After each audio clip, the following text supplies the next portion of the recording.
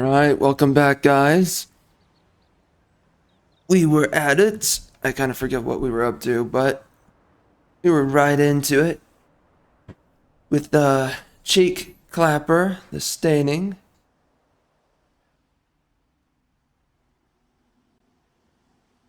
Alright, so as I remember, we were trying to go over here. Oh, he's about to cover off. Oh, he's about to get the focus crystals. Yo, homeboy better get these. I swear to God, if he doesn't get it, I will lose my mind. That's why you know what? That's probably why this guy's going after this. He wants to build right on it. No doubt. Alright, so what was the plan? We had to go defend this biatch. Yeah. And we were gonna go take desecrated. What else were we going to do? I don't know.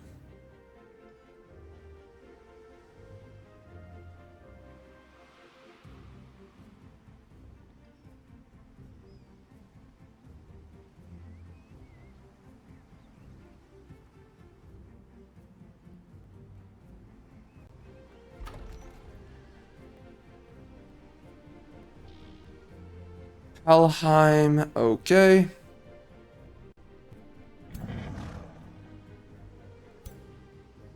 Alright, so we should start running over here. That's what we're gonna do.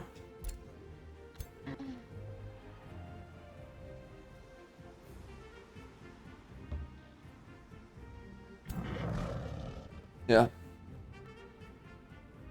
This is a pretty good army right here, if I'm being honest. Very powerful. Alright, let's integrated. Nice. That took forever. Absolutely forever.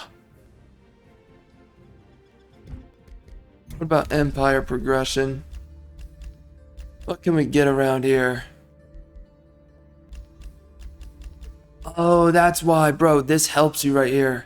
This helps you boost your vassalage with your vassal cities. I see.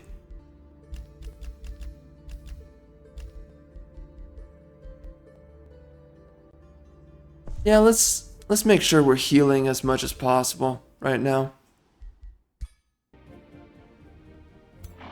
I want to get to full health as quick as possible.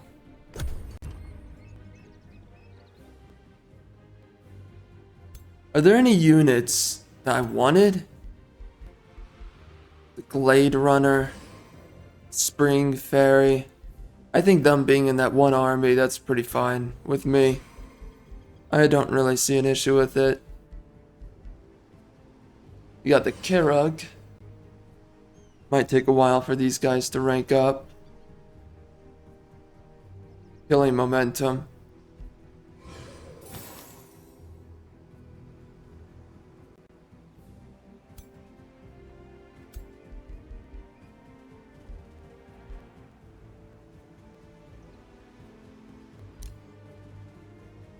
Bro, I cannot wait to do the invincible build. That build is going to be absolutely insane. I hope we can finish out this build, though. Right now it's looking a little bit difficult. I don't have a lot of knowledge. That's one big issue we're running into. This biatch is about to get wrecked. Alright, son. We're coming for you. Your day has come, son.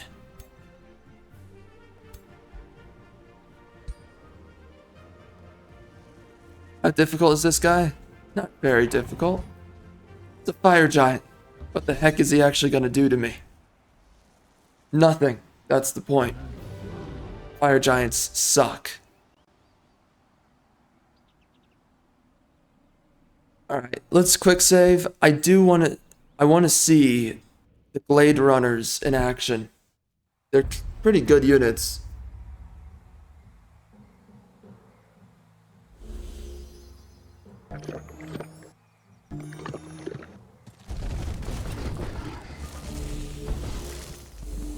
Got it. Yep. The tower. As useless as that is. Oh my. Oh, they're really going for it, aren't they?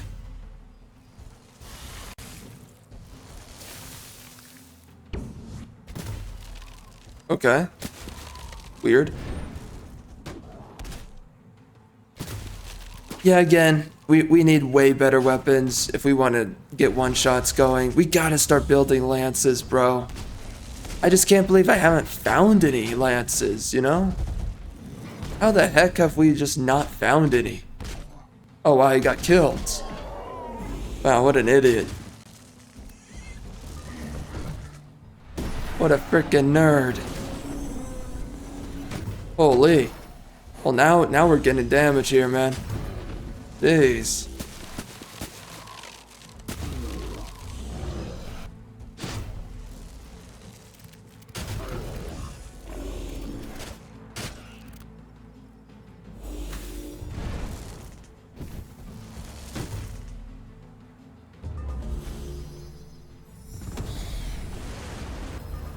Well, that hurt. Yeah, the fire giant AI is so bad. That's all I gotta say. The one and only thing. Alright, so I have a lot that I need to attack right now. I am currently looking to engage in hostilities.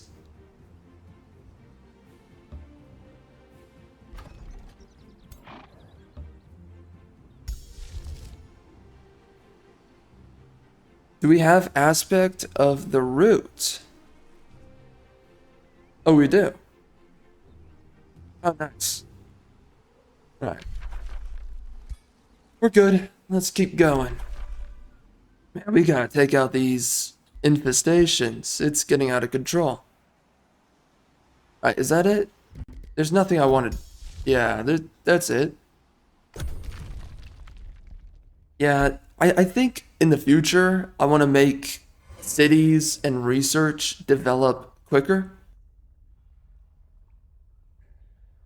I think it's going a little bit too slow for my taste.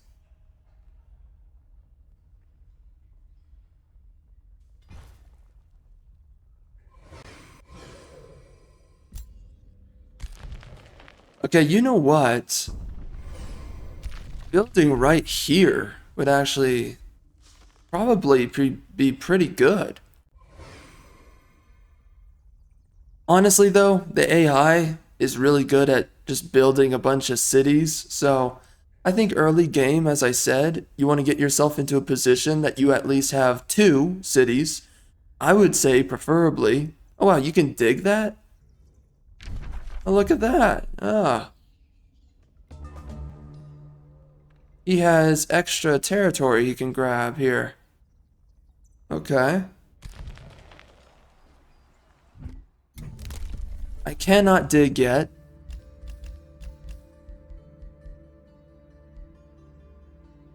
Okay. Oh my gosh, there's so many giants coming after me. Yeah, dude, how the heck are you supposed to deal with this? Bro, on the settings I had previously, like, you know how freaking difficult this was to deal with? Unbelievable. It's like regenerating infestations, man. It is genuinely, it is hard to fight against.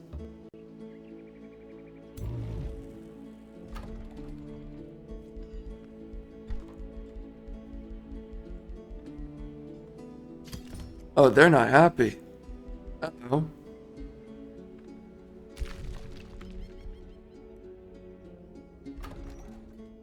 Bro, please grab this. Did he not? Oh, he didn't. Man, that's unfortunate. Is there anything good here? No, there's nothing good here. Except for your mother. Ooh.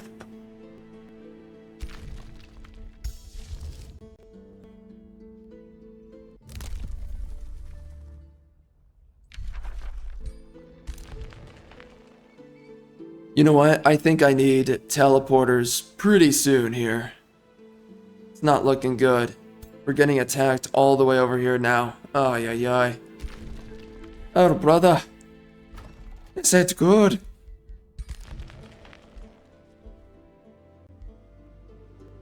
Oh, he's sending out an army. Good. Very good.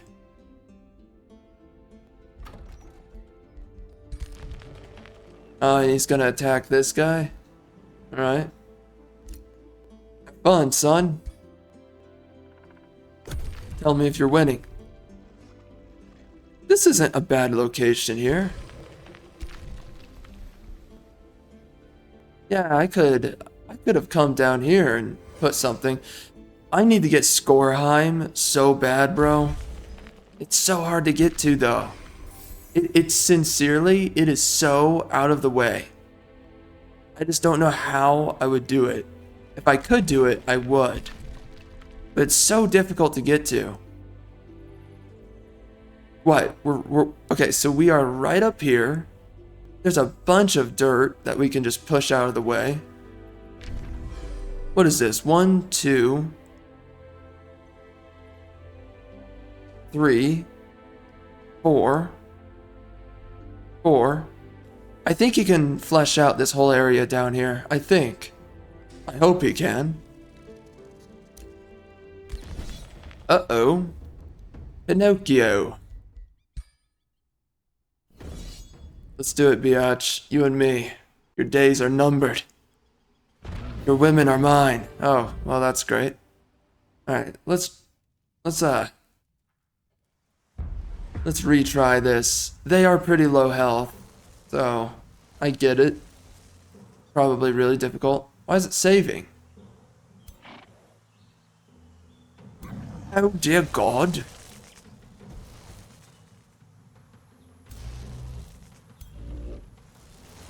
Alright, so they're gonna push up. I think maybe we should just get into position right now.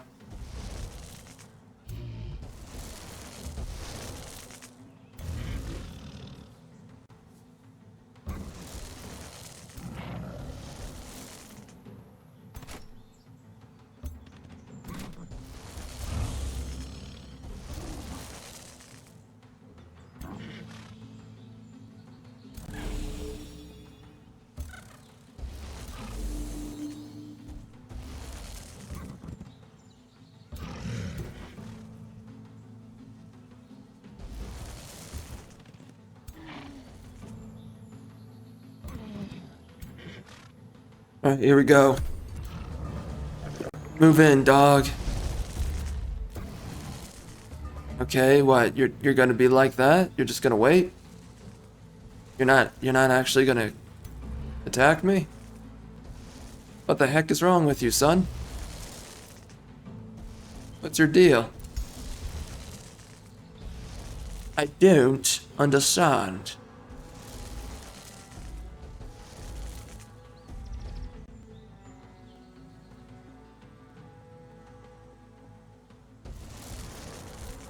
Let's mark the this guy right here. Get him sundered up a little bit. And then what was the other thing I wanted to do? I think I want to summon my spiders here.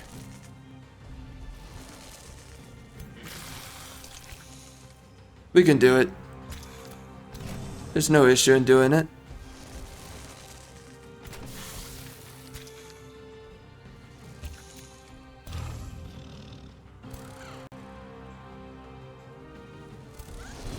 Alright, we're going to give ourselves a little bit of power and True Strike. We're just going to sit here. Sit our rear ends down. Yep, they're coming in. Good. Good, Anakin. Good.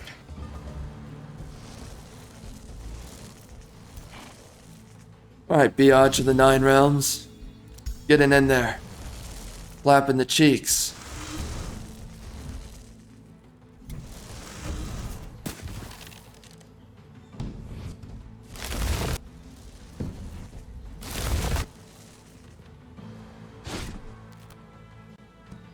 Nice. That's one kill. It's not a whole lot to get, but it's something.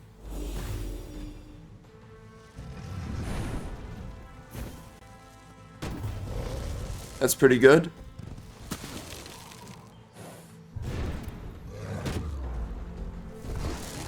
Oh, those guys aren't attacking?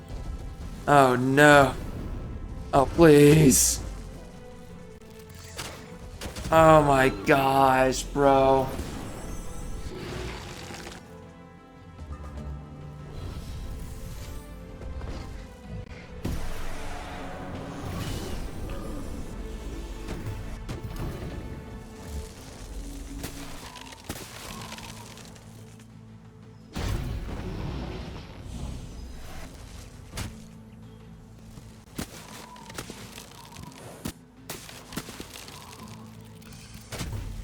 Those archers really don't do damage, do they?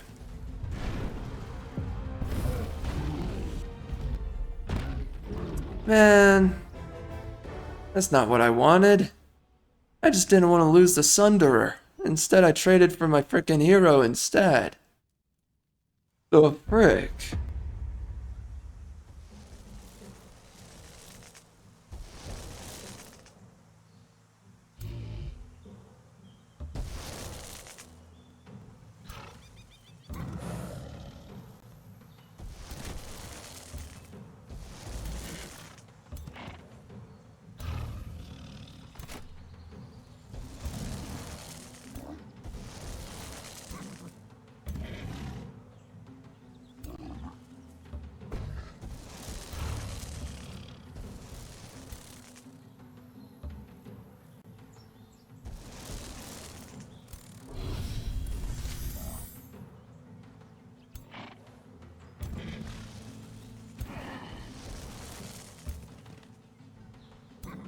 When your units are low on health, they are in probably the worst position that you can imagine.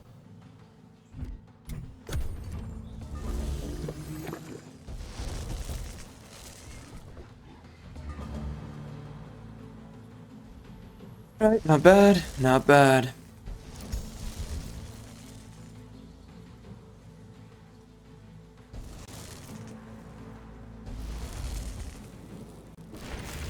We're gonna keep on sitting right here, because I don't believe they can really attack me much.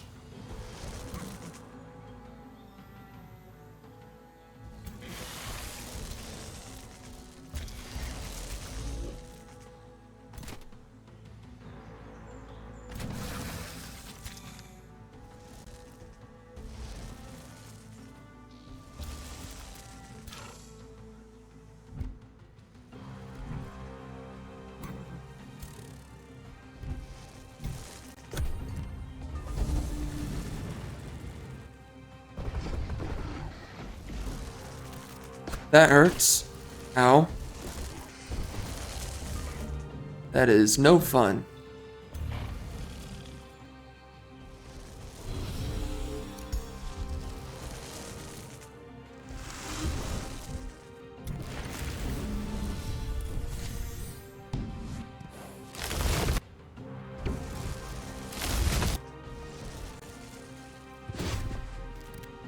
Close enough. It's not perfect. Hopefully we can get... Oh man. What the heck? What is going on?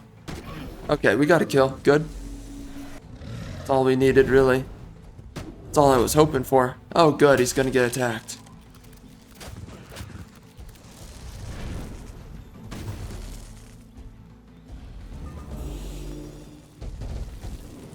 Ooh.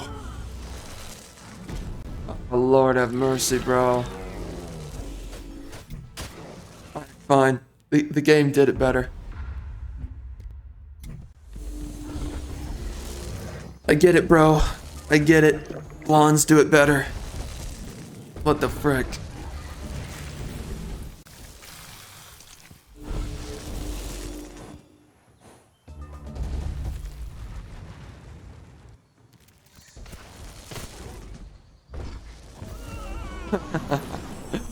Come on, man.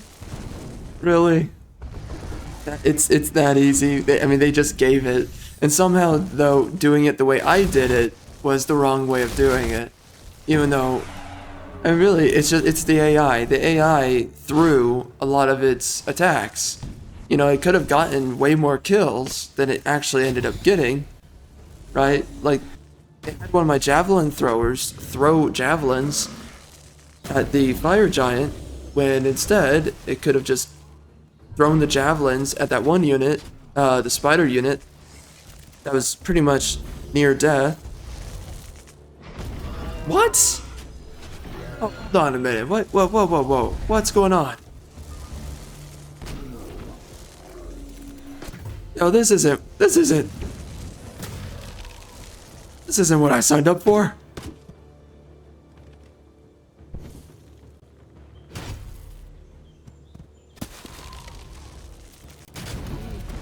Something's wrong.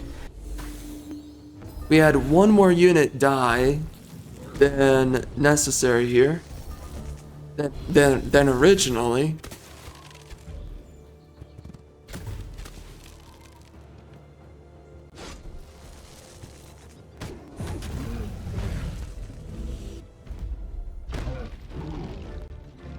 Two units died this time. Oh, good. Good.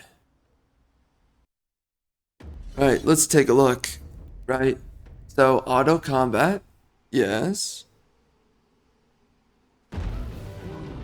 And we will accept that. It's a tier 1 unit, bro. They're disposable. They'll die. It happens.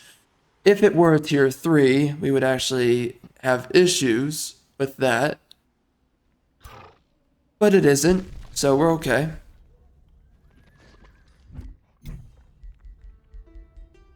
Alright, so we can also summon some biatches.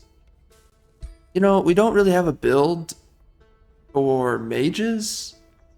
I don't think we should prioritize them in any way, because there's in no way am I building for a mage. Like, what would they have? What would be in their build? Nothing. Absolutely nothing. I don't have anything for mages, so it would just be completely useless in my army, even though it is a tier 3. It would be better to have more Glade runners. Technically, these guys are also supports because they're adding Mark, right? Sundering defense, that's a damage buff. And it applies to Marked. So it brings down evasion by 20%. That's way better. I mean, budding strength gives me true strike, which means my attacks cannot miss. And that is pretty good, right? That's technically better, isn't it? And it gives me strengthened. So technically that is better, isn't it?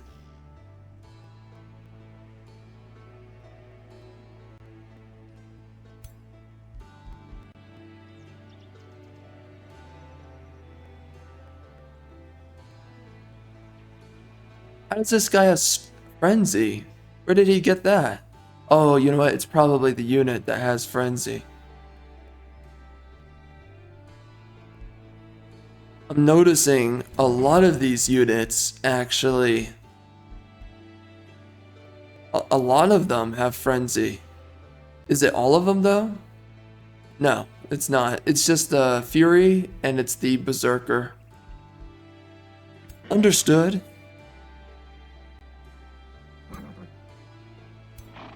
I don't think I get knights with this build, which is kind of unfortunate. I would like to have some knights in this build with the unicorns.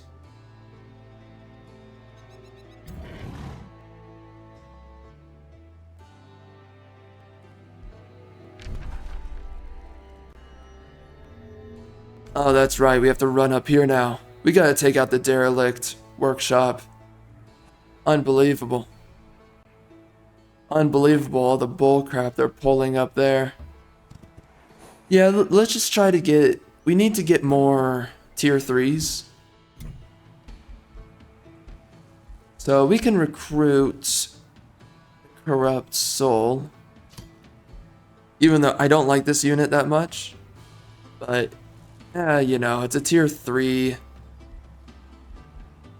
fighter unit. So it's worth it, roughly. And then I guess we could get this. The Summer Fairy.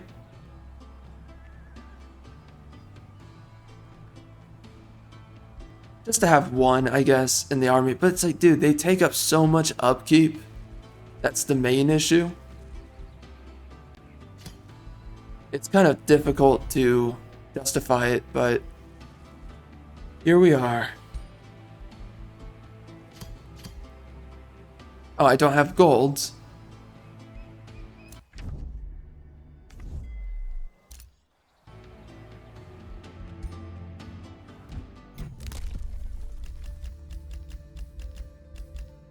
Well, I could get some more gold by doing this. Yeah, why not? It's a good move. Alright, so we're gonna heal up. Oh my gosh, bro. There's so many. So many infestations. I can literally, like, not do anything. We are running to and from everywhere across the map. But I'll be honest, getting this tier 5 and getting a tier 4, that is a pretty big deal. It's been helping me clear absolutely everything. It's a little bit expensive. That is one issue.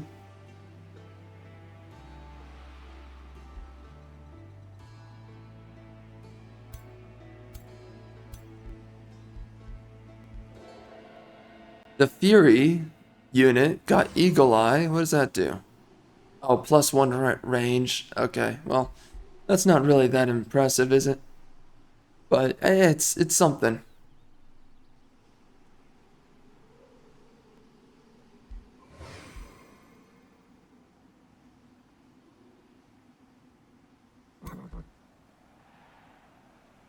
Gold upkeep is easier to afford.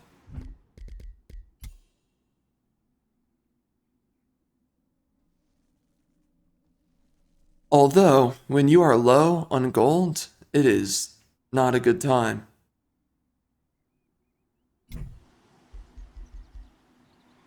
$110, 10 Imperium.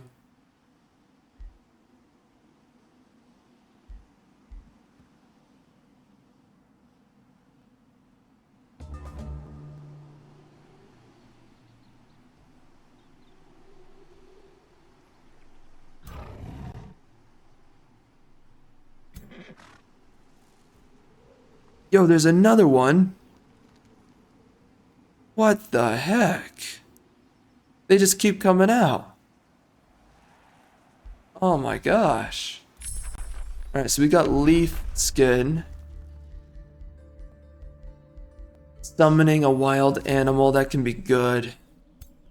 Because they can evolve into higher tiers of units. So, I will take it. Leaf Skin, that'll help out a little bit. Is he gonna help out? No, he's okay. We're good. All right, let's save. Goodness, I need a defensive spell or something. Jeez, that is damage, huh? All right. Well, we got some. Wow, we got some research. That's actually pretty nice. 300. Dude, that is such a good skill to have. Empire skill. All right, so. Oh my gosh. Oh, he's. Oh my gosh. Yeah, Thunderwell. Please help me. Please.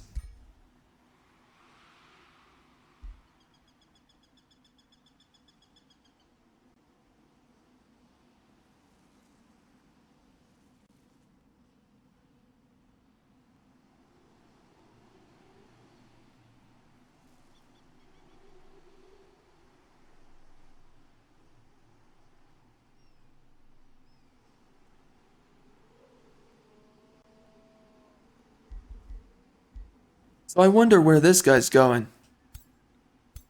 What is he up to?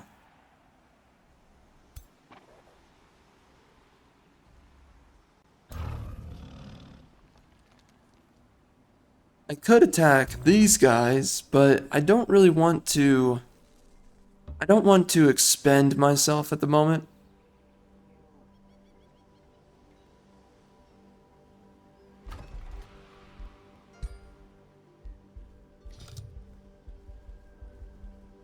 Having them attack Skorheim might actually be the best idea.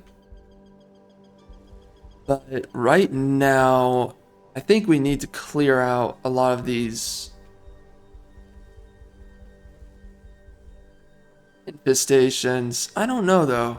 What are these guys doing? Are they trying to attack? I don't know. I cannot tell. What is this? Do you think it's too difficult for them to take? That's 727.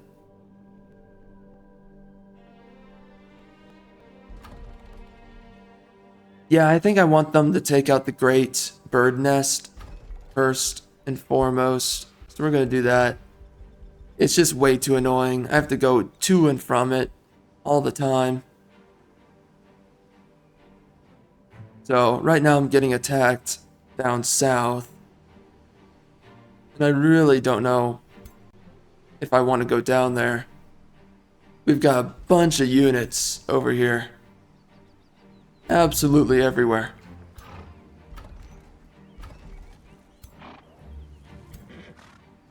Yeah, I like the Glade Runner. I don't know how powerful it genuinely is. I have an idea, but I don't really know. So alright, Tome of Revelry. That's a really good one to get. It gives you morale bonuses. And then we could of course do Tome of Artificing. Typically, that's not a good way to go.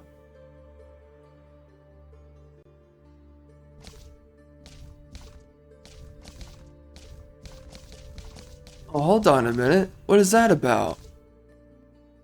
Oh, so wait, I grabbed one of these. So, okay, so the game wants me to take another tier 2. Alright, so which one would be good?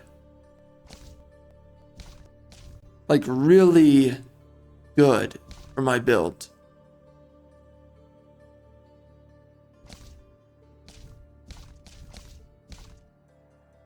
Artisan armaments, man. I think that's the way we want to go. We have so many ways to get crit chance, though. I'm trying to think. Would there be any downsides to doing this?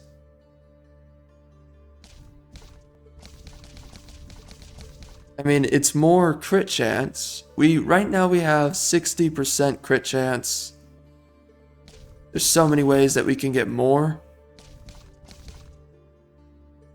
But that would get me up to 90 crit chance. That's really hard to pass up. Tome of the Doom Herald. That's pretty good. What's some damage we could really go with right now? I think that's the main thing. We have so many sources, though, of I don't even know if we need the Tome of Revelry, because with this, we can already get 90% critical chance. And then right here, this would give some more damage to my...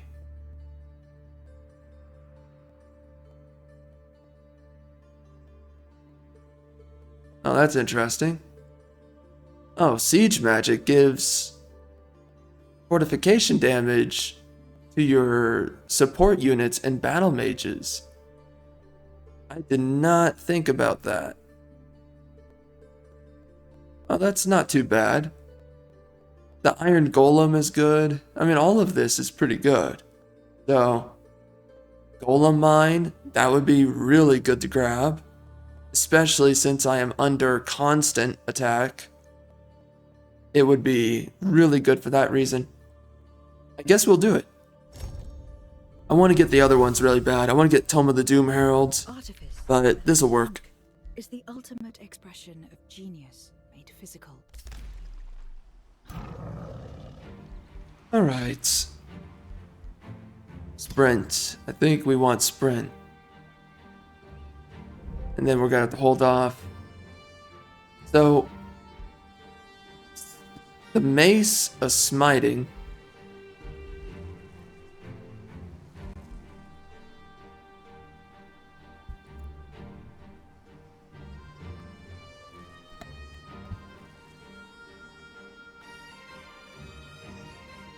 Frost shield. Killing momentum. Overwhelm tactics. Primal strike. I don't think they get any of my enchantments. I think that's only for your units, right? Not even this guy. He doesn't get any enchantments.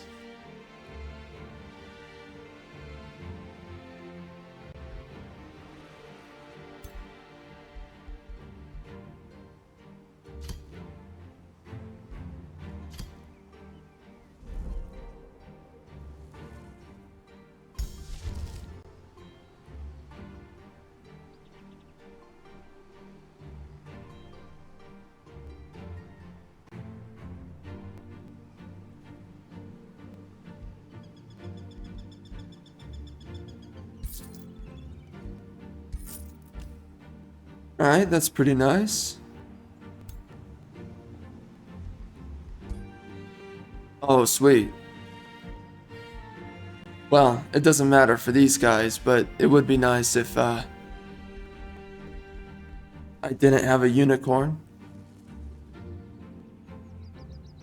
I wish I could get some lances around here, you know? WTF. This is pretty good though. Crusader's Claymore. It's a good upgrade for now.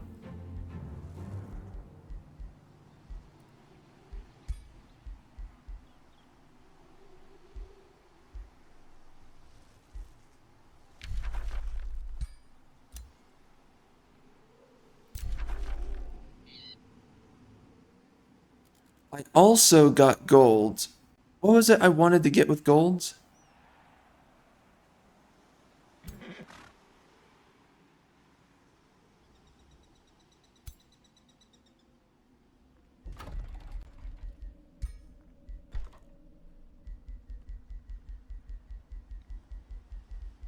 There was something I couldn't afford.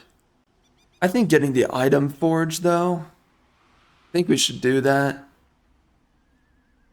We're kind of getting to that point of having to make our own weapons. What was it? What was it I wanted this gold for? There's something specific, but let's just do this.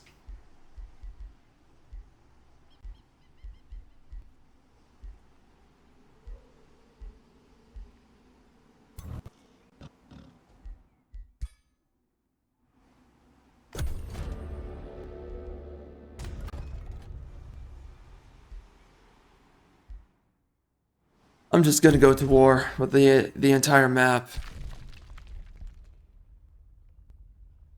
Oh, what's over here? Oh. Okay.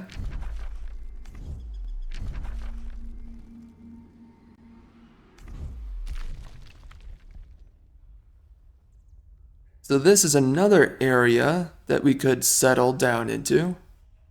Right down here.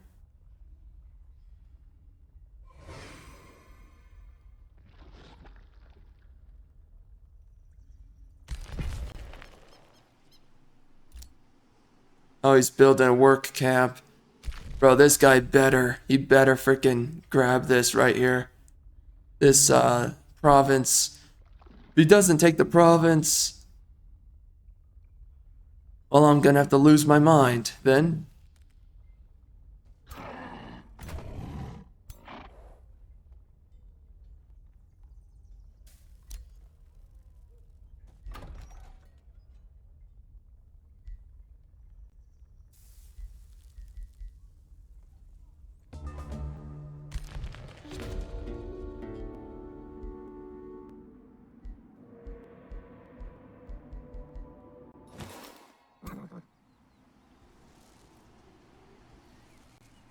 Oh boy.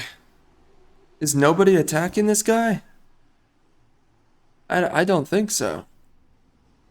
I don't think anybody cares.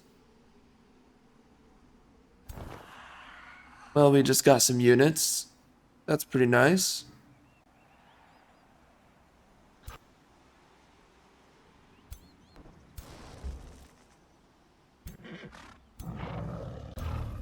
Alright, so we can attack this guy, and then that'll allow us to get some more experience.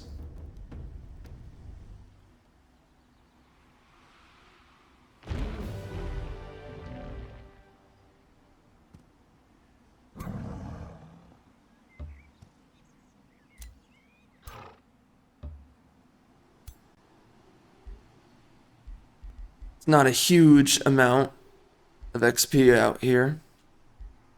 Yeah, whatever. Alright, so we're gonna be waiting on our skills. There's really nothing else to invest in right now. You know, we could do defense. It's not a bad idea.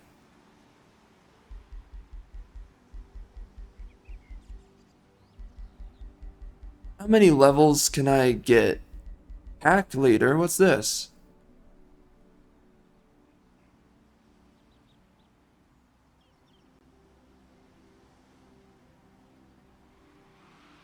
Wow, so that's a way to give your units critical hit chance.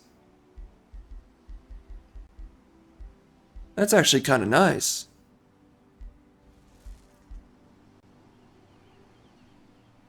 I am tempted by it.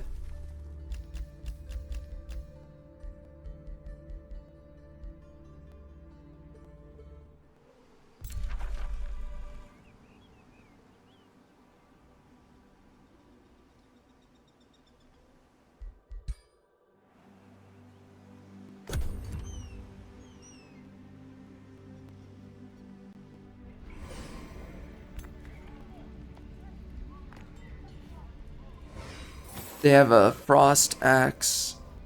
What's a panache? Oh, really?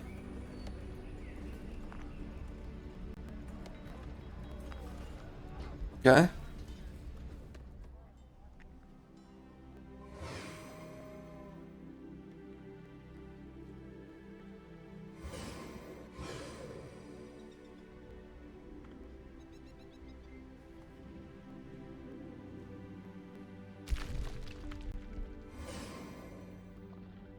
Oh, wow. Okay, so this is a good lot of space down here. A lot to build in. This is an interesting area because it has a wonder in it. You know, I turned on tons of wonders, but I'm really not seeing a whole lot of wonders. Kind of, or maybe right? I spawned in an unlucky location. Could have happened. It's not the first time, right? Remember when we were playing as Dirt Groper, I think it was? And all the Free City vassals, we were playing on Lava Divide. All the Free City vassals spawned on the other side of the Lava Divide. My side had no free cities. What a frickin' joke.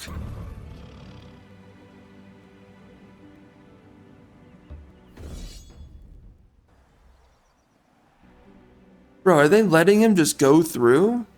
Oh my gosh. Oh my word. Okay, so I have to run back over there. I'd love to grab this location. I'm going to try, but... Right, the guy up top, he's taking a lot of it. And then I would like to go take the bottom area down here. So that would be my 4th city, but right now we can't reach it. But I would take Gorgon's Lair from this guy. I would take as much as I could.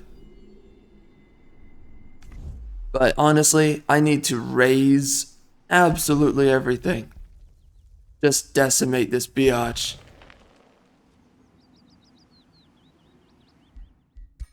Alright, here we go. Let's do it. Wait. I almost forgot. We have leaf skin. Why would it not apply? Like, all it does is give me benefits.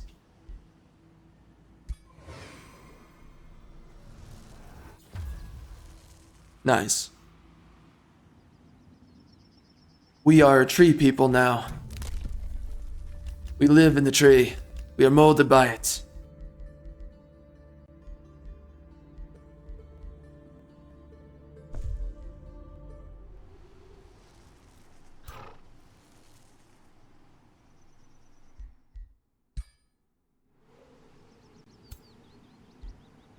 Alright, now we give it a shot. I think it's not too difficult. I mean, look at us. We're so freaking powerful. How would it be too difficult? That would be unbelievable if it were. Holy. Alright, that's a lot of damage. A mage lock. A corruption orb. A corruption orb is a decent item. It's not like it's crazy or anything, but it's alright.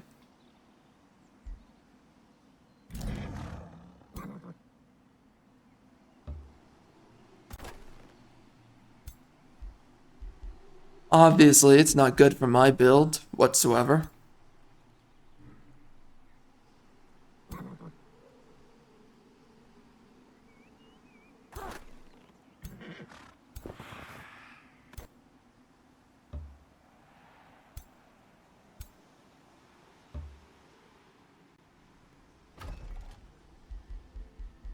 Alright, so we have two full armies as of this current moment. Let's do a town hall.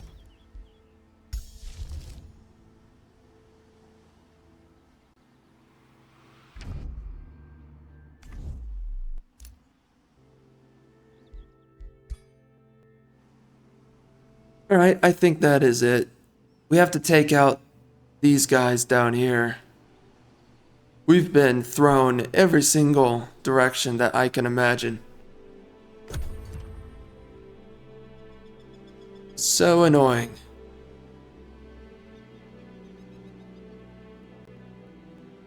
I'm starting to wonder to myself, like, should you just put a tier 1 unit on every single province so that the enemy is forced to fight them? I don't know.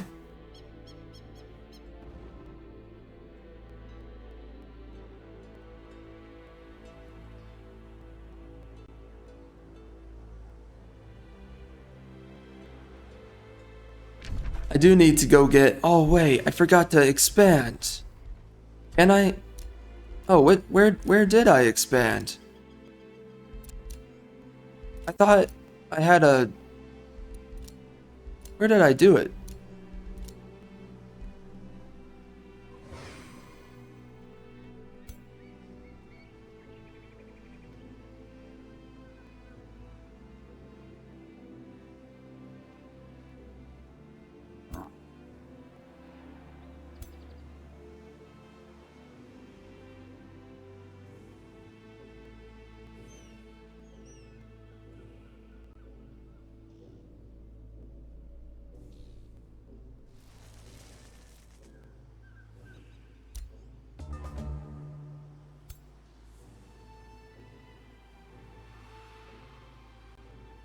Oh, good. They're sending an army my way.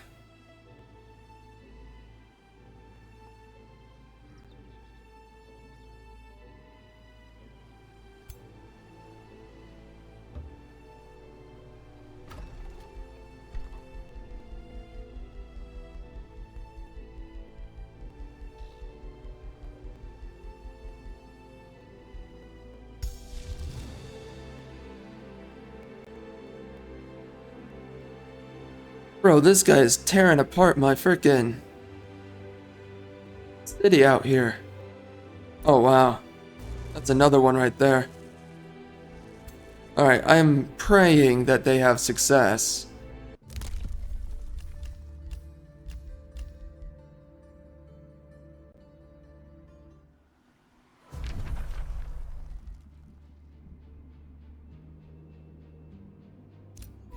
Why not? He's so far away, it doesn't really matter. I can be friends with that biatch.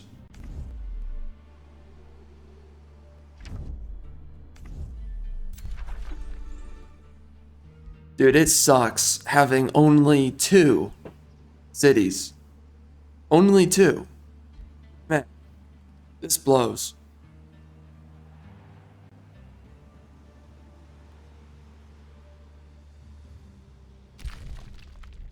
This guy cannot expand yet. This guy is getting really close to his worker camp. And the reason why he wants this. So that's a little bit unfortunate.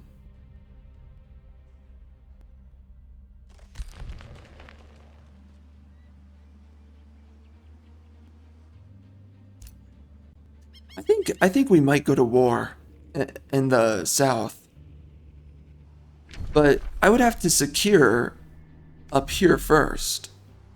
And right now we are not very secure. So that is the main issue. Oh look.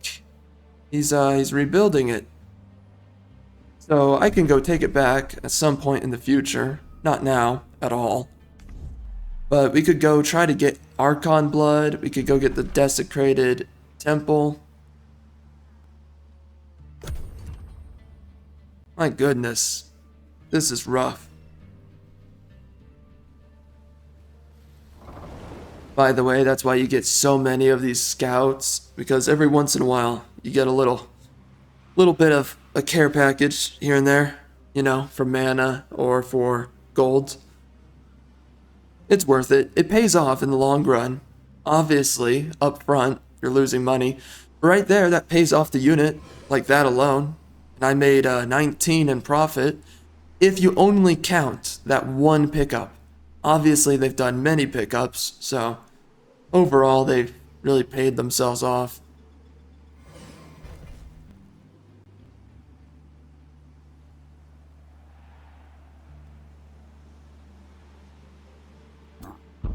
Oh, nice. Bro, these guys are gonna take so long. Oh, they're fighting right there. They won. It's good.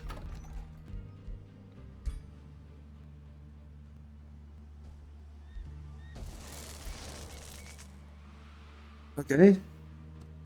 Oh, wow. You won it. Nice. Very nice. Alright, so we can go clap cheeks right here.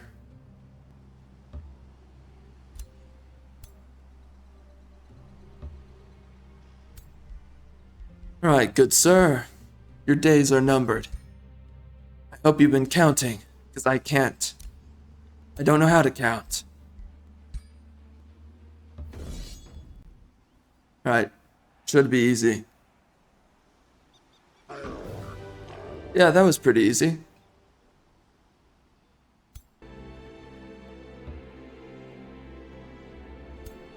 Music just randomly came back in. I think it's just the track. I think the track randomly goes in and out. Okay, so we're gonna go down here. Alright.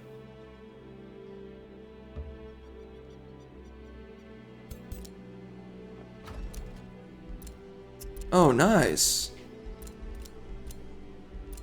So we can grab, I think a little bit more research might be the best way to go. But food, man, food is always a good way to go too. A forester is hard to go wrong with. For this situation, I need 2 foresters. I think just more food. Maybe we should do more food. Because I can't really get the... Well, okay, what if I got the Archon's blood? That's the thing. That would give me a good lot of mana.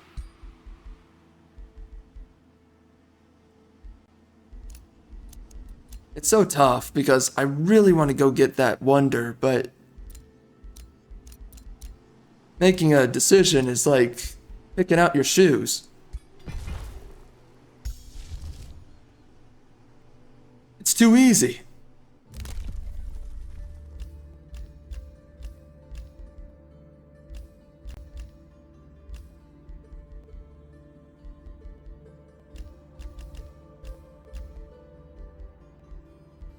Lure of the Horde. If we got Lure of the Horde, that's a good way to get free units. Crappy units, but we can just throw them at the enemy, right? Typically a pretty nice thing to go with. Let's save up for more pertinent things. Okay. Oh, you know what? I wonder what this was founded as. Secessionists? Oh, and it was started as his own culture, too. That's too bad. So I would have to change it. I see.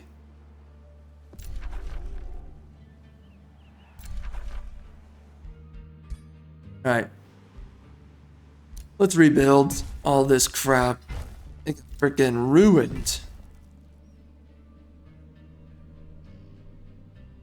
Alright, so the Great Bird Nest. We've got this blob of trash. Look at him. He has a sock in his, I think, whatever it is.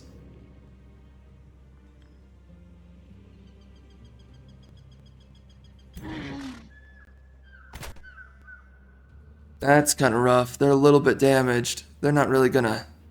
They might have a chance. I am at 0 gold? Whoa. What the heck? The struggle bus has just come in.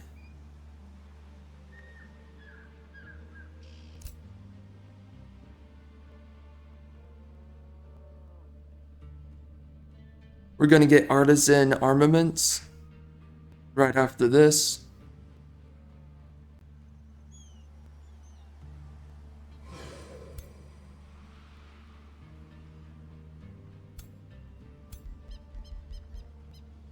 What does this guy have?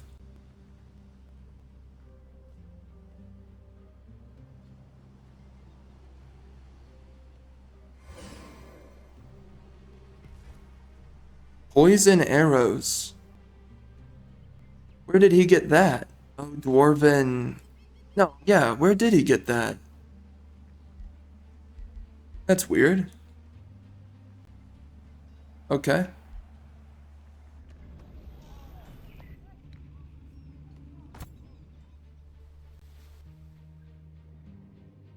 Oh, bro. How long does it take to take these things out? There you go. Oh, they lost. Unfortunate.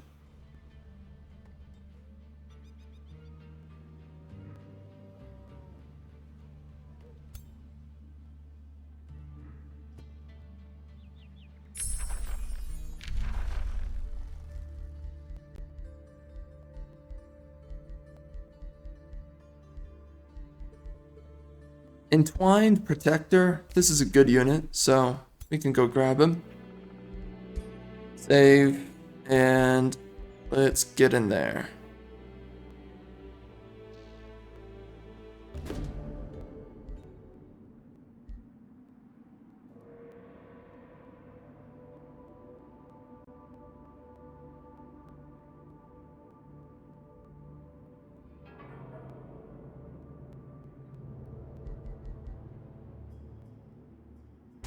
Attacking them would give me more health. Or not health, but experience.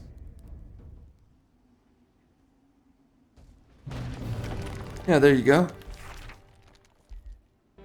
We got gold, we got the Wand of Provocation.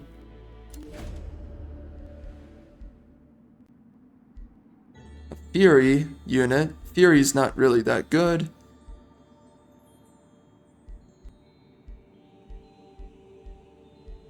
Let's do knowledge. Speed that biatch up. We can take this guy out, but I don't really care enough to do it. Oh, he didn't take this.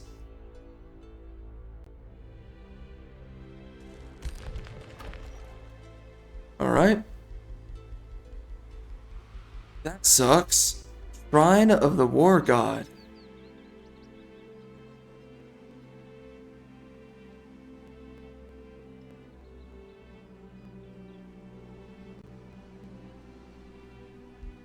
That's cool. Yeah, we're gonna do an academy. We gotta do the Scholars Guild as well.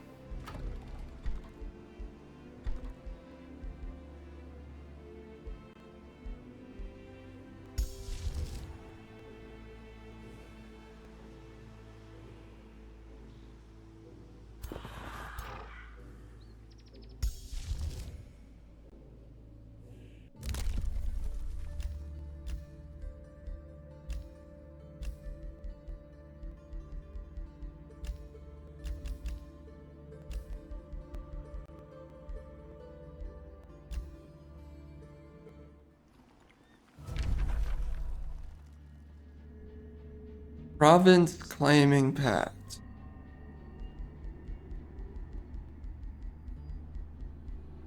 I don't know why I would want to do that. Biatch. Alright, I'm hoping this guy can take him. Let's see. See what he does. Got some gold.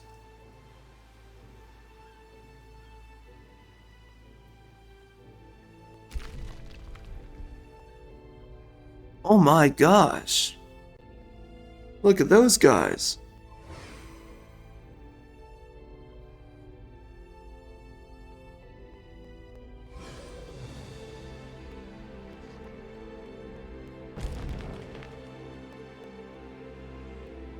I wonder what territory he's gonna take with the outpost.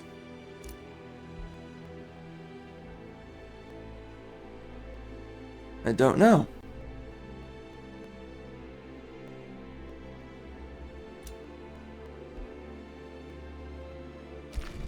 He didn't take anything yet.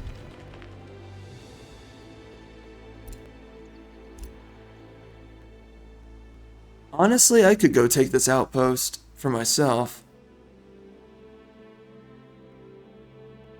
Currently, I'm not at war with anybody.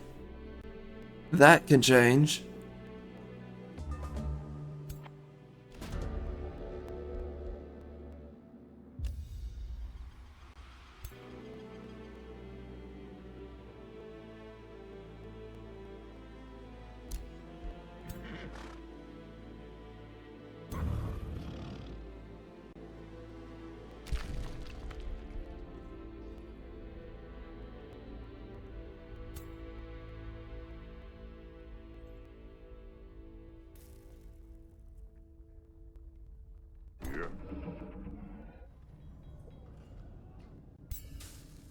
A production stash.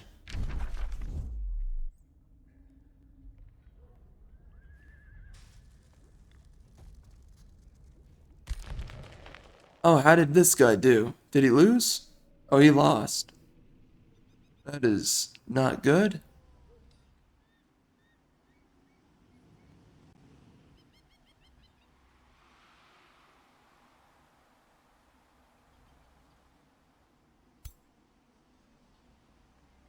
Troublesome veterans, huh?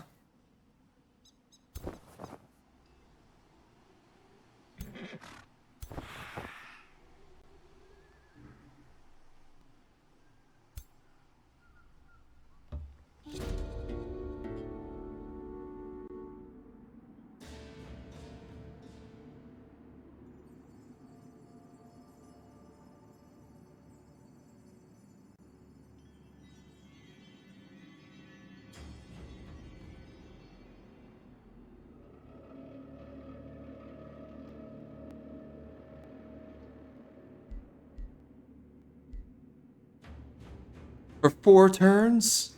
Oh my gosh. Alright, my son. I think it's time to go pure evil.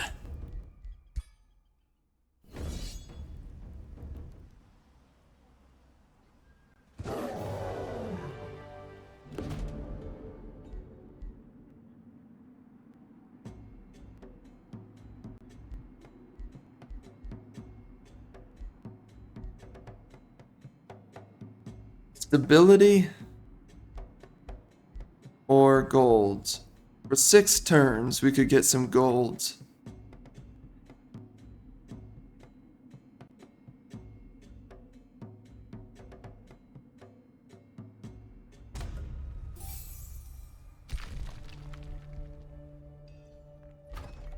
Right, so let's go up to Nebheim.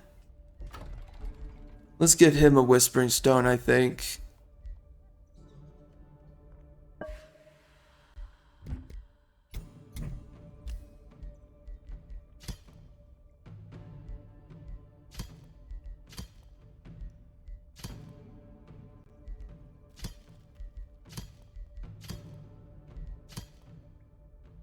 Which one's better? I don't know. Why is he not taking this? Oh, well, yeah. Why is he not? That's weird.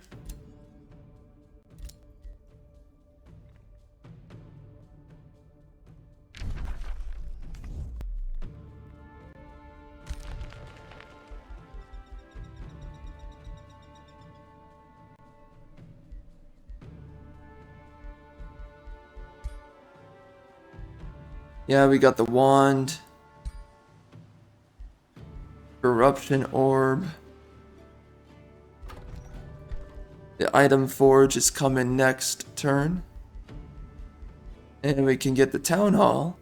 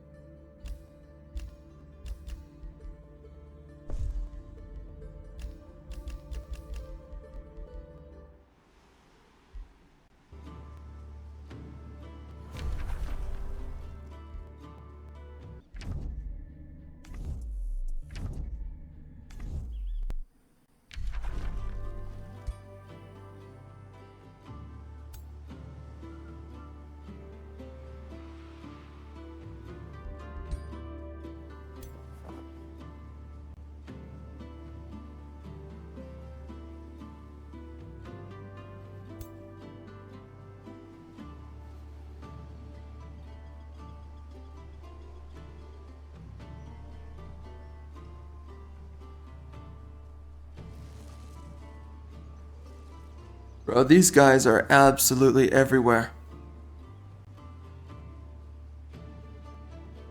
Alright, we can end it. So they were not able to take out the infestation. Wow. After all the bonuses I gave to you, this is how you repay me?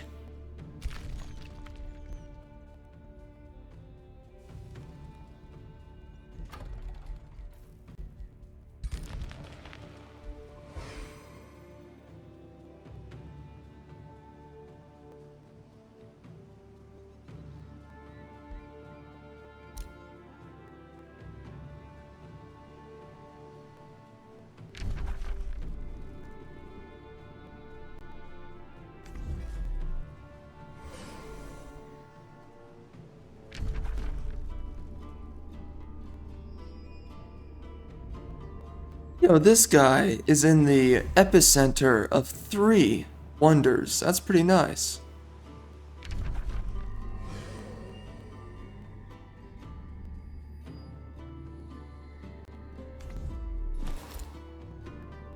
I really need to come up here.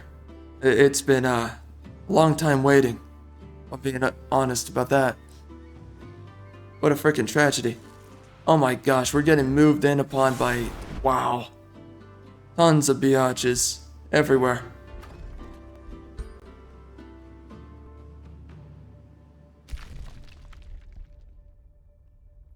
What is this guy aiming at? What does automatic do? Let's have him take out the brigand camp. That'll be better.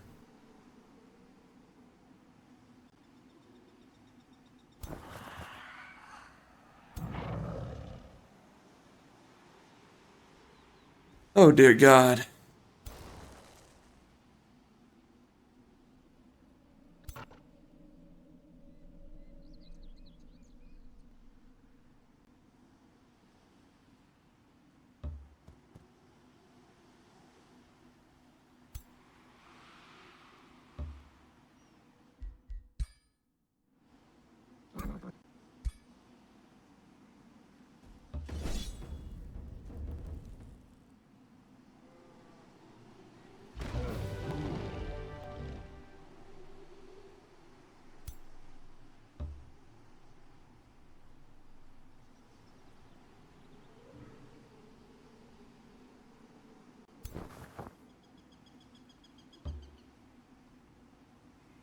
Okay, so in one turn, I think we can get over there. We can get the protector.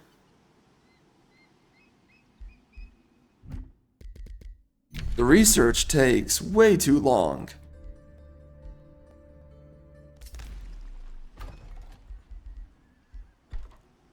I definitely need to find out where I can get some more research. Scholars guilds, that would be a pretty big deal. I don't have a whole lot of research posts here.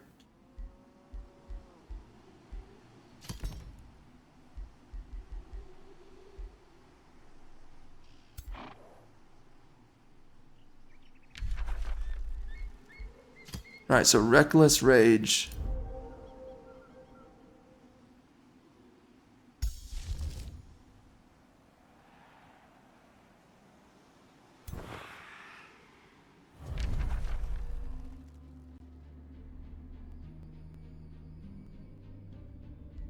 An alliance.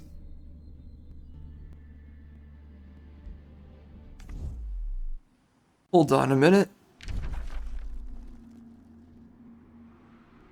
Do I want one?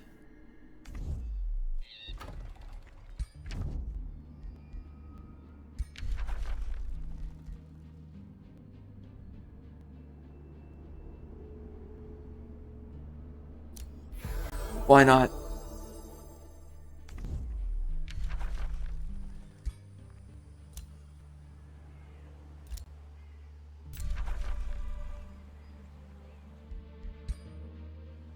We could also do an item right here. In the item forge.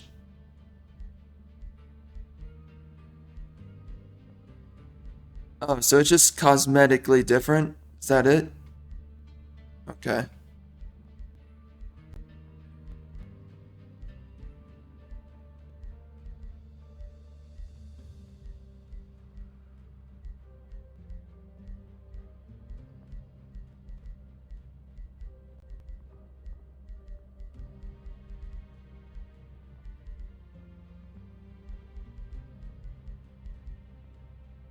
There's a whole lot of options around here. We can do...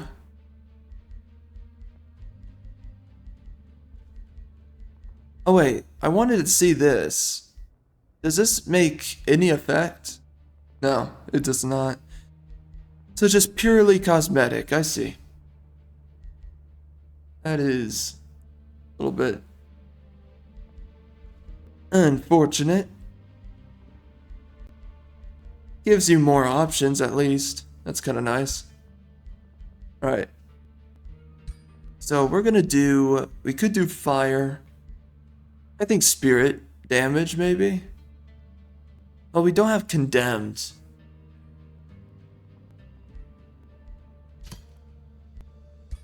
Whatever. We can do it anyways.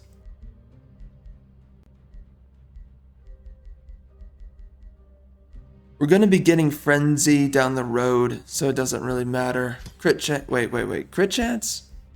We already have crit chance. So it should be something else. What would be really good? Lifesteal would be kind of alright. Retaliation would be pretty nice.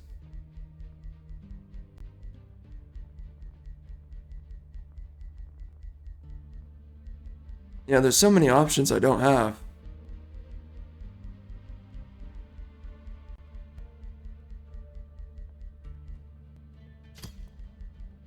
Down the road, we're gonna get crit chance. Maybe Retaliator, right? When I get Retaliator, I hardly know her. Anyways, I think Retaliator might be good. And then I guess Animal Slayer. Although we don't really fight a whole lot of animals.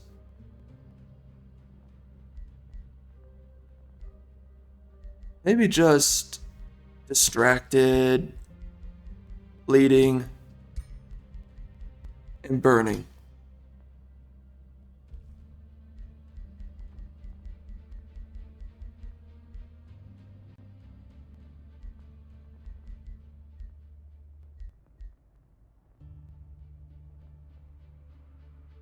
What does taunted do?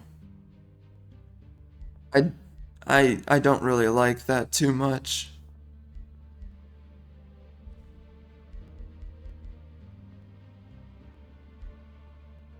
We're not doing magic.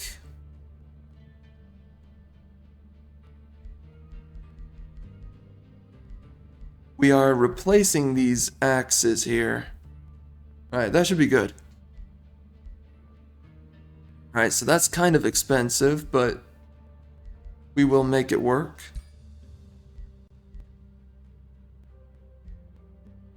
Alright, so in 4 turns, we can finally upgrade our gear to whatever the frick we were wanting it to be this entire time. Now I have to go get a frickin' unicorn.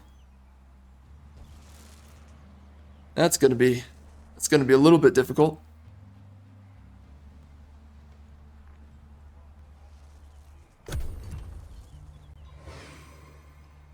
Where the heck do you get a unicorn?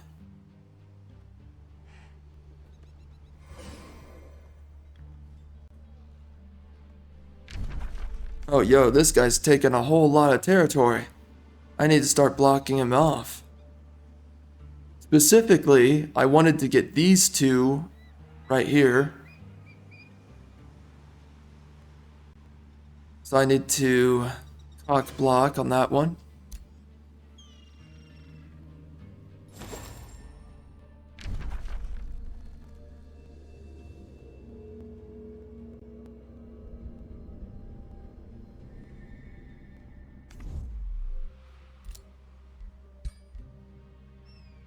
Yeah, it's pretty messed up that you just can't trade provinces.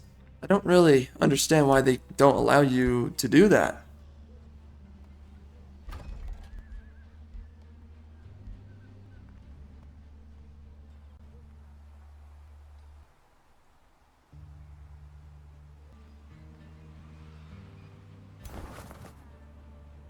Alright, we're gonna come up here. We're gonna... Dude, there's so many frickin' dudes everywhere. Jeez. It's actually kind of crazy.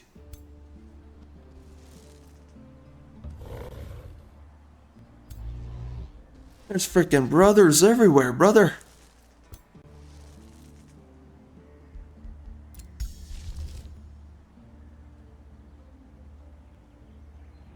I'm not using Blizzard unless it's absolutely necessary.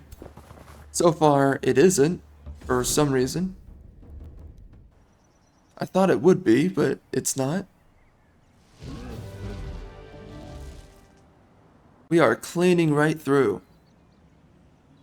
Right, so those guys are down. We could try to go grab this. It's going to be a little bit difficult. Alright, we could try.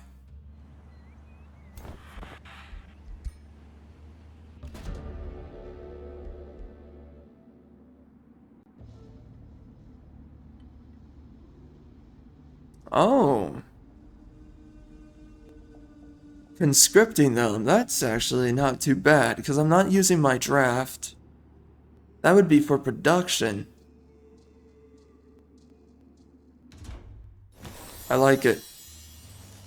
Alright, so we just got Archon's blood.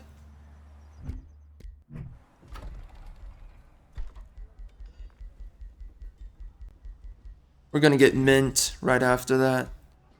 Oh, frick. This guy's coming right in.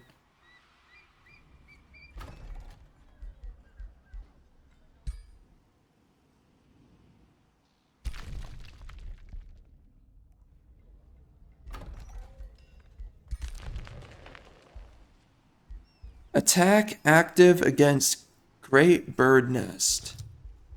What if I made him defend Halheim? What would that do? Oh, so they just set up a mission.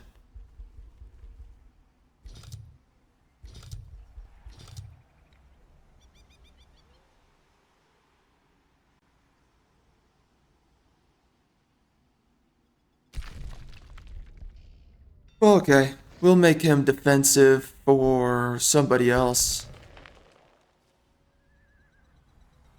I guess Blood Guard.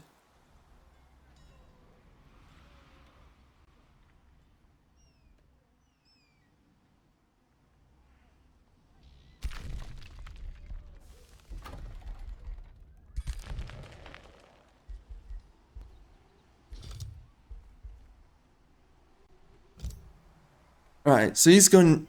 Yeah, he's going to be defending Blood Guard after this. That'll be pretty good. We got Archon's Blood, which gives us a good lot of bonuses.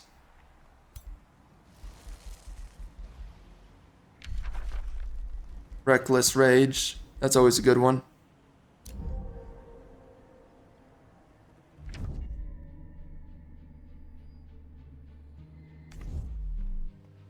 Hold on a second, I'm gonna look up. I need to look something up here. Alright, we're all good now. I looked at it. So, let's... I don't think I want to grab any of these guys. They're just way too expensive. But... Actually, I don't even know if I used them the last time. That's too bad. I couldn't afford them, so that's why. Right, so we have healed. No. We will wait. Alright, I think that's it. Teleporters, that's a pretty big deal, especially at this point. Especially if I want to start building those other cities, I've got to have teleporters.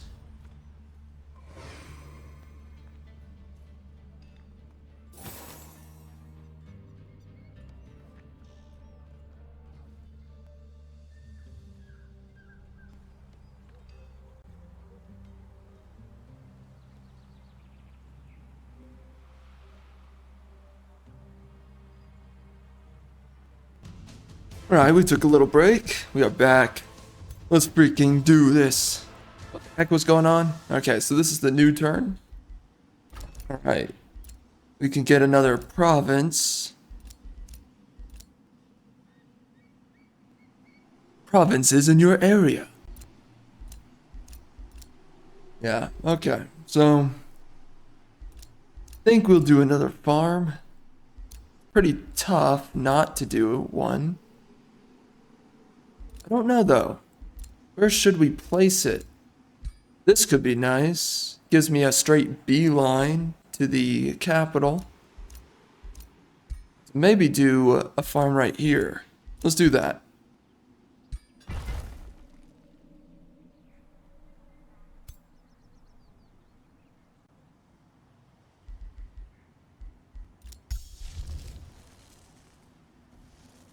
So far, bro, I've just gotta say it, I really like this build.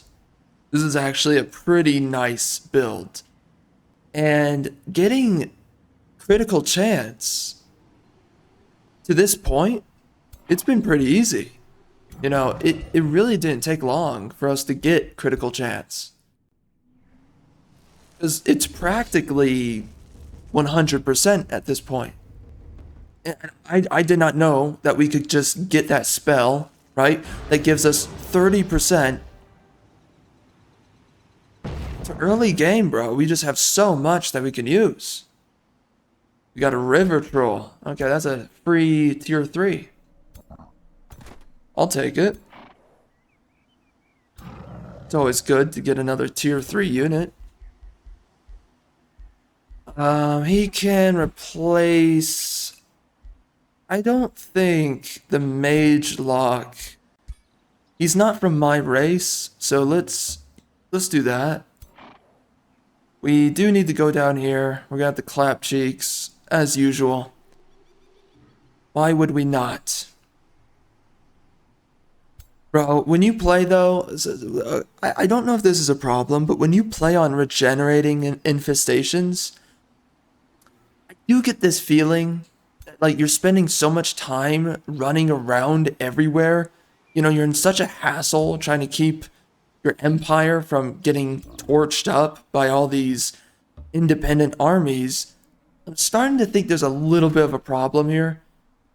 It's a fun challenge, and I like it. I like fighting all the infestations, but you can barely expand your borders, and you can barely really do anything but defend your borders. You know, so it just you're playing throughout the entire game on defense. It's really difficult to sustain yourself. I don't even know, like, really, what can you do? Because here's the thing, in Planetfall, each and every single one of these provinces was defended by a garrison, okay? In this game, a province can just be attacked. And that's it. So that's the main issue with this one. Also, I think if a province got pillaged, I think it comes back after a few turns. I don't remember if that's true, but in this game, your provinces are just so easy to attack. So it makes it really difficult to go around and do anything but defend. Because also, it's so expensive to defend your empire.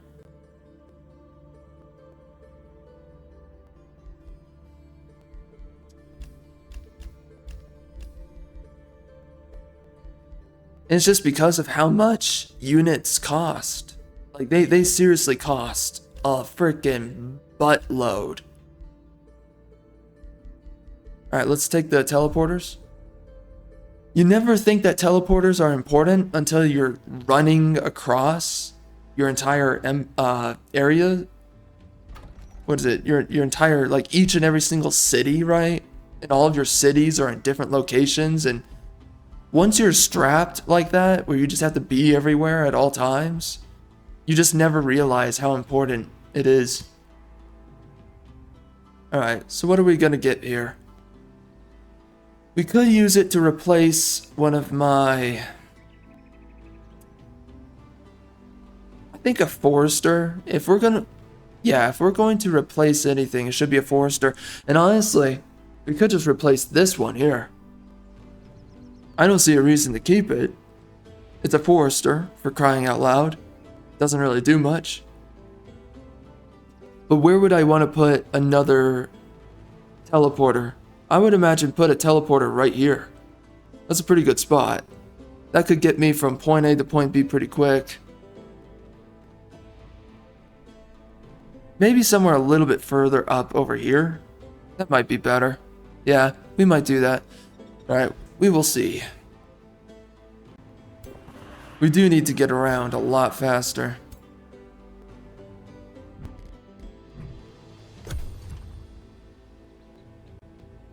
Bro, recently we finished Arkham Asylum and Arkham City. Those games are so good. The characterization of Harley Quinn is so well done in those games. She's not a feminist. She's not a boss babe. She literally will boss around all of Joker's henchmen, and why is that, right? She's the freaking hoe of Joker, and Joker is what? He is her pimp.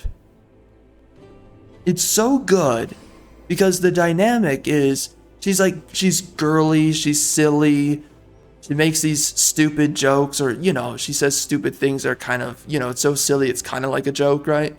She's just such a comical character. And in a lot of ways, it's so admirable. It's also cute, and it's just, I freaking love her character in Arkham City and Asylum. And again, her entire relevance is based in Joker, right? The reason why she can boss around all of his henchmen is because of Joker. If Joker was not in her life, then she wouldn't be bossing around anybody, right? If she were in Arkham, she'd be getting freaking railed, right? By all those thugs, all those criminals. They would be having their absolute way with her. But it's because she's the chick of Joker, and it's the menace of Joker that she has her authority. You know, air quotes, her authority. Borrowed over from Joker. It's such a good dynamic. I freaking love the characterization of Harley, of Joker. She's such an effeminate character, right?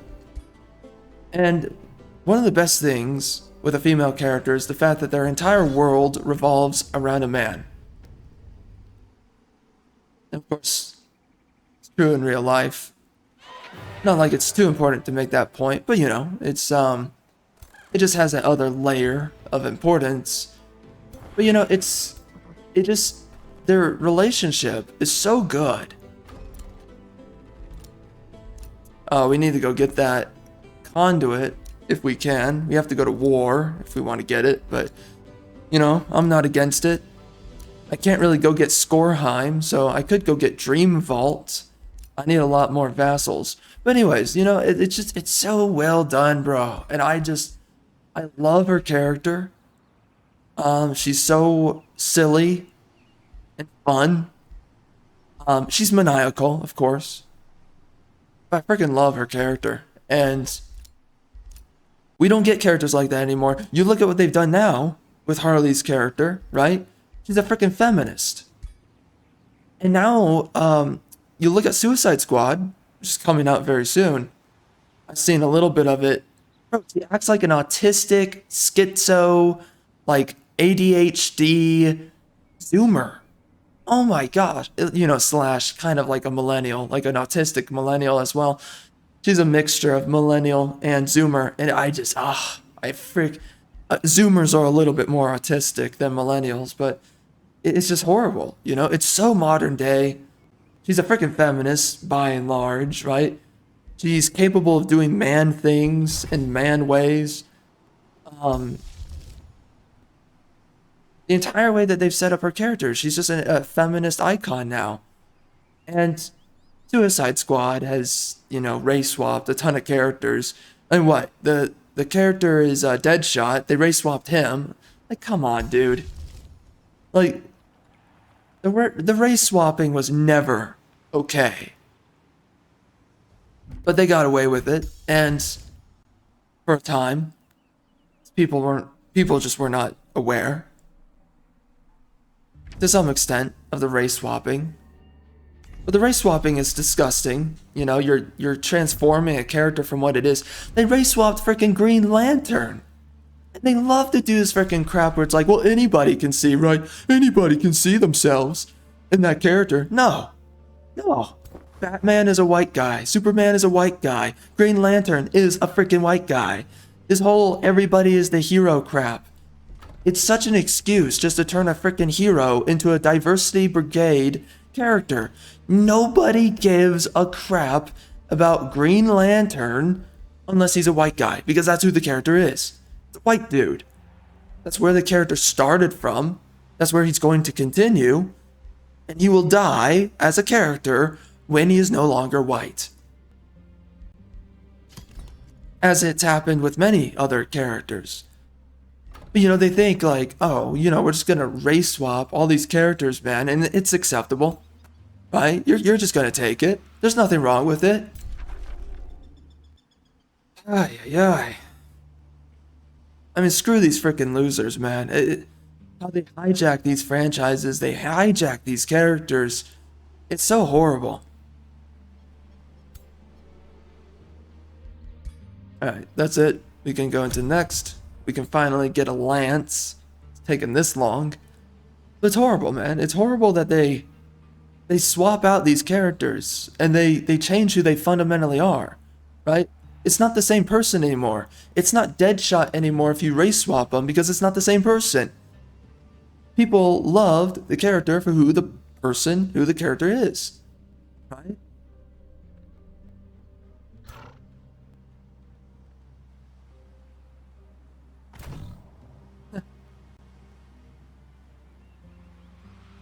It's so stupid, man. It's not even really worth talking about it much. It's just talking about it is a way to, in some way, decompress. In other ways, it's to analyze and to break down what they're doing.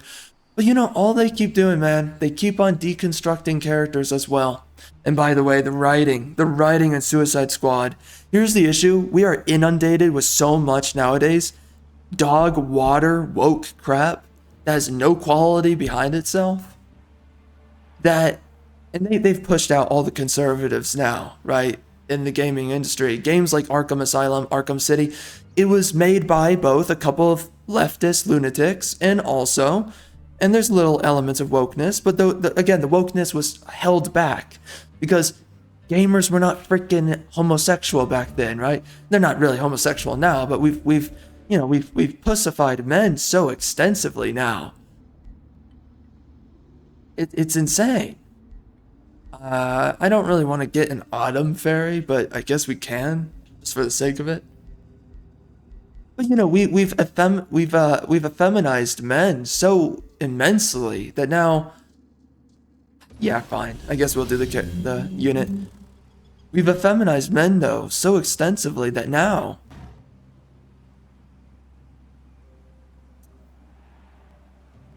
I don't know if we can take that.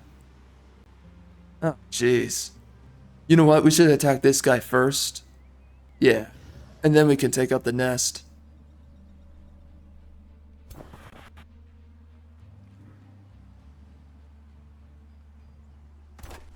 I forget the original point because I have all these other points I have to get to. But anyways, the entire point I'm trying to get to here. Kind of. Anyways, continuation of my thoughts. Goodness, man. What the frick do we do? Alright, well, bolster defense and strengthen. That's not too bad. Artisan, let's just do Call of the Wild, honestly. Actually, that is actually a pretty good one to get. If I'm being honest. Yeah, we should have gotten that much earlier. Okay, anyways, if I can frickin' finish my mother effing thoughts. Oh my gosh, we got the lance too. Not just focus. WTF. Oh man, that's a lot of damage. God, anger. Sweet, that is awesome. You got a good weapon for once. Okay, so as I was trying to say, we are inundated with so much woke crap and woke BS. It was never okay. It's never been fun. It's never been cute. It's never been, it's never made anybody specifically happy, right? It's always been terrible. And I was trying to go somewhere with those thoughts, but then now I'm just rabbit trailing all over the place, so we're just going to keep going with the points being made. But they keep on... We are living right now in the era of deconstruction. Okay. Oh, wow. Okay, we can go to war, bro. I'm freaking ready. Aren't you? We are living right now in the age of deconstruction. All of our characters are being destroyed right in front of us, murdered right in front of us, race swapped right in front of us, which is what is race swapping, bro? Let's just be honest about what it is. You are murdering a character and you're putting them in a skin suit. That's what it is.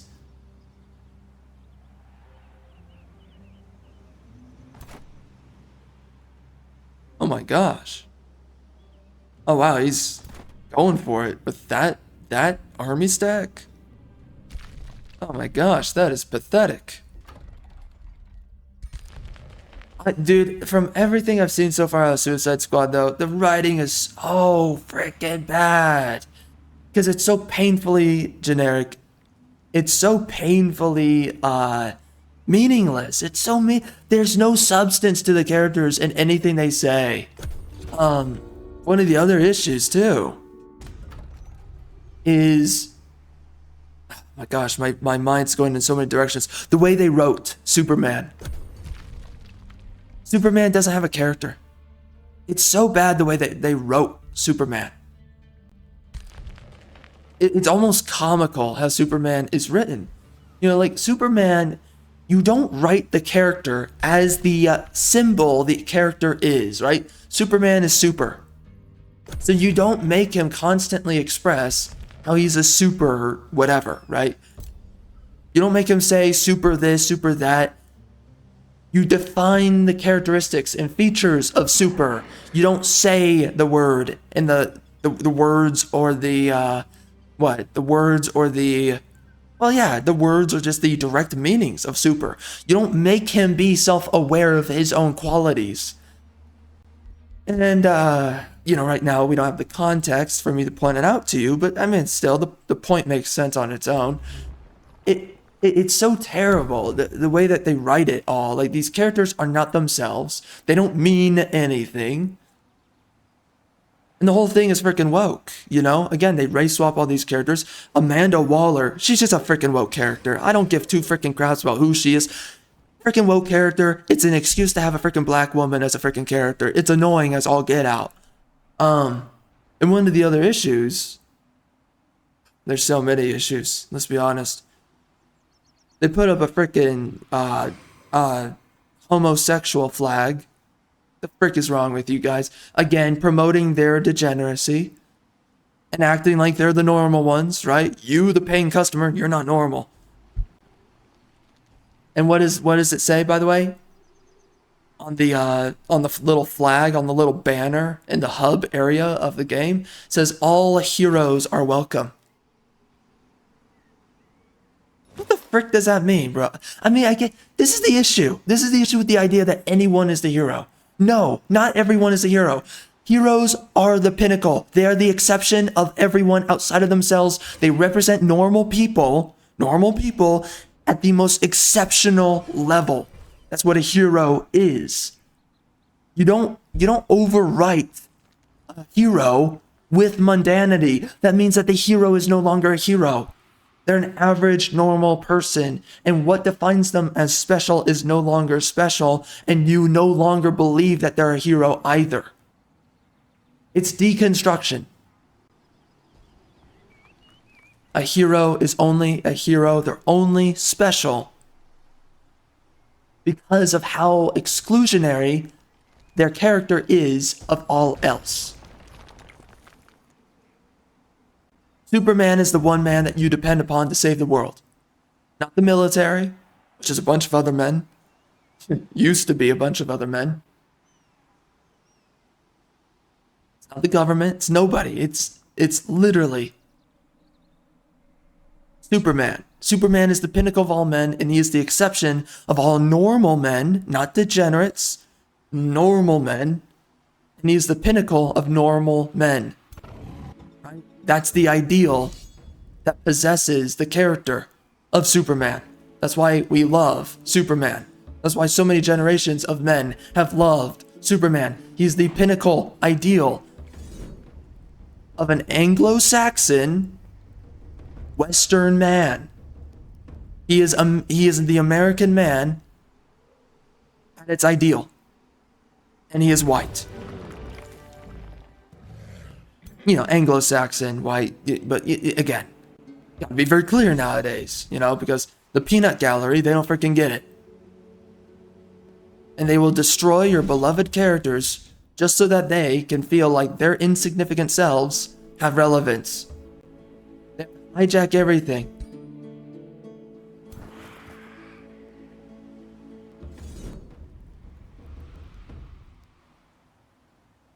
And there's some other points on my mind right now, but it's just so frustrating going through these points. It's like, dude, it's just, oh my gosh, this was never a trend, all this woke stuff, never a trend. No one ever asked for this. No one ever liked it. No one liked Captain Marvel. No one liked all the feminist characters that were shoveled and pushed through in Marvel before they went into the all-female MCU, right? And what they've done to Star Wars, what they've done to all of this. No, it was never a trend. Nobody ever wanted it. Nobody ever asked for it. It was something that nobody ever wanted. But what happens when you start a war that no one's fighting? It's going to take time for people to finally fire back. It takes time for there to be a retaliation. And the issue is that we're experiencing right now that nobody was aware that there was a war to fight, with everything going woke. It was happening, but no one Most people were not comprehending that it was going to be a battle that had to be fought.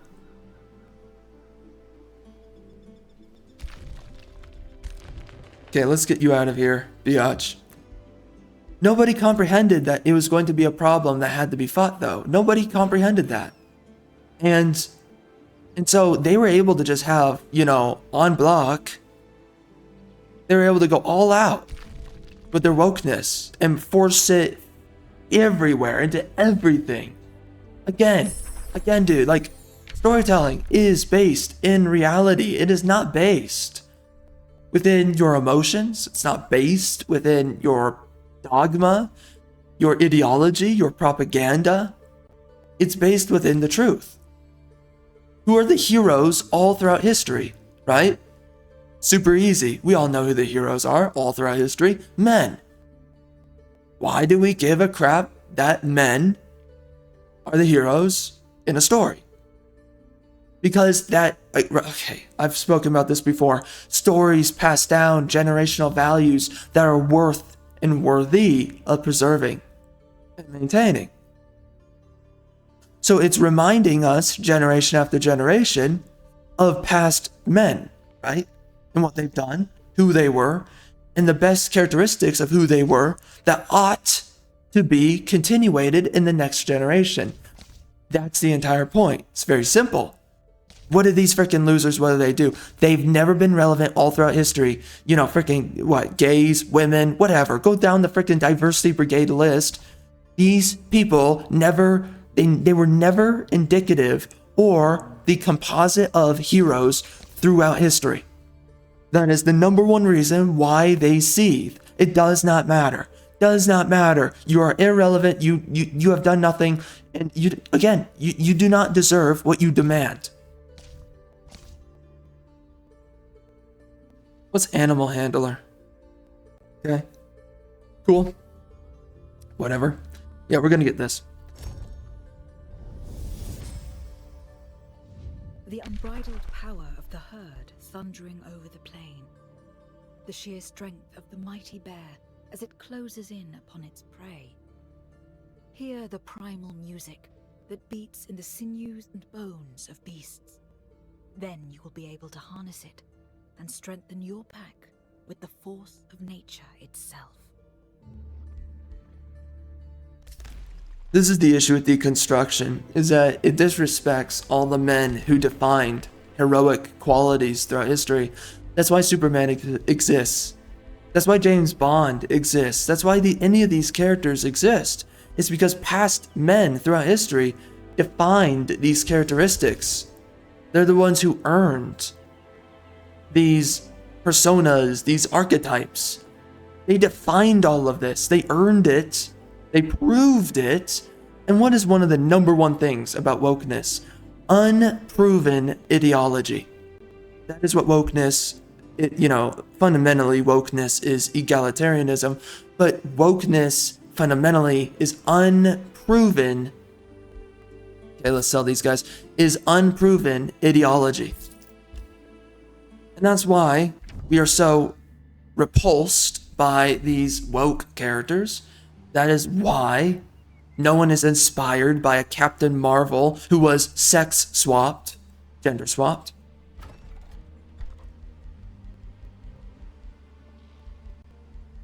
Why we're repulsed by these things. It's why we're not inspired by it. We don't care about it. No one remembers these things. Nobody wants to sit there and, no one's going to want to show it to their kids, right? What they did in Last of Us 2 with Joel and Ellie. How many fathers or whatever would want to pass that down, that story? And again, not to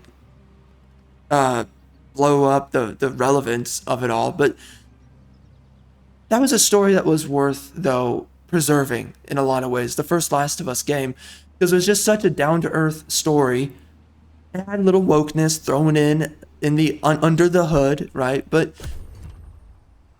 the core story was very traditional, and it was in the fact that it was about fatherhood, and it was about paternity, and of course the child and the father of that paternity. And that's what we loved about that story. It's why we wanted to see it. It's why we wanted to play it. It's why we were so invested into it. What did they do in the second game? And so disgusting. And it's evil what they did in the second game. It is only the categorization of evil. What they did in the second game, right, is they killed the father for the sake of a woke ideological premise. They threw in before your eyes a freaking chick that looks like a dude, literally looks like a dude, and then they sit there and have the audacity to tell you it's a woman. Oh, get out of here, bro. Bro, I can freaking see a dude when I see a freaking dude. Abby is a freaking guy. We all know that's a freaking guy. They had the audacity to gross you out with a disgusting sex scene that might as well be a freaking homosexual sex scene. Literally. Honestly, they probably intended her to be freaking a freaking swapper, you know? And then they knew that there was going to be major blowback, so they said, oh, it's a chick. Wait, was it Tara Strong that did, who was the woke biatch that did, anyway, you know what, I don't even care. Freaking screw them, right? But, it's so disgusting. It's so disgusting what they did. They destroyed our characters. How they tried to, gay bait with Ellie. No, Ellie should have been with a man. And she should have, no, she was not she is not a man. She doesn't go out in the world trying to fight the world. She should have had dude, literally the second game should, in no way should it have been what the storyline went a complete direction it never should have went. Okay? The second game, the entire purpose of the second game should have been that Ellie starts learning to be more like a girl, right? She starts developing a budding relationship with a white kid, some white guy that, you know, they start flirting with each other a little bit. She starts falling for him. They're still in the apocalypse. It's still a tough world to be a part of, but she's finding herself falling for this young guy, right? Just a down-to-earth story of her, like, right? She has her normality of her life taken from her by the entire state of the world being in chaos, you know, of the zombie apocalypse and whatnot. And it's her achieving normality.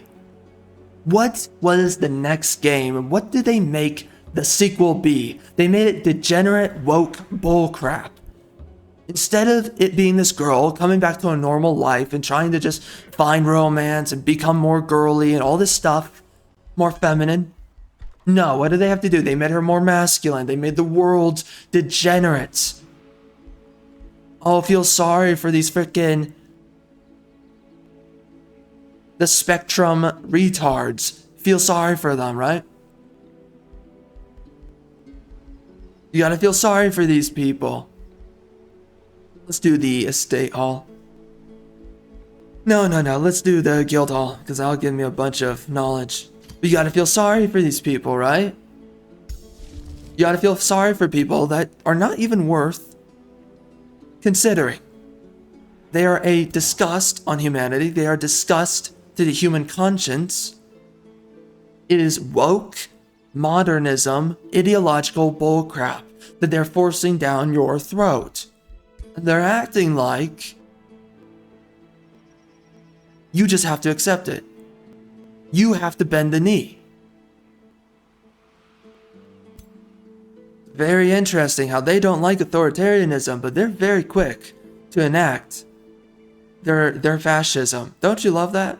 Which is of course different than authoritarianism, but there's elements of fascism in authoritarianism. It's a different brand of it. Again, that's a different conversation.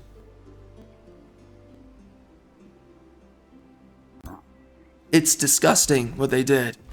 And again, we are in the era of deconstruction. So you look at what they're doing right now in Suicide Squad, you look at how they're going to be killing off Batman and how they...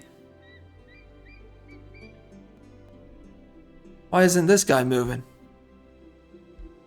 Oh, that's right. they're coming down here.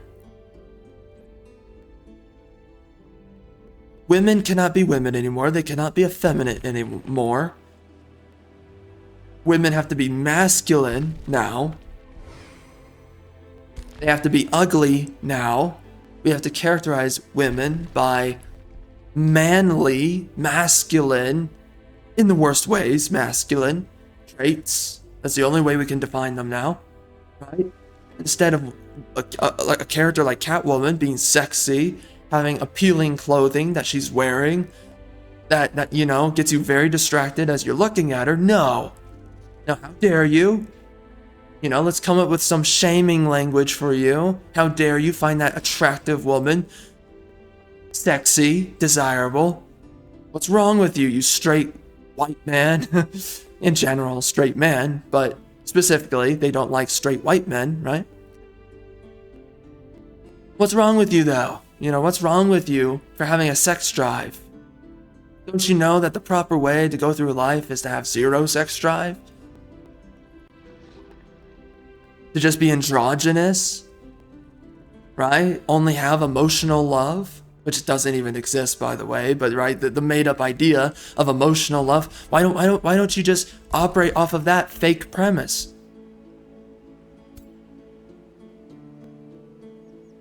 It's the moronic way that these people's minds work. It is all a lie. It is all malicious. It is all of it. It's disgusting. It is a perversion upon reality. And of course, what is their intention with all of this? It is to force it down your throat. That's the only way that this propaganda can work. It's through force.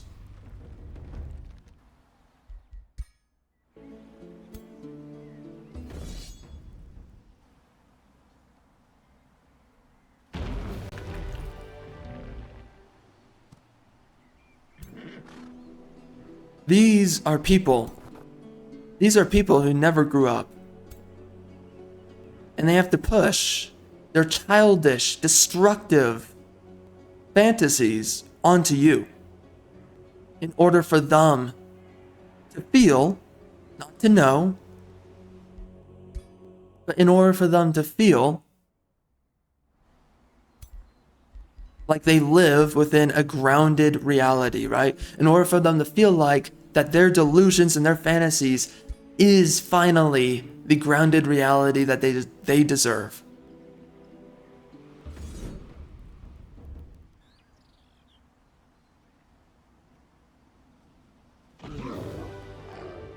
We live in the era of deconstructionism.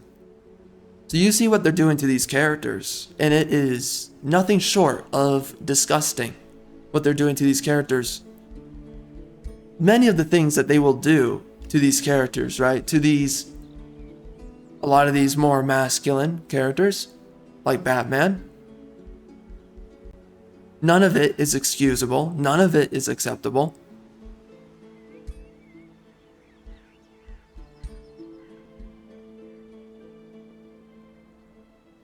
In some way, I don't even know if I really need to make any other points outside of that, if I'm being real. I could make some additional points, but it might matter more in another circumstance to talk about it. I don't know.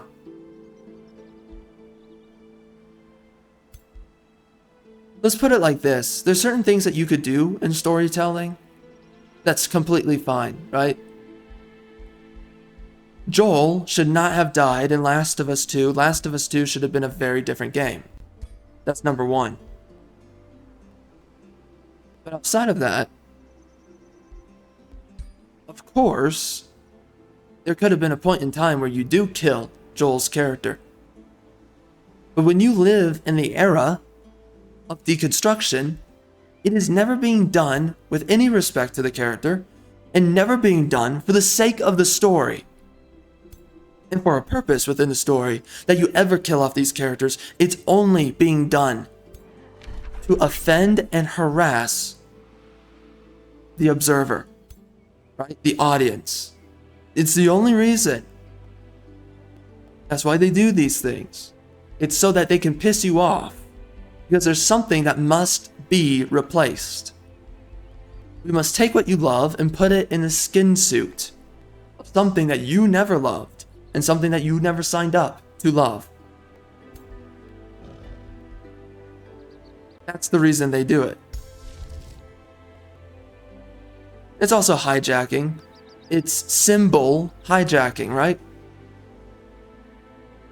Who Superman is would not have worked if he was any other race of man. There's a reason why he's a white guy. There's a reason why people love him as the white guy he is. Their purpose for destroying a character like Superman, like Batman, is why. It's because, for one, they have envy of that character, but it's also so that one day, after they've killed the character, and through apathy, you walk away from the character, they can replace it. It is the most devilish behavior of all. It's so that they can replace it and place themselves in that position instead. It's so that they can attain stolen valor. It's the only reason. They envy these characters. And it's their entire purpose, their entire dream, that they can replace, they themselves, they can replace the relevance of that character with themselves. That's the only reason they do these things. It's out of a place of envy, of jealousy. In some way, it's a way to create your own catharsis in a lot of ways. The only intention is destruction, and the only intention is death. And in this context, it is only for the purpose of evil.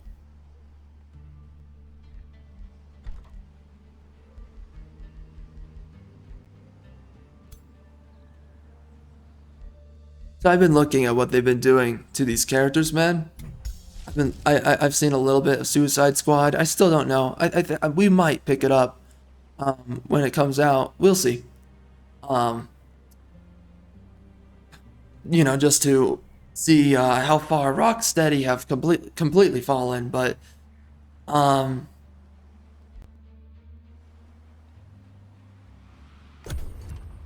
it's horrible what they're doing to our characters, It's horrible what they've done to Star Wars. Force Awakens was a freaking awful movie. It did nothing to expand the Star Wars universe. The prequels were amazing. They expanded the Star Wars universe. The originals, of course, they foundated the Star Wars universe. I used to not like the Old Republic. And then I came to really fall in love with it because it did so much.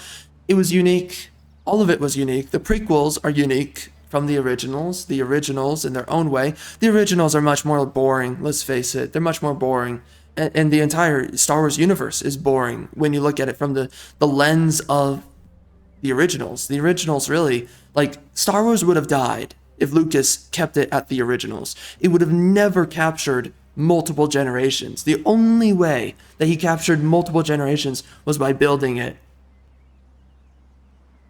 It was stagnated and it would have died because it was too boring. Way too boring with the originals. The originals didn't have enough fantasy. It didn't have enough imagination.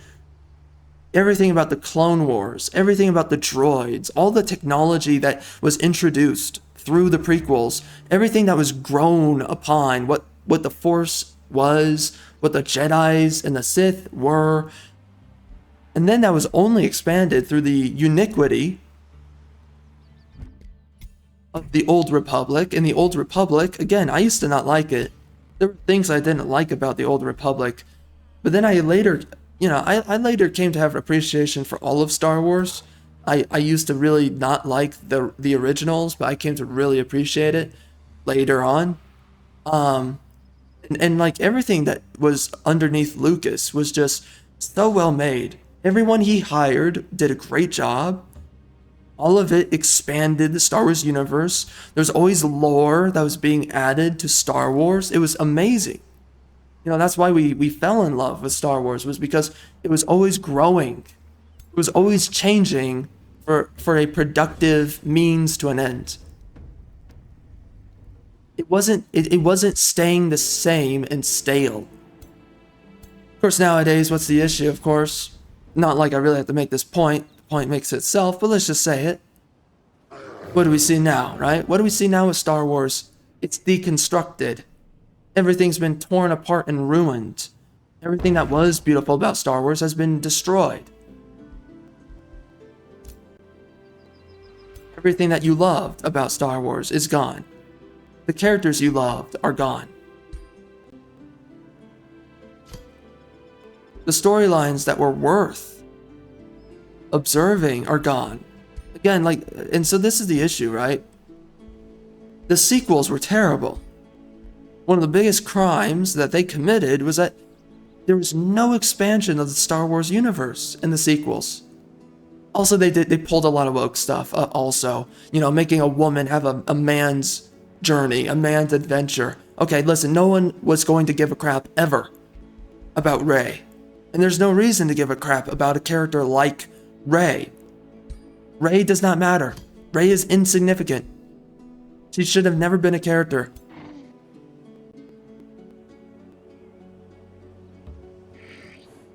You can make female characters, but they're freaking derivatives of men. So you have to always have that in mind. What is Ahsoka Tano? Ahsoka Tano is not a cool character. No one likes her character because she's a feminist, because she's independent. No, she's the Padawan of Luke Skywalker. Sorry, Anakin Skywalker, lol. She is the Padawan of Anakin Skywalker. And she's not the most powerful. They turned her to be the most powerful. Not most powerful, but they made her stronger than she needed to be. And of course, that was because it was, they Disney, the closer they got into the Disney territory, and they had to turn her into a boss babe. That was always the intention with Disney, was to turn all their women into boss babes. They did it with Ahsoka. Ahsoka is clearly weaker than Anakin, but she's his apprentice. So she has his training and all that. So it's not like she's completely incompetent, blah, blah, blah. All right, anyways. I don't even care enough to commit myself to this freaking... The point is made, okay? This is what's so tiring, is that what I'm saying should be common sense. It's just, oh my gosh, dude. It's just such a freaking mess of what we're looking at now.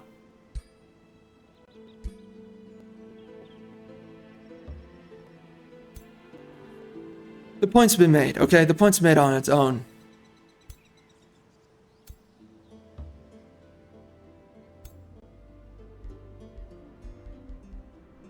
Let me just recalibrate myself. I'm just way too flustered about every direction we can go with this conversation, but anyways, the only reason, right, that Ahsoka has any relevance as a character is because she is a derivative of a man, which is Anakin Skywalker.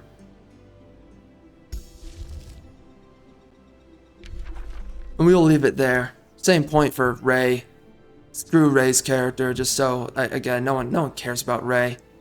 No one cares about all these female characters. They're all a freaking waste of space.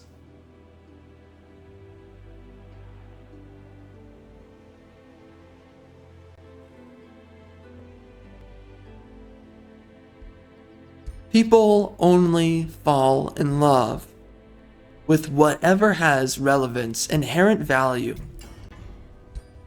We've spoken about this many times. I forget in what series we were playing that this was being addressed. But you look at how they kill all these characters. And it's only from a place of maliciousness. It's only from a place of hatred, seething hatred. They never create their own things because there's nothing to be created. Again, these things only exist because there is value that is being preserved across generations. These people are not worthy of, and they are not characterized of, being preserved across generations. So what is the only thing they can do is destroy. That's the only thing they can do. They cannot create something that has inherent value, that you want to hold on to and cherish and love, because they cannot characterize, and they do not characterize, what is to be loved and inherently valued. That's the entire paradox. So they hijack. They hate when everybody talks about something more relevant than what they are not. And everybody's talking about it, and everybody's worship, bringing praise to it, right? Worship might be the wrong word, but, bringing praise to it. They hate it, and it makes them seethe. And so therefore, they do everything in their power to take from you whatever it is that you love and to kill it. To murder it in over gratuitous, destructive, malicious, vengeful, and hateful blood. The only purpose that they have in all of this. We never asked for these people. We never asked for them.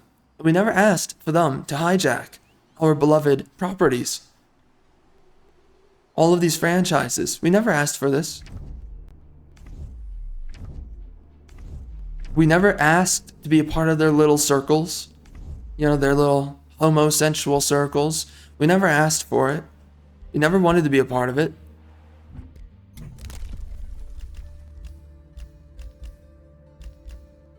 We wanted our normal people stories, right? Our exceptional people who are not degenerates, they're not delinquents,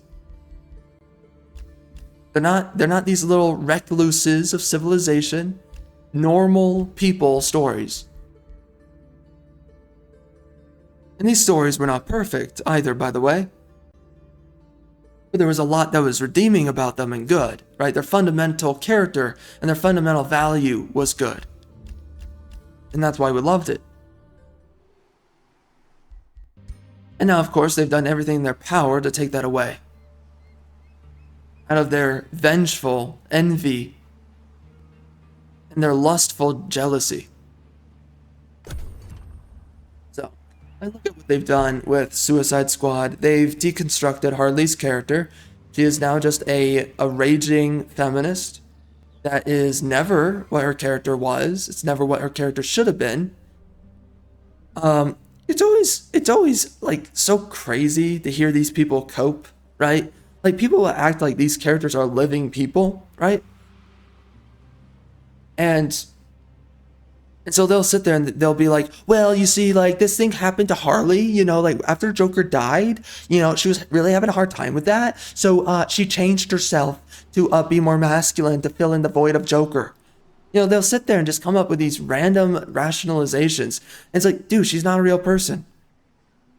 You make the character, right?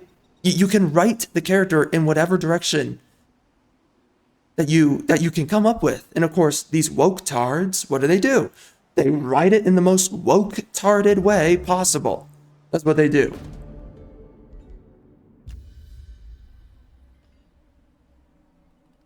Oh, really? Okay. Oh, the war breed. Wow, okay. Well, that's what they do. That's what they do, man. And if you honored the character, and if you wrote it the most relevant way, Harley, the way that they resolved her character, these woke tards, is never the way that she was supposed to be resolved. You write the character naturally to who the character is. Harley's resolution never was to become a feminist. That is what an ideological leftist lunatic, that's what they will project onto the character. But that is not her character. Harley is a silly, kind of go-lucky a little bit, kind of like Joker in that sense, in the feminine way. Maniacal, female maniacal character. There's many ways that they could have gone with that, with Harley. Maintaining, by the way, in doing this, maintaining her femininity. but you would have had to put the writer's pen into someone else's hand. And what did they do? They put it into the hand of a woke-tard, ideological fanatic, is what they did. A seething, ideological fanatic. They turned a great character, a beloved character, and they turned it into, they took it and they turned it into this horrible. Wonder what I should put in this army, by the way. But they took it and they turned that character into a horrible, contemptible,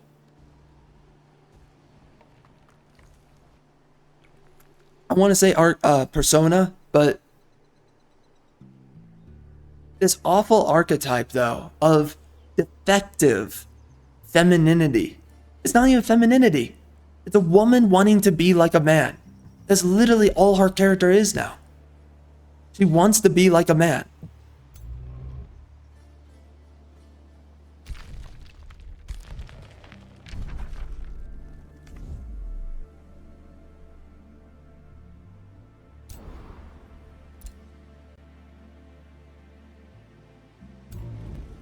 The original point I was making, by the way, we are so inundated with woke crap after woke crap, woke garbage after woke garbage. You understand what's happening right now? This is what's happening right now. People cannot tell the difference. And this, by the way, this was always the point, this is always the purpose of making everything woke and killing everything that wasn't woke. It's so that you can't tell the difference. If there's nothing else that exists, then you can't tell the difference. You can't tell it apart. You can't correct something that's wrong if you don't know what's the improvement, right? That's what they've done. So now, what position are we in now with all of this?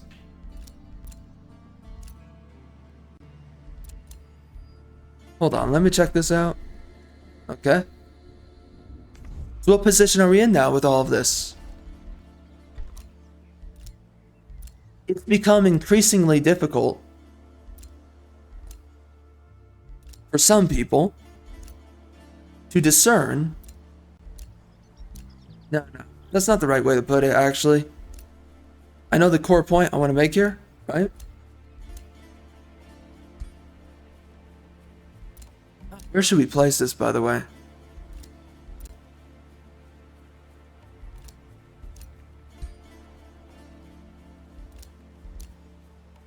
The issue is that this is the better way to word it. People have gotten so confused now to the point they cannot discern rationally, consistently, what is woke and what isn't woke. We're so inundated with all of this, time after time after time again, that people are lost, right? It's like, well, I don't know if it's woke. I can't tell, right? And again, it's not like you can't tell.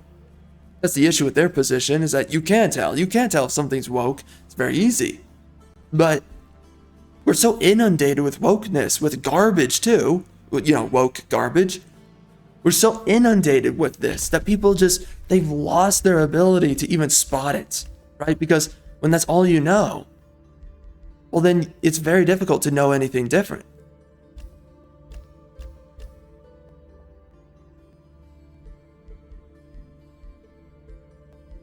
So again, the core issue of what we're running into here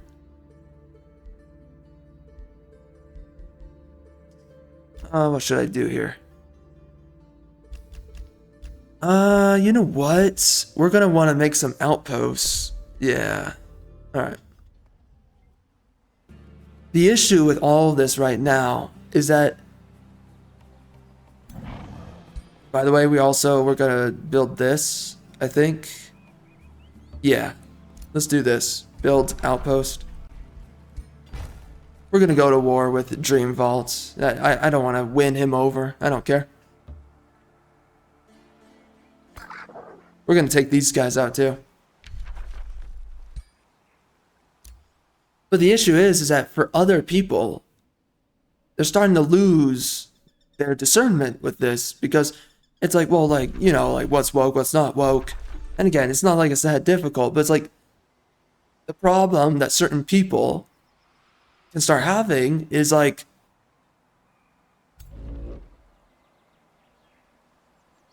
I don't know what the right way to say this is, you know, because I don't want to overblow through my words what's going on, right?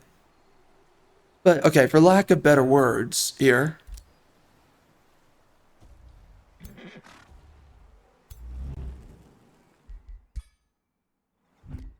you become so drowned out by all this wokeness, though, that you start to question yourself, right? This is what they're kind of struggling with. Some people. You're so drowned out with all this, you really start to question when that thing exists in the first place, right? Because it becomes almost as ubiquitous as breathing air.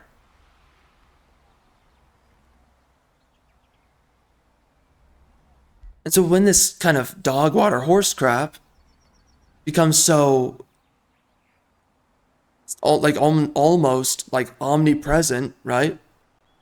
Pretty much is omnipresent at this point. It becomes, you know, I think it gets a little bit wearisome too. Trying to spot, identify, and also diagnosing these issues. Again, wokeness is very easy to spot and to know, but it's just, there's definitely a fatigue that is associated with it, right? Like, you see it so many times, it's offended your senses so many times. And I'm not saying like the fatigue is forever or that, right? But like, there's just like, there's moments of fatigue. What I'm talking about. And when that fatigue, whenever it does settle in, you're just like, geez, Louise, all right, I guess it's woke again, right? And of course, that's in some part that's apathy, in some part that's also allowing yourself to be enfeebled by the constant assault.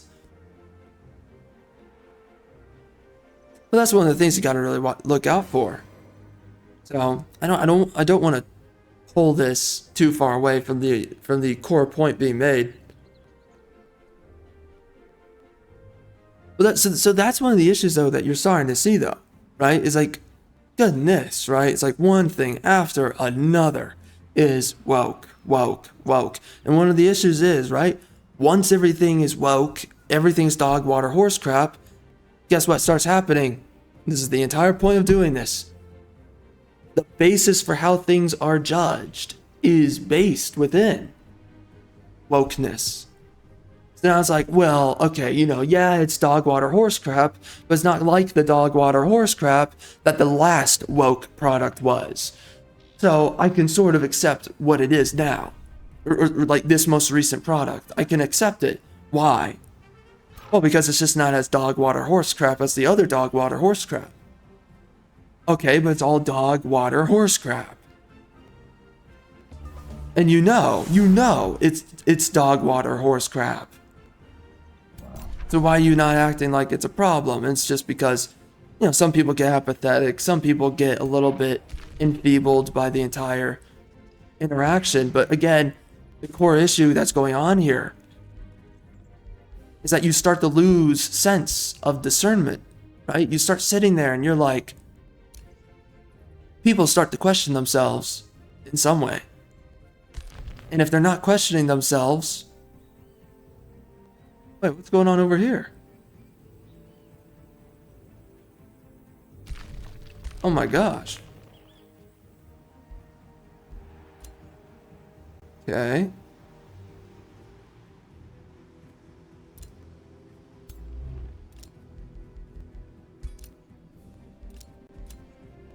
Oh, that's pretty nice to grab. Okay, so we need to get, by the way, we need to grab Lover's Spring. We need to heal though first. So we're gonna just sit here for one turn. Alright.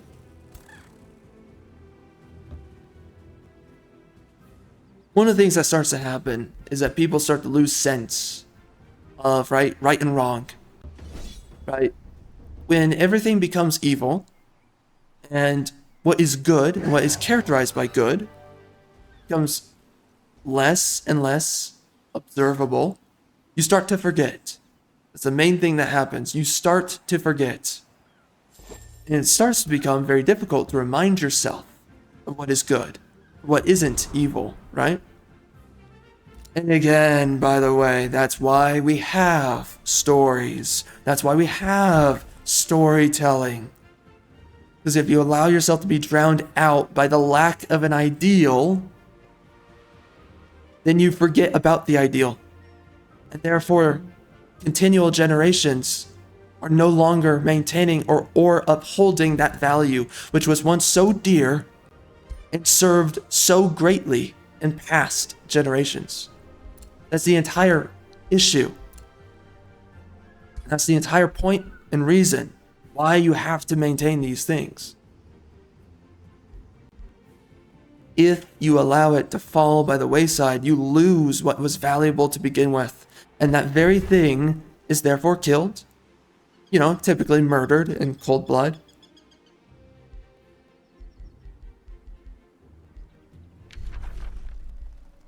And then because of that, you now have to wander within the sort of wanderless mire, or the, you know, you have to go through all this kind of suffering to figure out that core value that there's a reason these things have value, right? They provide a utility that you can lean on, depend upon. Without it, you're practically neutered, right? Or you're lost. You're left in chaos. You're indiscernible, and people take it for granted. When life is figured out, you take it for granted until you're in the position where life isn't figured out, right? And that's one of the things with all this new age bull crap, is that people take for granted how much everything has been figured out for them by previous generations. So again, right, it's like all these traditional stories, they become ridiculous. Oh, you know, that's boring. Oh, you know, and it's not actually boring, but that's the way they cope and seethe for themselves. But again, oh yeah, that's boring. Oh yeah, you know, that's so outdated. Oh, we have to update this, right? Modern audience, or whatever the frick they come up with to say, whatever way they cope, whatever way it is, it's always their excuse to just create more mayhem and carnage for themselves and others. And the only way they can legitimize their own pain and misery is by dragging other people with them. And that's what's most deceitful and evil of all, is how they have to drag other people into their problems. How they cannot wander and suffer alone. They are not the hero, they are the villain. And they're not even the villain, because typically the villain, there's something usually impressive about a villain. No, they're a petty thug. That's all they are. They're a side character. And they think they have the right to force onto you their misery.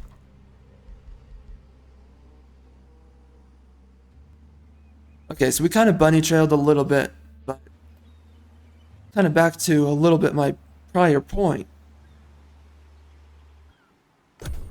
But that's why these things matter, right? That's why you have to maintain and fight for and preserve these things. You know, like one of like the most corrosive intents of like a true villain, something truly like Luciferian or satanic, is to destroy what preserves, is to destroy what pinnacle of value serves you the most, right? to know what is true, to know what is real, and to know what is good, and to forget that. And the intention of what is the pinnacle of evil is to make one forget what is the pinnacle of good. How do you do that, right? You have to obscure reality, delusion, deceit, lies. You have to make things how they're not. You have to dissuade people from what is true so that you can convince them, right, of what is disingenuous and corrosive. Disingenuous, corrosive, or what is designed and intended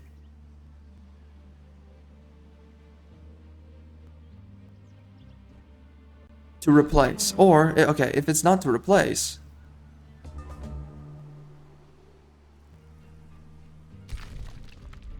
man, there's a lot of words you could use, really, like co-op.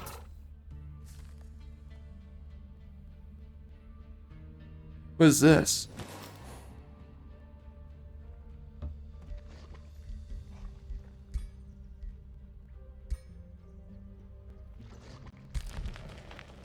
Yeah, there's too many words I would actually use for that, but there is one word. There's one word that's escaping me. There's one word that puts all those words together. I can't find it right now. I think we can take it.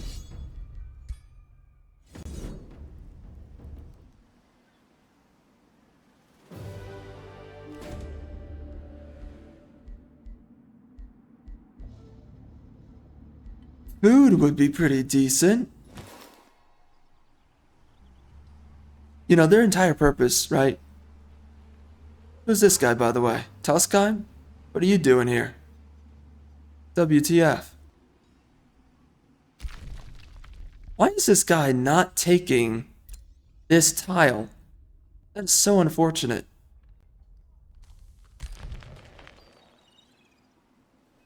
Oh, well, we can take this. Oh, what? I guess we can't.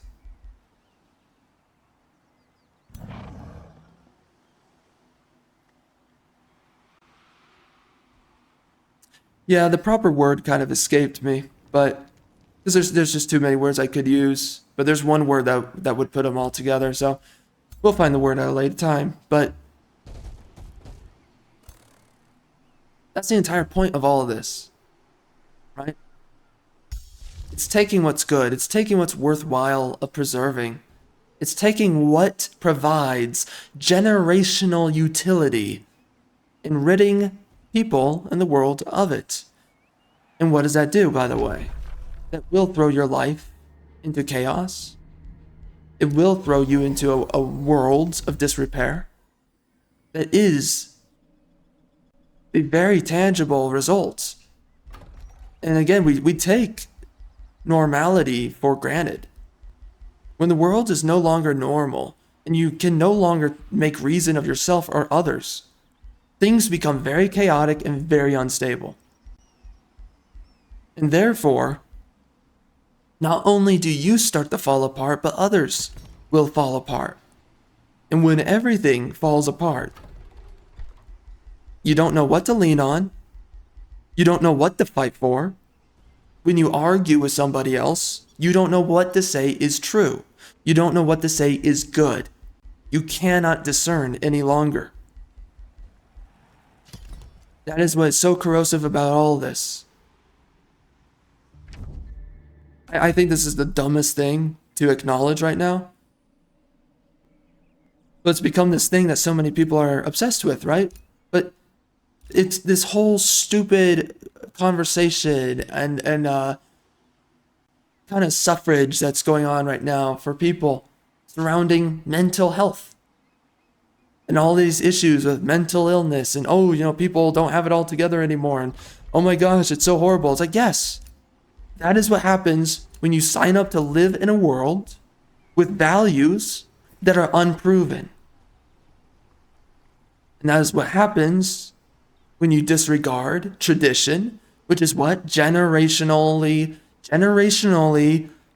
stored value of utility.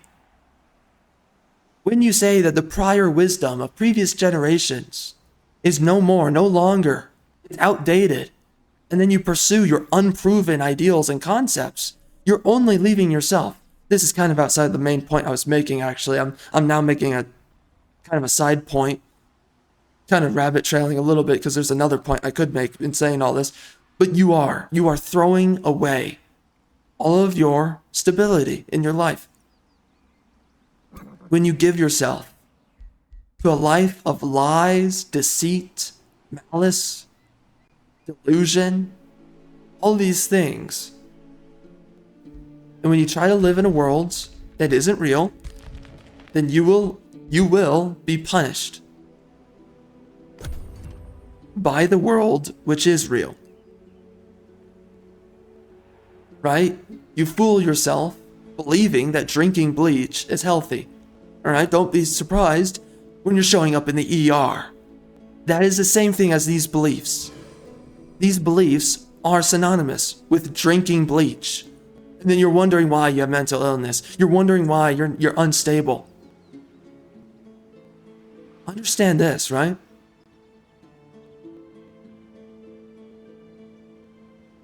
I actually found that a lot of the kids during the Great Depression era, through metrics of mental wellness, stability, that sort of thing, I actually found that there was, during the Great Depression, around the 1930s, they actually found, around that rough time zone, they actually found,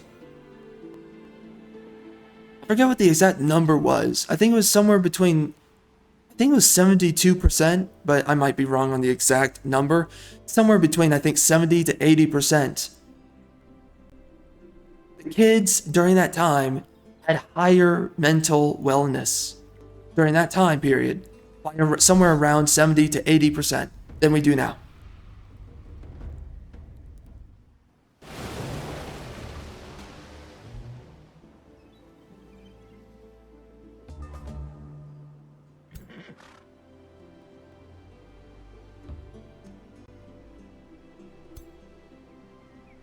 We kind of have a problematic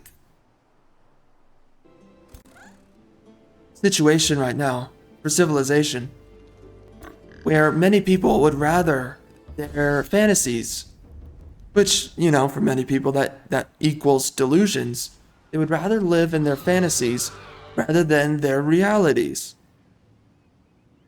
It's a fundamental issue with a concept like escapism. If you go to war, right? You're a soldier. This is a stupid point to even make. It doesn't matter. It doesn't matter. Not for this generation. It doesn't matter. Jeez, it's such a conditional. When this point matters is conditional. That's why it's stupid to say it right now. But anyways.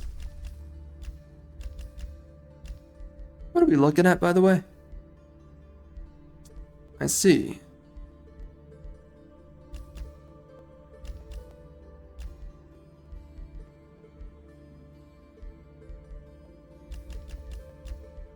I don't know which one to grab. Maybe a siege project. That could be good. Yeah, we might just do that.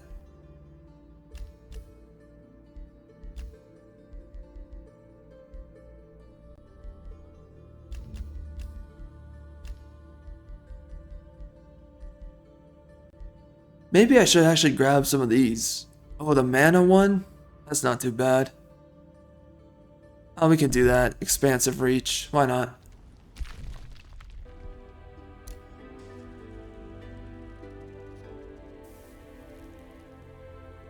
Frick. I walked away from the original point. But anyways, when you live in a world of your delusions, you can't be surprised when you are captured by the malice of where those delusions lead you.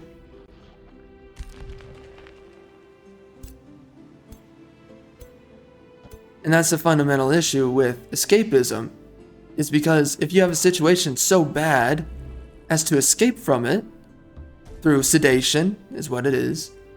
If sedation is your answer to escape the present world, right? Then you're only inviting further chaos, further instability. If you have a situation as that, right?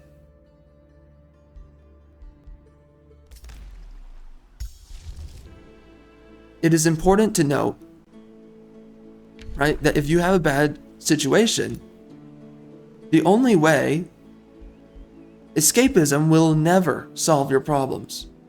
The only way that you can solve anything is that you have to do something about it, about your situation.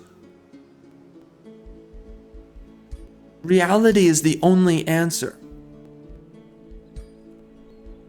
And there's nothing noble in escapism, because that only equals sedation.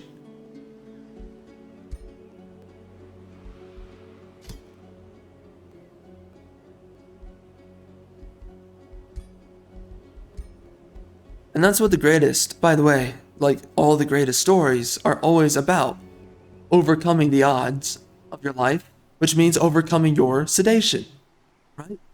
Moses, for instance, he didn't want to lead the Israelites out of Egypt. And God, he was telling God he didn't want to do it. And of course, on the spot here, I'm going to forget some of the intricacies, by the way, of the story. I always do this, like, I always have to go back and read back up the details. It's just, there's just so many details within the Bible, but there's so many little details that people forget. So I always need to mention that just so that it's clear, you know. It's there's so much that goes on in the Bible. You can't just give the synopsis overview because there's just so many little details.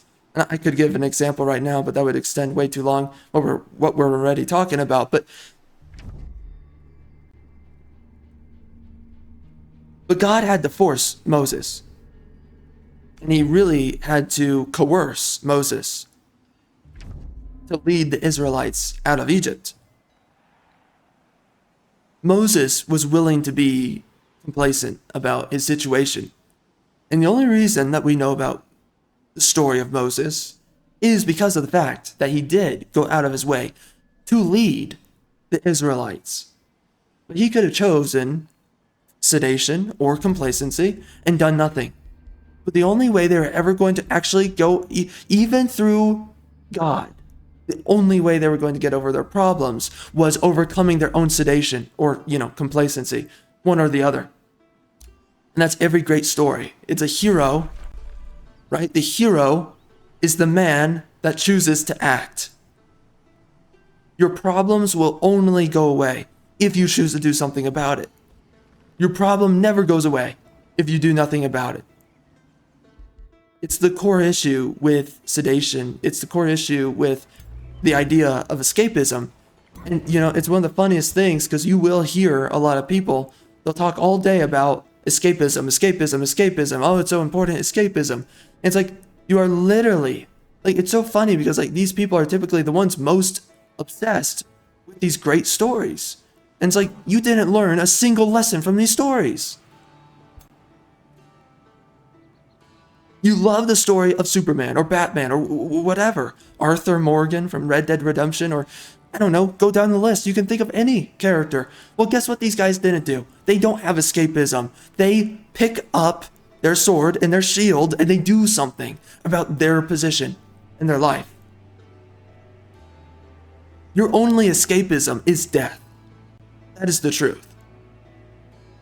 Or, or through your works, right? The hero's glory, right? The completion of a hero's arc is the only sedation you will get. It's that or death. You will never be sedated if you do not fight your problems. You have to fight your problems. It's the only way.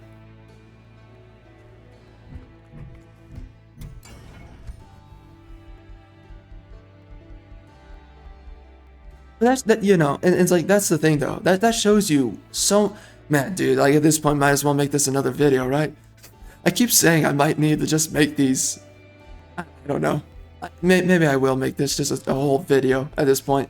But this is the issue, dude. This is the entire issue with... It amazes me how people try to immerse themselves in these stories, but then they completely forget, or they completely disregard, that's even a better way of putting it, they completely disregard what these stories were ever even about in the first place.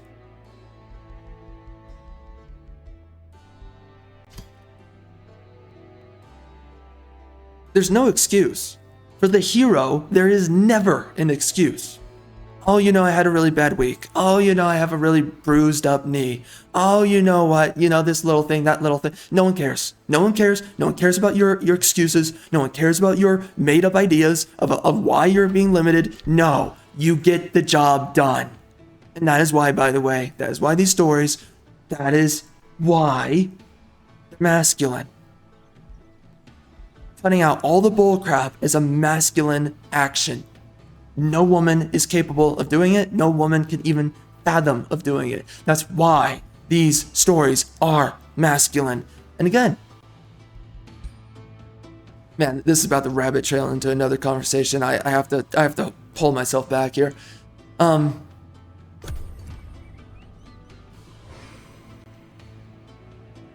that's what matters, man. That's what matters with all this, you know? You have to do something about your situation. You're never going to be the hero if you sedate yourself. And there's some weird quotes. You know, it's always funny whenever we act like quotes that people say across like more than one generation. We act like it's some kind of wisdom that's being passed down. It's like, well, you know that someone could say something really stupid, right? You know, and it just catches on. And that's absolutely something that happens. And that definitely happened with the escapism quote. Again, though, it came from a generation of men who actually went to war. So they did their battles. So it's understandable where their minds were coming from when they said the word escapism. Nowadays, when we say the word escapism, what are you escaping from, bro? What are you escaping from? Nothing. There's nothing you're escaping. You're only escaping from yourself and reality. That's the only thing. And again, the only way. Again, and it's so crazy because, like, gosh, I don't want to be redundant here, but it does matter to say it one more time. Bro, what these people always chirp on about when it comes down to escapism is what? It's the hero. They always go off to try and escape into a story that they think is heroic. Then there's this whole problem of like what is actually heroic and whatever. Because we do have a lot of anti-heroism or anti-heroic stories. In some way, you could say that those stories are propaganda. In some ways, you could say that. But there's a little bit more to that kind of argument to be made. But just to put it short, could put it like that. Let's do a stone wall.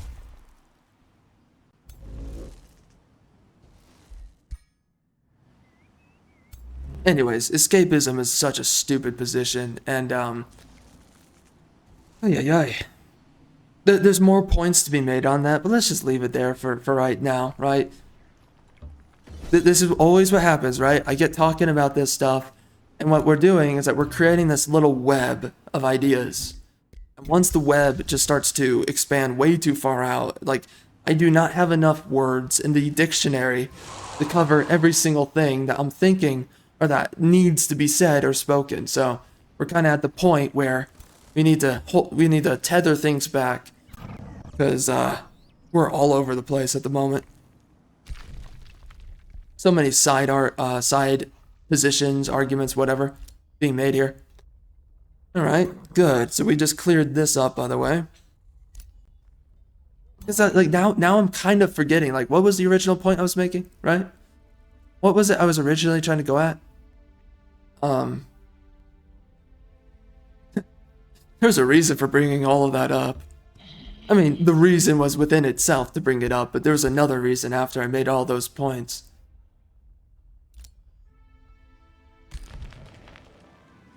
This is going to be difficult. I hope we can actually take these guys down. This is way easier than the last time that we were playing. Alright, are we good? Do we have everything that we need? We could do another blizzard. That might help us out. We have enough mana to do that. So why not? Let's hit these guys. Alright, we're good. And let's just put another one into the reserves. Yeah, there's so many points I made. I could try to like backtrack to so many arguments that were so many points being made within the entire dialogue. I don't know which one I should go with. I'm interested. I do want to see this one because a lot just happened.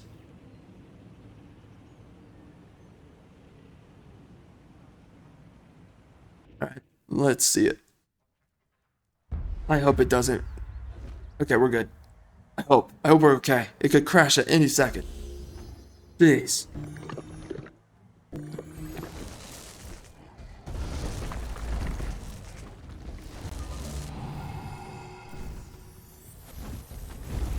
That's the thing, man. These stories, right, and these characters, they're all these expressions of the ideal.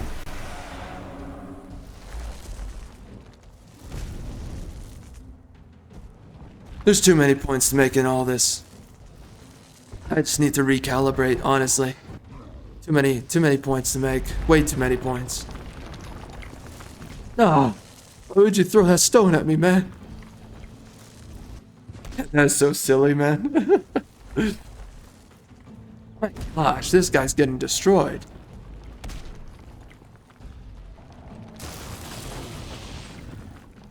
Man, dude, there's so many other points to be made. I don't know which way to go with, like, what should I say next, but you know what I'm thinking though? I think I'll just make a point about kind of the fundamental argument being had here, right?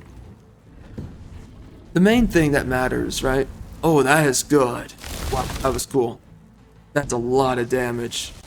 That's really powerful. And he's stunned? Yo, that's good.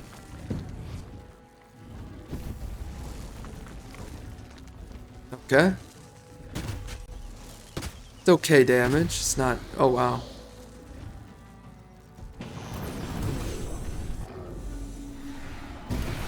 Woo, that's pretty good.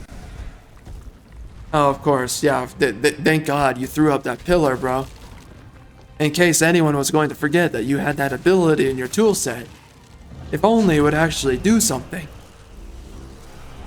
Fire giants, terrible units. And those stun units are terrible units when it's being played by the AI.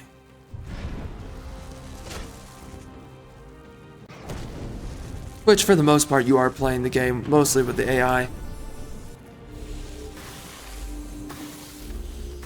Oh my gosh, he's getting destroyed. Oh no.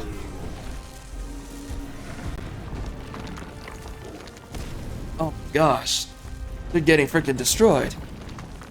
Oh, brother.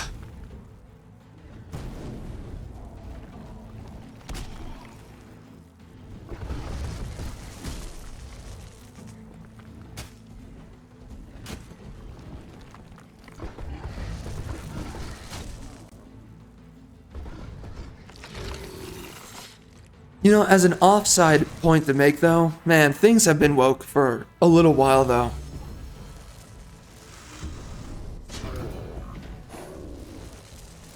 It's amazing to me how long you've had these leftists be completely delve into their conceits within everything that they've spoken about.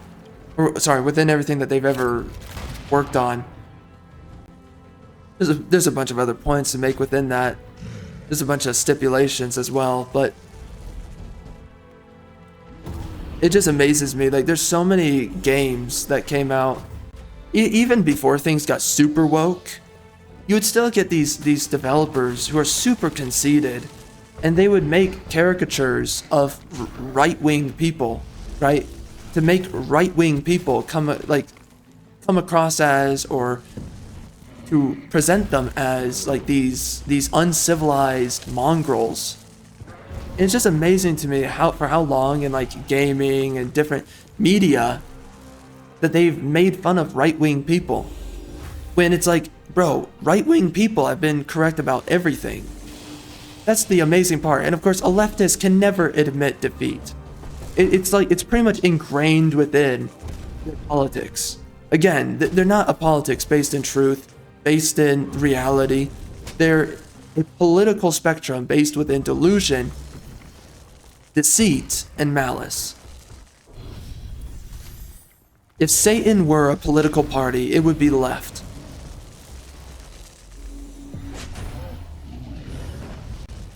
I think the worst thing that really has ever happened, though, is the fact that they have systematically pushed out everybody that is outside of their political dogma, right? They pushed all those people out of the industry.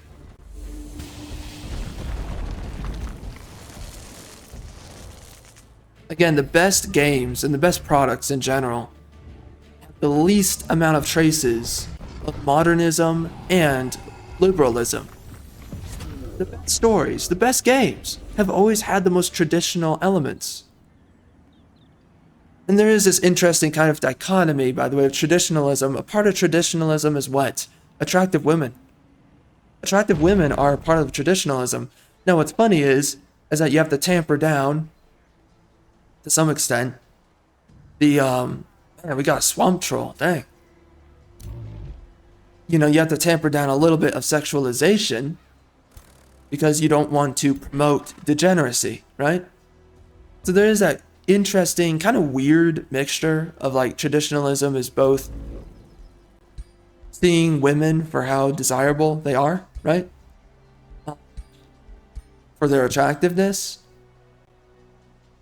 but not engaging with that so deeply that you promote degeneracy. It's two sides of one coin on that one.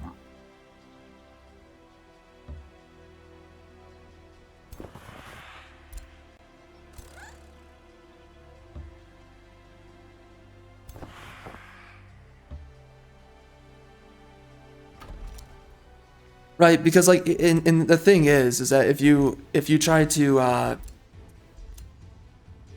we should get the desecrated temple next, I think. Can I get it right away? We are getting attacked everywhere right now. And my homeboys are really not doing anything. They're not doing a good job. Yeah, I don't know what we do. I mean, they have not taken out that nest yet. That is crazy. Wow. That's crazy, man.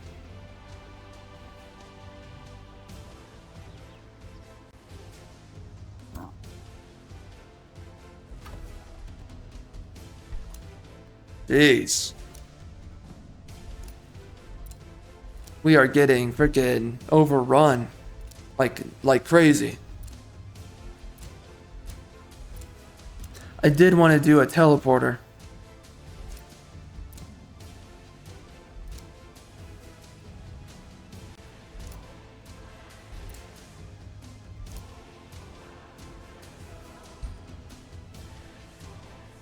So if I do a farm here,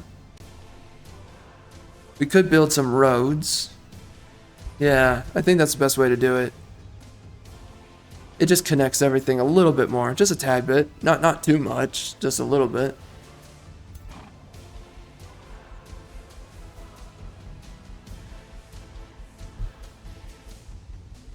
Bro, you gotta balance it.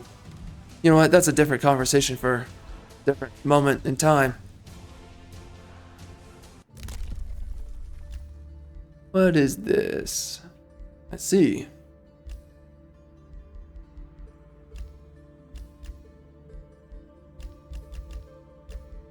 What's over here? Let's see. Wow. That is a lot of knowledge we can get. I mean, not for me right now. You know, if I had 4 cities, that would be a lot. Sadly, we don't have that many. Alright, so everybody's maxed out. Do I have any more? We could win. Oh, we can't win them over. Alright, I want to go take Skorheim. We need a lot more vassals. My current ones are really not doing much. So, alright.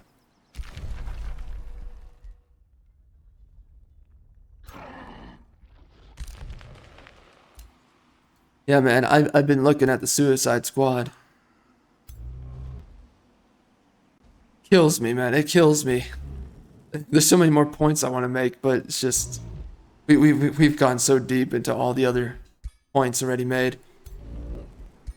But anyways, we'll just keep continuing on with the points I can make. My head is just way too pulled in every direction. All right, hold up. Yeah, we're just gonna reload it. Yeah, man, it's just I look at Suicide Squad and it is some of the wokest crap. I mean, right at this point, it's just woke. Let's just put it like that. It's woke, you know, and there's no substance to it. There's no point for the story to even exist.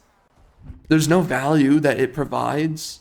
Really, all it does is take away value from anything. Oh, really? It's a waste of space game, you know? It's very disappointing that it was even ever made. I guess we should do the estate hall. Wouldn't be too bad to do it. Or the bathhouse. Yeah, let's do that. We are so low on gold. We need to do something about that.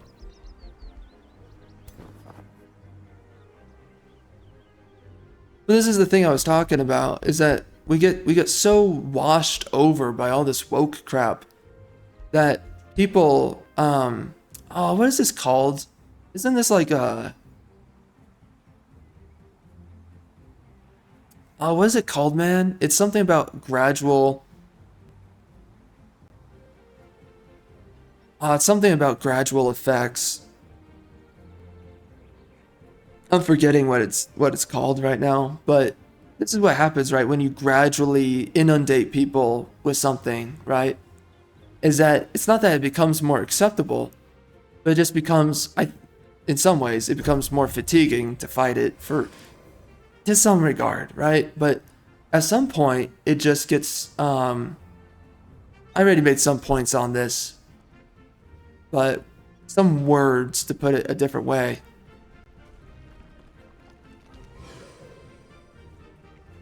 It gets to the point where it's very hard to tell a difference, right? The point of calling something woke is like, what is it different from, right?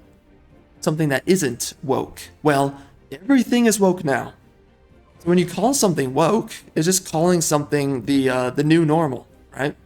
And that's one of the issues when you call something woke, is that it's the new normal. So it is dog water horse crap. No one likes it. No one cares about it. It is a complete assault onto your common sense or in any other of your senses. But the entire thing about it that becomes so difficult, it's like, well, you know, what's new, right? Oh, good. Something crappy that's woke is made yet again. Okay, awesome. You know, okay, that and 5 more times it's going to happen, right?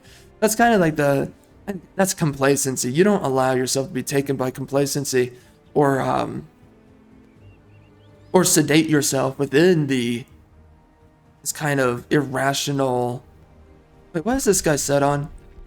You know, these irrational outcomes we're subjected to. Okay, so he's defending Bloodguard. Well, you could do a lot better of a job, bruh. You know, like, I don't know. If you look at this guy. Yeah, nice. Thank you for defending me. I really appreciate it. You're doing a great job. Keep going, bro.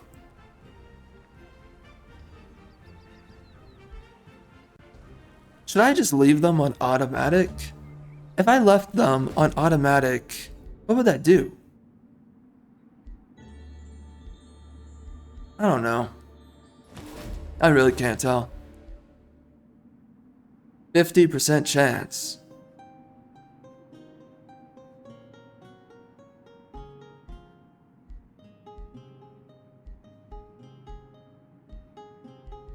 I don't care if they like me. What the heck? I'll just dominate them, you know? Dominate them like my property and my women.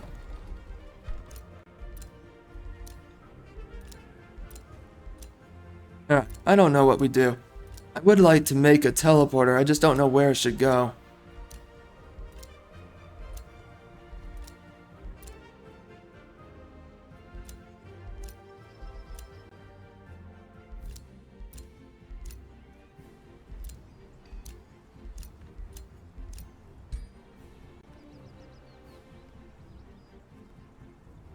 Okay, we're gonna put a teleporter right here. I think that's the right way to go about this.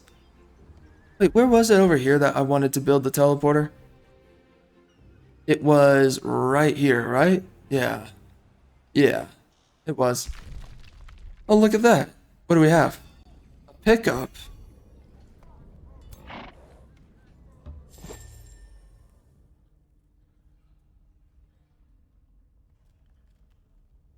I think one of the other issues too is that, right, a lot of people have kind of taken on the attitude of the let it die attitude.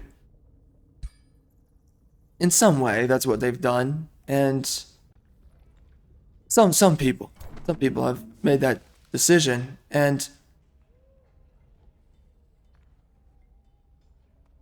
well, you know, it doesn't bring it to an end. It doesn't bring any of these problems to an end.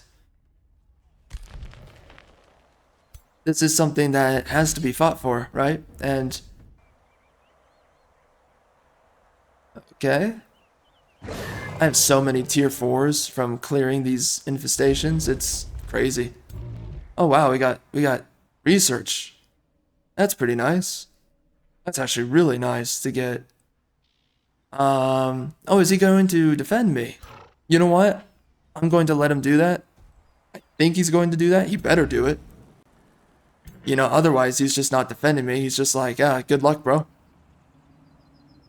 Alright. Oh, cool. This guy. Yeah, that's right. I sent him to go attack this.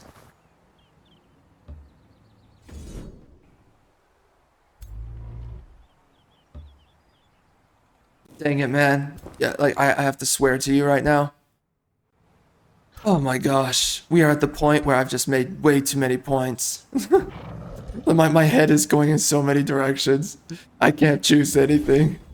It's just, it's the way it is.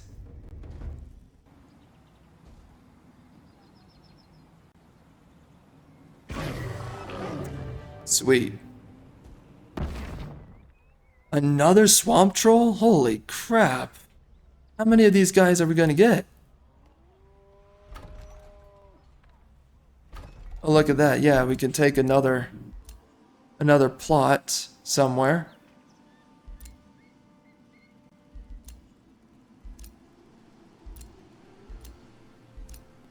I don't think I want to build any roads in the back here, even though it would be it would be helpful, right?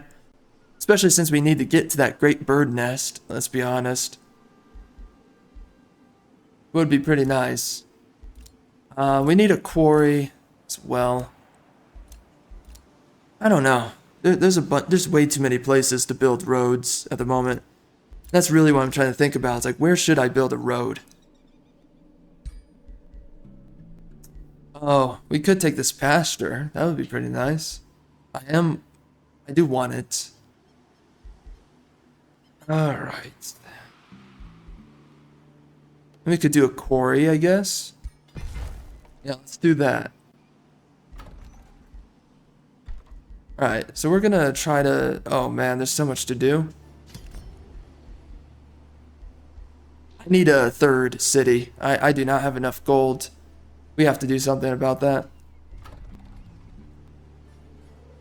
Alright, wait, I can build another. Oh, no. What can I? Oh, this one. I see.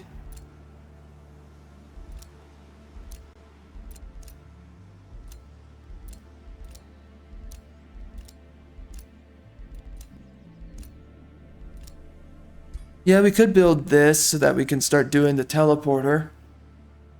I think that's what I will do.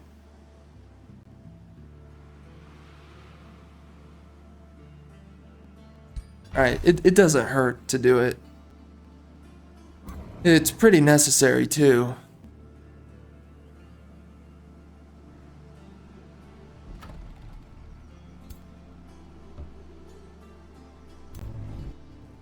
That's the kind of the point though that was being made is people have gotten so used to. There's so better way of putting it yet again. So much woke bullcrap has come out though that now telling the difference has become that much more difficult. And again, it's not that you can't spot it. It's just like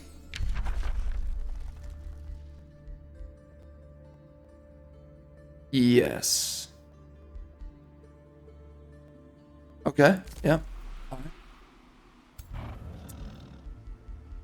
It's not that you can't spot it, but the issue is that we've been inundated with so much of it that being able to tell it apart from things that are good, that has become much more difficult. Because there's less now, right? We don't get any more Star Wars movies. We don't get any more Tolkien, right? Lord of the Ring movies. We don't get all the great stuff we used to get, right? Rambo, Terminator, whatever, go down the list. I'm not saying all these things are perfect, but man, they were a heck of a lot better than whatever the frick we're getting now. And we don't get that. We don't get that anymore. So now, everything that we are comparing between is woke dog water crap with what? Woke dog water crap. That's what we are relegated to. And that's what makes it so difficult. It's like, when is something good going to come out? Like, when is there going to be something that is finally worth looking at? And for you yourself, as an individual, right? Berserker's Rage is actually kind of good, right? Because it makes them invincible. So it saves them from death. And they'll attack, they will attack at random. Hopefully not your allies, but typically you're in the heat of battle, if that's the case. So that's actually a pretty good special passive there. Immovable, that's not too bad. Retaliator's pretty good. Retaliator? Oh, the knower. When this unit attacks an enemy, that's alright.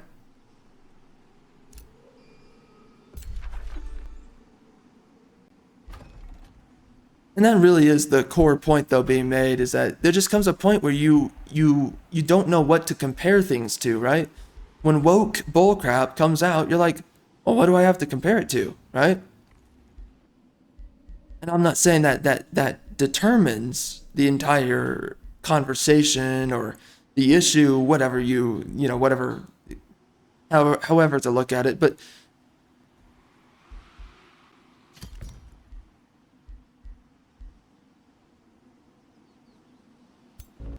that's the sort of fatigue though I'm talking about. That's what makes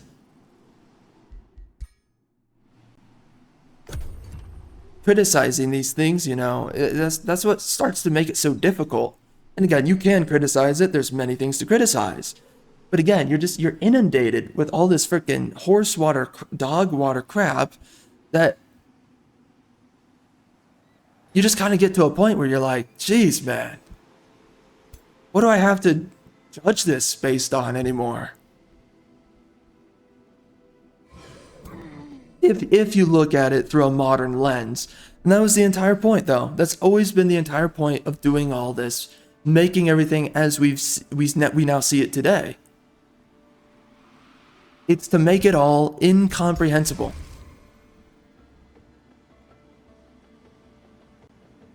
And that is what is so tragic of it all, right? So recently, Suicide Squad is starting to come out. It is such a crap game. Terrible writing. But you know what's happening is that there's a certain portion of people, they don't even know whether to judge if it's bad writing or good writing anymore. Why is that? Because we just don't get good stuff anymore. So now it's just the best product to be out there because it's the new product. It'll be forgotten very quickly, has no generational value, there is no staying power with any of this, right?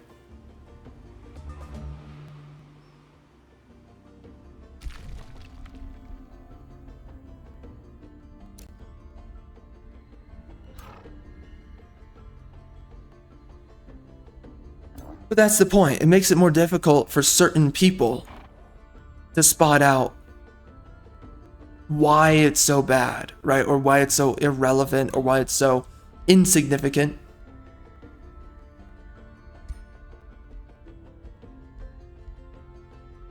It really is what's so insidious about deconstruction. And when you deconstruct things that are good, it makes the things that are bad so much more tolerable. And again, I have to say this again, doesn't make the thing that is terrible or intolerable, doesn't make it good, right? It just...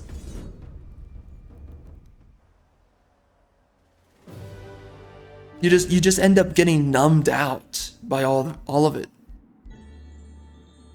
That's what ends up happening.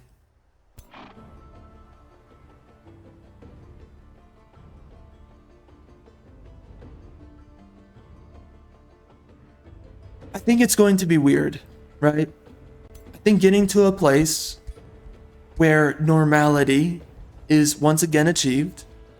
I think getting to a place where things are good once again. I think that will be difficult. I don't even, if I'm being quite honest, I don't even know what that looks like. Because things right now are so irregular.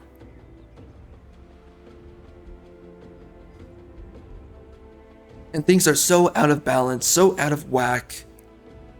I don't know what to say, right? It's like, when is it the time that we will finally get good stuff again, right?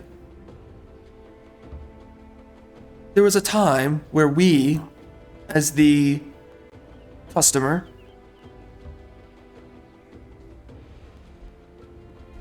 siege magic.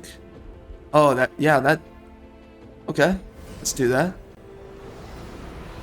You know, without even trying, I've gotten a bunch of support units at this point.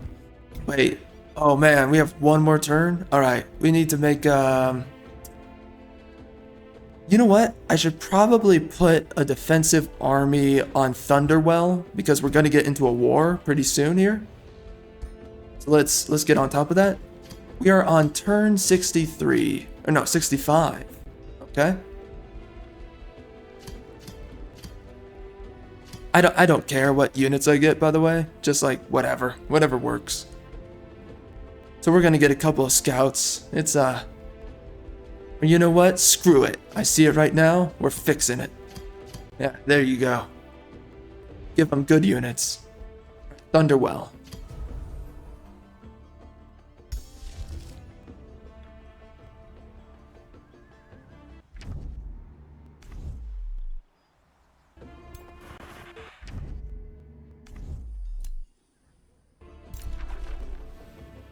Getting back to a point, though, where we have good stories again.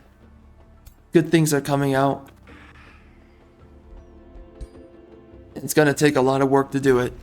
But getting back to a place of normality, it's going to be difficult. And it's going to be a little bit of work, right? No, I'm sorry. A lot of work. I don't know what it looks like, right?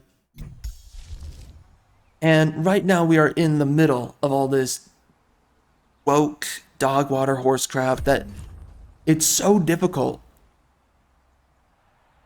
to actually conceive of when will we get something iconic once again, right?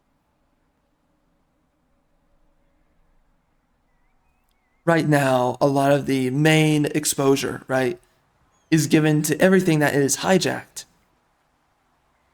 That's what we see most of as of now.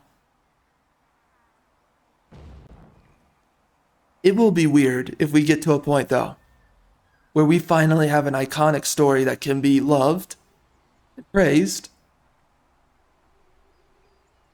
for the enlightening value that it provides its observers. If we can get back to a place where people can have elation, enlightenment, right? Well, that's really what it comes down to. Getting back to that kind of a place. Are they going to fight him? Oh, wait, did they fight the original guy? I don't know. I have no idea. Yeah, wait. Why are they? Please fight them. I'm praying. I'm praying on this right now. Please defend me, bro. Please. You got this, bro. It'll just be weird if we finally get. Oh, no way. Wait, is he doing? Don't tell me he does nothing. No. Please. Whoa. He lost? What the? Oh, that sucks. That is so unfortunate.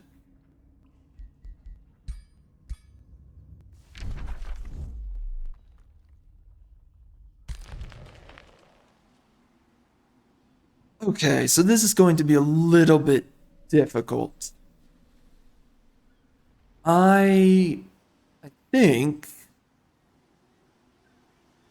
for one, I have enough good units. I can start splitting up my heroes.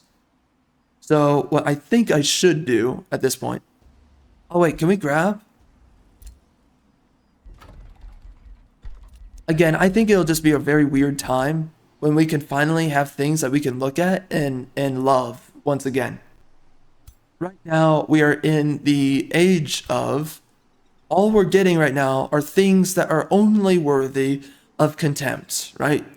Of mockery, of hatred.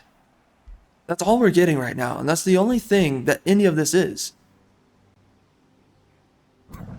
And I don't know what it looks like if things were to spin around back to normal.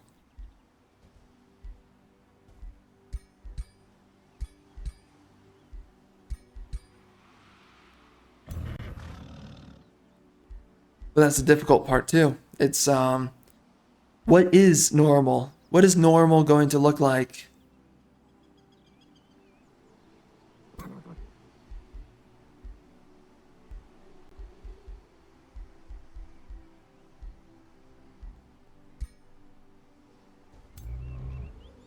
Oh my gosh. Okay, so I think all right, so here's what I'm thinking.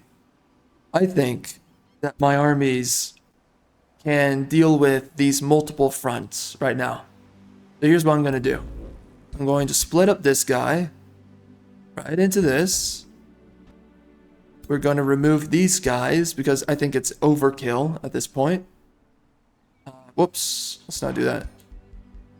Getting to a point where we have things that we can love once again, it's going to be difficult. Because what characterizes something that is worthy of loving, it's very, very far out of reach right now. You know, one of the things about this is that something that's worthy to love is not something that is diverse. And for the longest time, this was understood very well understood. Now it's not. So right now we are inundated with a lot of horse crap. But when it is that we can tuck away these, these woke scriptures that we are, for whatever reason, we seem to be tethered to,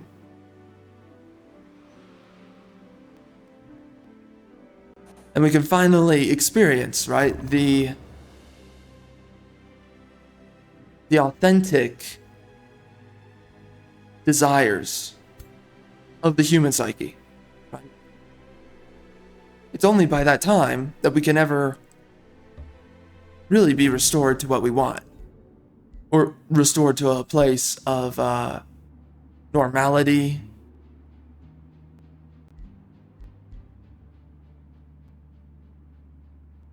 or some form of elation.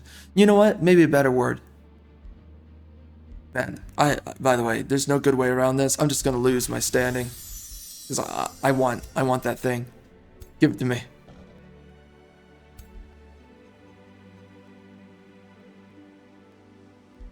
Diversity does not work in storytelling in any way. Oh, frick. We can get this? Oh, shoot. Wait, hold on a minute. Oh, we just got it. Oh.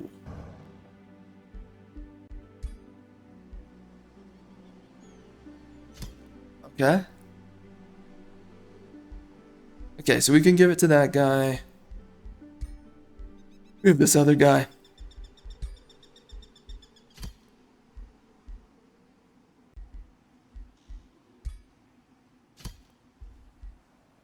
Diversity does not define the things that we love, and it never will define the things that we love.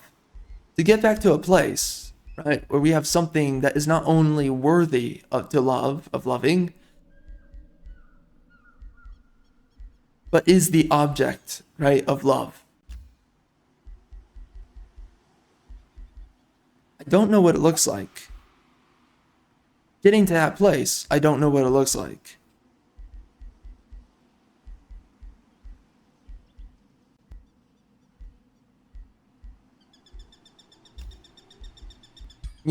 Great stories and great products are based within the exclusionary, right?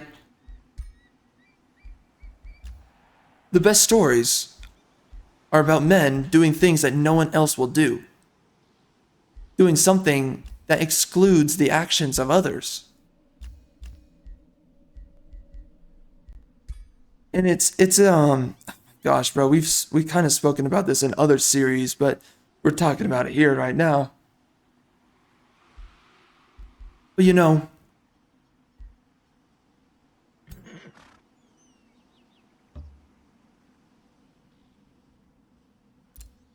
it is absolutely the result of propaganda. It is one of the greatest layers of propaganda.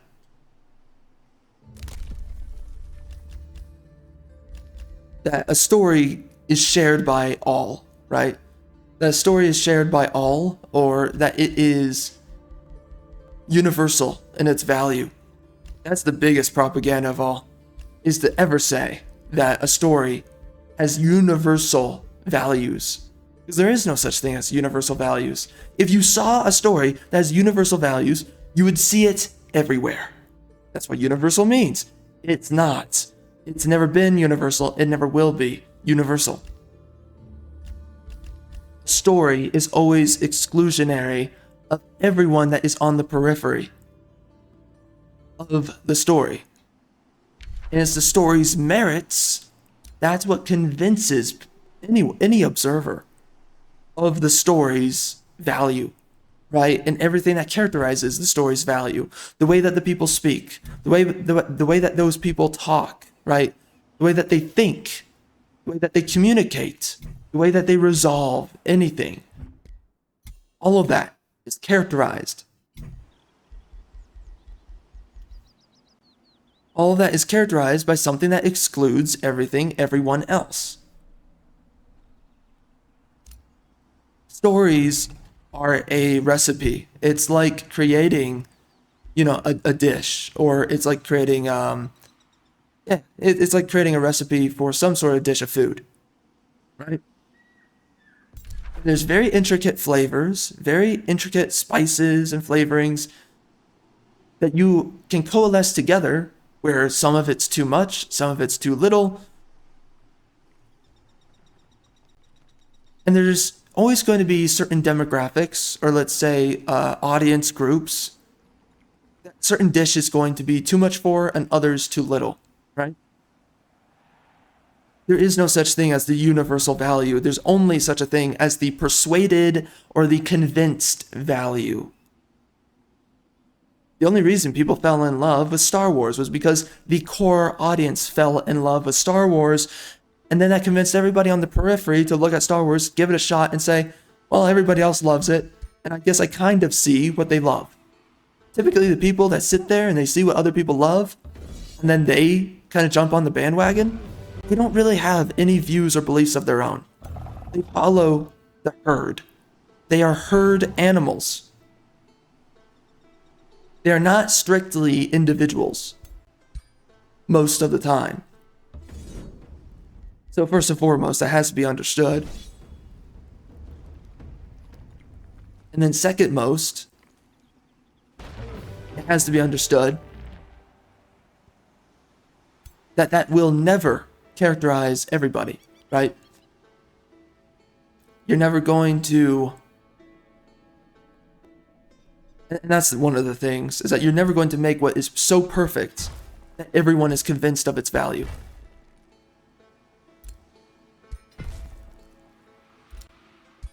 But of course, you can make things that have inherent value that can be convincing to its relevant audience. And again, there are things that have no value, no inherent value. And of course, that is what is woke. Whatever is woke has no inherent value. That's why it must hijack. And there's a couple more points to make within all of that, but I think we can leave it there.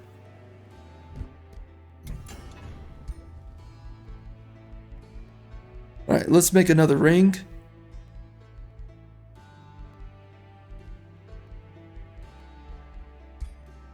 Anywho, I look at what we're getting right now out of the Suicide Squad. The little that I have seen. I mean, the little I've seen is a good bit. All that game is right now is a copy of what other things are, what other things have been. It's a copy of what other things are, what they have been. Again, it's a mixture of Saints Row, Just Cause 3 or 4, and what's the other one that's kind of like? It's kind of like another game. But it's just a mishmash of like other games placed into it. It doesn't have anything truly unique to offer.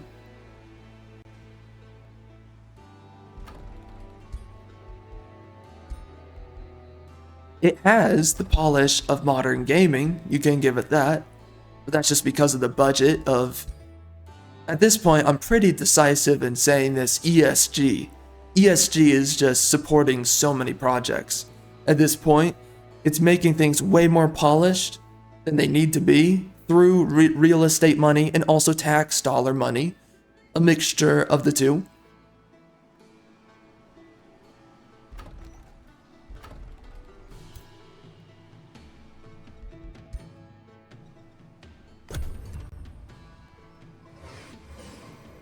You know, we get a lot of stories now, and this is in relation to Suicide Squad. We get a lot of stories now that are completely soulless. They have no purposeful identity. Oh man, we were making... Okay. And you know what? Okay, and this... They have no purposeful identity. There's no substance to their character. Whatever goes on in the story means nothing. And it's all aping the identity of something that does mean something. That's a huge issue. of what we're getting nowadays. Again, when I talk about, like, when we get something that's finally good, again, what I mean by that is finally getting something that has substance. But again, if we're going to get something that has substance, it's going to be, and it has to be, exclusionary. Which means it is characterized by its own cultural fabric, its own cultural vessel, soul. And that's the thing, you can't make something that is for everyone, everything. There is no omni story. There is no such thing as the omni story. There's no such thing as it.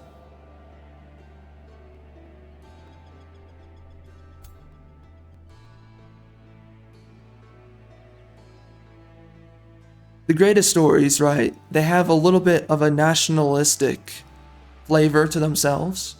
Superman is not a character for the world, he's a character for America. He risks his life because America is his home. That's why he risks his life for Earth. If it were for anywhere else, he doesn't care. That's not what the character is based upon. His love is for America and an American-centric world. Same thing with Spider-Man, same thing with like Captain America, of course Captain America.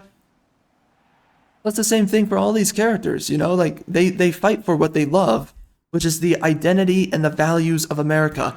If they were fighting for other countries, guess what? They wouldn't be fighting for they wouldn't be fighting for the same values of America, because the world does not have the same values as America.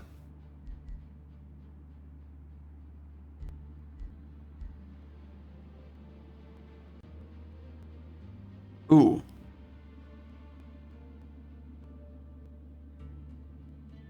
Okay, hold on.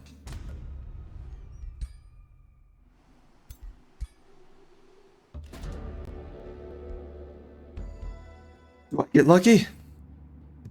Oh, thank God. So we just got a war breed. That is huge. Oh, that's so good, dog. Wow. That is such a good unit to get. Okay, we're gonna replace the... We are getting so many tier 4s. Bro, I'm not even going out of my way to actually get these units either. That's what's crazy.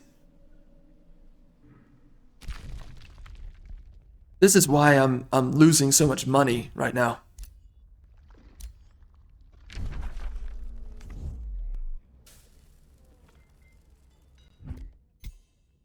Is there anything we can sell?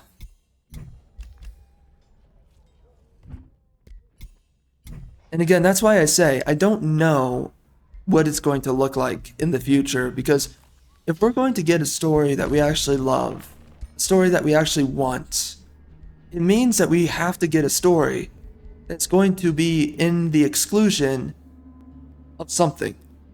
Something, someone, somewhere. It has to be an exclusion. So how do we get something that's going to have exclusionary value?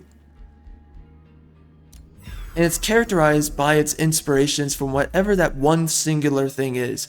It's not characterized by everything in the world. It's not characterized by all people from all backgrounds. It is characterized by a very specific people and a very specific soul of people. And that means that then it stands for some sort of conviction. The only time you're ever going to get that. So when we get a story that is worth loving is when we get a story that has convictions, inherent convictions. When is it that we will actually receive a story that has inherent convictions? And that's my question. Because right now we don't have an identity to stories anymore, right? Modern stories are not characterized by American ideals anymore, right? It's, oh, my background this person's background that, oh, that other person's background this, that, the other thing, all you know, until Sunday. It's everybody's background. Okay, well, if it's everybody's background, then it's nobody's background.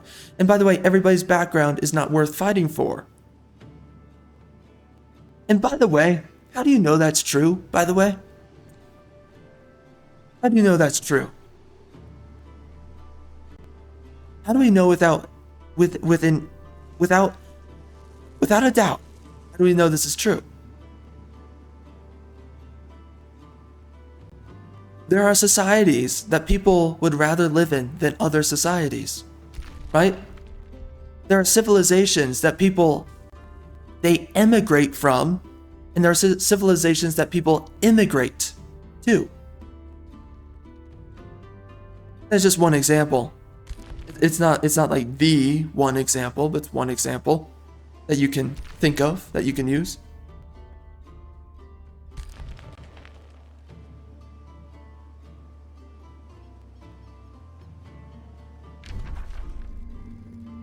Okay, we should actually go down here and grab this area. Yeah, we're gonna go do that. We've gone way too long without our third city, so we got to get on top of that.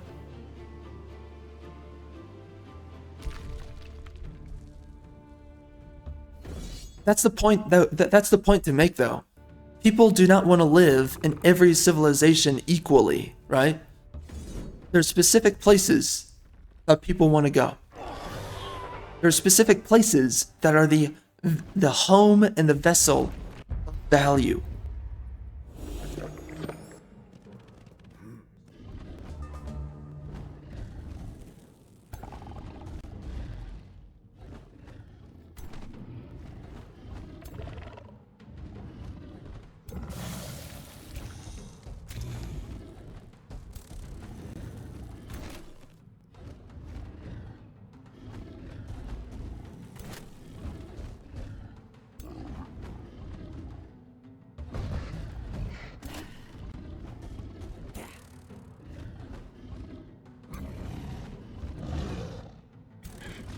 So it's not even a choice.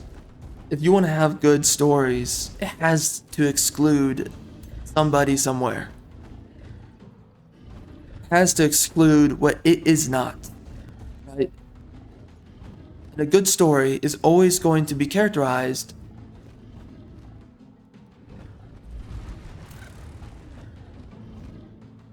by other values that are outside of itself.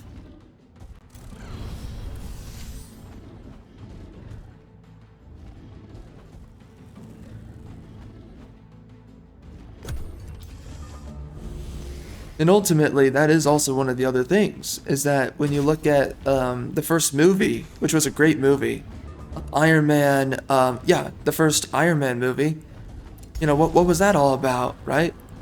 It was an exclusion of what, right?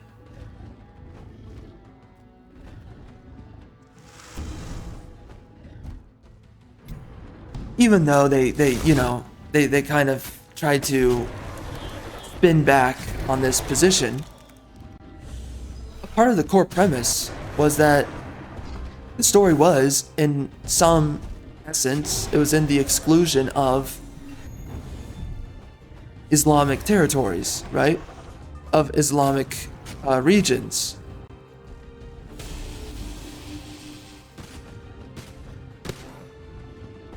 Because for Iron Man, right? He was making weapons for the war in Iraq. So there was a little bit of like a patriotic element to the story and all that. And it was an exclusion of that region. But that's what gave Iron Man a basis as a character. Of course you die. Of course, bro.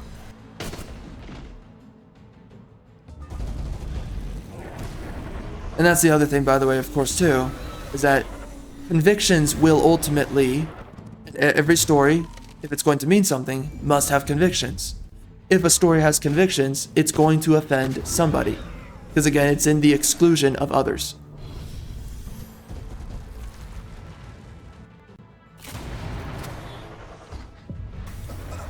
So that's kind of like why I say this, right? It's like, what is a proper story in the future? What is it going to look like? What is a story that we can absolutely love? And also, by the way, of course, like if you look at an even older story than what I just brought up, you look at the Odyssey. That story is in the absolute exclusion. What that story is about, in some essence, is in some of its premise, in some of its concepts, it is about hospitality, right? That's a huge element about the entire story. And that is right, Homer was Greek, as I remember. I hope I'm not wrong on that. I think he's Greek. That was a huge value that he wanted to pass down through the story of the Odyssey, was hospitality. That no matter as a stranger as he was, that Odysseus was going, he expected and he begged for, and he was given hospitality by all the people that he was running into trying to get back home. And whether or not that's truly a value that is worth even considering, because you could think about it and ask that question, but there are many other cultures that would not have made that story, and they would have been in direct, the members of that culture, the background of that culture, whatever, would have been in direct opposition to the ideal of the Odyssey. And again, that happens for so many other cultures with so many other stories.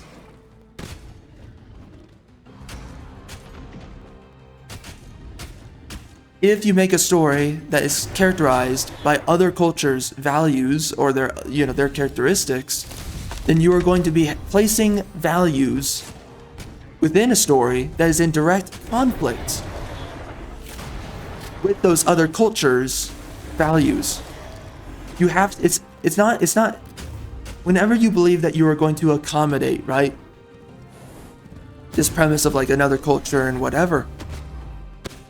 What you are doing is you are compromising then the cultural integrity and value of your inherent story. Which means what? You're going to end up as a garbled mess in the end, right? You can't have an American story if you involve the caricature of other cultures in the American story, right? In the American identity. The American identity is determined by one very sound thing. And it ultimately, it comes down to the founding fathers, right? It's what they fought for. They come from an Anglo-Saxon background and culture, and that's ultimately what they fought for. So that's what an American story is. You know, some sense of Americanism is about Anglo-Saxon ideals and virtues. And when you say that should be something that is sacrificed or, accommodates for other cultural values, right? The values of other societies outside of Anglo-Saxon cultures, you are equally saying then that you should do away with Anglo-Saxon values. Because they cannot coincide with other cultures, other groups. There's a reason why other societies look very different from one another. And everybody knows that every other society is different from each other, And that ultimately means that every single society does not carry the same value. It is crazy that this in any way, shape, or form has to even be said, right? Because this, what I'm saying right now, this used to be common sense. That is what's ridiculous. We used to understand these things. But now we're so washed over with I could do a lot of these. Where's the nature tome? Do I really have to get another one? Okay, why can I not get this? I want to get through nature. What's holding me back? Tomes unlocked. Okay. So I have to do one more tome? Alright, so what other tome should we do? Flame Burst. That would give us a whole lot more damage. We're starting to have an army that's full of a lot of battle mages and support units. I did not intend that, but it just happened to be that way. So, you know, you kind of deal with it, right? I think the main thing we want to do, we want to get Demonkin. So I think we're going to get Tome of Devastation. It has a good couple of stuff I want. So it has the War Breed, in case I want to make any more.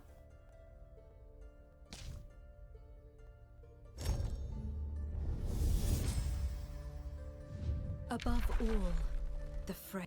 If we're going to have a story that we love again, we're going to have a story, right, that isn't afraid of being specifically for white people.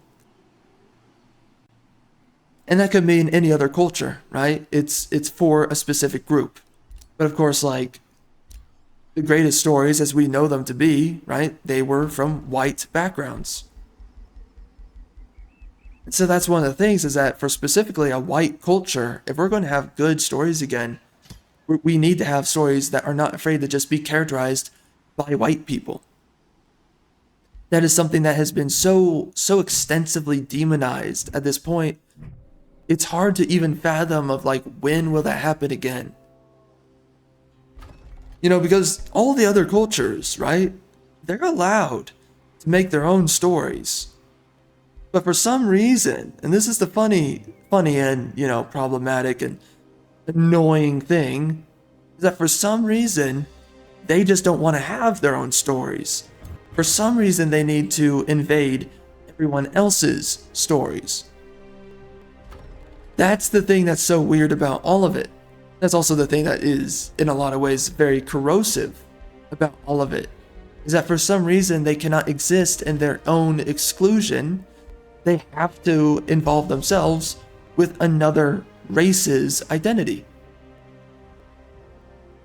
Which is, by the way, that is a complete dichotomy. Just think about this for 1 second. They have to involve themselves with another race's identity. Well, in order for there to be another race's identity, that means the race must be an exclusion from other races, right? Because then that's what makes it different from other identities. Again, they do not want to make, and they will not make, their own stories. They won't do it. They have to become a part of the white identity's stories. So that's the flip side dichotomy and irrationality, the cognitive dissonance of it all, right? There's something wrong. We have to make everything uniform. Not uniform, sorry. But everything has to be an omni-racial story now. But the funny thing is that, of course, no one's being stopped from making their own exclusive stories. But for whatever reason, anytime a story is for white people, a white story must be accommodated to all stories. For some reason, nobody wants any other story other than the white story. But then they want to color wash white stories, which inherently removes its white origin and its white identity, which then means what? The thing that you're trying to hijack is now removed. It is no more. But again, they will not make their own things. So they want to be the white story. But of course, when they take away the white story, it's no longer a white story. They're allowed to make their own things, but they never do it. This is the very, very strange dichotomy of it all.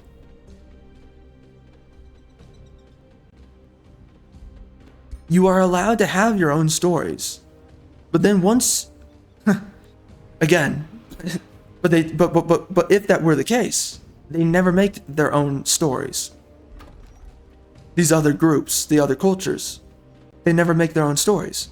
They only want to take stories from other groups. Not other groups, I'm sorry. Specifically, white Anglo-Saxon groups. The other races want to take those stories. Okay, but then it's no longer white, right? This is the dichotomous issue. They want to hijack one race's stories, but then once you take those stories, they're no longer white. So you want to take away something that you will never have. And that when you take it away, well then it no longer has its value. So then either we have to take it away from you, or we have to make something new. Which means what? It has to be what it would we have to make something new that is characterized by what came before. Which then means that we're going to have to fight the same issue, which is someone that has nothing to do with it is fighting to be a part of something that they inherently will destroy. That's the entire dichotomy there.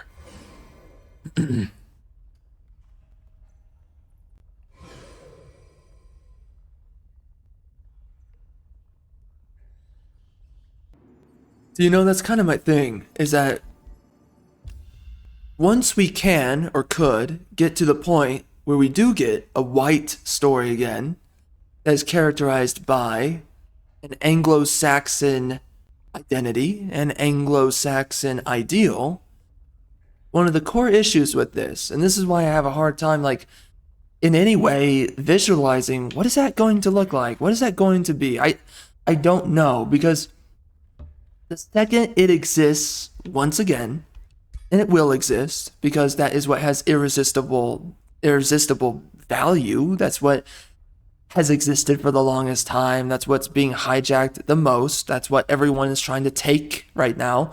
That is what everyone's trying to pillage. And right now, what are we dealing with a lot in a lot of white civilizations today? We're dealing with a lot of pillaging, a lot of cultural pillaging, a lot of economic pillaging, political pillaging. It's all pillaging. Nobody wants to be a part of any other race's story than the white story. Nobody wants it.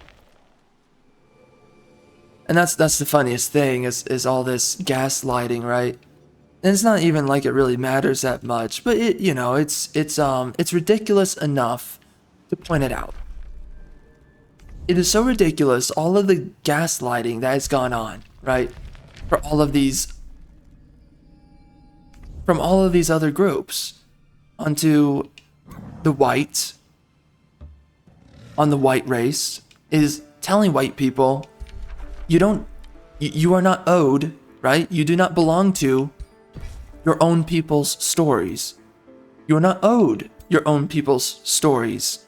We ought to be allowed to hijack your stories, to wash out your stories with our people instead. Because for some reason there's something also moral about that. No, it's always been political dogma. It's always been political agenda. And there's no other way around it. It is politics in its very inception, in its own very core identity. But for some reason, it's not even the natural position to align with in any way whatsoever. It's just the coerced position, right? It's the, you are forced to abide by our... Where is this guy? Yo, where are you, son? What the heck?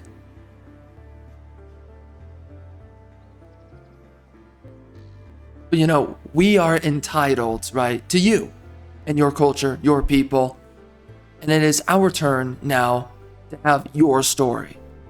Again, dude, it's hijacking. All it is hijacking. All it is stealing someone else's culture. Something that you don't belong to and something you don't deserve. And somehow there's something right into, wow, I can get Imperium for this? That is nice.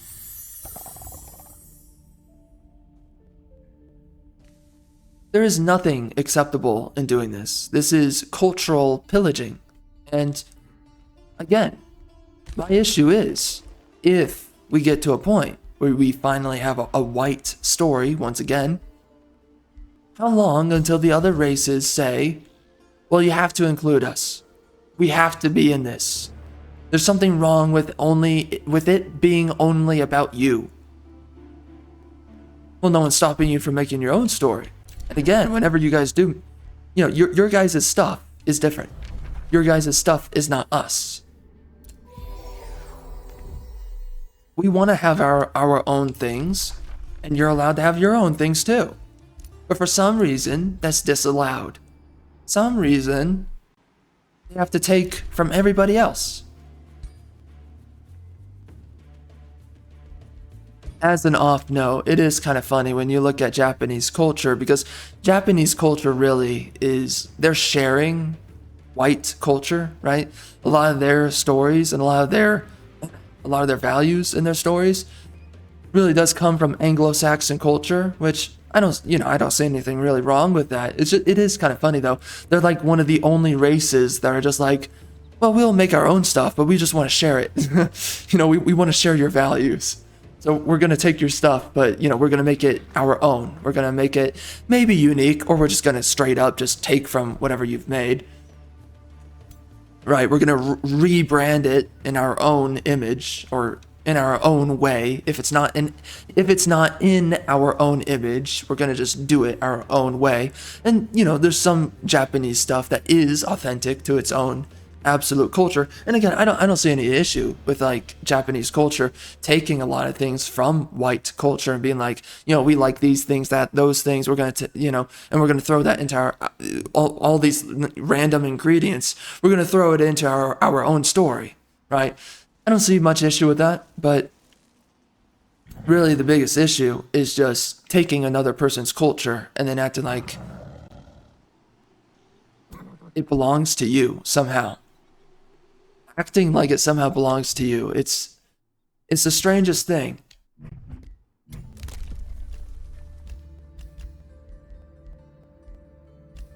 And, you know, I will be honest, I won't lie about this. There is something really pathetic in white people. The fact that they have not fought for their own values, right? They have not fought for their own culture. For whatever reason, they've allowed themselves to be brutalized like this, their culture to be brutalized. I don't really know what it comes down to. I don't know why white people have just said, you know what, I'm going to surrender my culture. Somehow that's the moral option. We made it about morality somehow. It's not even a moral conversation, but we made it about morality. Okay. So now we're in this weirdo conversation about just, okay, the moral option is to just allow my culture to be hijacked. And when my culture gets hijacked, I need to bring applause to it. What the frick is wrong with you? You know, it's like, how the heck did that roam into your head that getting hijacked and literally tucking out your own culture, somehow that is the acceptable value. Somehow that's the acceptable outcome. It literally, it's one of the highest levels of cognitive dissonance I think you can see.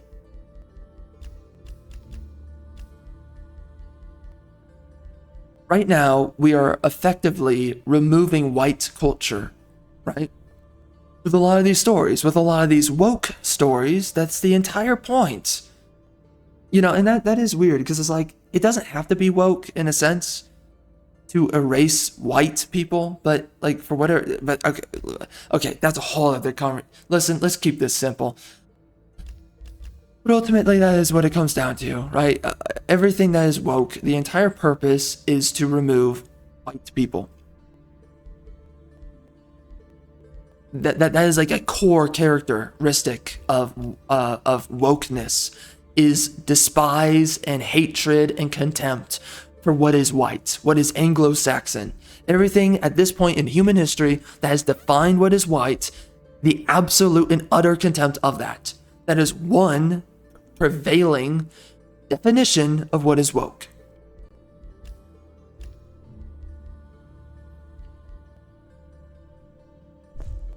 And again, white people are very pathetic in all of this occurring. Because for some reason, white people have convinced themselves, yeah, that's okay.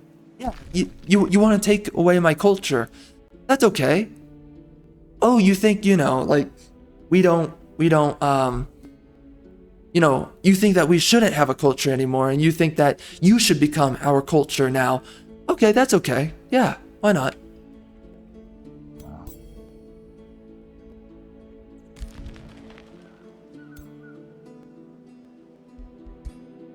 And oh, you think that you should replace our culture as well. Oh, okay, that's fine. Yeah, there's nothing wrong with that. There's nothing wrong with you erasing us and taking everything that we loved and that we are and saying it's your own.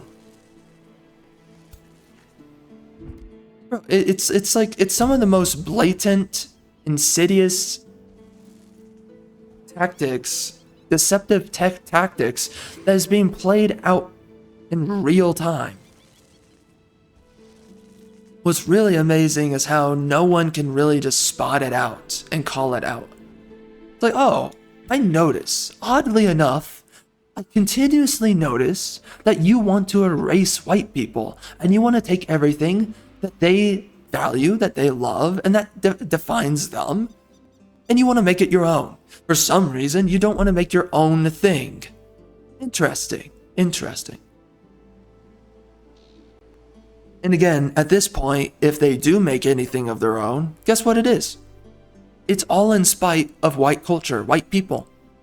So if these other groups, they do make their own things, it's, well, I'm going to make my own thing, but it's going to be your thing, and it's going to be in contempt, seething contempt of your thing, right? So for instance, let's like come up with an example, right? Let's make a black Dark Souls. Let's make a black Mario. Let's make a black, again, it's just swapping. It's just replacing. It's not, let's come up with our own things. Let's find our own things to love. And if, white people sit there and they're like, I kind of like your thing that you made, whatever, like I'll enjoy it too. I'll appreciate it too. No, it's not that. And it's never going to be that.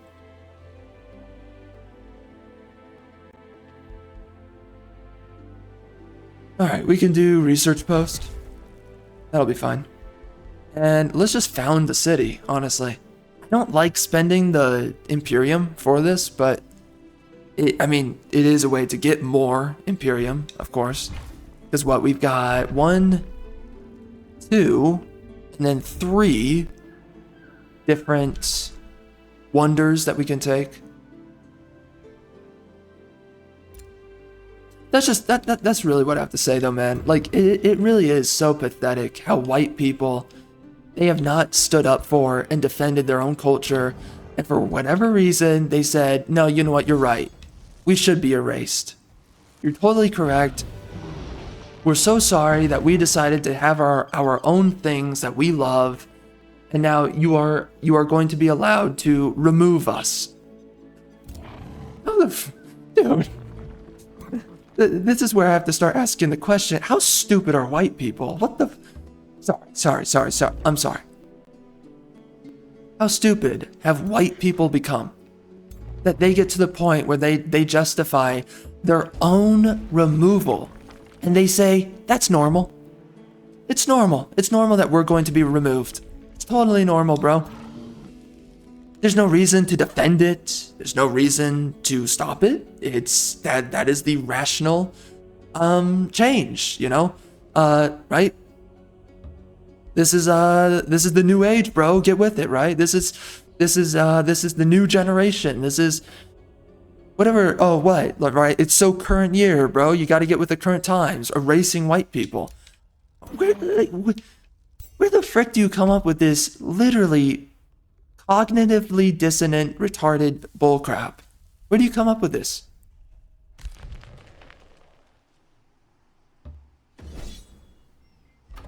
And again, we turned something that wasn't moral. We turned something that wasn't moral into something that had to be moralized. It's so weird. And like no one just sat there and never thought about it for 2 seconds. Apparently, that's really what this looks like. No one ever sat there for 2 seconds and just thought about it.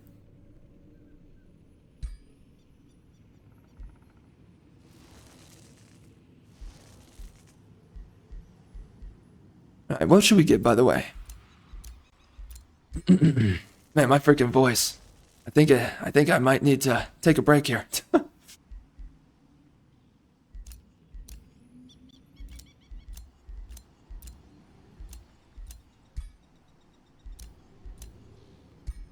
So see what we've done. We've gone down a complete rabbit trail.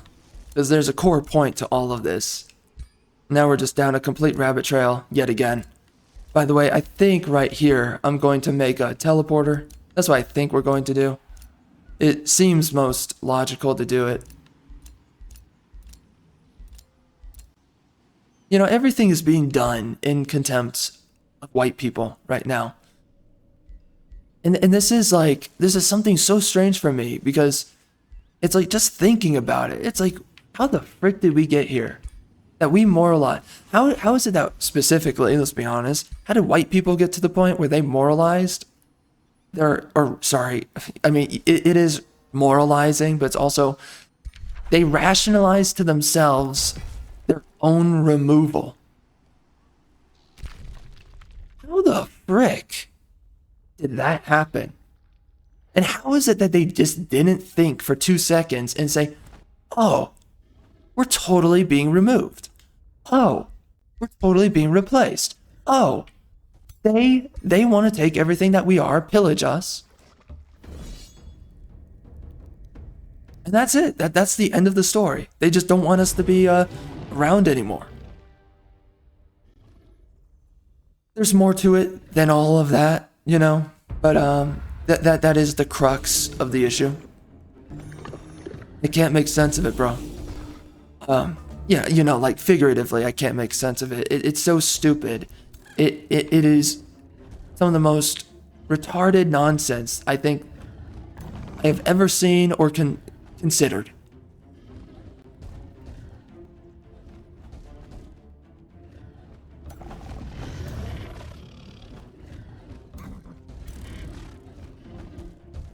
Nobody ever told these other groups that they couldn't have their own things. But for some reason, if it's white, it's gotta be taken. If it's white, it's gotta be mine, right? If it's white, it's mine. That's where we've gotten to. If it's white, it's gotta be mine. My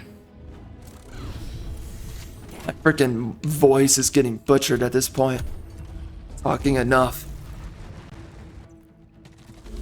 Yeah, we've gotten to the point where if it's white, it's mine.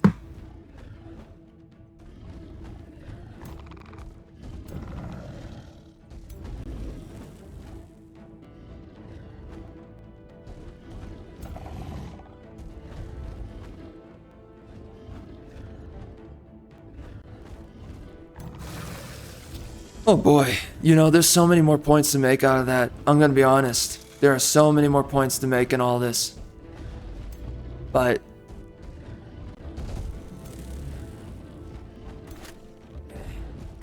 I might need a recharge after all that. It's just ridiculous. It's ridiculous to me that, I don't know, and I kind of want to like loop this back into the Suicide Squad, right? That game.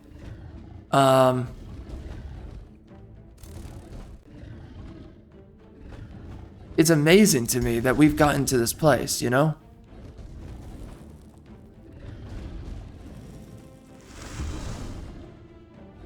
And that, you know what? That's something I'm gonna need to think more about. We literally have white people. White people have rationalized their own demise. That is some of the most, like, it's something that I've like roughly thought about before, but it's like, how freaking ridiculous that is. And they moralized, what? Which one goes first? They rationalized that into its morality or its moralization, right? It's so strange. It is literally one of the most bizarre things. Just to think about it. White people have moralized, or they've rationalized the morality of their own removal, their own hijacking.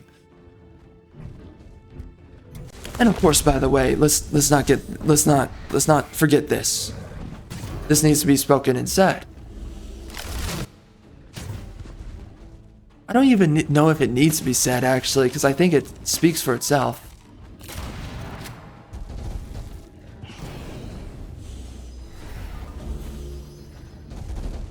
In essence, it is also very clear, though, that I don't even know if this needs to be said, because I think it's already been spoken for. It'll just be redundant.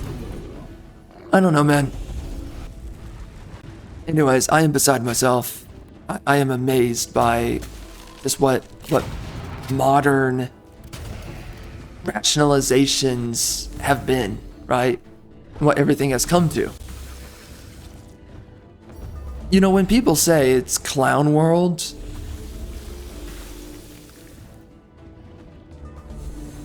you know what's funny?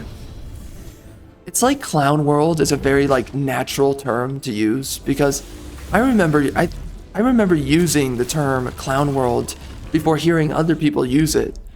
So it's so funny that like it's like a very natural thing that people just say. But it's killing me, man. I have so many points I want to make about all this, but we've just gotten so deep into this point now that we're making that I'm at my wit's end. But again, we've just expanded the net, the entire web of all of these thoughts so wide. I can't. Oh my gosh. Too much. But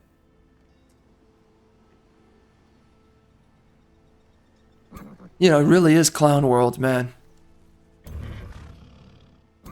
That is something I'm really going to have to think more about, man. Like, how white people have rationalized their own cultures, their own people's demise, how they rationalized their own race's death, right?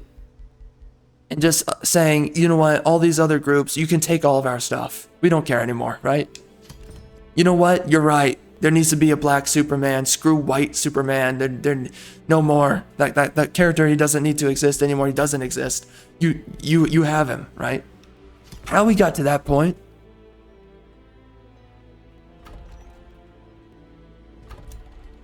And how? And again, the thing that really perplexes me, it's white people. White people sat there and they said, "Yeah, whatever. Yeah, the black people, they can take our stuff. It doesn't matter." You know, they could totally just go out of their own way and make their own stuff, but no, never mind. You know, this thing that we worked really hard for and that we tried to preserve throughout many generations, and screw that. Just give it to the other people of some other race. We don't even care, you know? Just leave it up for grabs, right? And of course, no one's happy about it, but let's just accept it. Let's just get rid of the things we love. Let's cope in every way possible to say that it's the right thing to do. My gosh, dude, it's so pathetic. Really, you know? That's the outcome that we're going to just settle down to. And then all the demoralization that comes with that after that. You know, I mean, you're signing up for your own death is what you're doing. How does that make sense? How in any way does that make sense? Anyways, this is just something that, like, honestly, this kind of, in some weird way, this has sort of just dawned on me. Just how strange all of this is. In some rough way, kind of thought about it before, but it's like, I've never thought about it so intensely from that angle. How much white people just don't care about their own culture. So strange. So that's going to definitely require some more thought at a later time. Sorry, it's not that white people don't care about their own culture. It's the fact that they've just allowed themselves to be removed. And they've allowed themselves to be replaced. They've allowed all this hijacking. My freaking voice is getting decimated right now. They've allowed all this hijacking, though, to take place.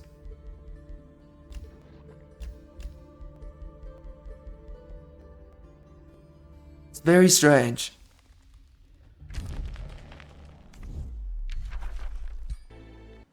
And it's also equally unbelievable to me that these other groups, they can't just make anything that they love for themselves, right? They can't just go out of their way and be like, oh, let's make this interesting idea that, I really love this thing. Let's make this thing. They can't do that.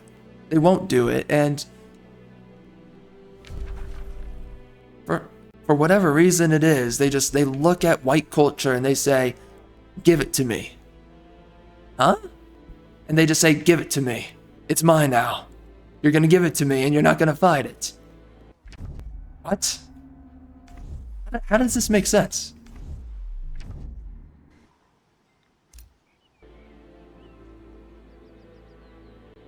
That's kind of what's so strange about the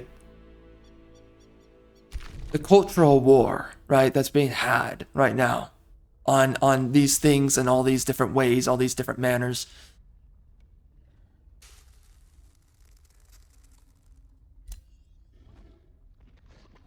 Man, it's so strange. It really is so weird.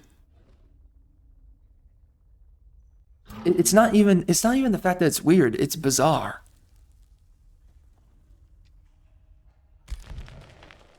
Yeah, I'm gonna have to think more about that at a later time, honestly. It's actually legitimately so weird that there's like an entire angle of it that I need to think about it, Anyways, though. We need to go get, who are these guys again? Skorheim? Yeah, we need to go get these guys. We've been at war with them for a long time. It's kind of annoying at this point. We should honestly just go clap their cheeks. I don't know what we're waiting for. We have Skragheim now, but we do need to get Mirror Fields. We need to grab that. We need to take out these infestations. We also need to do that. Yeah. Alright. Man, we are on turn 69. Are you kidding me? Is it me talking? What the frick? Okay. We better be able to do this. This shouldn't be hard. Okay, of course it is.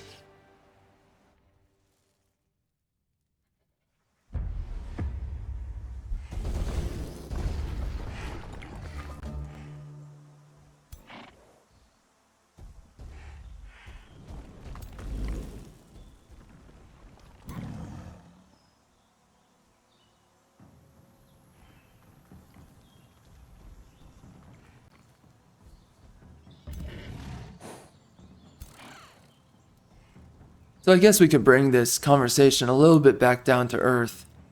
That's a strange thing, right? It's when it comes down to that. It's when it's... Wait, hold on a minute. Actually, how far can these guys go? Okay, not too far. So we can go back here.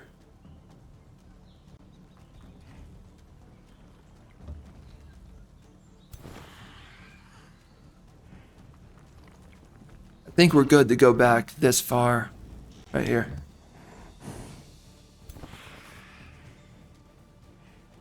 So the thing I find so weird is once something is made that people can love again, that people will love again, when that happens, this is my biggest question. This is why I sit there and I say, I don't know what's going to happen.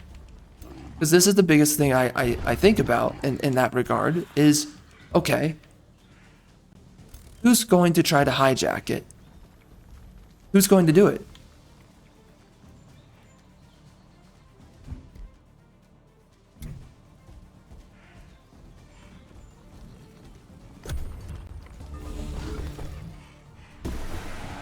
Who is it? Who's going to do everything in their power to take away what people will love again, right? Who's going to go out of their way and say, you don't deserve this. We deserve this instead. You know what? This is what's killing me. There's a certain way to look at it. There's a certain way to say it about how strange all of this is, right? The hijacking. a white culture, and the fact that white people, they rationalize, or to this point so far, they've rationalized their own culture's death. They've convinced themselves to allow it to happen.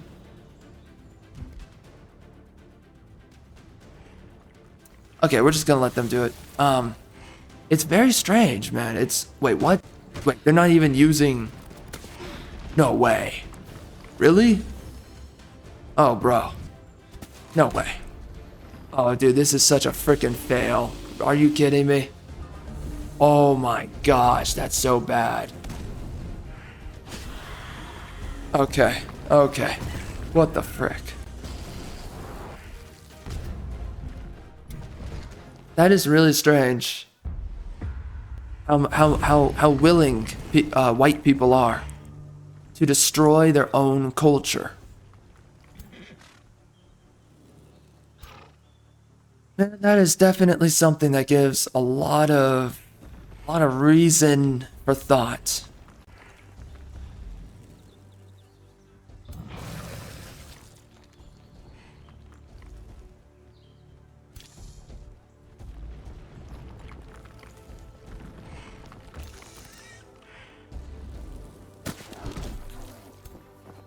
Nice.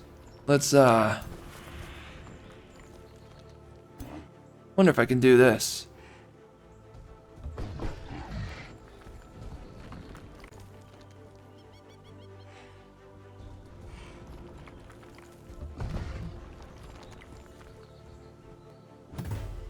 Alright, there we go. We got the biatch. Let's run right here. I think we can pepper him, maybe.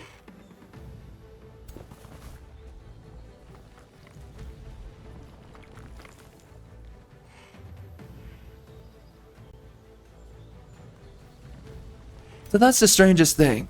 So white people have rationalized the removal, I'm sorry, the hijacking of their own culture.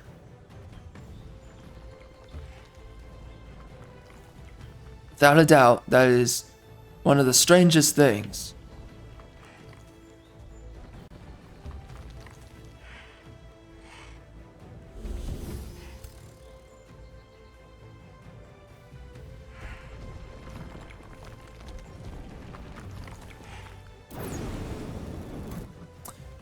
And again, my leading thought after that is, okay, they've rationalized the death and the destruction of their culture, okay.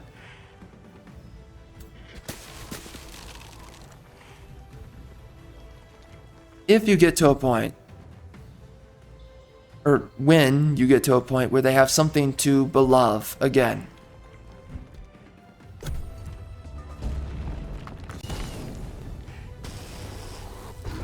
the war that will be fought to hijack that very thing. This is the biggest question of all.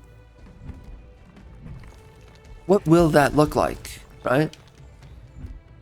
And that's what's so strange. There will be a war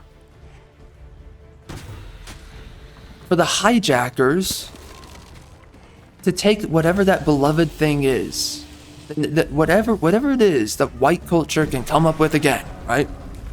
Or sorry, you know, in essence, but specifically, whatever it is that white people can again attain, right? Whatever story it is that they can once again find to love. What will the war to take that story, whatever that story is, whatever that kind of product thing is, the war that will be led, take that very thing.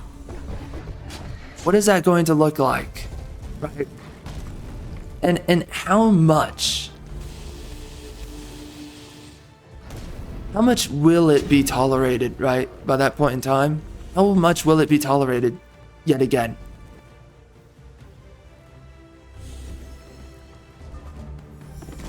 Oh my gosh, bro, you put yourself there to get freaking destroyed. I mean, like, why would you do that?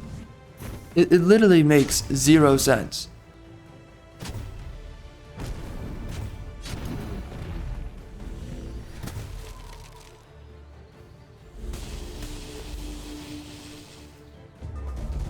And I guess that's my one of my questions. It's just like, at that time... Hold on a minute. You know what? Screw this battle. I don't want to do this. Okay, actually, we will do this one other way, and then if it doesn't work, we're just gonna wait. Alright, we're gonna wait for my Glade Runner to join the battle, because this is just ridiculous.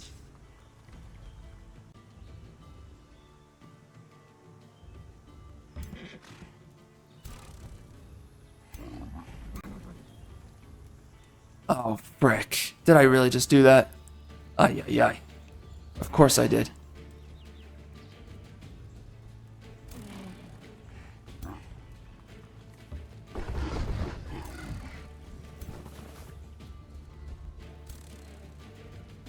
Wait, what? Yo, you're flying, bruh. You're flying. What do you mean?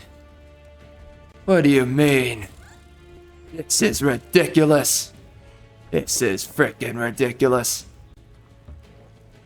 Okay. Okay, bro. I get ya.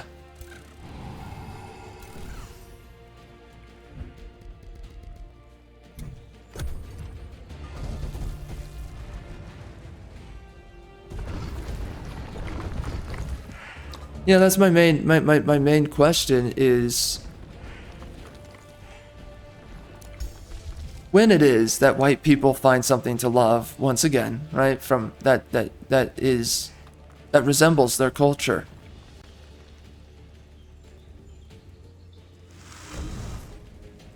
I wonder when they're going to just finally start fighting for their own, right? Their own culture, their own values, the things that they love. The things that were created for, you know, the sake of their audience. And I wonder when that fight will finally take place to preserve, right, the things are trying that others from the other groups, whoever it is, whoever happens to be at that time, in that point in time.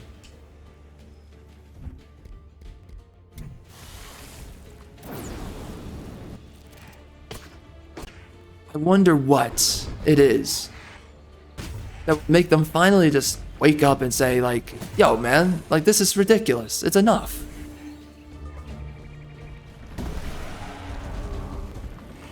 You guys trying to replace the things that we love is not acceptable.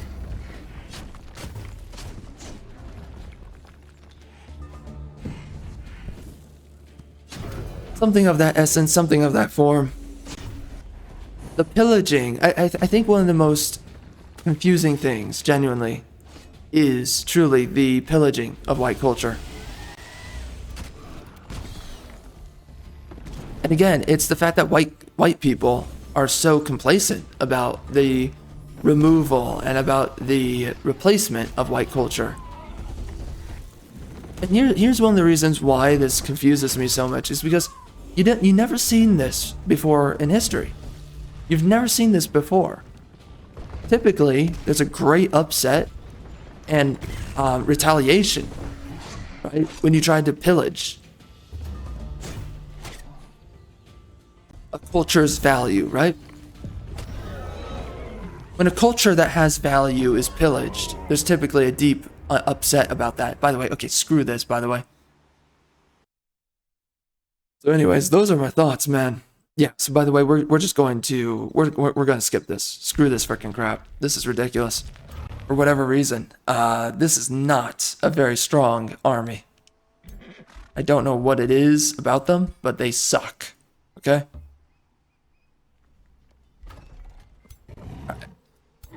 Alright, so we have to wait.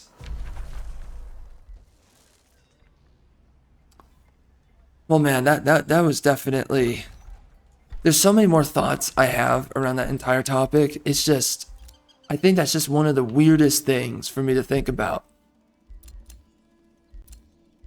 Right? Like, just entirely. Especially when you think about it through the lens of history.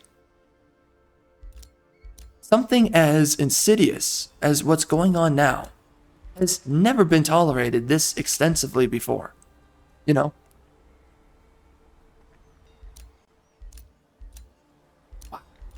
It is crazy to me. Like, it doesn't stop to amaze me because, like, Just thinking about it, it's like, what the frick is going on? And here's a part of the reason why. All right. But my head, by the way, at this point, I'm scatterbrained. I'm just all over the place because there's so many places my mind's going. But trying to stay somewhat on topic or on the narrow path with all this here.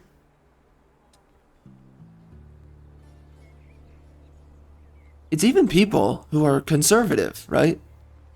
Even they have really done a lot to tolerate their own culture's removal. You know, the conservative whites, they've been very tolerant of their own culture's destruction. And that's just another layer of how weird this is.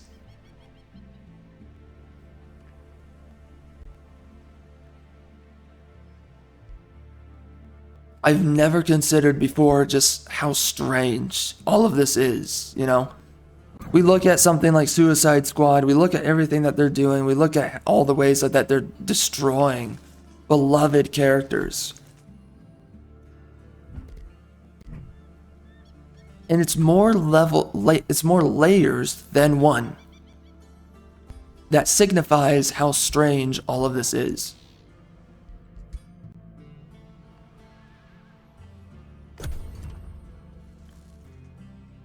And even though so many people hate this, so many people are complicit within this destruction.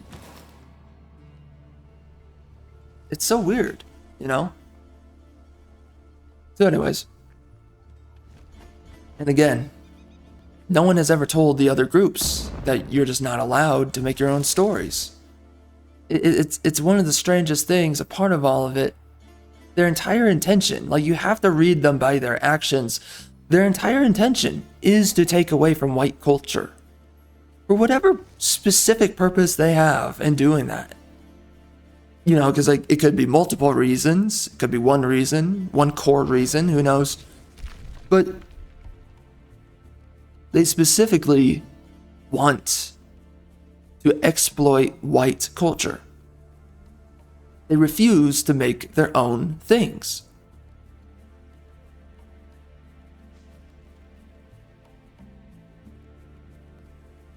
So anyways, I'm going to think about that at a later time. It's just, there's so much going on there to think about. And there are so many layers of how strange all of this is. And you know, like one of the reasons why I'm like so perplexed by this, there's something else going on. That's the thing. There's something else that my mind has not, I'm processing through it, but there's something else going on in all of it that's very strange.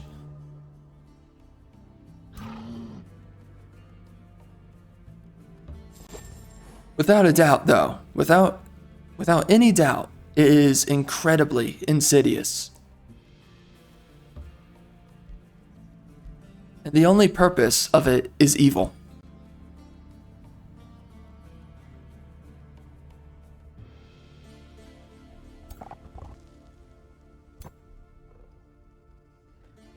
Alright, I think we can... Yeah, why not? Let's go down here. I'm realizing my singular army is not strong enough to take on, like, every single one of these armies down here. All these, independent armies. You know, I'm starting to have this question. Are the giants in this game, are they kind of weak? The swamp troll... Okay, I mean, are they weak? They killed 2 of my units. What the frick? Oh my gosh. What? Dude. Come on. Bro, my voice is freaking destroyed after going through all that. My word. Yeah, you know what?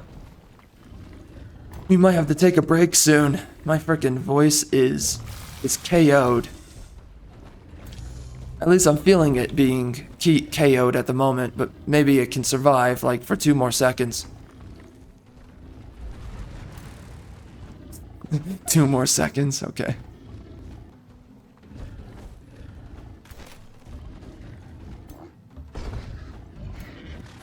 Well, I still have thoughts about Suicide Squad, and the other thing too. Okay, what? Let's do this.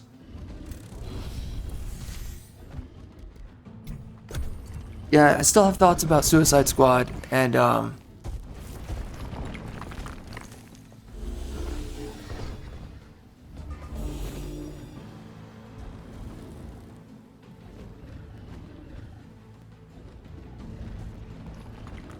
also, you know, I also do have to say, man, I am very hopeful, though, that one day we can finally have stories that we love again. You know? One of the worst things, again, we've spoken at great length about storytelling, the value of stories. But a part of stories, right, is it passes down generational value, right? That's number one. But then you have number two. Passes down generational values, but also it's a part of what ignobles, or sorry, not ignobles, whoops, that's the opposite. It's what ennobles generations. If you remove great stories, right? If you remove the essence of storytelling from civilization, you effectively, what? Oh, why would you attack my own guy, bro? He's gonna die next turn. Oh my gosh. No way. Dude.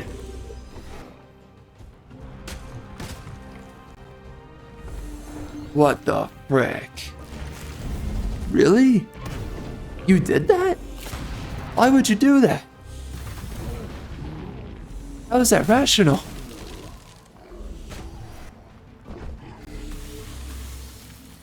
Okay, weirdo move, bro.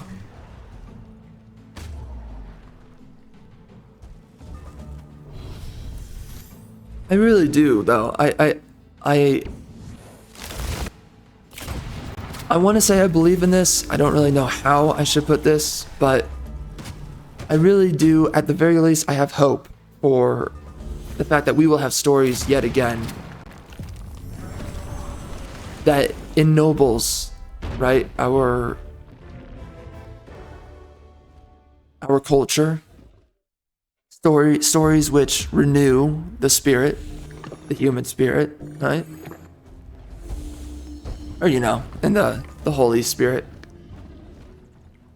I do have that hope, or that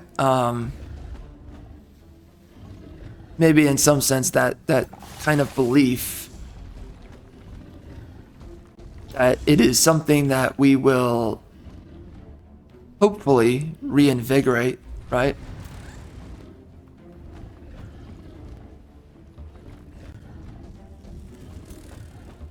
You know, one of the things that we're undergoing at the moment is cultural.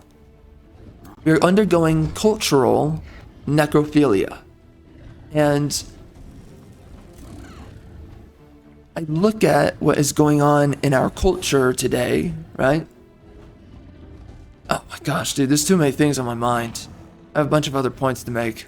This kills me. I can't stay on one freaking topic. It's unbelievable. We are undergoing so much cultural necrophilia. And the other thing too, outside of the necrophilia, the cultural necrophilia, I also wonder to myself, well, okay, what happens when we finally have something that's worth loving again, right? What war will be held upon that very thing that we find to love? And outside of the war that will be held upon the very thing which becomes worthy to love once again,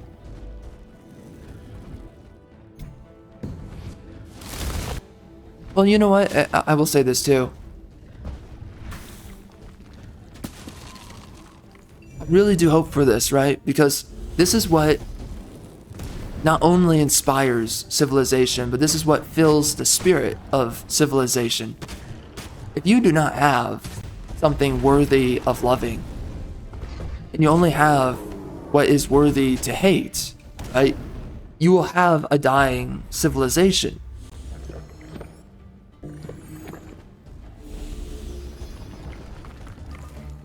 And one of the biggest issues is the havoc that this brings onto men, young men especially.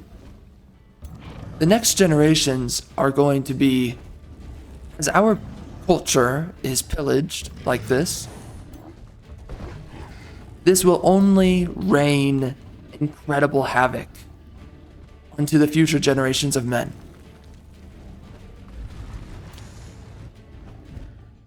Because this is the revitalizing spirit of civilization, right? Is having great stories. And again, storytelling can only be based, proper storytelling with enlightenment. Again, storytelling is based in enlightenment, and enlightenment is only based in reality. If you do not have reality, then you do not have enlightenment and you do not have a story. Proper storytelling is what revitalizes each generation of a culture, of a society. If you have destroyed or killed off storytelling, right? You've bastardized all the stories that do exist, then you do not have a revitalizing spirit of your civilization any longer. It's gone. And therefore, that means that the only remaining outcome is death, destruction, mayhem. Again, this is the thing that we do not want to have happen. So,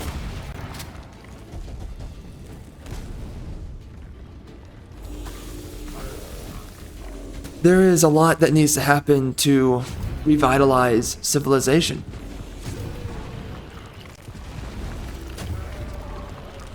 That went way better, bro. So, like, okay, so funneling them in there, right there. Tunneling them like that? That was pretty good. Wow.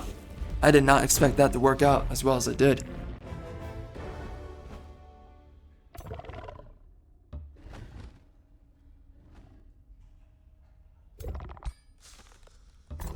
That's one of the biggest things I'm concerned about is, oh, frick, that's too bad.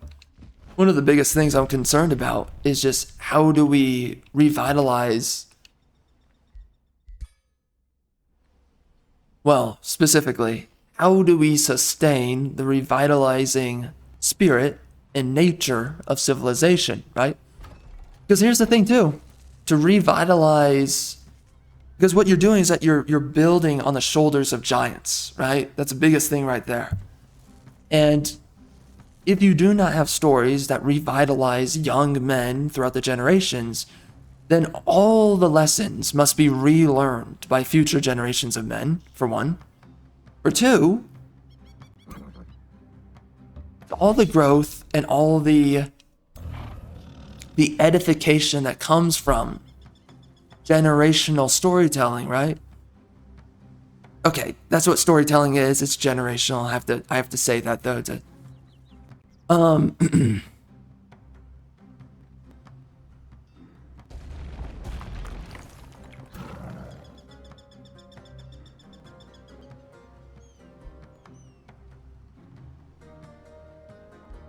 Yeah, so anyways. Okay, we're gonna use a blizzard, by the way.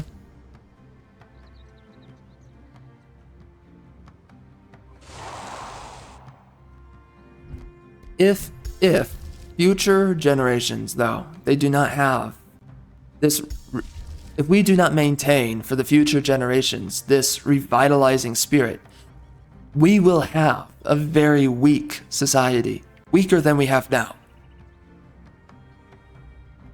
This is why it matters so much. It is not good when you have a civilization that is incredibly weak. It will be in turmoil. And this is the thing that pains me about these woke tards, is that they take everything for granted that they have. They take for granted the stability of our civilization that we have. When that goes by the wayside, they will not apologize for anything. They will complain when they are victim to, or if, sadly, the villain does not always get their defeat. Or, this sort of petty villain that we're speaking about does not always get their due justice. That does not always happen, so sad as it is. And that's really what's most tragic of all, are all the other people who end up victim of another individual's ill will. And this is only ill will. This is all contempt. So,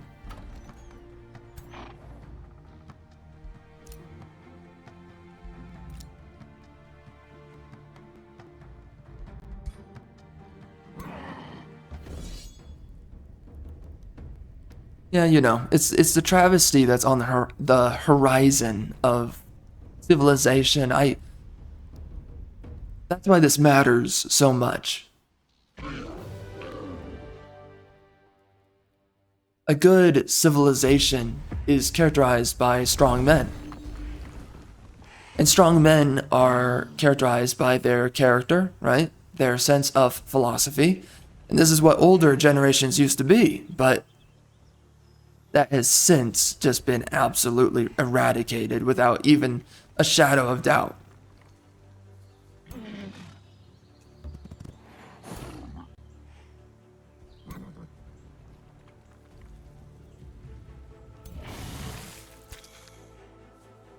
We have destroyed every single living morsel of what a civilization with strong men is and what it looks like.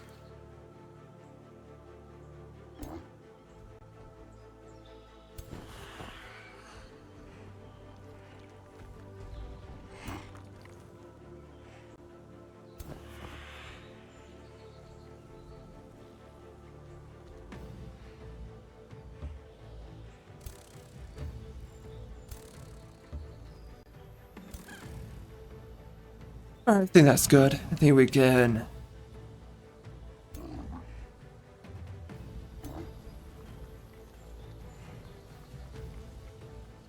So in a lot of ways, that's kind of what I pray for, is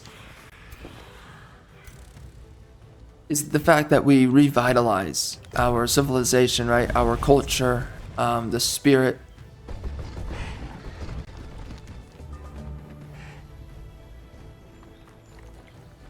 I don't know, like, what's another good word for it? It's like well, specifically, by the way, a culture without inspiration, and that's what storytelling does. And there's an entire thing to go into about all this, because there's a certain train of thought that effective storytelling activates. Very high quality storytelling. I don't want to, like, that's too big of a rabbit trail to go down, but to put it very simply, it activates creativity, right? Great storytelling. If you wish to have innovation within your society, and again, everyone wants innovation within their civilization, even if they live in direct contradiction of that. And by the way, same thing for cleanliness. People want to live in a clean society. Nobody wants to live in a freaking dump. Nobody. And it's so funny because you have so many people who they are so committed towards being trashy and having zero cleanliness, but yet they don't want to live in their own problem that they create. It's again, cognitive dissonance. It's the craziest thing, but a civilization... Okay, let's just have them go. A civilization, though, without the inspiration of effective storytelling, right, will not innovate.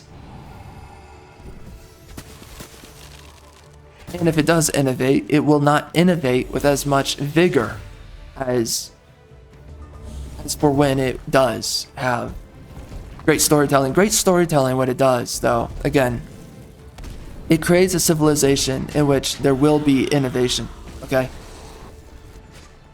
That's what great storytelling does.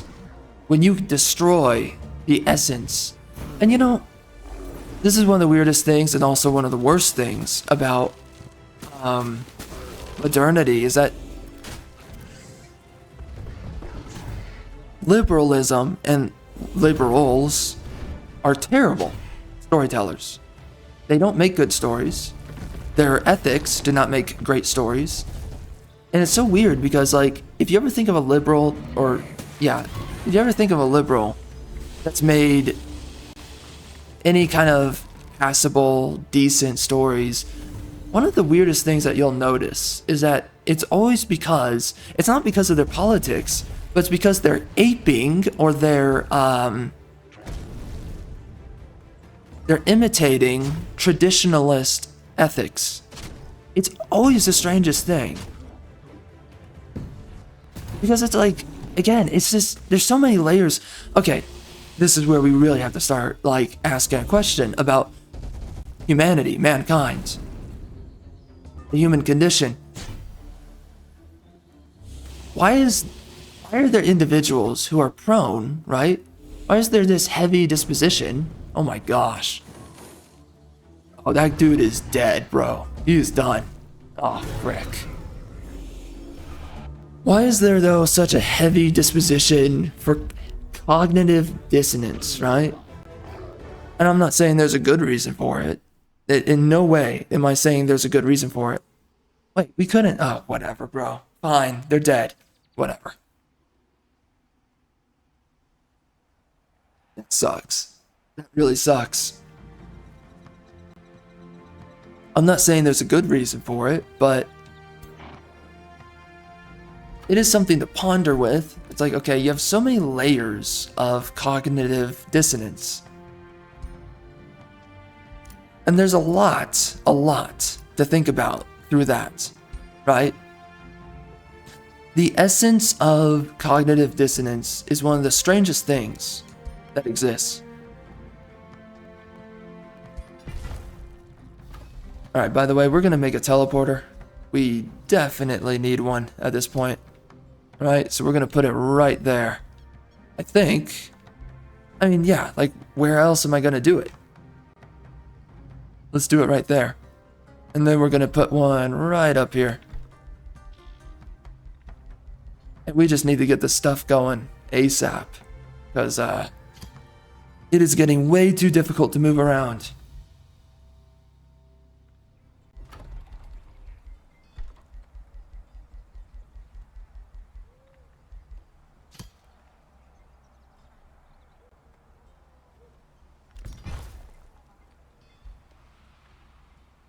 And by the way, of course, this goes into another conversation that maybe I should not go into because of how long it's going to take to get through this, but maybe we'll just say a little bit about it now, right? I just don't know. I don't know if we should go. Oh God, there's okay. Anyways, love of God, dude. Does it? It's like another rabbit trail, right? But the thing is, okay. What should we do, by the way? We have a lot of range. Let's do an iron golem. Oh my gosh, that takes forever. What the frick?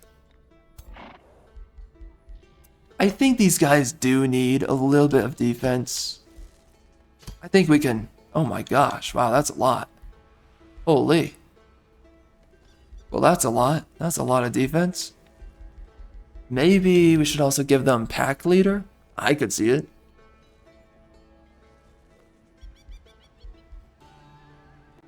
I guess, why not? Also inspiring leader. Yeah. It's a little bit too expensive around here at this point. A strong civilization, though, can only exist, right, through masculinity.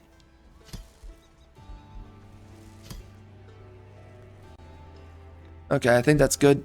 A strong civilization, though, can only exist through masculinity.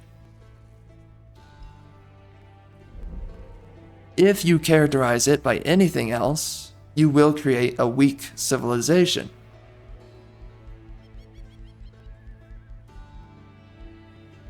And again, it's not even a choice. It's not a choice. If you characterize yourself by anything else, the world will decide it for you.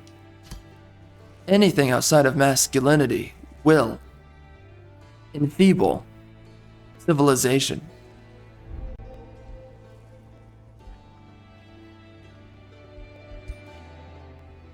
And I'm going to be honest, that is the core ideal of America, right? Like, America's basis was in masculinity. The entire premise, the entire construct of this civilization was based in masculinity.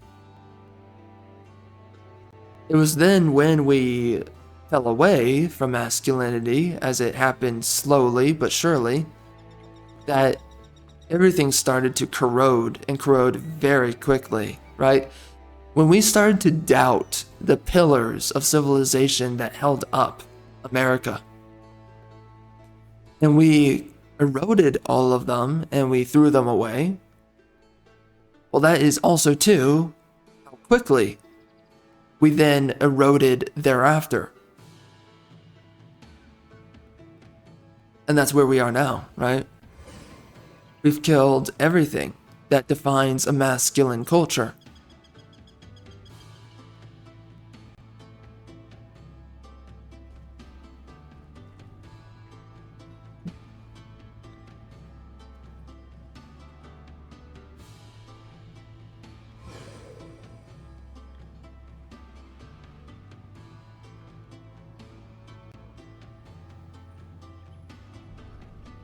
You know, honestly, there's going to be a huge reckoning for all of the cognitive dissonance that we see today.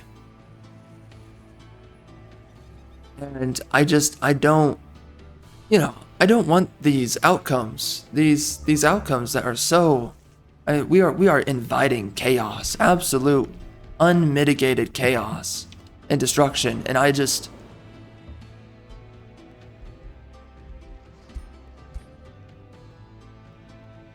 It is truly confusing how this is being brought, right?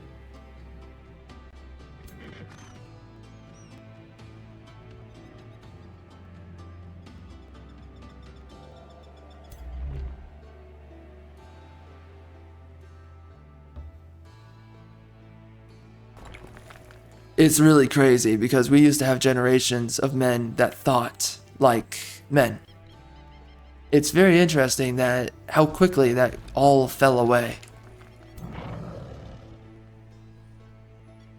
And there's multiple layers of all of it that I could ascribe to different things, right? It's very odd.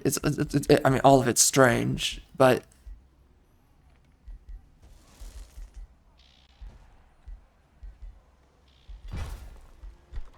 yeah, we need to get that teleporter up. We also need to get the battle ritual site up. For the draft. We're gonna do that.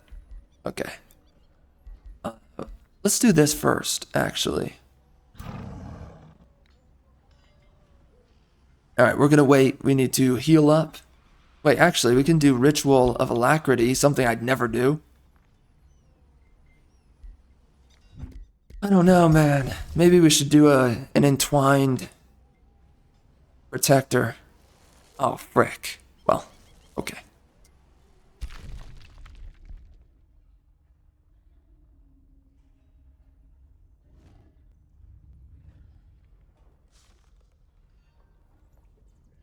Can we take these guys? Are they easy? Oh yeah, they're easy. What the frick?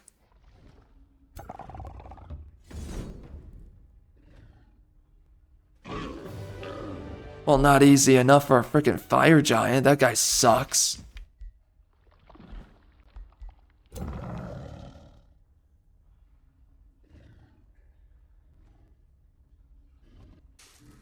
And by the way, another thing to say too is a strong culture, a strong society edifies men. The second you have a civilization that edifies women instead of men, you will have a weak society. Also, an incredibly exploitative society, and not only an incredibly exploitative and weak society, but another thing that you will have is a civilization where its only merit is to derive resources, and that is the only thing. To have a strong civilization, you must edify men. So, a part of what edifies men, of course, is that you have to build men. You have to prioritize men. You have to give them every single measure, every single way up through civilization. If in any way you prioritize the advancement of a woman, you will destroy men. Inadvertently, you will destroy men. We are only on turn 71? That's... what the frick? Okay. Well, anyways. That is the only outcome you will receive.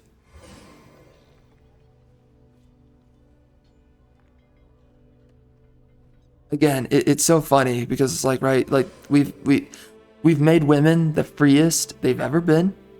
You know, air quotes free, but... and there's a whole thing about freedom, and there's a whole paradox about, by the way, about freedom that nobody likes to talk about, but that's a whole other conversation. Honestly, I don't know if we're going to get into it, but not right now, you know, in a future video. But it's funny because, like, with all these supposed freedoms that women are given, entitled now, right? We have the most amount of credit card debt ever, loans ever in our civilization. We are trillions of dollars as a society in debt, and that's only gone up, of course. All you have is the exploitation and also the monetary inflation of the economy. By placing the societal economic advancement into the hands of women, right? And by the way, you have to keep this in mind. For every woman admitted into a university, and by the way, they lowered the standards. And not only did they lower the standards, but they have also... well, actually, that's the main point to make, because, you know, similar points could be made for the professional fields. That was the other point I was about to make, but it's pretty much the same point. But they've lowered the standards. Well, I guess this is another point that can be made too. But they've also forced women to get into these institutions. Every time you admit a woman into these systems, that is one less man that is going to be, right, in university or so on. Whatever institution it is, one less man within that institution. There's a limited number of seats. You are systematically removing men from these fields, from these career paths, everything that you can regard, okay? They are being removed actively. And that is what has happened within the universities, for one. We've more than, right? It used to be that, right? For instance, Harvard, only men went to Harvard once upon a time. Now, guess what? Women dominate the universities. Well, they've completely what? They've removed men from the universities. They lowered the standards for women. And again, what do you think this does to civilization? What does this do to society? Another war breed? Oh, dang. I can't pass that up, bro. That's way too good. Frick. Okay, we're gonna do it. I need it. I need it. I can't turn it away. I have to take it. Again, when you prioritize women, you will only have a civilization full of people who are exploiting that society and extracting all of its value. They will not be growing value, building value, compounding value. There is no such thing. They will only take, they will only extract and exploit. And that's what we have now.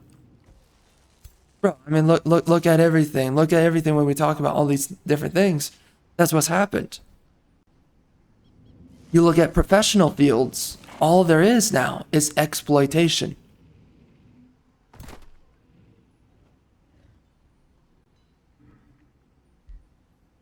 We have destroyed the economy.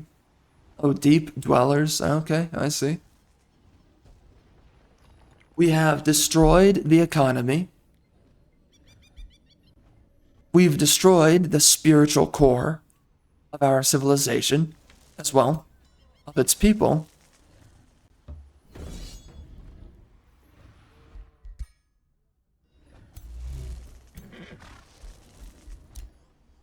Oh, we can do this too. All right, let's do it. Nice.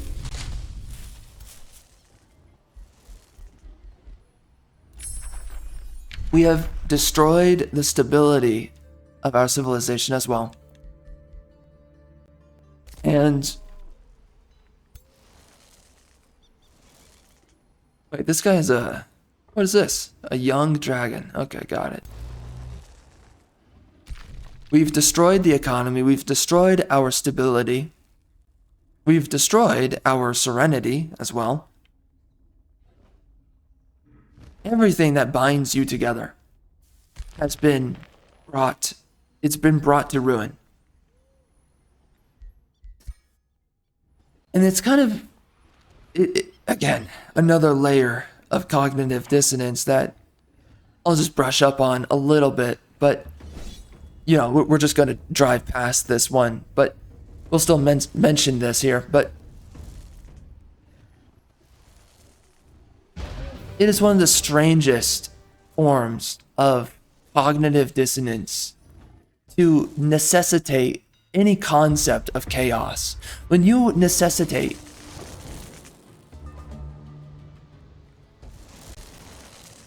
there's a couple of angles actually on mentioning this, but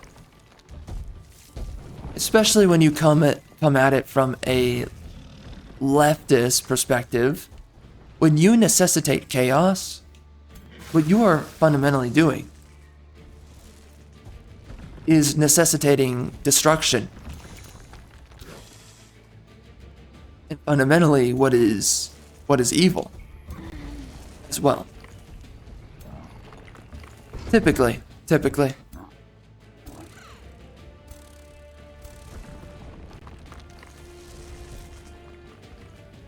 And specifically put it like this, when you necessitate chaos, you are necessitating death. One of the number one things you will hear constantly out of a leftist's mouth. Now, there is such a thing as controlled chaos, and that's something that is very good. But it can only come from the lens of masculinity. That's the only way. And there's more to that, but let's just leave it there.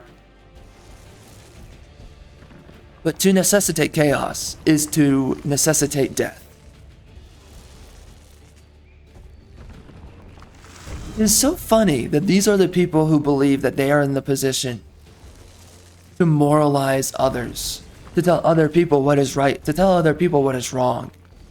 It is so strange that they believe themselves to be in the position not only to enlighten, right, but also in the position to dispel, right? They believe that they must eradicate, deprogram you of your prior thinking. Bro, oh my gosh. It is insanity. They act like they're the moral ones. They act like they're the ones who know better. They act like they're the ones who are more reasonable, right? They think that they are the adults in the room. Those sorts of things. Those sorts of sayings, whatever. Yet they are the ones who necessitate the worst of all things.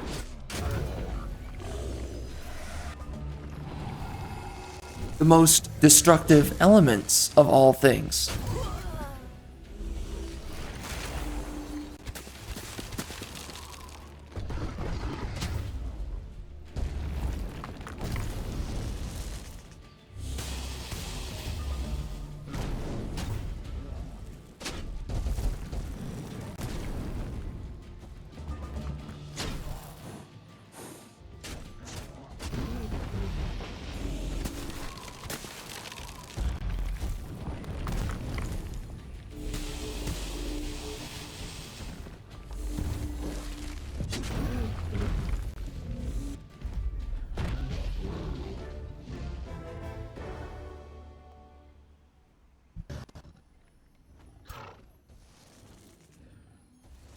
One of the biggest things that I also ponder, by the way.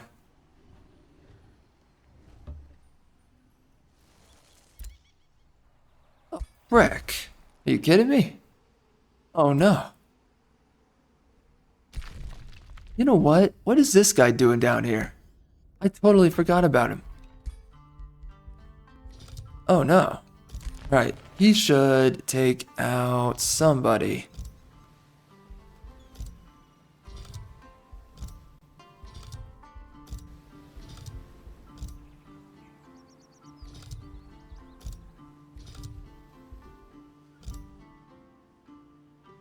My word. There's nowhere that's good. Okay, so we are slowly taking out these infestations. It's crazy, dude. There's so many. Okay. Let's do that. Flame burst. Did I forget this for... We got this a while ago, right? I don't know. I have no idea. Alright. Yeah, we did. Actually, we did. Holy crap. Wow. Okay. Totally forgot about that.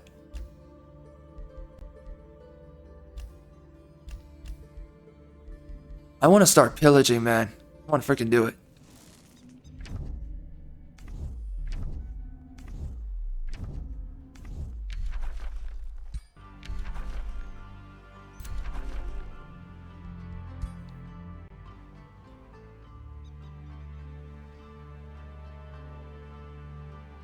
You know, put it like this.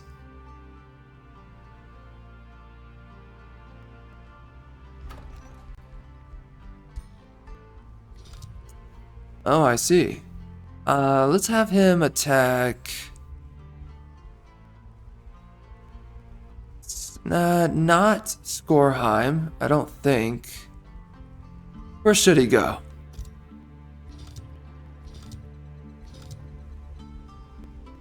Maybe he should just defend, right? Bloodguard? Oh no, not them. Skragheim. I can see that. Yeah, we can do that.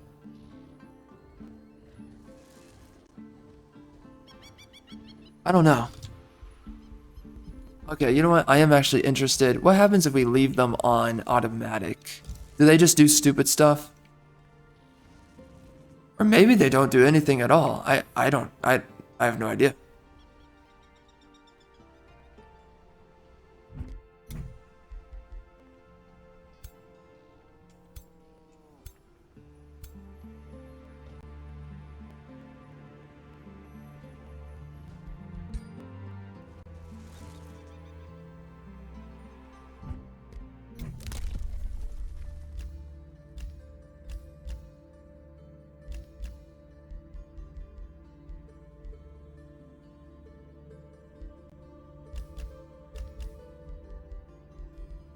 You know what? We kind of need the ruler's statue at this point.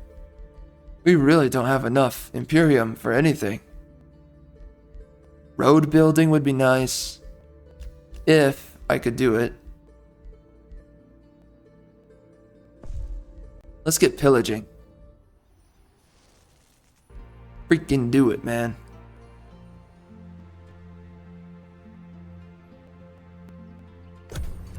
Wow. So, turn 72. What did we start on? Was it turn, how many turns ago were we? My word. It's been a struggle bus up until now.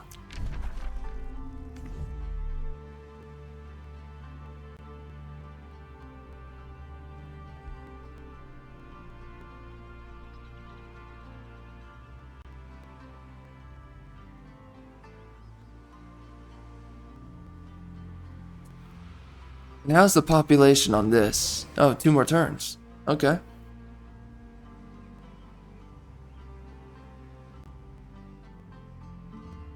Yeah, man, I'm just gonna say it. It's gonna be crazy. Once there come a time where we finally have a story that is beloved once again, right? Some kind of creative endeavor. If we don't get any good stories, we will enter a dark age. That is absolutely on the horizon. That is one of the main things I really pray that we don't run into.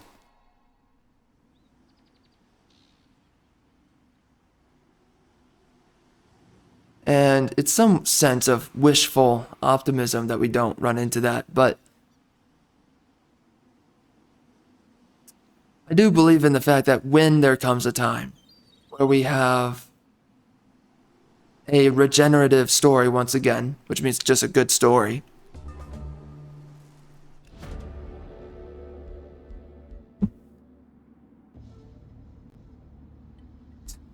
what the heck? I lose golds while I cannot afford it. Oh, that's too bad. What's going on? What? Over there? Alright, what do you mean? Oh my gosh, production is blocked, bro? What the frick?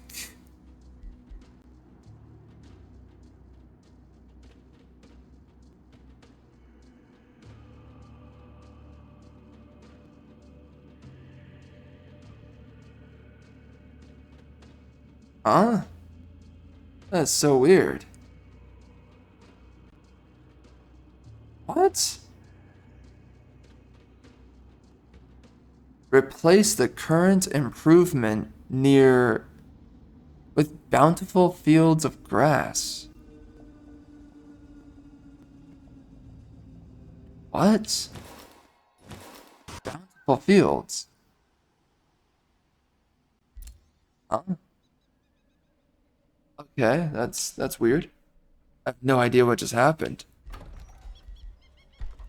What the heck was that about?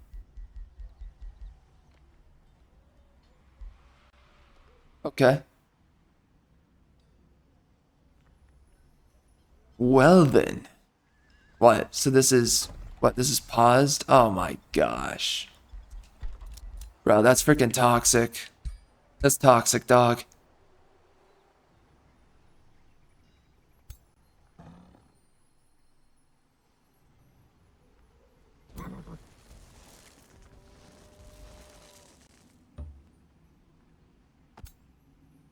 Right?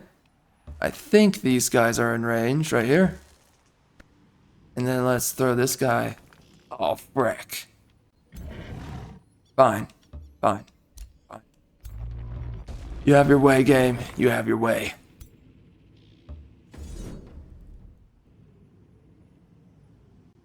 This is way too easy to lose. Thank God. A butcher ogre. He's not too good, but yeah, you know, it's something.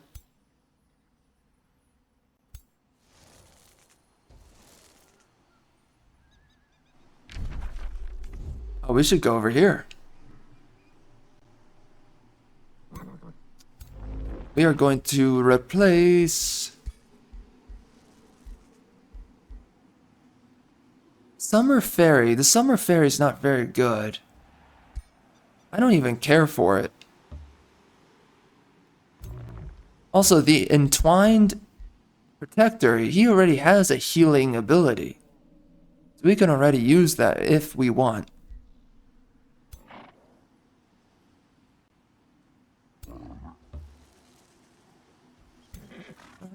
Not too bad.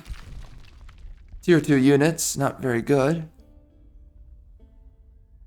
Why is this guy not expanding more? I feel like he's kind of holding himself back.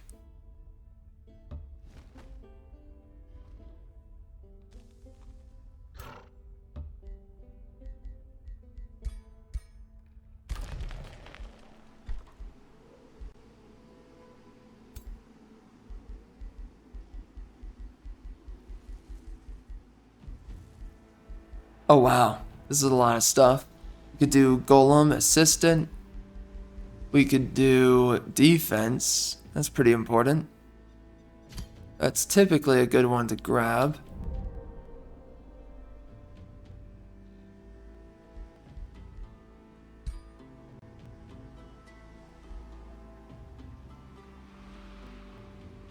Oh, we finally got Flame Burst? That's funny.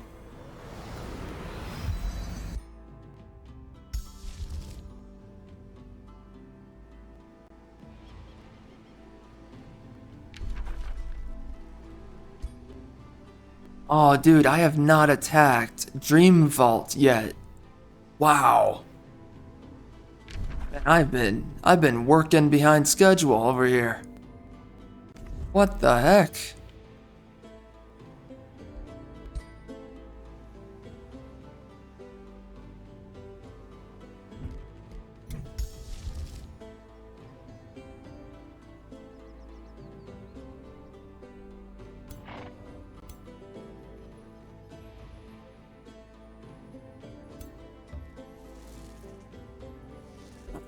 Quick save.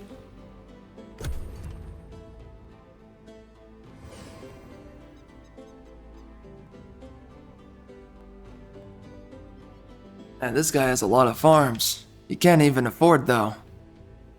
Rebuilding the ruins. That's too bad.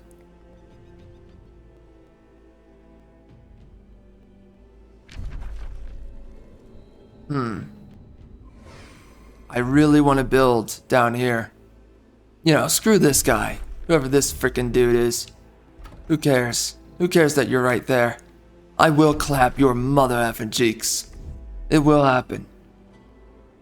There will be no mercy.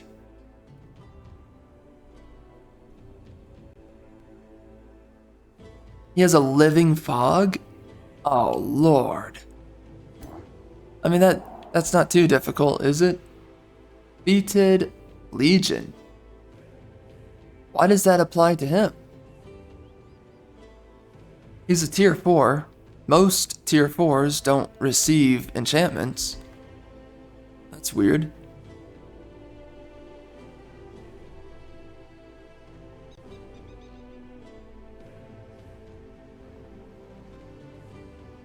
Oh, Stranglehold, wow.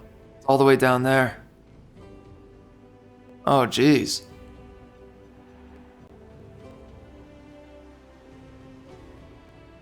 I need so many more vassals. We are on round 73.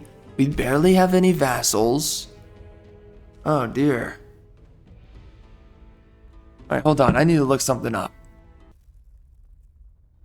Man, this is a crazy run. Alright. So, I looked up a few things about war coordination with your vassals here. I don't really know. They're kind of okay for defending, but they don't really do that great of a job. Although, I would kind of argue it's kind of necessary because look at this right here. I'm being attacked at the moment. If they attack, and by the way, I really like it when they're from my race because these guys get all of my bonuses. So whatever it is I add, pretty important. I think it keeps them roughly powerful. Although I think there's another one I should... Oh, super growth. When did I get this? Wait. I don't remember. This is new, right? I hope it's new. Alright, so anyways, they will get this though. That's pretty good. The super growth, that's really nice to have. Outside of that, so they'll get even less units. How many units does that bring it down to? I have no idea. Okay. Technically, for my build, I guess doing something like spawnkin would be a lot better because you get damage, but I mean, it works either way, at the very least. Okay, so we need to come down here and grab Skorheim. So I have a couple of ideas how we can do that. We have to go into this guy's territory. Oh wait, can we just waddle in there? Waddle waddle? Oh my gosh. I think we can waddle in there. Well, then it is time. We will waddle upon our enemies. They will be defeated.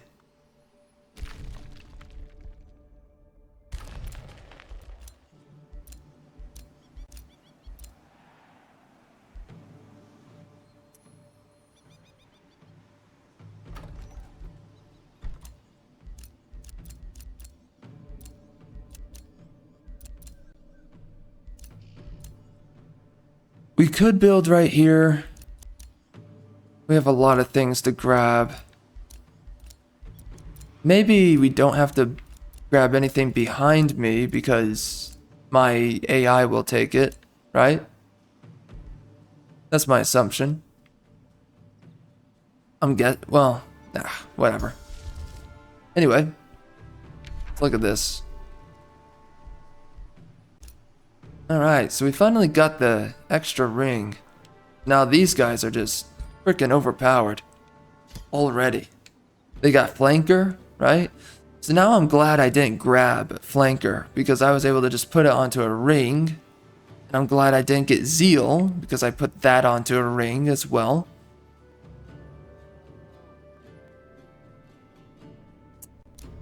What else? What else do we have?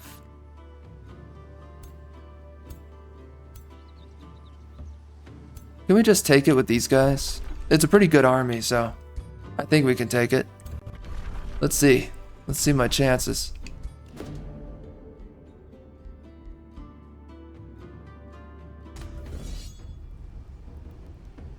I only have 29 mana?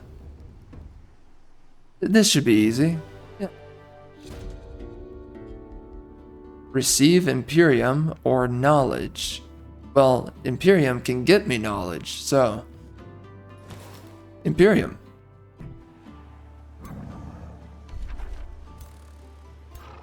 I mean, dude, if it's ever a question, just do Imperium.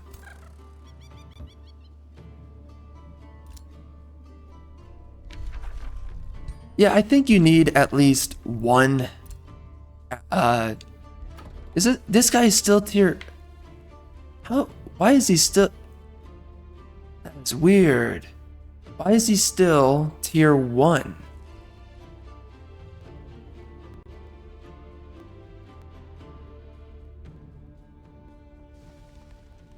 Huh. Yeah, that is weird. What is that connected to? Is it just the fact that he hasn't built anything other than... Trying to think about it.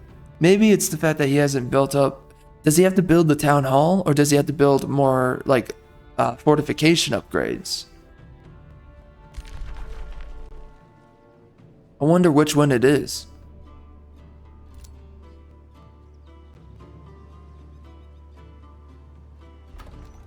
Strange. Alright, let's grab this. Yeah, that's some mana.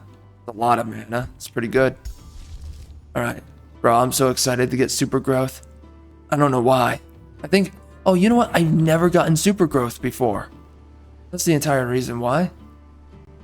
What is this guy considered a plant? See. I see. Okay. Alright, so we need to build another item. Something of use here.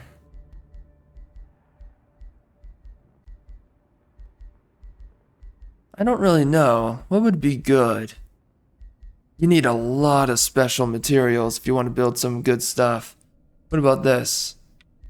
What would this... Astral membrane. Siege Master. Oh. That is super good to go with.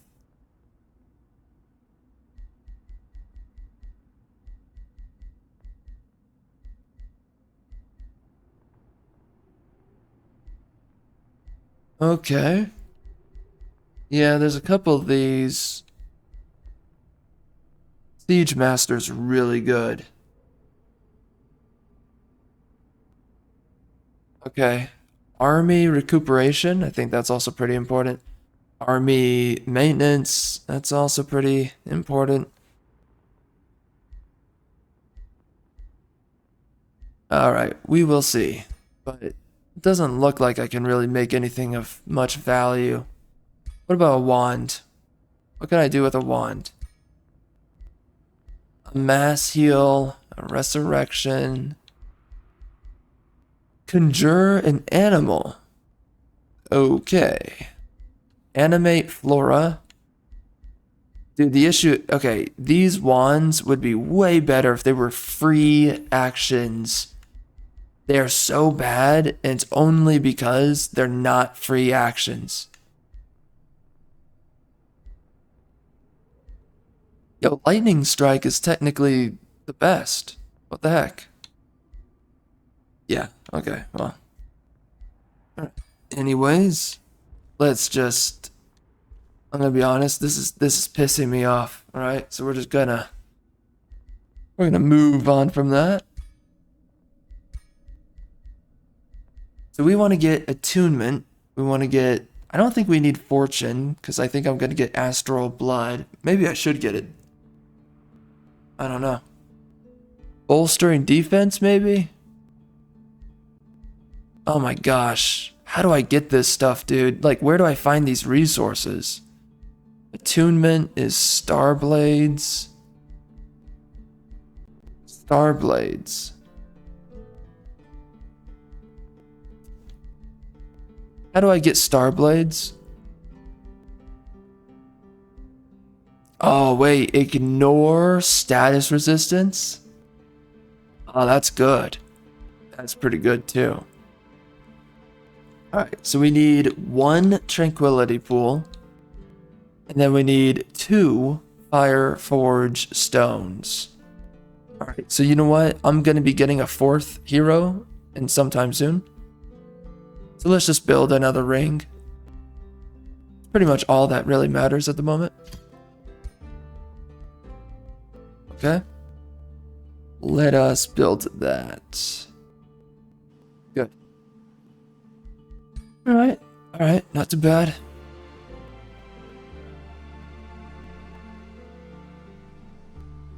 $54 Imperium, that is amazing. What can we get with that? There's a lot of stuff that I should pick up. I would prefer to get anything that gives me... Oh, Druidic Empire? Is it really that necessary though when I have this right here? The War Slaves? Oh man, Spoils of Destruction? Oh, I need that frickin' bad. Oh dear. 14 turns. That is not fast enough. Where else? What else can I look at? A city cap, maybe. I don't really know where else I would want a city right now. I only have another location in mind. Wait, where's my homeboy down here? Oh.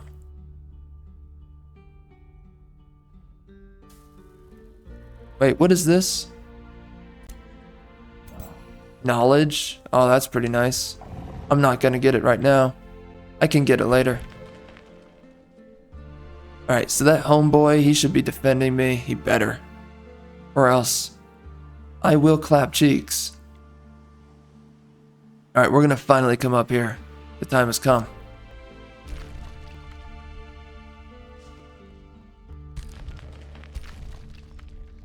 So I could set up a city right down here.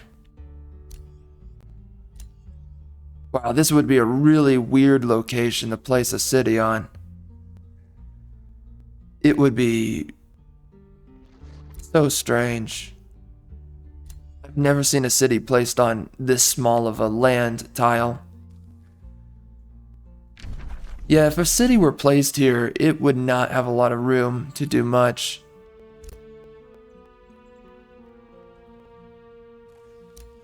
Yeah, it would be so weird. Alright, whatever. Anyways. What do we want to do with my Imperium? Anything? Yeah, there's nothing important right now. Like, literally, nothing.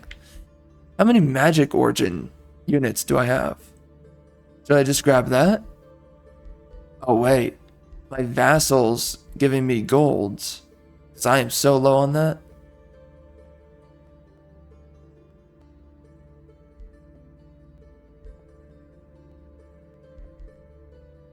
Oh, wait.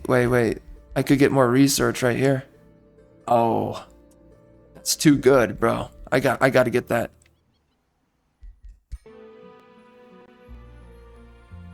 So we got a teleporter. That's nice.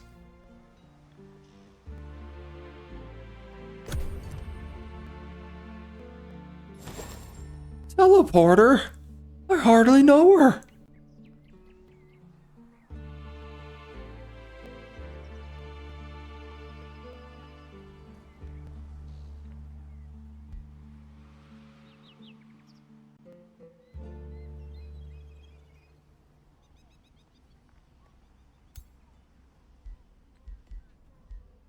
This guy does not have all too many good units. Oh, wait. Okay, wait. I'm gonna look that up. Alright? Let's look up over here. We need to see... How do I get to other city tiers? Alright, we're back.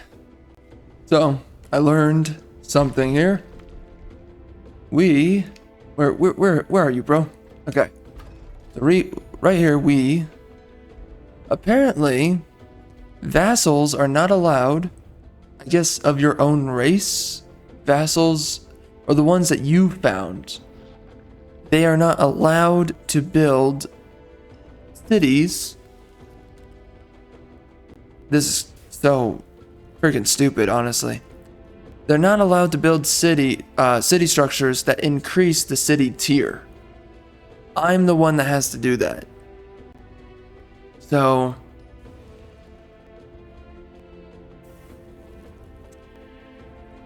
you know, it's kind of stupid, really. Like, okay, like, why not just allow them to upgrade? I don't see what the issue is. That caps, by the way, that caps the amount of research they can generate, the amount of gold they can generate, the amount of mana they can generate. So literally, I have to be the one that is upgrading my own vassals to, like, you know, city tier 3, 4, whatever. So it's kind of annoying. I don't like that design decision. There's better ways to do it. It's a stupid idea. You could cap it, whatever. There's ways to go around that, and they did not do that. It is a bad decision.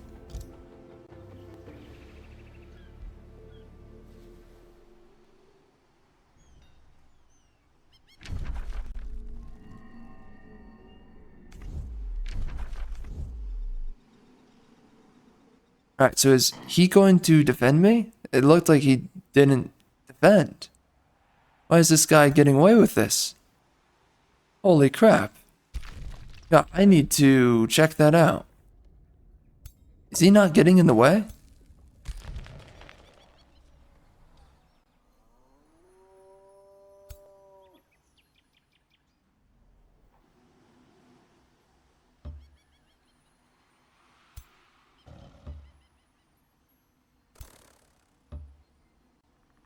Alright, here we go. This is a good army, so we're probably going to wreck them.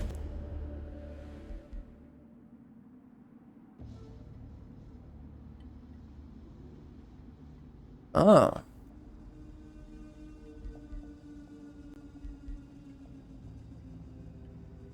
So I could get a teleporter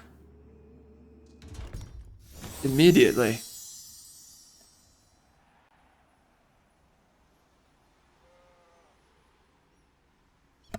Goodness. Alright.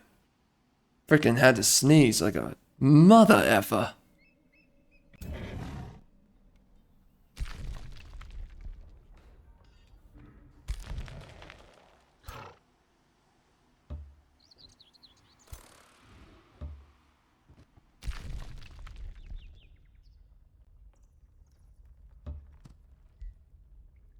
There's so much over here to dig up. Alright, so we dug up everything over here. There's this guy. Hold on a minute. Has anyone taken him?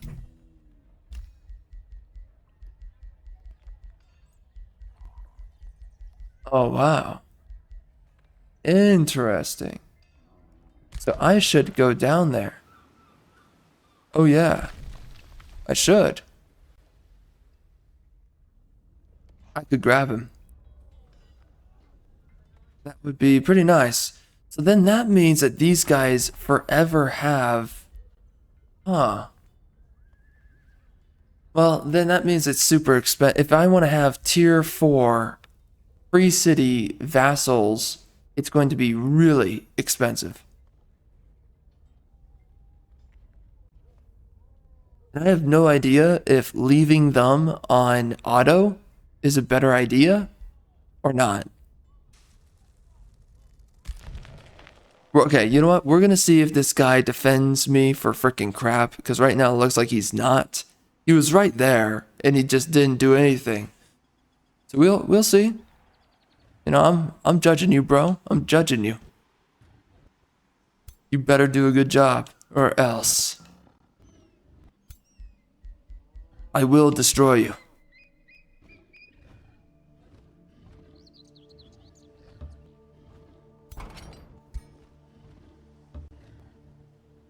Boosh. Freaking boosh. Yeah, so if I want a better economy out of my vassals, then I have to literally build up their... Where is it? Where are you? Okay, anyways, I have to build up their town halls. Yeah. Oh, shoot. Then that means they can't even build very far if they're a low tier. Oh, so they're super limited in their scope. Like this guy right here, he's a city tier 1. Oh, wow. Oh, that's brutal. I never even realized all of that.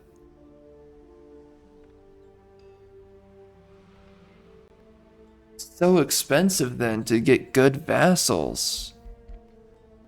What the heck? Okay, well, okay, so what I want next, I definitely want to grab an estate hall, but yeah, you know what, an estate hall would be pretty nice. That would give me some more food.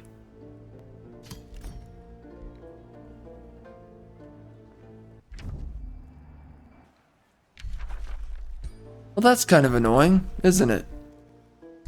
Huh. And there's no good way to go about that either.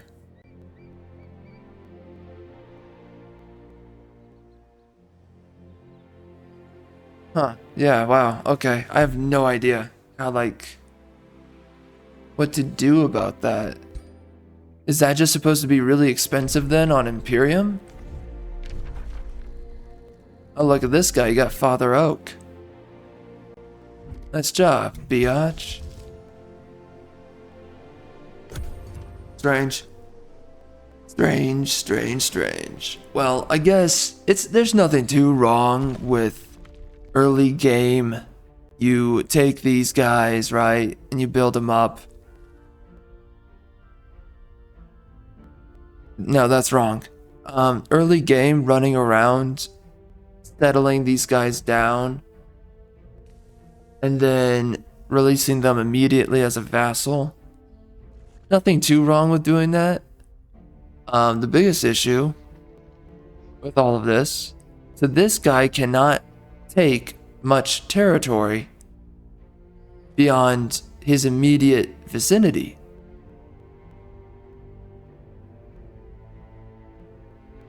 So is that why I don't see him taking too much territory? That's so stupid. I'm gonna be honest. That should not be a mechanic in this game. Like, for real, man. That's how they decided it should be. That's so bad. That's terrible.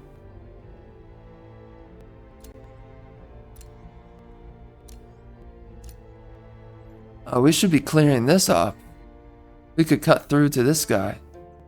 Yeah.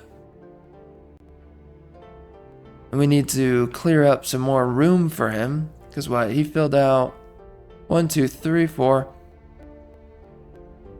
5, 6, 7.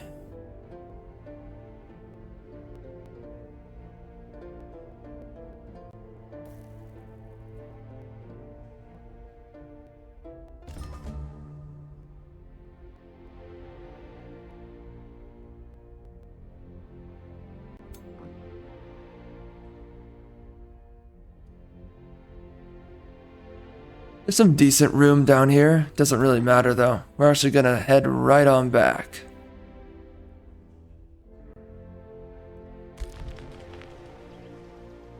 Oh, hello there.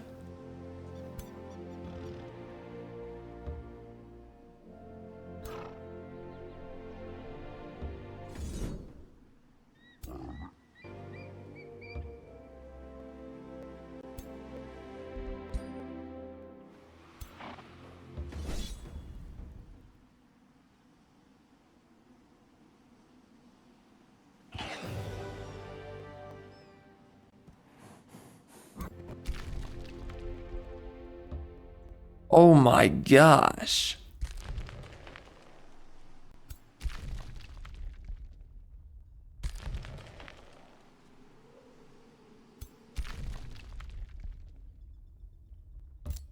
Well, that's a lot of dudes. What the heck?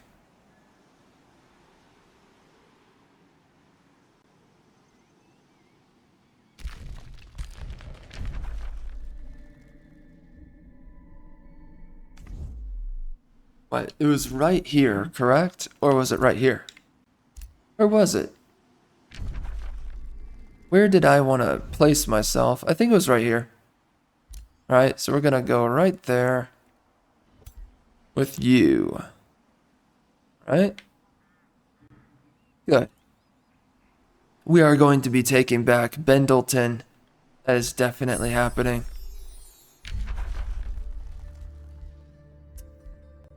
What? We could get Wild Speaker. Man, for a while, we're not gonna really need to get a War Breed. So why not? Just get the Wild Speaker. I just want to get better techs, honestly. Construct Devastator Spheres. Let's do that.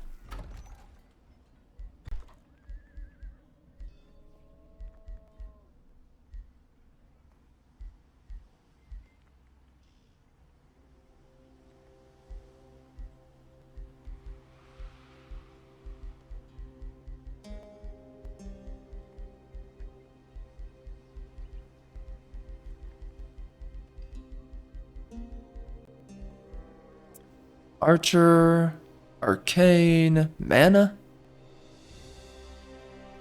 Oh man, we need more gold. What the frick? Yeah, let's do Mana.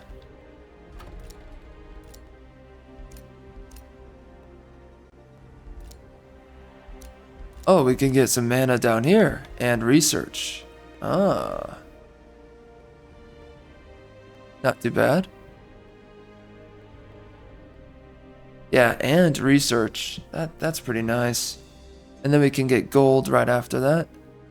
Or should we just go over here? Oh wait, haste berries? That's better. We gotta do that. Alright, so we're gonna do farms as well. We're gonna get right over there. Alright, conquering a city. There we go.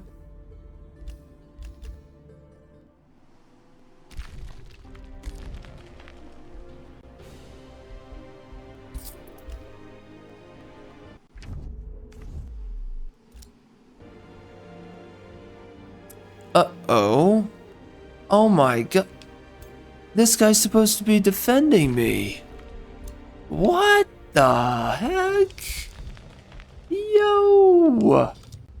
Yo, this guy's doing nothing. Really? So might as well just send him to only attack the monster den because he's just being ridiculous.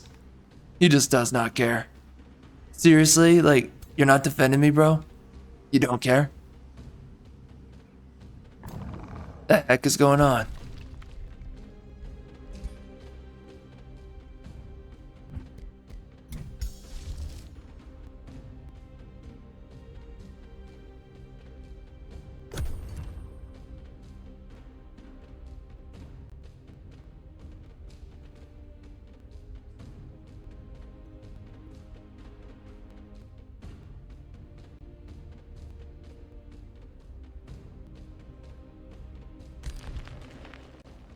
Oh, fire hearth foundry. Anything else around here? Nothing too crazy.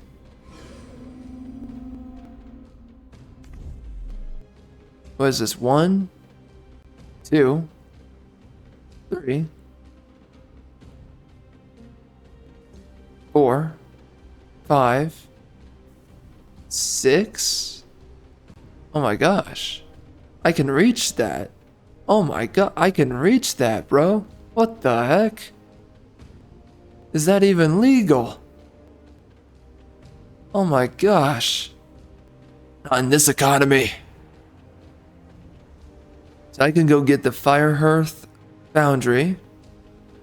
That's pretty nice. Wow. Okay, I like that.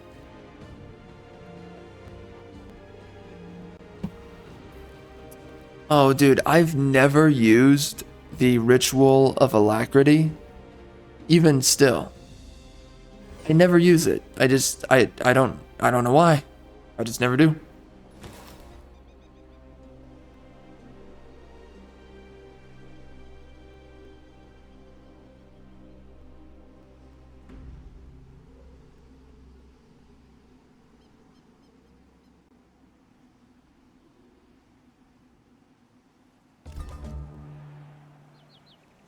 So I wonder what this guy, like what? Oh, he's city tier 4. Holy. Well, I should have tried to grab that one. Now it's not mine, so go figure. Bro, wait, hold. Oh my god. Yo. He's letting him just rip me to shreds.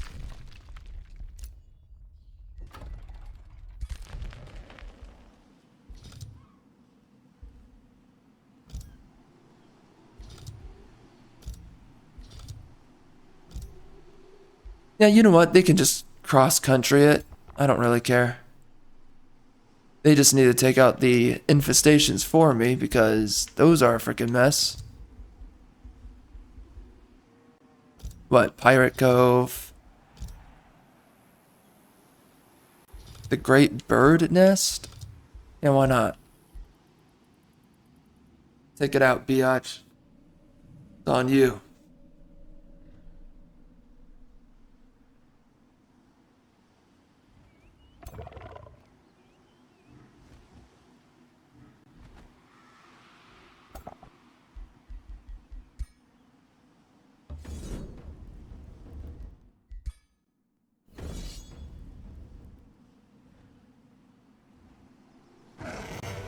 Oh, Lord. That's a no. That is not. Nope. Bro, it's anytime I go onto Reddit, by the way. Holy crap. I hate that freaking site.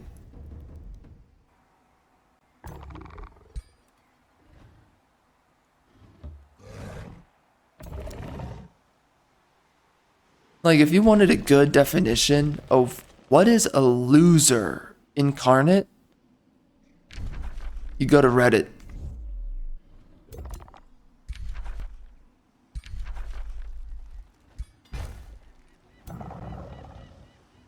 It's just a bunch of loser douchebags on there.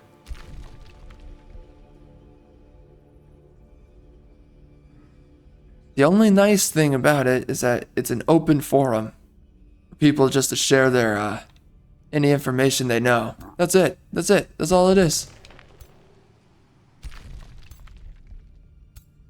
But the freaking douchebags that are left on there, they suck.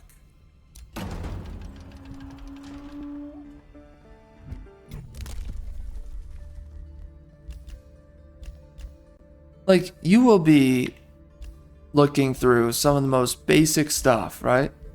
And they will moralize any topic. I have seen some of the biggest shills on that platform. You know, through my skimming, anything I've seen. From the little I've seen, man, it's just, you have some of the biggest freaking shills on that freaking site for developers or what, 2 turns?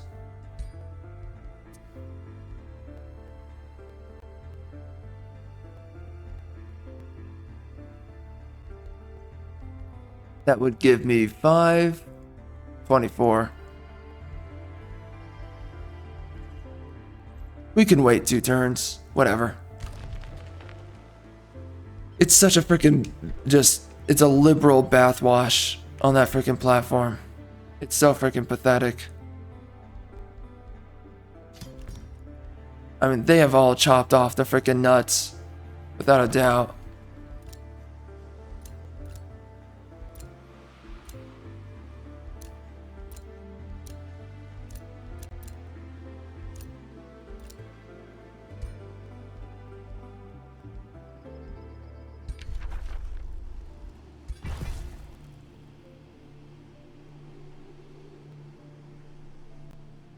Alright, there we go.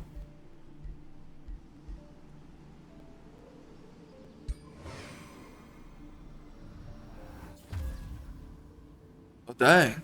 Look at these guys. Freaking huge.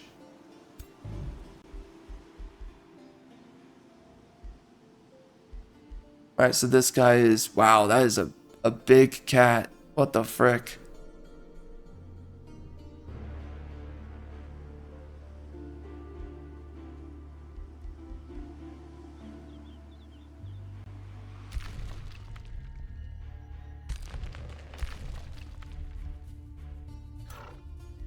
And you know what? If I'm being completely honest,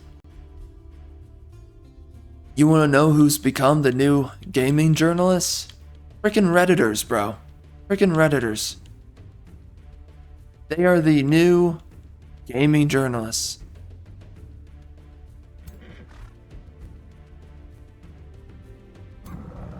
Without a freaking doubt.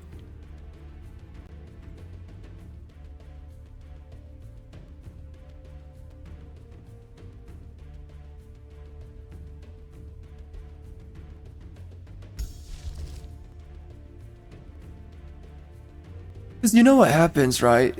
These developers, they will listen to the stupid nonsense that a Redditor will pipe on about.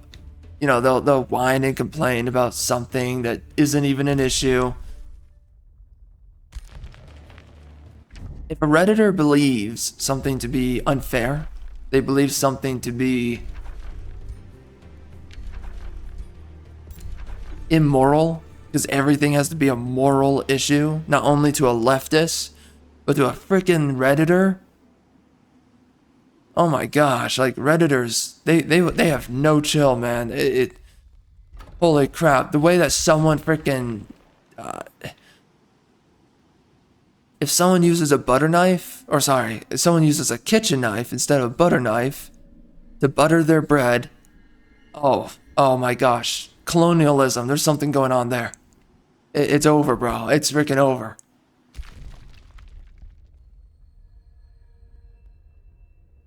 It is some of the highest levels of autism to be on that freaking platform.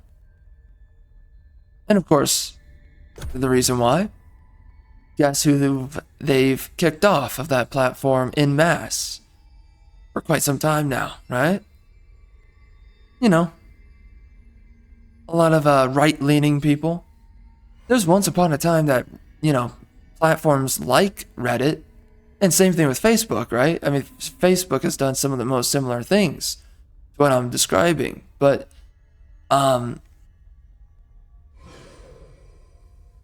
yeah, man, wow. It's happened to Facebook like big time too. Facebook used to have a lot of normal people on there. And guess what they did? Guess what they did on Facebook, right? They completely washed out tons of right-leaning people. And they did it by topic, right? They did it by viewpoint. Very easy to do it that way, and they did it. And so they just wash out a bunch of normal people, right? And all that's left on the platform are a bunch of degenerate losers. And of course, because that's where the census of information is, it's really one of the best locations to go for easy information. Also has priority with Google. You know, I don't know what other forum would have is reliable for, you know, general information. You know? Alright, here we go. This is going to be tough. We're going to lose a few units. Even though they're not that strong, it's just too many units for me to get a ton of kills. We'll see what happens. It's going to be rough. You know, you just... Oh, holy crap, really? Alright, we're saving this. I want to see this. But dude, you look at a platform like Reddit, and again, it's just a collection of freaking losers. It's all it is. They've kicked out tons of right-leaning individuals off of that platform. So now all you have are a bunch of losers who moralize absolutely everything, right? And also some of the greatest shills for bad game design. You'll see people on there for that. And again, you know, I don't really care about them too much. They're freaking idiots, but it's just pathetic that it even exists. Like, how does someone screw up that bad when they have kids? You know, it's like, you made someone that is completely insufferable. Somehow you achieved it. You made one of the worst human beings on the planet, which is a Redditor. It's so pathetic. I can't even fathom how it comes into existence. And I don't want to fathom it either, by the way. Like, please.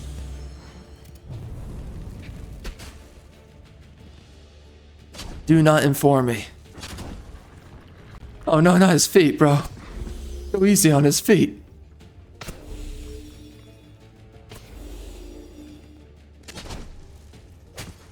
Golly, dude. It's so crazy.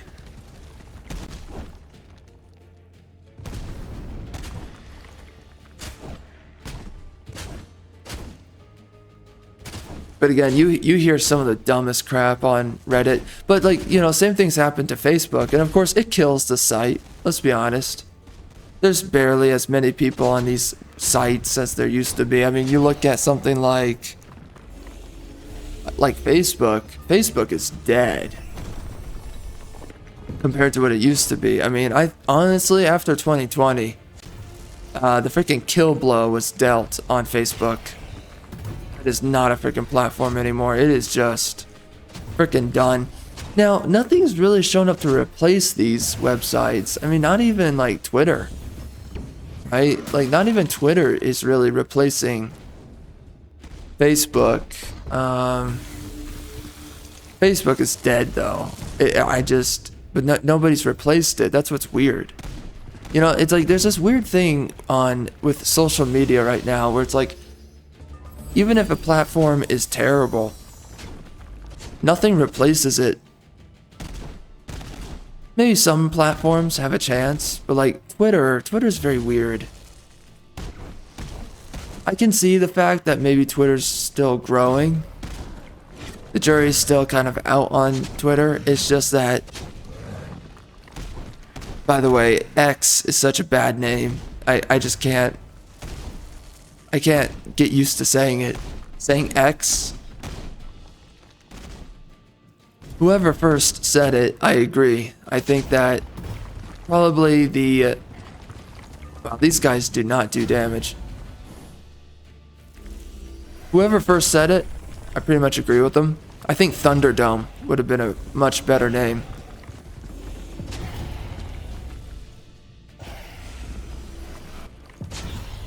But one of the issues with Twitter is that it's a personality platform. Any platform like that's the biggest issue with it, is that it's a personality platform. So you need if you're gonna have like a platform, right, it needs to be like a value-based e-commerce kind of platform where it's not strictly hinged on someone's personality, whether or not you're on the platform. Because again, the only reason you go onto something like Instagram, Twitter, is what? You go into these platforms to see what someone's certain personality has to say about something in the world. That's the reason you go on these platforms.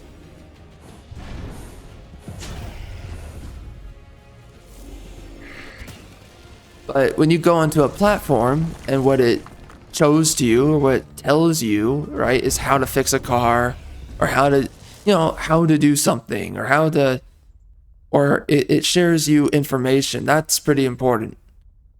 And there's a little bit of that with Twitter, but like the biggest thing with Twitter is that it doesn't, and this is the same thing with a ton of other platforms, but it's like you have to make yourself be some kind of like, what's the best word for it? I don't think utility is the right word. I mean, trying to aim for being something more utility based is pretty good, right? But oh, that's too bad. But yeah, you want to have a platform that offers consistent value. That's one of the number one things you want to see out of any platform. Access to information, access to utility, or something useful. It has to be something you can use in some sense, in some way productive as well. That's also pretty helpful.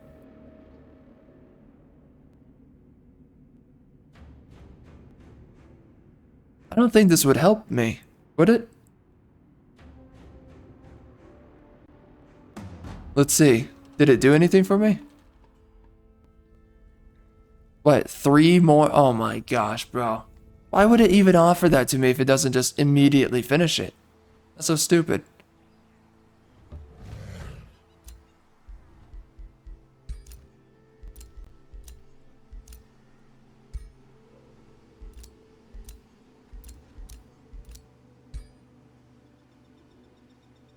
But yeah, I'm not even trying to hate on Twitter. It's just my thoughts though. Well, that's not really the way to say it, but yeah, not trying to hate on Twitter though. It's just the way that platform develops. It's going to look a little bit different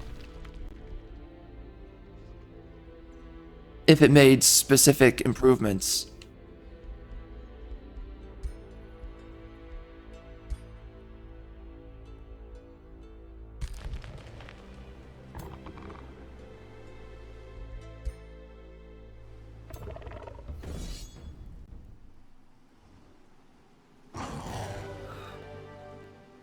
Bruh. Kidding me? Alright, hold on. You know, I think the biggest thing with Twitter is that it just needs to offer some kind of utility, right? It needs to offer something that some good way to trying to think like what would it be? It's like what's the right word that encapsulates everything that would be really good for it to do. It needs to be a platform. Okay, again, the biggest issue, it's the personality aspect of the platform. That's the biggest issue. You know, focusing on people's personalities that intensely for a platform's success is just it's not really that good. Again, like you got to get involved with providing products, providing something of value. That's the kind of thing I'm talking about. You know, it's not to make it a storefront, but if it's closer towards something like a storefront, right? There needs to be something of value to engage with, though. That's the biggest thing. So if there's this kind of e-commerce of value that's being transmitted between the users on that platform, then that's something that's really good. Like something, for instance, right? Like again, Facebook is a dead platform and it is dying every freaking day. But something that really helped Facebook have lasting relevance, right? And this is what I'm talking about. Something that made it, because Facebook has issues too with being a personality platform, but specifically it was kind of a platform used for also maintaining your network, right? It's like you know people, even if you know a bunch of losers, well, you can stay connected with your loser friends. So if that's the case, maybe it's something less terrible than that. But the entire point is just that whether or not you have any use of the platform or not within the social aspect of the platform. By the way, I've heard oh wait, yeah, okay, we're okay, right? Oh, what the oh my god. I used Blizzard, right? I did. Really? I used Blizzard, right? Let's see. I've heard recently that people are using LinkedIn, though, for dating. I can sort of get it, you know. Honestly, it makes kind of sense. It's kind of silly, but okay. Whatever. Oh, what? They healed? Oh, you freaking biatches. Oh my gosh. They healed.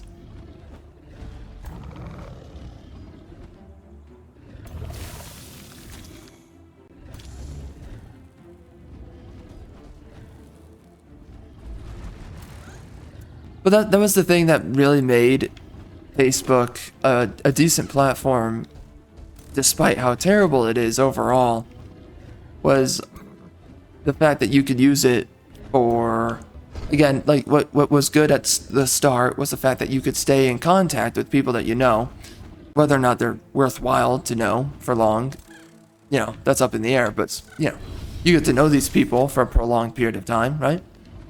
You get to stay up to date with them a little bit. And there's tons of flaws with that, but whatever.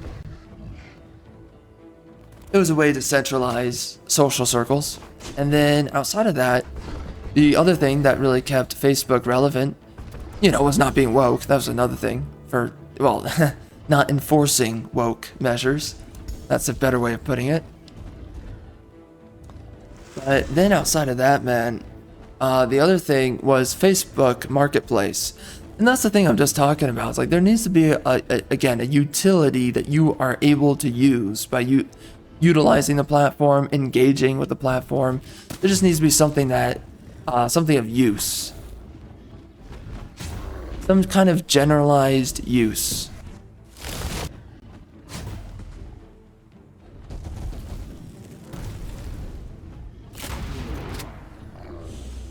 That unit does a lot of damage for a tier 2.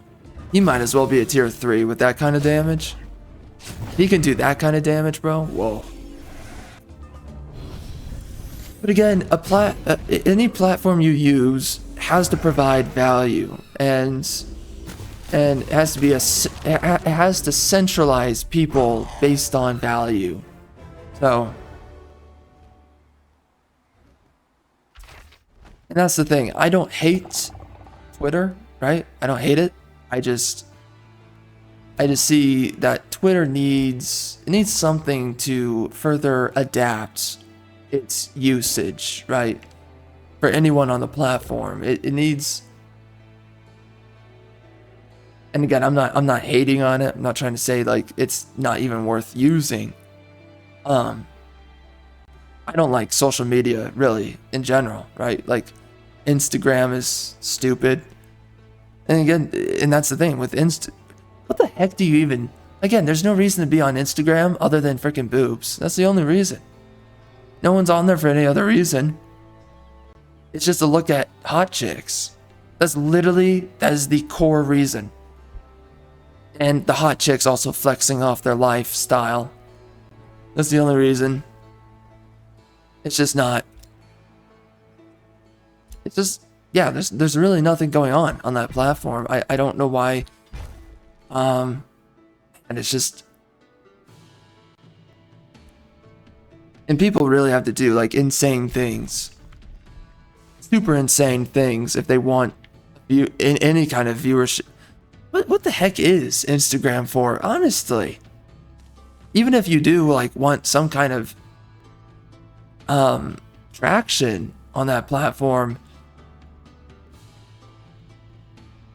Oh, that's weird, you know, because people have to do insane like stunts and stuff, like life risking things to get views, and it's hot chicks and risk taking. That's it. That's all Instagram is. So yeah, it's just not platforms like that. They really have no inherent value. There's no reason really to be on the platform for the overwhelming part, you know?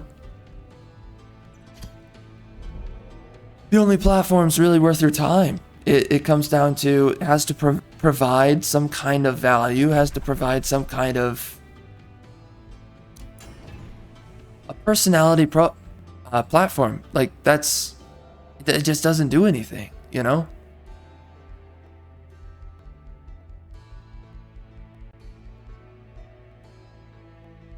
It's not to say that, I mean, obviously there's an element of personality on media platforms. The main point is, okay, cloud in a bottle, that doesn't matter for me.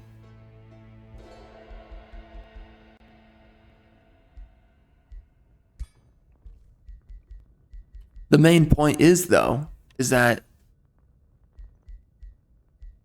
let's do a lance too. If you really want a platform to have any value, it has to be that people are collecting right around some kind of exchange, right, of value. It has to be some sort of an e-commerce kind of experience of some kind. Leave that up to whatever that means.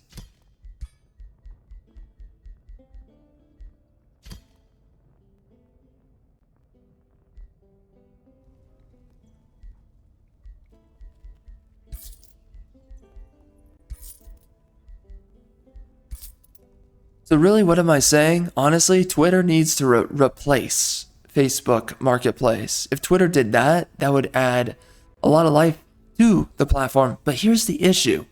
You have to battle these freaking weirdos, these freaking woke tards who will go out of their way, like in all the ways that they'll do it. They'll go out of their way to sabotage the platform. You have to stop those people. No matter what, you have to stop those people.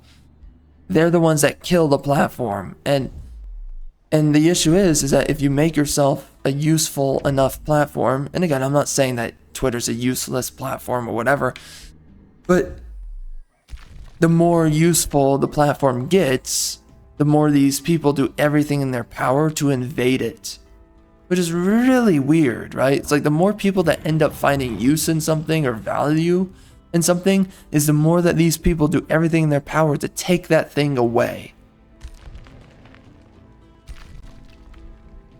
Because it's everybody that's using it. You know, like, again, how many conservatives were on at one point Facebook? Nowadays, you're only going to find a bunch of woke tards on that platform. All you're going to get. And then outside of the woke individuals, right? Alright, we're good. Quick save. Outside of the wokies, again, but same thing happened on Reddit. Reddit was, had a very different type of person on Reddit a while back. Now, Reddit, dude, oh my gosh, it's a freaking liberal bathhouse. It's insane. And I just, this is always the issue. It's like, how do you get a platform to offer the maximum value? It's kind of what we're talking about here. But the problem is, once it does offer the maximum value, that's when the pillagers, the freaking social justice barbarians, that's when they come through the most. The second that there's something to extract, the second there's something to exploit, they come on in and they do everything in their power to take it from you. And there's a ton of people, again, who use all these platforms, all these things. They're not the lefties. So it's insane, you know?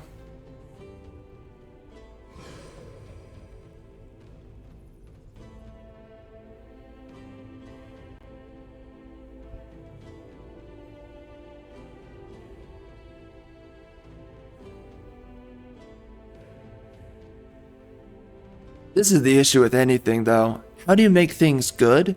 How do you make things have the maximal value? But it doesn't... But you somehow ward off the pillagers. There's so many pillagers. There's so many corrosive losers who want to do everything they can to destroy something that people love, that people have. Right? How do you make a great... We were talking about this earlier in the recordings, in these videos, but like, here's the thing, right? When will we get a great story again that people love and that people will engage with and resonate with, right? When will we get that again? When will that happen? Because here's the problem. Once it does happen again, the pillagers will come back. So it's a huge question. It's okay, so like, what do we do? These pillagers, they show up all the time. They are ravenous. They know no end. They will admit no defeat. Their only purpose is to destroy and ruin.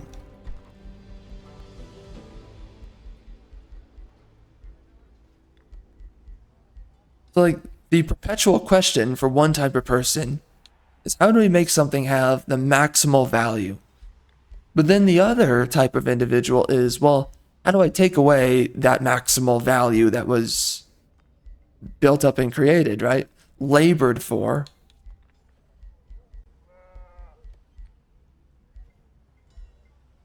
What kind of buffs am I using? Isn't it Materium or... I don't know. Maybe nature? I don't know. Wait. Are my units considered... Are these guys considered... Oh, where are you? Show yourself to me. This guy, is he considered an animal? What is he considered?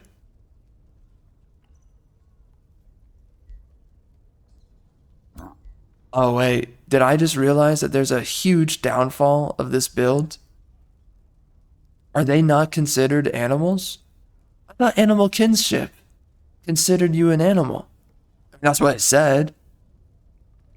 Bro, is it one of those things where it's just not clear about what it means? No way. Oh my gosh. I mean, dude, this guy, the war breed, he is not considered an animal. What does this mean? When adjacent to a friendly animal.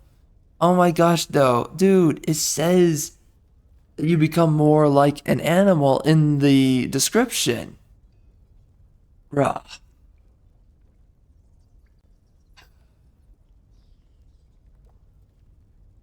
Really? Okay, so it doesn't mean what I thought it meant. Sorry, not what I thought it meant. What it told me it meant. Okay. Well, that is too bad.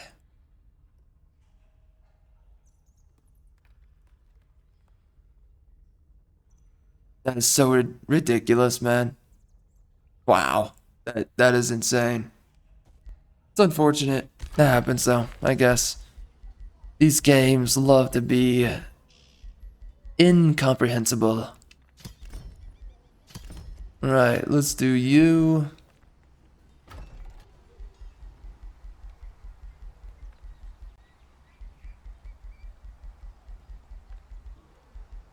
What else? Shrine? Maybe stone walls. That would be kind of nice. Let's do a shrine. Yeah, dude, that's the perpetual issue. You know?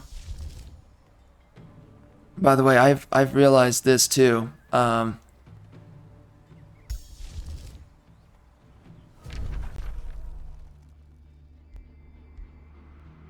You have a problem with pillager economics.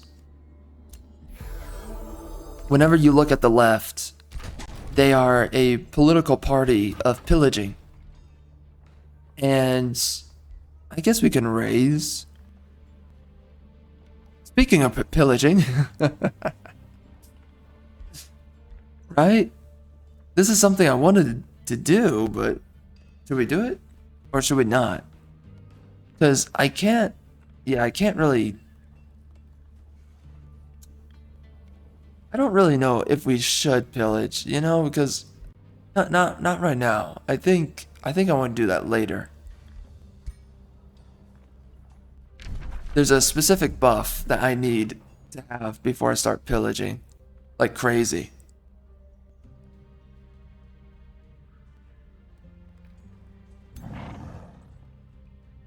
But here's one of the biggest issues, right? Oh my gosh, what the frick? Oh, that guy has an army. Holy. Jeez, son. Where'd you find this?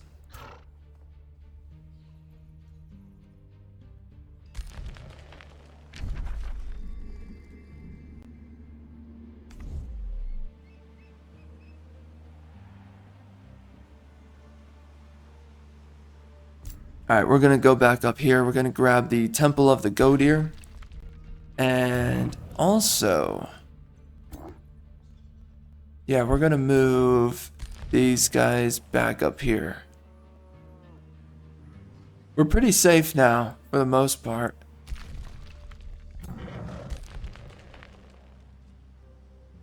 Oh, this is the actual... Okay, whoops. This is the other guy. Got it. Okay. Everyone looks the same. Whatever.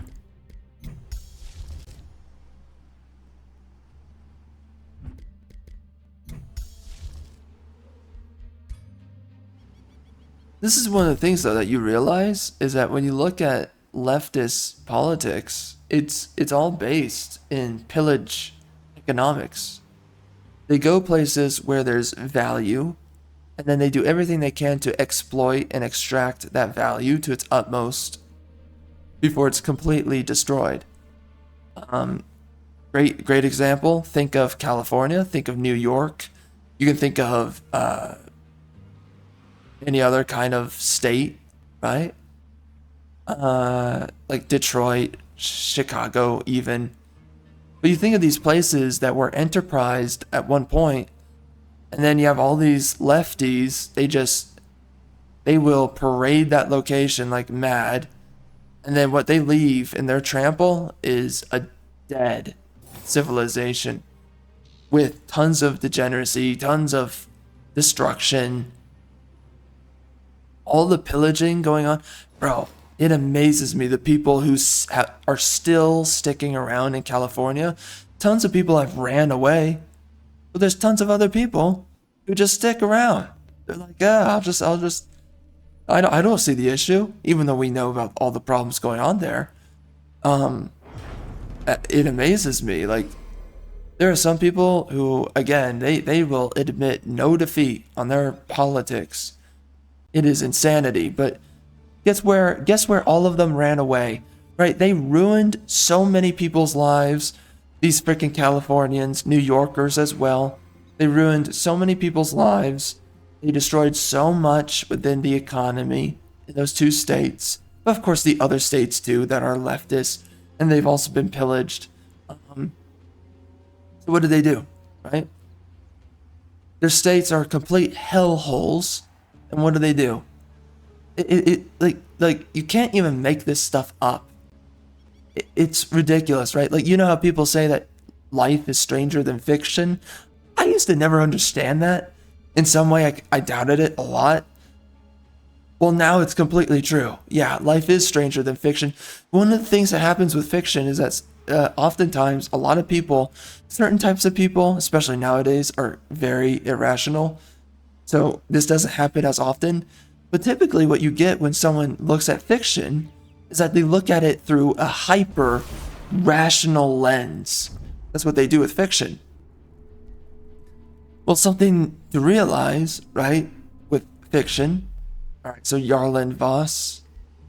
All right, got it, bro. Let's go. I've been waiting for this all day.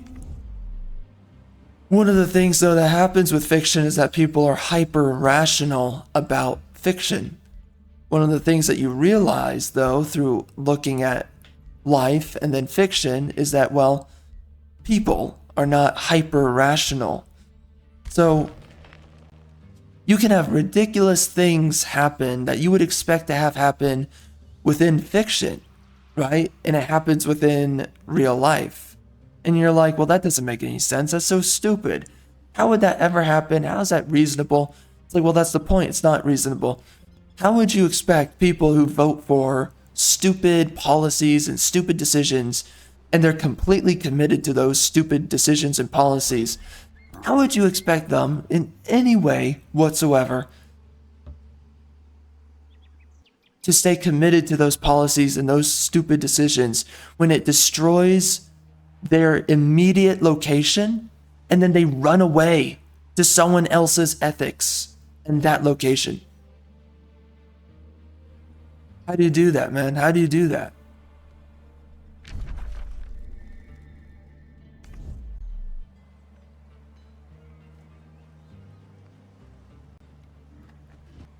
And so that's like, that's one of the craziest things that you've seen that has happened within these oh, nice. Okay, so we can get Demonkin. That's huge. It gives us flying, which is okay, that's something. Gives me damage going Demonkin. That's the main reason to get it. Anything else we should be looking at? Yeah, we are not going with Gaia's Chosen. That's not necessary. There's a lot of nice things, though, with this. A lot of nice things. Tome of the Paradise.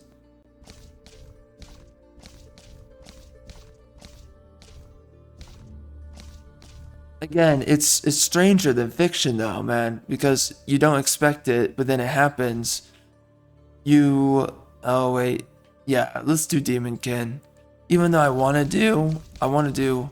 Wait, how many tomes?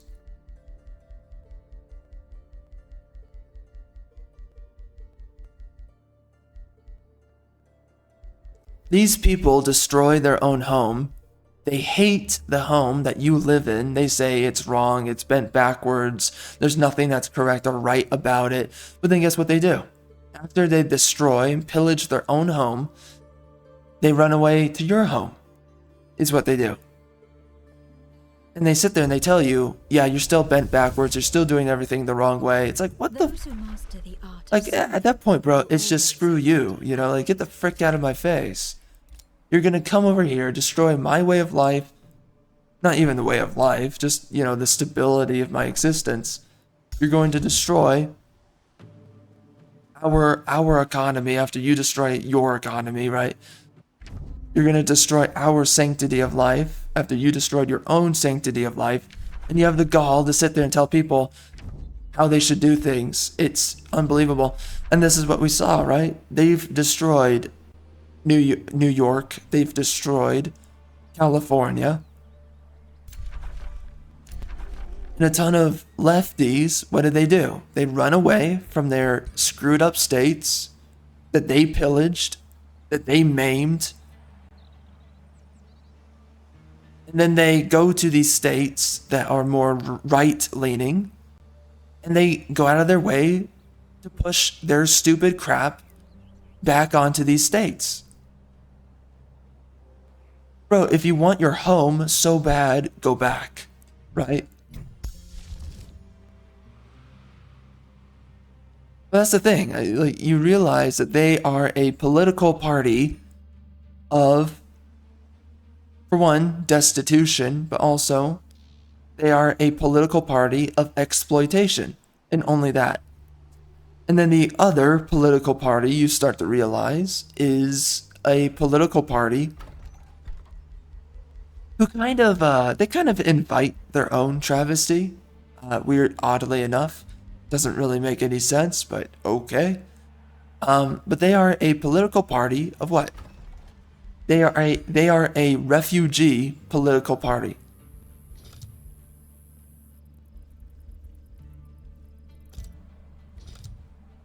And that's basically the song and dance between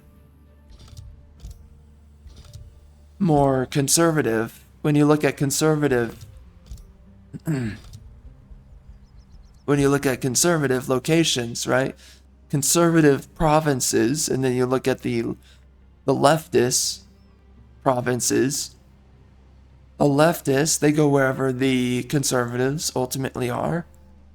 They exploit the living daylights out of whatever is there. And then the conservatives, they just run away. They run away to somewhere new. And then they'll, again, it's moths to a flame. And they just chase after you. And they take wherever you're going to enterprise it again. Against refugee economics, though, for the conservatives, because they have to run away to somewhere else that isn't built up, that doesn't have... My gosh, my voice is dying. They have to run away, though. The conservatives have to run away, rebuild, re-enterprise, wherever it is they're running away to. And the leftists, they'll chase them down and pillage wherever the heck it is that they've ran off to. And it just happens in a cycle.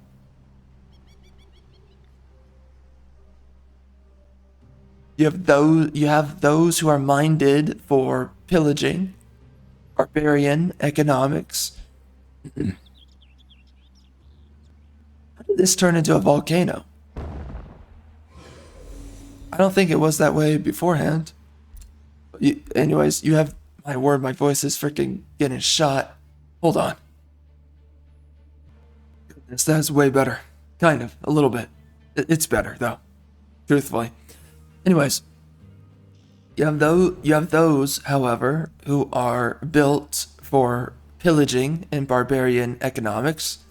They provide no value to others, no value to civilization, besides to extract and exploit, and, well, whoever the other is in civilization, right? Whoever is doing the work. And that's what you get. That's what you get with leftists. And that's all it is. It's pillaging. And the concept of pillaging is that you are the foreigner. So...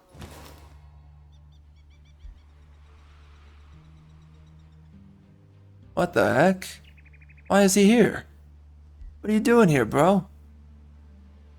Wow, that is a terrible build. I mean, it's the best that you can really get. It's just not really that good. Wow. Yeah, that is pretty trashy, bro. That's a terrible build you got there, son. Okay, Skorheim, we did get you.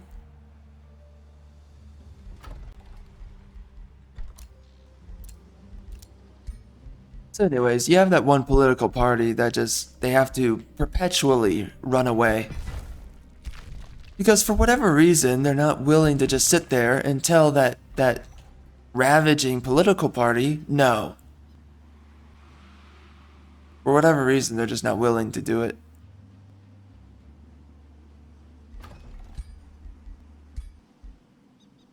And so you have this song and dance of a certain locale, a certain location getting pillaged to the ever-living daylights.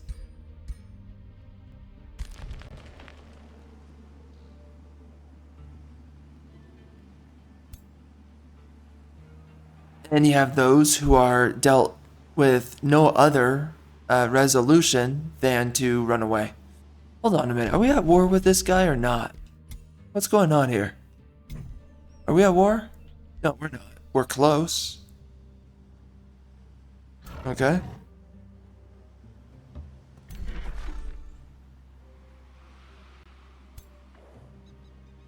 That is interesting. Oh, bro, please don't destroy it. Oh, man. That sucks.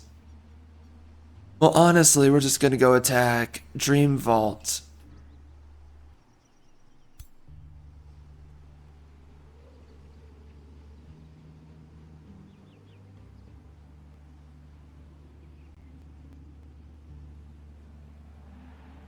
Alright, do you think we can take this? Oh dear. That's going to be a little bit difficult.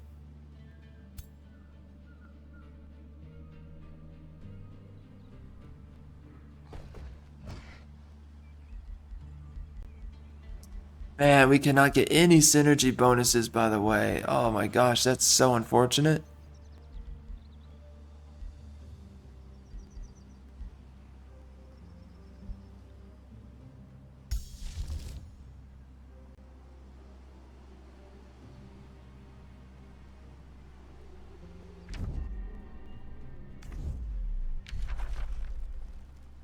Dream Vault has sent a war party. Okay. Let's take you, biatch. I'm ready. Oh yeah. Bro, I have not been picking up any of these units. Really, I don't really want any of them.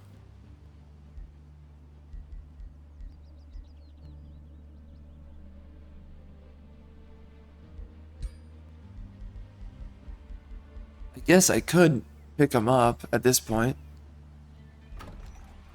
Haven't been able to throw them into these other guys' empires. These guys are defending. I don't know if they cost upkeep, do they? It says 12 gold, but I don't know. Yeah, I have no idea. Okay.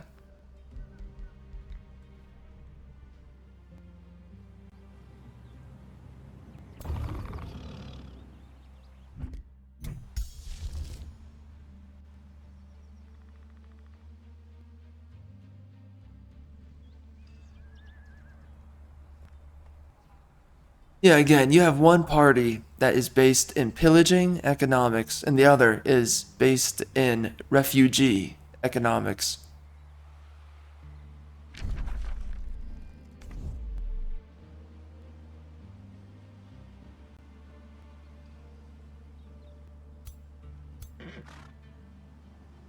And, you know, in case it's not spoken for itself, that is not a sustainable way to operate any civilization, right? To have anybody that is there to just corrode and destroy you from the inside out. has a disease or a parasite,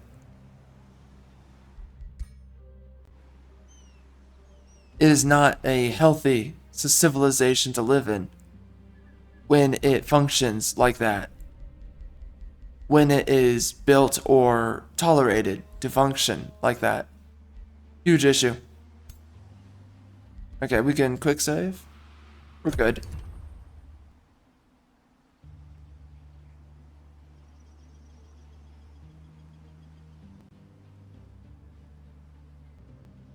Yeah, so we're getting to the point where the... Oh my gosh, dude, my freaking voice. Well, my voice, I think my voice is doing mostly fine, but I can freaking feel it. I can freaking feel it.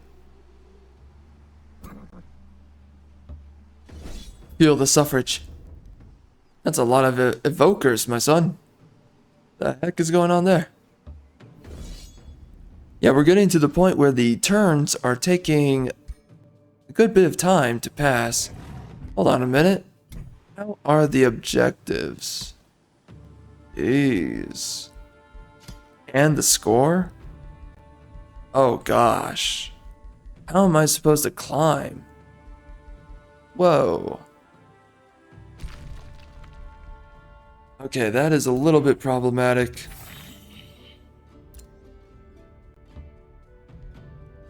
Assassin's Dagger, that's pretty nice. I think, unless I'm wrong. Is that any good?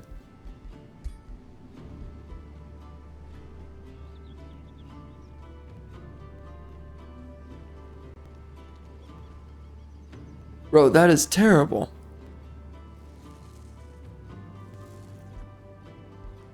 Yeah, that's a big no right there.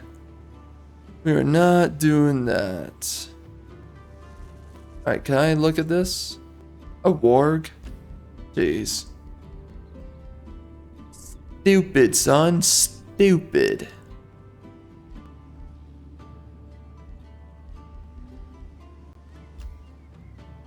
Alright.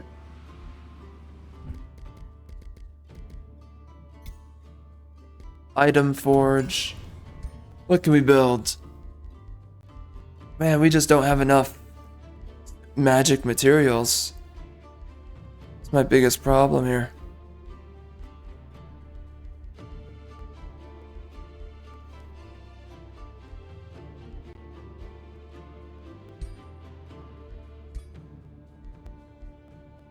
Army recuperation, that is it.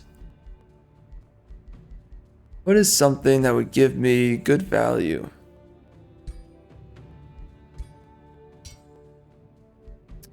Man. I don't know. We are wasting turns if we're not building anything.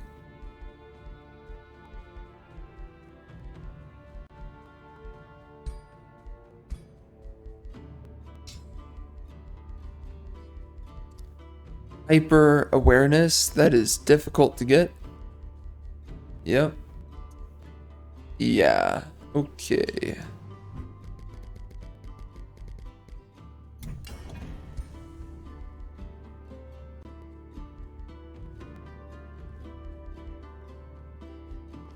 Alright, I guess there's no reason to use anything right now. Let's... Okay, nobody's in the prison. Well, we can take these guys out. It's kind of easy.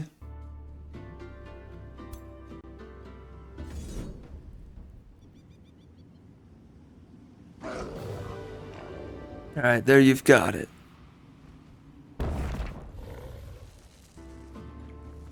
We got a warg.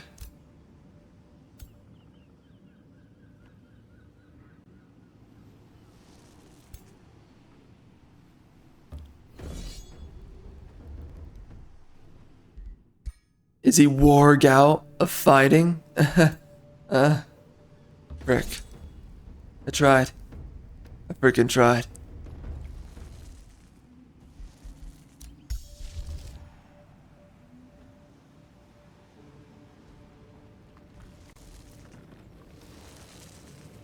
Right, who are, this guy. Blizzard. Take the blizzard, my son. You're dead now. You're freaking dead now.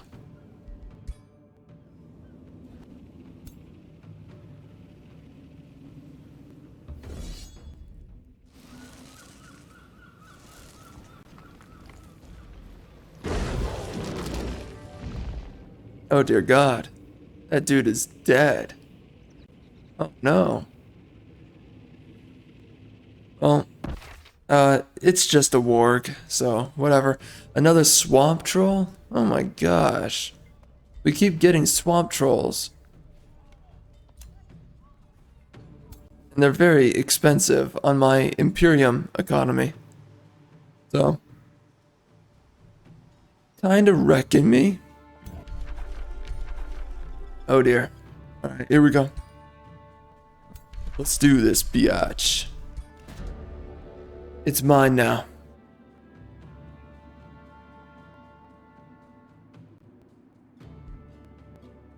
Okay. I think we can do it. It's gonna be difficult. But we did it. Imperium. Always Imperium. Alright. So we have two fronts of the war that we have to fight. What else do I want this guy to do?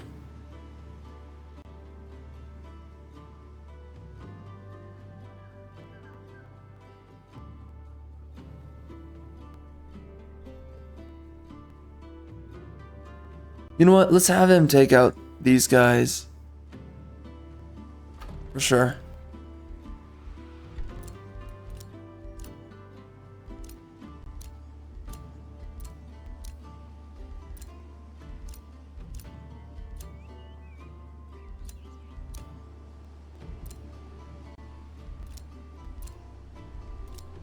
Interesting.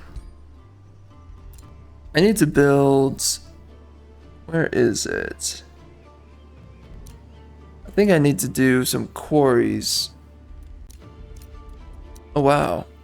We can go really far. Alright, we're gonna start fleshing out right here. What could we do right here?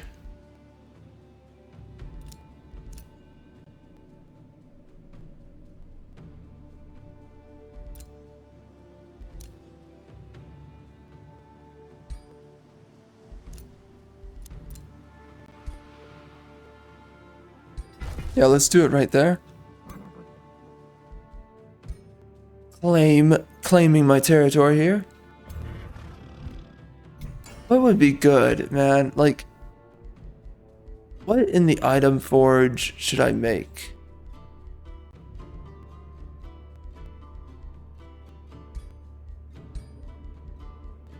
Is there anything good? I mean, yeah, see, I can barely do anything. We have to wait. No freaking choice.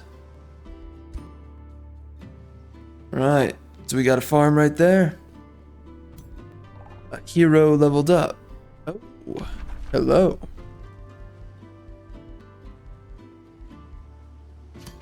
You know what? I can, I don't know actually if they would do that, but I could see them putting in a DLC like special skills once you get to level 16.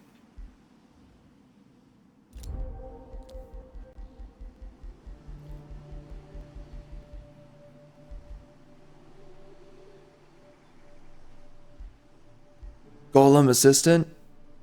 It's not too bad. Gives me another unit to attack with. You can never really go too wrong on that.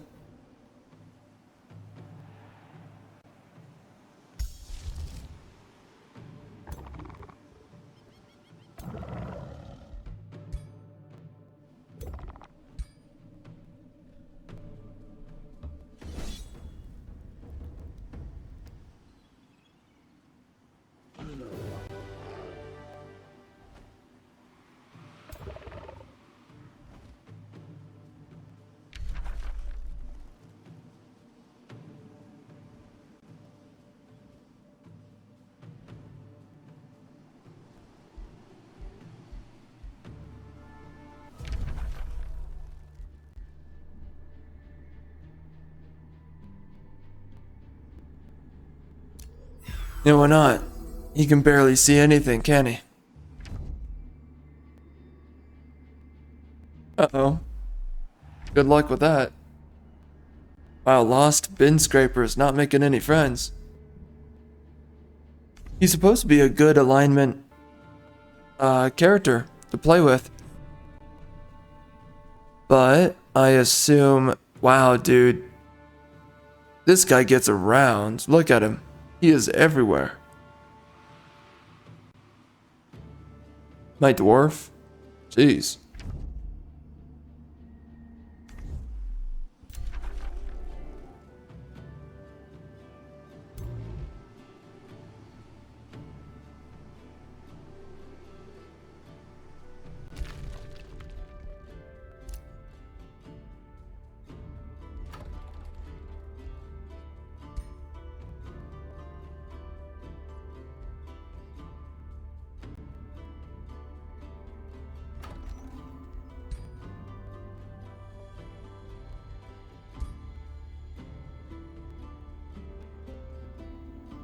So he's going...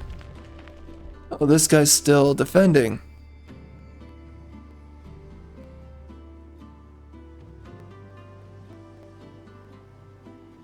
Oh, wait a minute. So wait, does the game tell you what each of their armies are doing? Oh. Huh.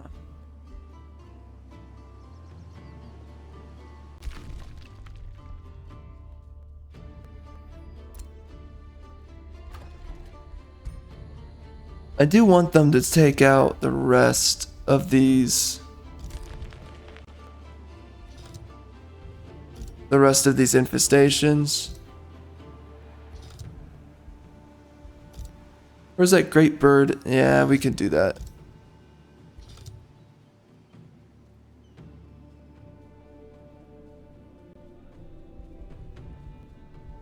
Okay, so we can do Pirate Cove with Tuskheim.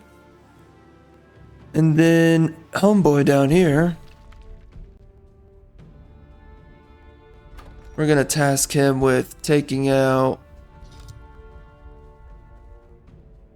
Forsaken Cove. Oh no, Pirate Cove. Whoops. Wait, where is that? Wait, Forsaken Cove? Oh, jeez.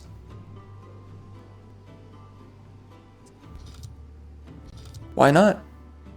Go for it, bro. Good luck.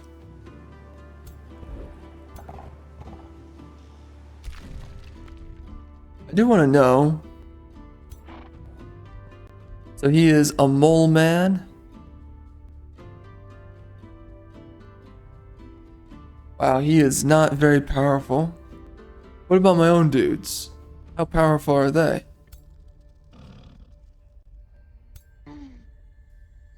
I have no idea.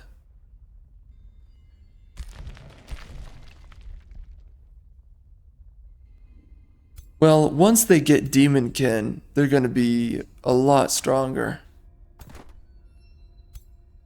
That is some pretty good damage though. Unit power. Pretty high. Alright, so where's my scout? Oh, he's right there. Yeah, we gotta clear this guy out. Alright. Cool. Alright. Any spells? Bro, we have so much Imperium. What should we spend it on? There's a couple of things we could get. This is pretty good. Rangers. Druidic Empire is also pretty good.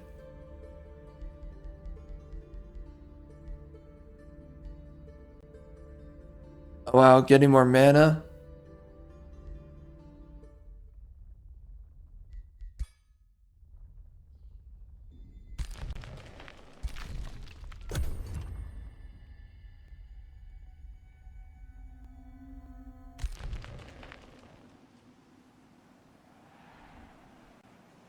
Alright, so we are 6 turns away from getting Demonkin. Give it to me. Give it to me now.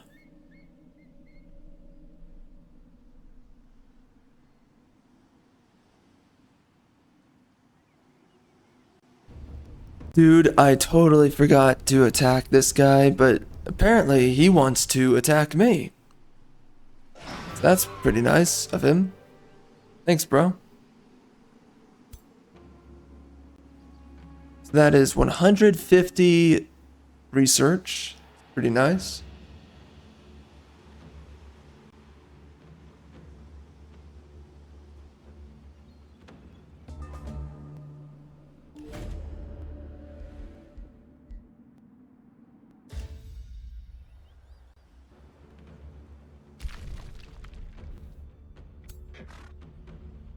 What is this?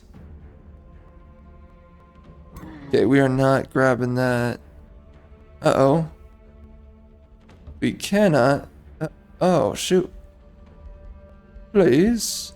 Oh, frick. Well, none of these locations have anything really of value.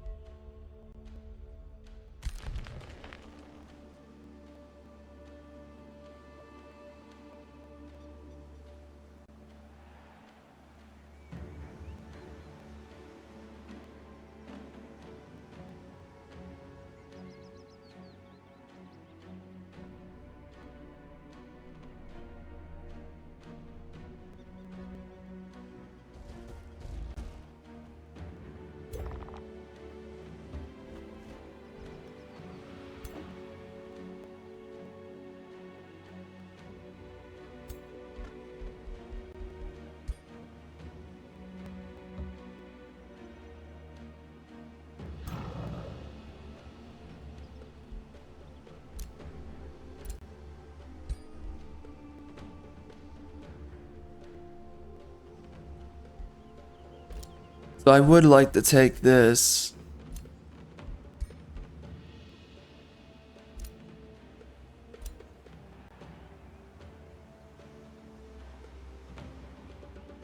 But we really can't do much with it. Yeah. Whatever.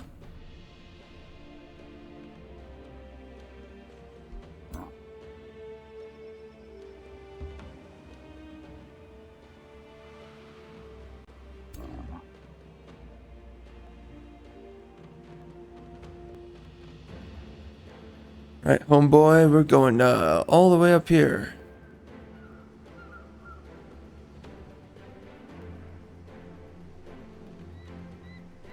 Wait, that guy is still not max level?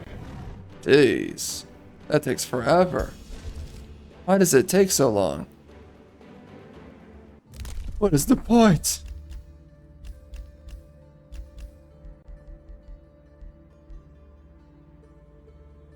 Granting more stability. It's kind of nice.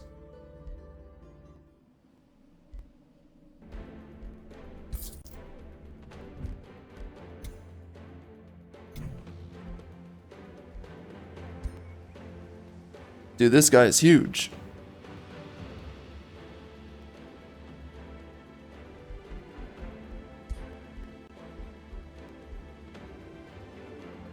Assassin's Dagger? I don't see why you would use it. Unless it were like a ranged hero. I could see it.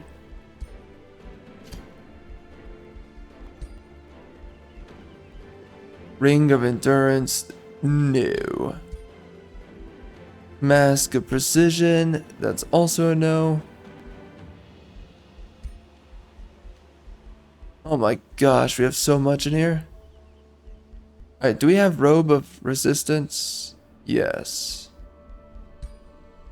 It is on everybody.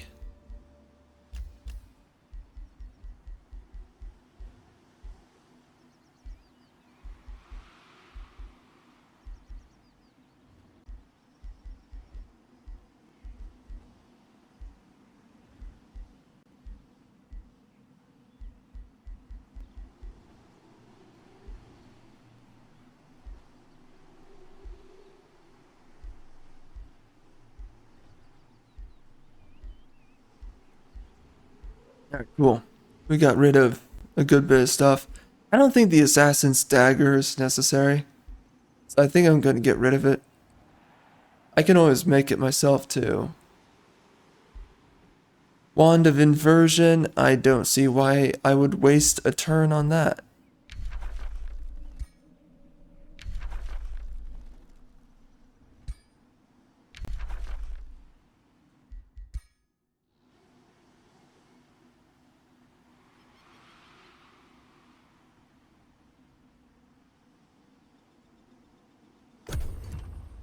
Alright. Alright, here we go, biatch. Freaking take me on. I'm ready. That's right. My iron golem freaking took a beating.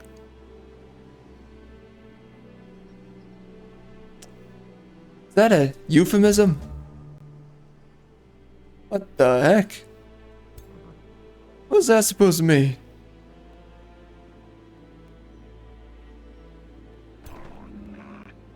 He has 2 living fogs. Well, my good friend, I am going to destroy you, regardless of your fog.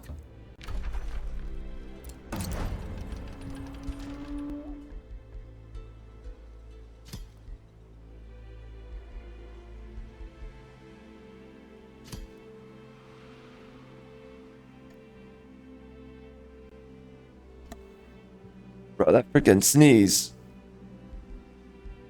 That freaking sneeze wrecked me. I'm not coming back from that one.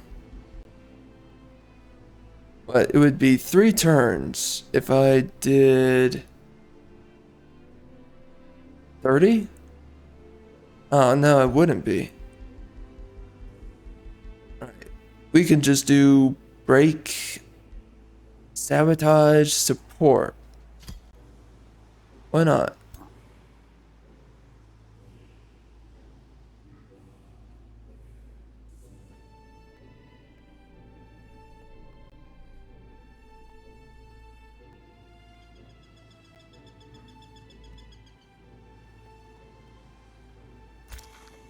Oh, look at that biatch. The biatch in the 9 realms.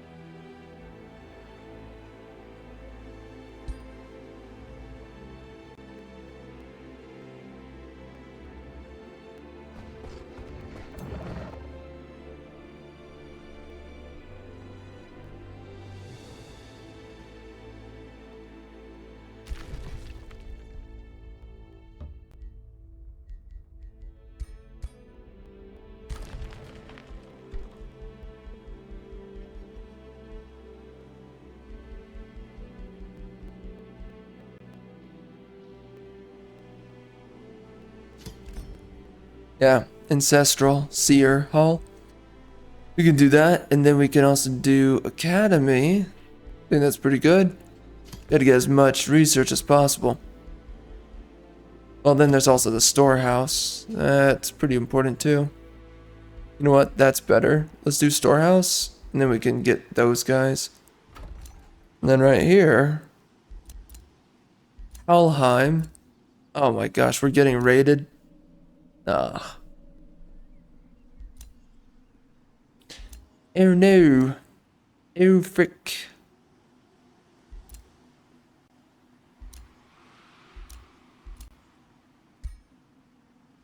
I guess we could do this. Do we really have no foresters? Weird.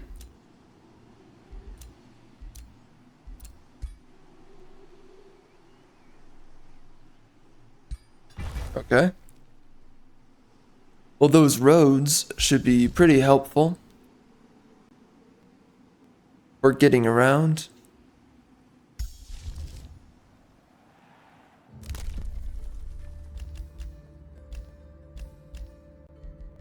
Alright, we're also gonna do Druidic Empire.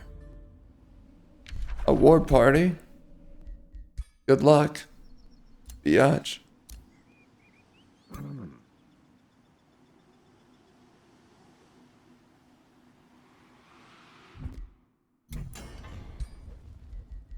You know what? Let's just produce something because I have so much freaking crap. Let's just make something that's somewhat worth using. Because everything I'm using now is trash. Right? Right? I mean, like, you might as well, because you can always make more crap. And I can always just sell. Like, if I don't really want to keep an item, I can sell it. Alright, there you go. Let's just make my guys a little bit tankier.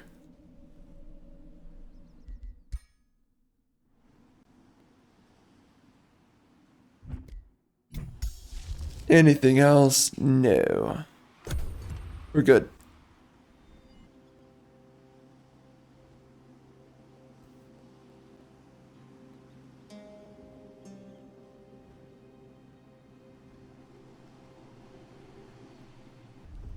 Okay. Well, I did not see this coming. This guy somehow got a bunch of other units. Yeah. Yeah. Okay.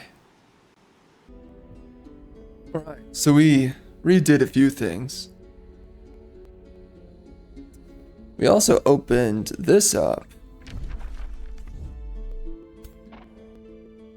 I don't know if he can reach it. I don't think he can. So it's kind of a waste, but yeah, that's too bad.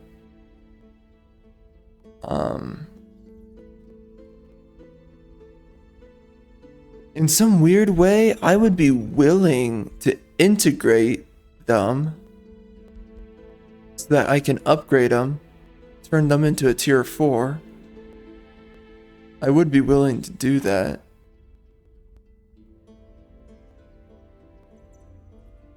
Where else should we go?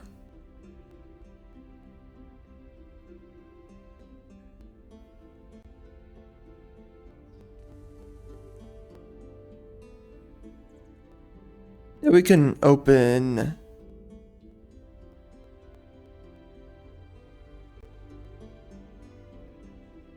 I don't know. I guess we could go down here. It's really up in the air. Alright, let's just keep clearing random stuff. Oh, that was a mistake. Whoops.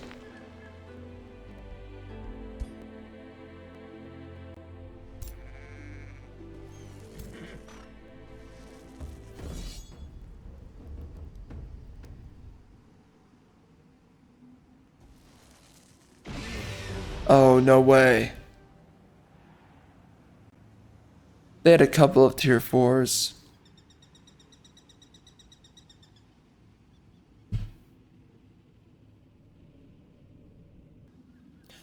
Alright, so let's go about this a little bit differently.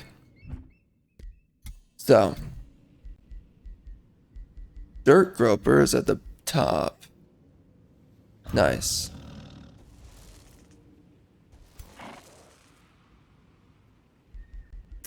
Alright, so we're going to use a blizzard on this.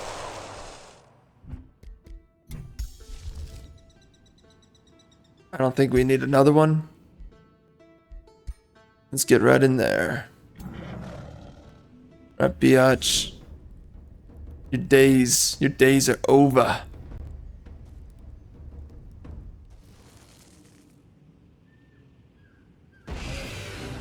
What? Oh my gosh. Really?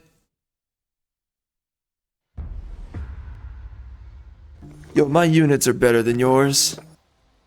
You freaking biatch. Oh my gosh, they can summon? That explains a little bit. Just a little bittle.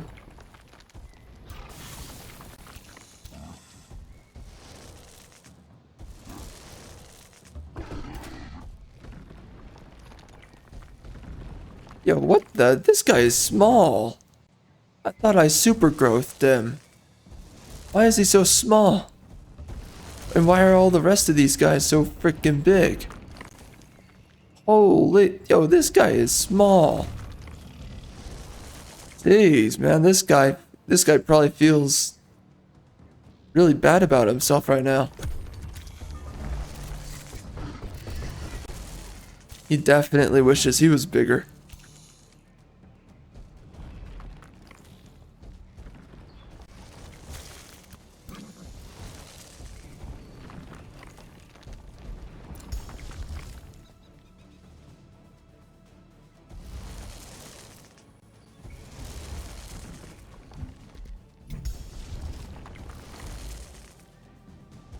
Oh, are you kidding me?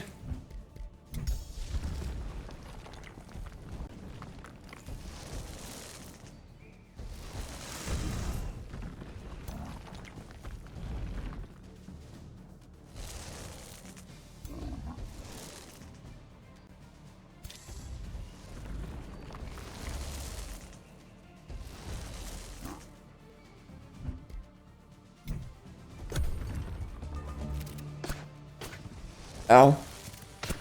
Ow. What a douche nozzle.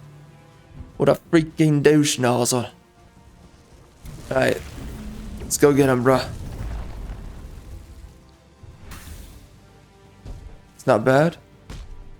Yeah, take that rock. You know what? I think that the giants are trashy units. The best thing they do is tank. I think they're decent tanks for the team. Then they have a good charge attack, but that's it. Oh my gosh.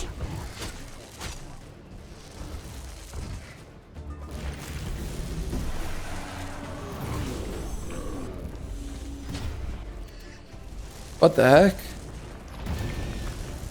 That did not look right. What the? Really? Oh. Oh, your freaking mother.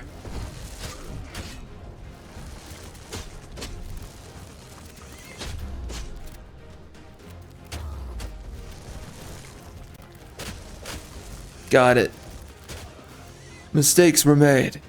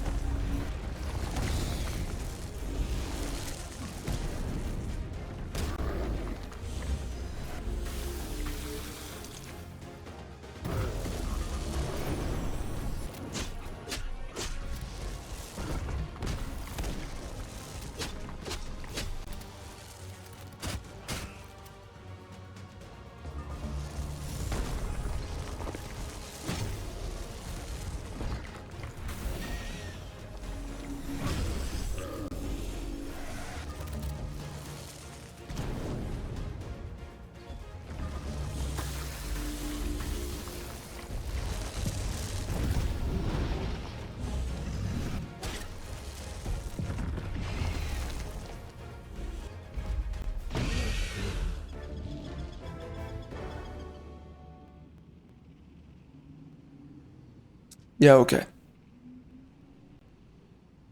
I'm not feeling that. Nope. Nope. Alright, here we go again. The biatch and me. I want to know, does this do more damage? Please tell me you do more damage. Alright. So that hurts them a little bit. I could also just attack this guy in singularity. Oh, why not? Just do it safe.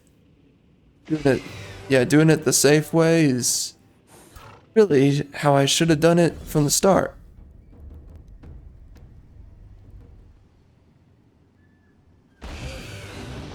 Way better. A fire giant. I'm gonna be honest. Fire giants are so trash. I wish I could gift him. He's not worth it for the... Yeah, he's not worth it. A war breed would be better. But he's just not worth it, man.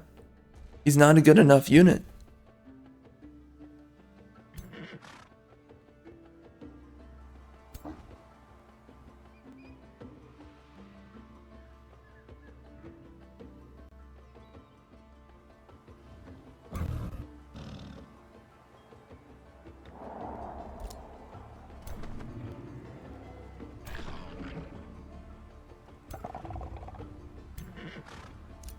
We are nearly equal in power.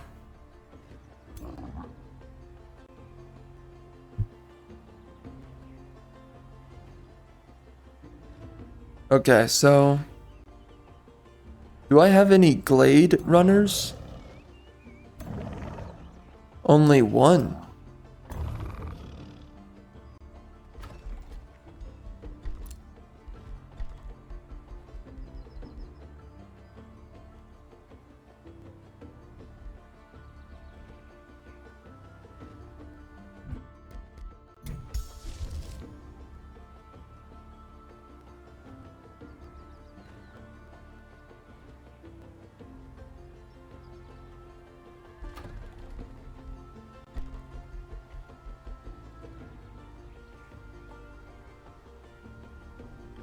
Okay. What do we have here?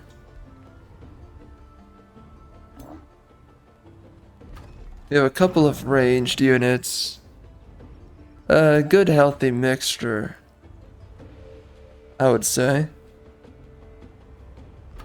So...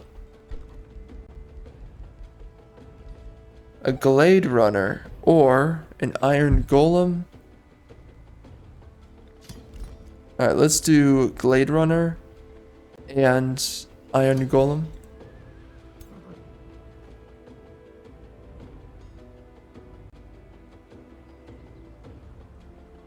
Oh, he's defending me. Look at that. Cute. Nice.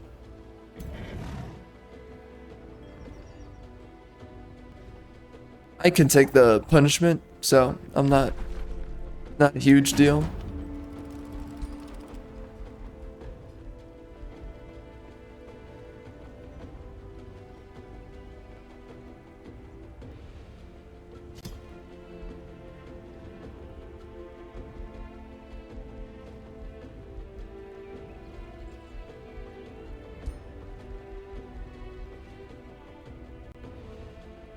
Right, that would be 29. To make it 3 turns.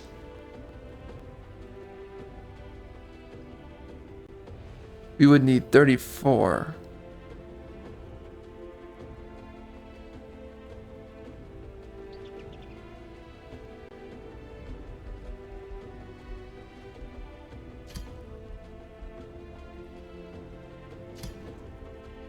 That is better.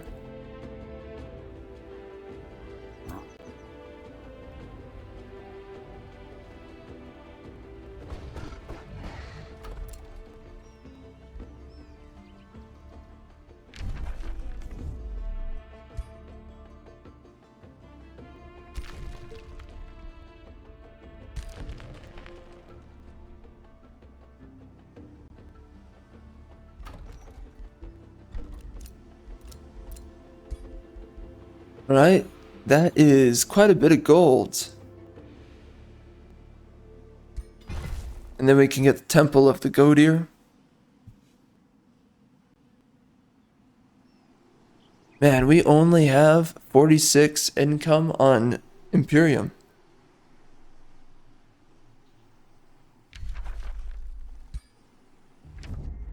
Denounced. That's not good. Good luck.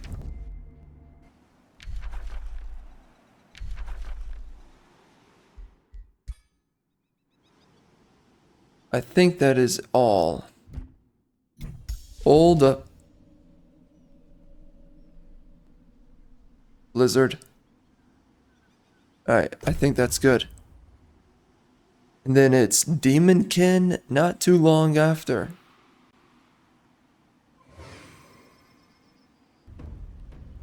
Oh, frick. Okay. Yep. That is pretty rough.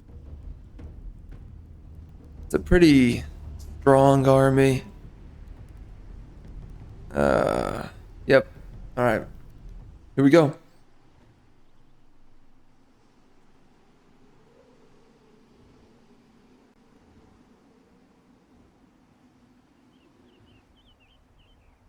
The living fog is a pretty difficult enemy to fight.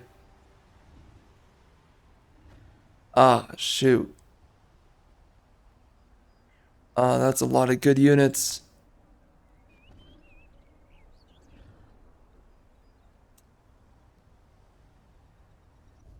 Alright, I wonder if I can make that better.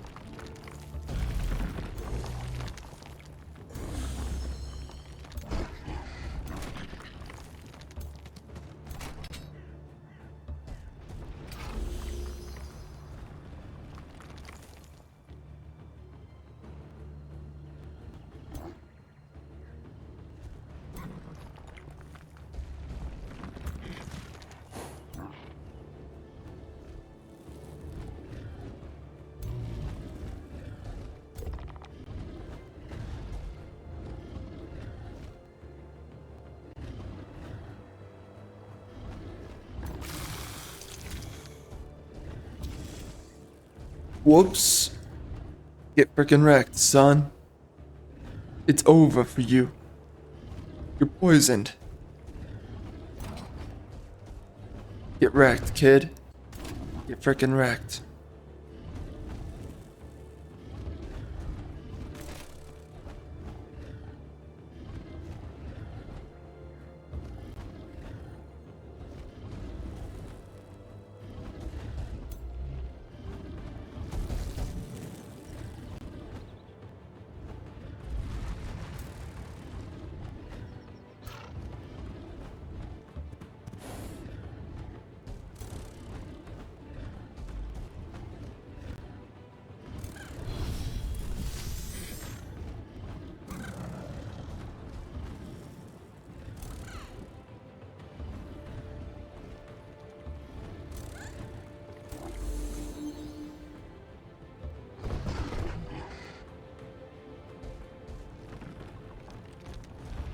Alright.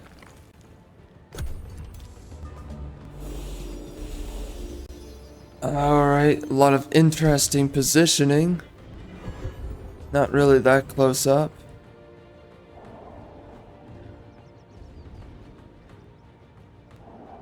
Yeah, we can wait. We can just sit here.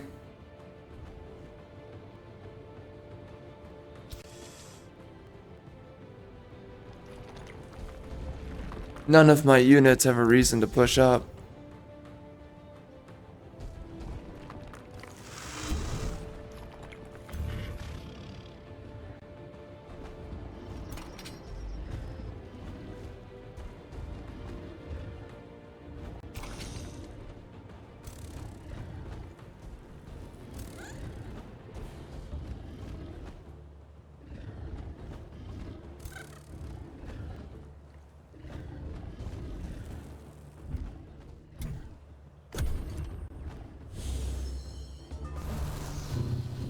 Uh-oh.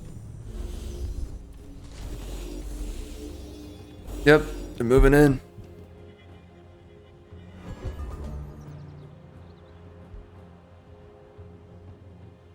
Magic shield. Alright.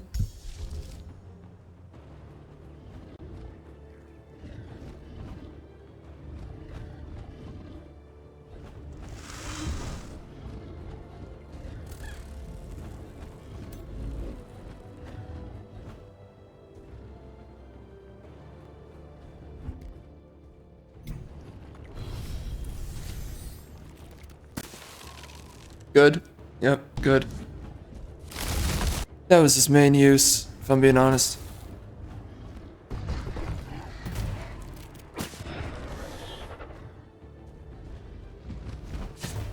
Uh-oh.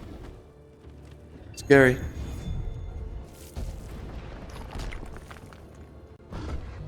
Bro, that rock throw is so pathetic. I don't even know if it's worth having in his moveset. What does it even do?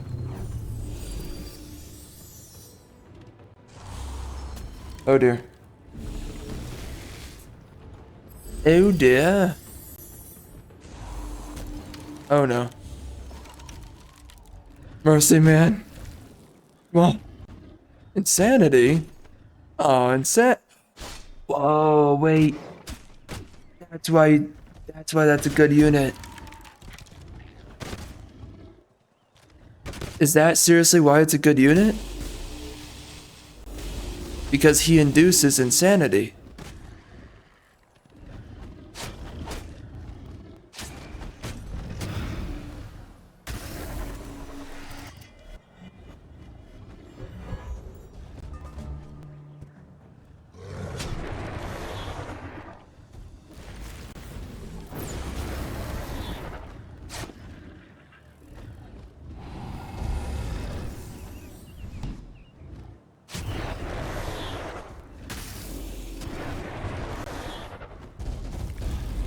Oh, of course, bro. Of course. What would we do without your tower? We would be nothing without it. Hopeless, really. You are the only hope. Obi-Wan. Oh no. Oh no. Oh no.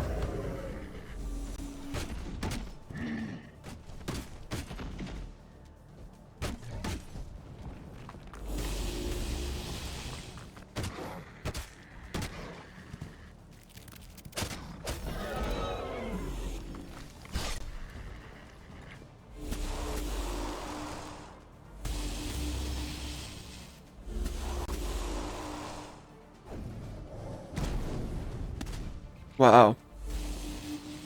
Is this not going that well?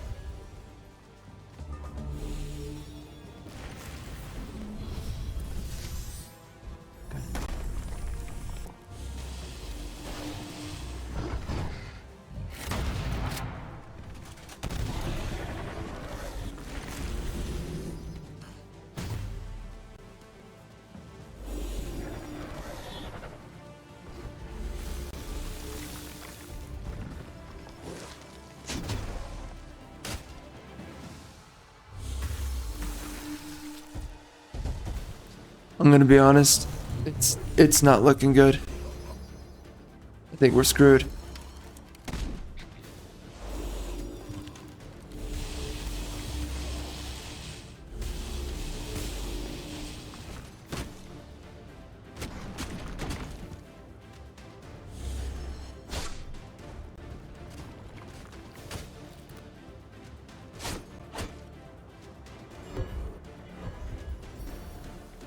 Dude, it is looking so rough.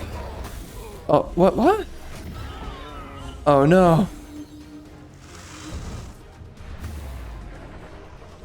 Right, I get it. Living Fog, it's a good unit.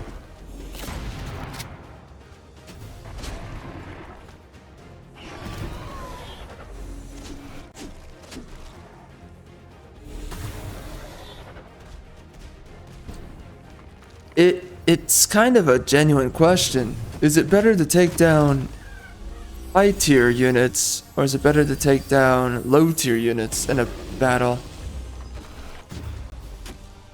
Multiple low tier units attacking you, that's kind of a problem.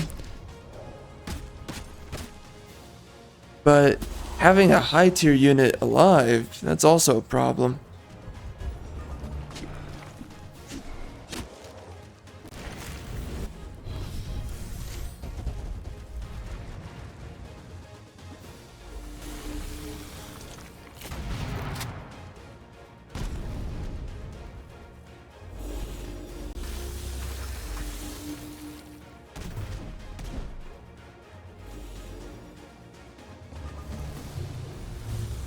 High tier units are pretty hard to damage.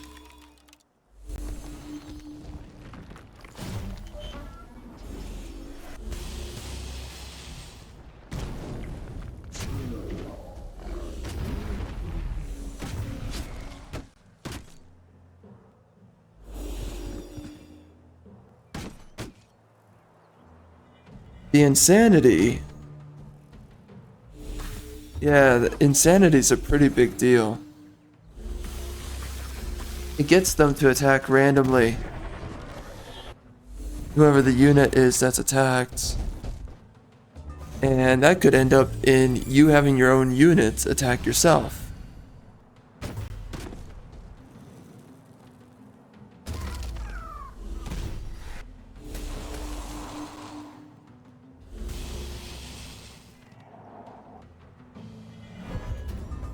Okay, this is worse. This is way worse. Oh my gosh. Yeah, what the frick was that, man? Jeez.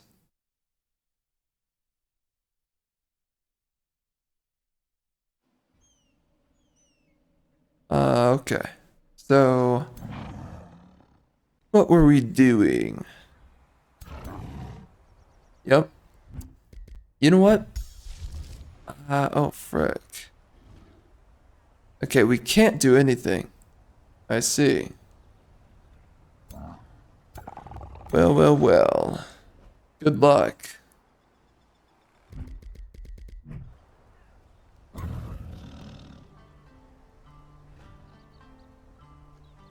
Alright. Here we go. Okay. Well, that sucks quite a bit. We lost a war breed. We lost a couple of tier 3s. Oh, but thank God, bro. My fire giant is still alive. Man, I was worried. Yeah, thank God that guy's still around. That was about to be really bad. I was actually afraid. It was possible we were gonna lose him. Yeah, that would have been really bad. If that happens, I don't know what I would have done. I think I would have stopped playing.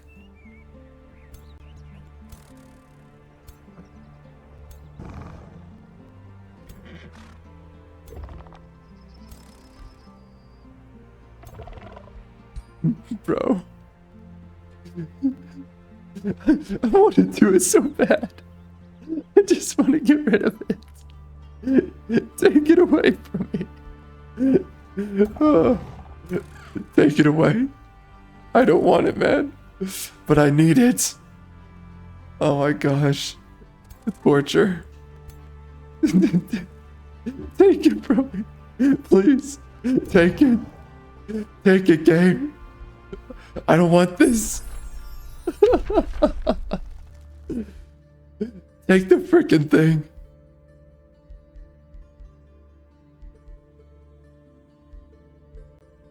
We could research this. It's easy, right? We could do that. I guess. I don't care about anything else, so why not? Oh my gosh. Alright. Demonkin. That's going to take a while. Oh my gosh, they're clapping my cheeks. What's new? What's freaking new? What do I do? What do I do, son? Oh my gosh, brother. What's going on, brother? Why is this happening to me, brother?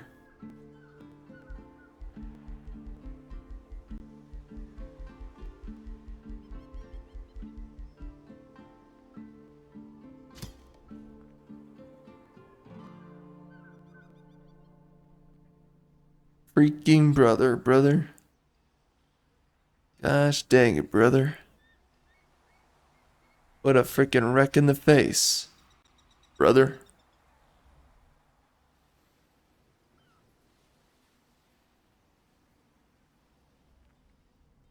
That's a lot of mines.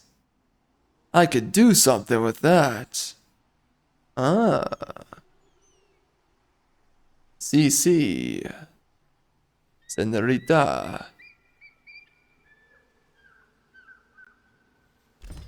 Let's do Golem. Because... where are we going? Forest of Stakes. Oh, units get demoralized. Well, I wouldn't be against having these 2 special foresters. Wow, this gives food like a frickin' farm. Oh, wow. Okay. Oh, that's pretty nice. Ah. I see. Oh, nice. It's beautiful. So we can place those 2 improvements probably right here. That's my assumption. I don't know. I don't freaking know. Yeah, we have quarries, we have biatches of the river. Alright, man. Defense. What should we do? Golem assistant? That guy's typically a helpful unit. A freaking unit. A freaking unit, brother.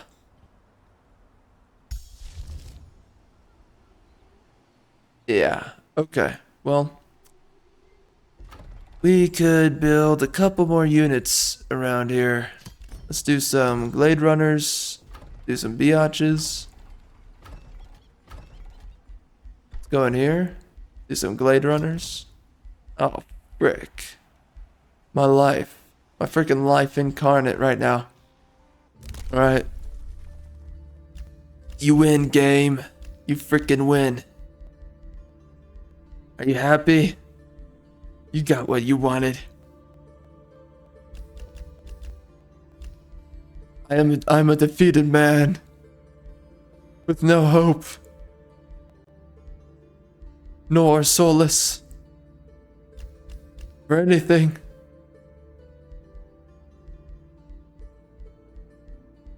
Lure of the Horde. Kind of matters now that we're going to so many battles. Pillaging units are healed. That's pretty good too. What a freaking biatch. You know what? We're gonna do both. Let's do both. Okay? Alright. And, oh. Look at all these dead fools. Yeah, get wrecked, son. You like that? Yeah, there's more from where that came from. You can show right back up. I will decimate your freaking existence. Born of Plenty. Well, that's good on somebody. Yeah, what's this eye doing here, huh? Huh? The frick? What is this about? A lot of robe of resistances. What are we resisting though? That's my question. I mean, am I just edgelording it out here?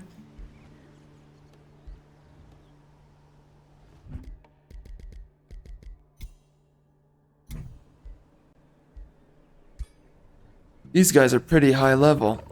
Sheesh. Oh my god. Not like this, brother. Yeah, that helmet I was making earlier, because I had to revert. Break my mouth. Freaking throat is dying. Everything is pain. Alright. Let's do... Yeah, so anyways, because I reverted a save, it did not remember that I did this. So let's forge you. Fucking stone, brother. Fucking freaking stone.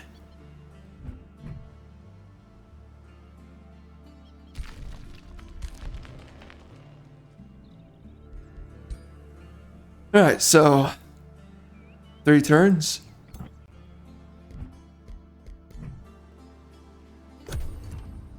Looks good.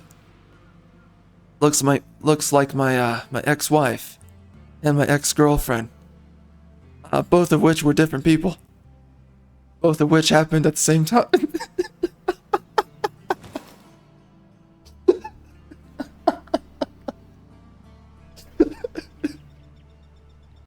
Bro, I could not keep a straight face on that one. What the frick?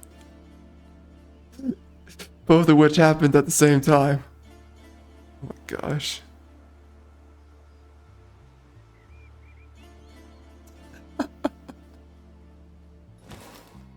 Yo, man. What the heck? Oh gosh. Yo.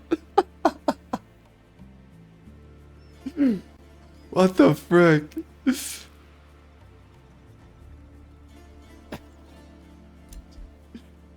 Jeez.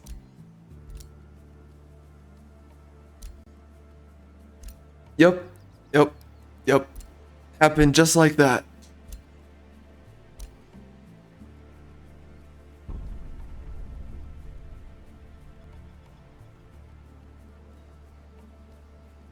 My word. I might have to save that for later. Jeez Louise. That was a freaking good one. What the heck? I laughed at that one. That was not bad.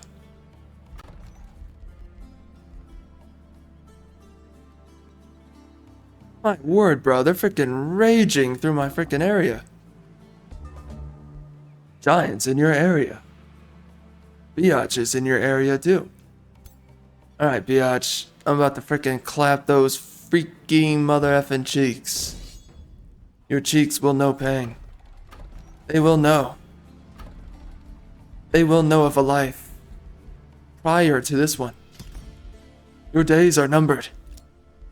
I will destroy you. This is not the first time I've spoken like this. But it feels new all the same. Yep, we got that. Create a forest. Your mom created a forest. Ooh!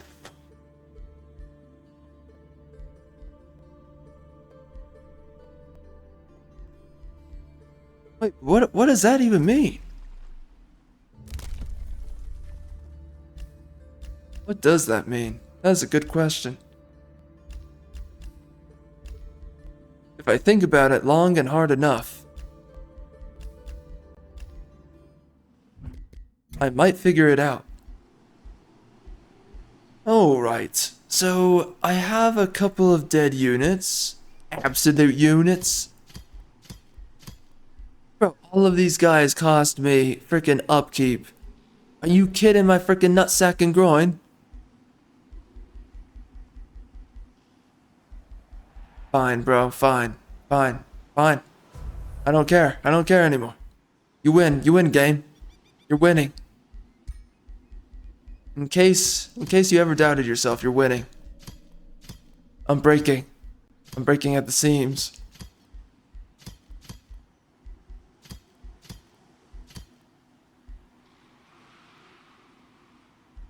Alright.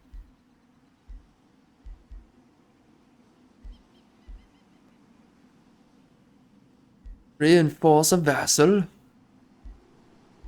But who shall it reinforce? I wonder. Thunderwell.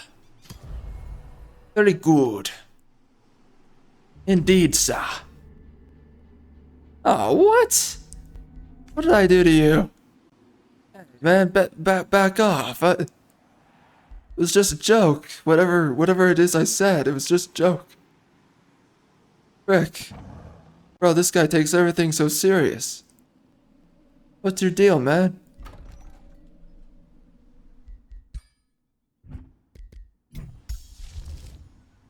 this man's never kissed a girl naked or something. Stuff like that, you know? You know, the thing.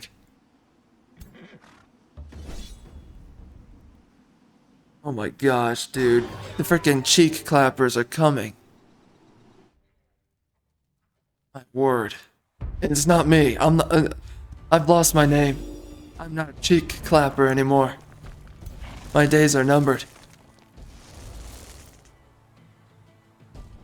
Goodness me.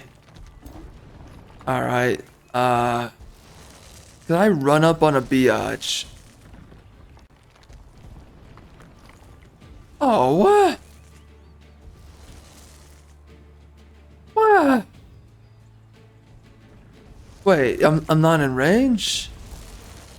Oh, there's no way, bro. Your mother is not in range. Holy.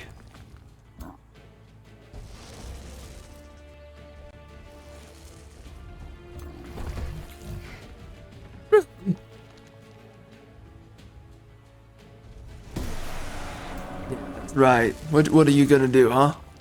Huh? What are you gonna do, punk? Frickin' try me, bro. I've trained all game for this. I'm not gonna take it. I'm gonna win. This is my game. This is my property. My woman.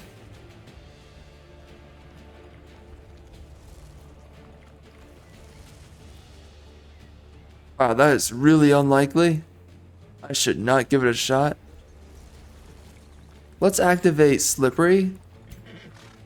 Like a biatch in disguise. Wait, I still get ah. Screw you, dog. Oh my gosh. What the heck? What is that about? The inhumanity. The absolute inhumanity.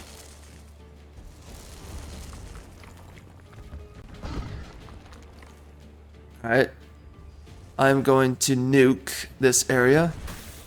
Oh, that cancels defense mode. Oh, frick.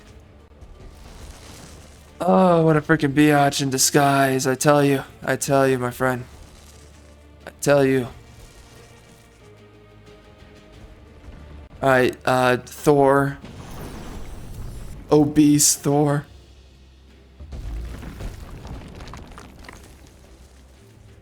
That man has not been...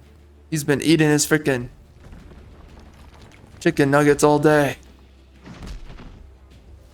Frickin' obese. That man. Screw you. Screw you again. Okay, well... Mistakes were made. I regret everything. Absolutely everything. I regret it all. Alright, brothers. We're running for the hills. Pack your bags. Pack your women.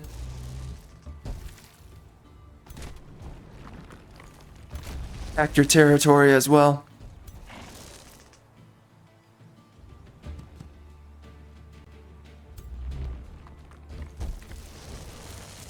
We will win. The day is here. We will eviscerate the biatches of the North.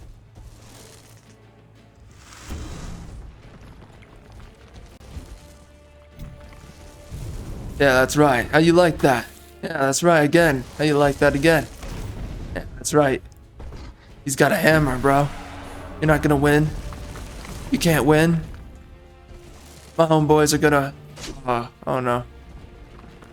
Oh, stop, please. He's innocent. Frickin' A. Alright. Okay, you win. You win, game. Right, so everything was regretted in that exact instance of my existence.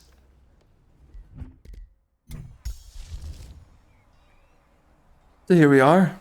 We're going to send a blizzard on him. And then we're gonna get in there. That's right. You're gonna get your frickin' cheeks clapped. No, that's not. Oh, That's not what I... Oh. Frick. I got this. I got this. Just you watch. I'm gonna figure it out. These guys are gonna lose. Alright, so what's a guy gotta do to frickin' eat a frickin' tier 3 unit over here, huh? Huh?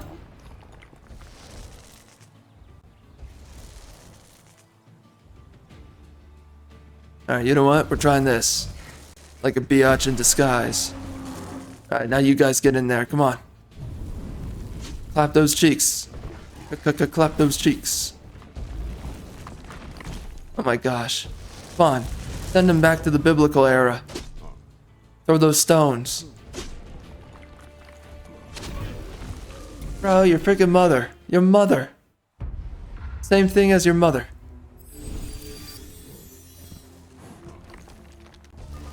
Oh my gosh. Alright, fine. I'm gonna send this guy all the way back here. Rosa Parks style. Alright?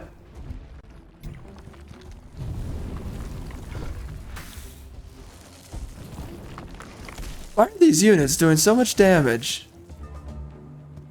Who is your mother? Explain yourself to me. Yeah, that's right. How you like that, bro? You like that? You like that one-shot territory?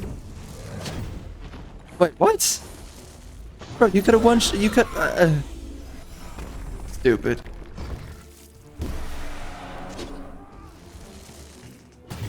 Ooh. Yo, I felt it from here, dog.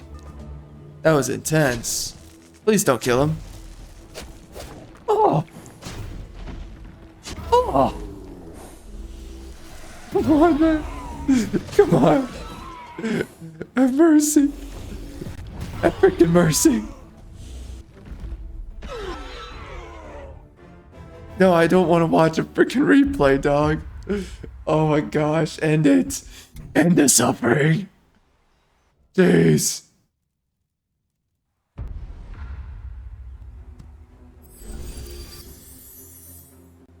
Bri said I was losing my voice a while ago.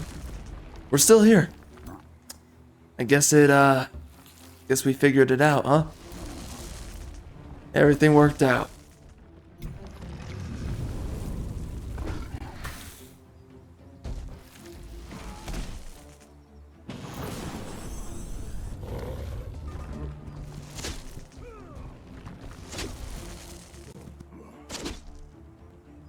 Wow, these guys really don't hold back, do they? Yeah, that's right. Uh-huh. Oh, yeah. That is what I call big PP energy.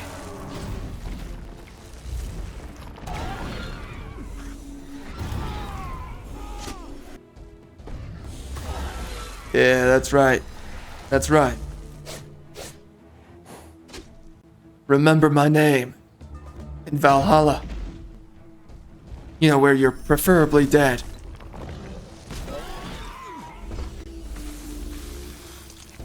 Yeah, that's right. Whack 'em. Yeah, that's right.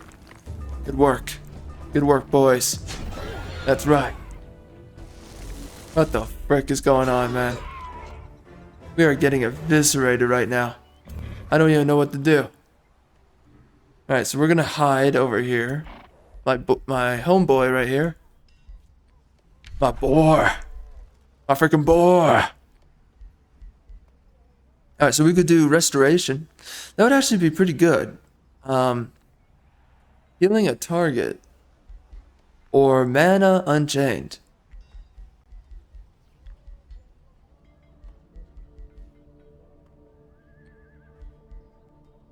Mana unchained would not be too bad.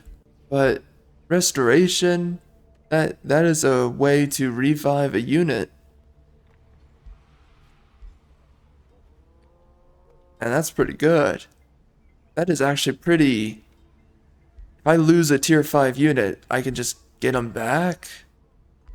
Isn't that just better than Mana Unchained? Because also the fights are starting sooner.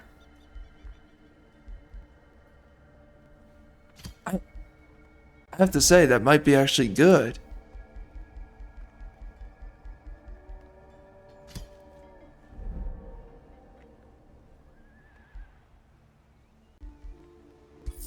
It's that, or it's just your mother I'm talking about. Oof!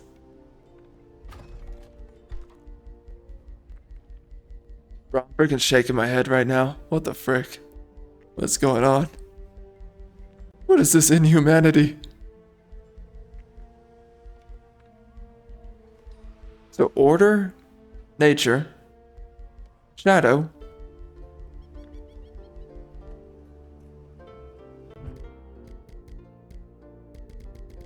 spells. Where you at, punk? Where you at? Show your life. Show your life to me. Tell me all your stories. Where is this? What is this? A buff spell. But it doesn't tell you where it's from. Ay ay ay. Oh no. Why would they not tell me? You're not gonna tell me? I literally, I have to figure it out. Okay. Okay, brother.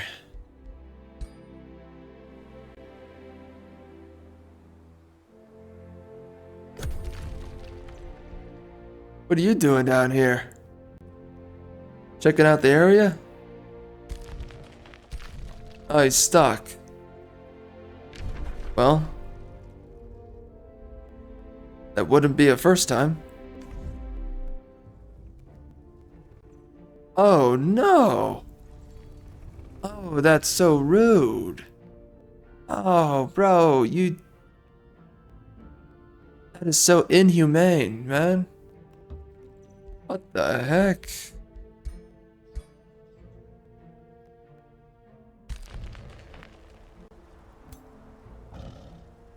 Well, we're gonna take Dream Vault. How about that? We're trading my tier 1 for a tier 4. That's how I like it.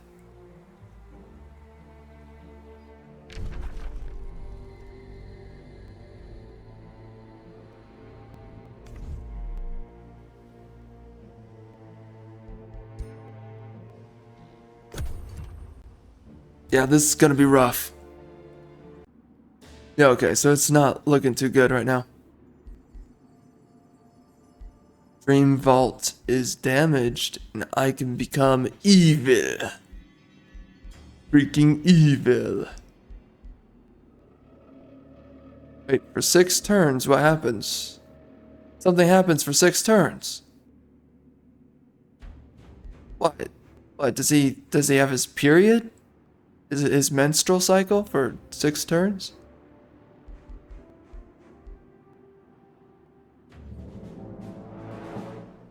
Well, good luck, son.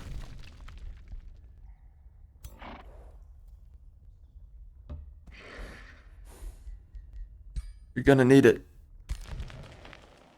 Oh my gosh, bro. I am not healing enough for this. I'm not getting paid enough for this. Yeah, that's looking pretty rough. Not gonna lie.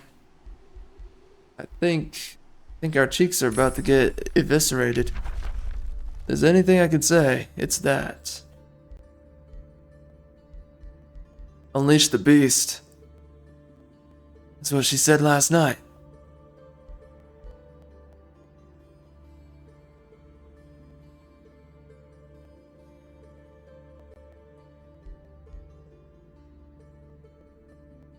Summon the greater animal? That's what she said in the morning.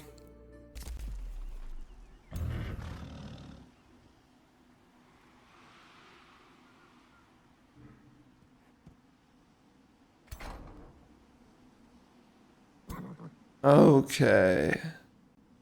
So we got an iron golem,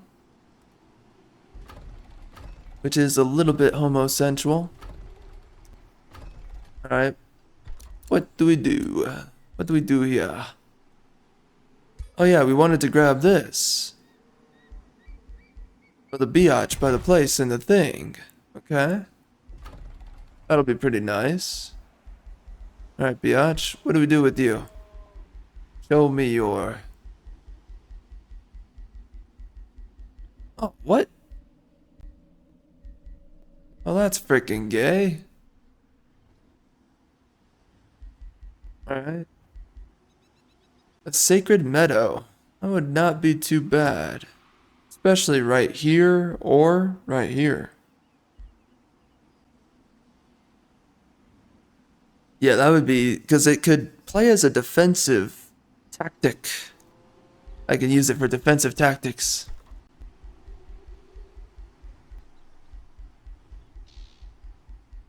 I might just do that, actually. It's kind of a good idea. Spelljammer. Ooh. Oh yeah, that's pretty good. We could do that. Spelljammer. I don't know when it would finish, but that's also what she said. Oh yeah. Yep, I am here all night. Alright, so we could do a Spelljammer somewhere tucked away. Like right up here?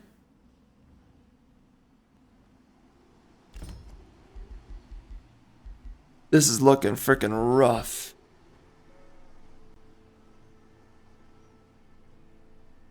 Oh,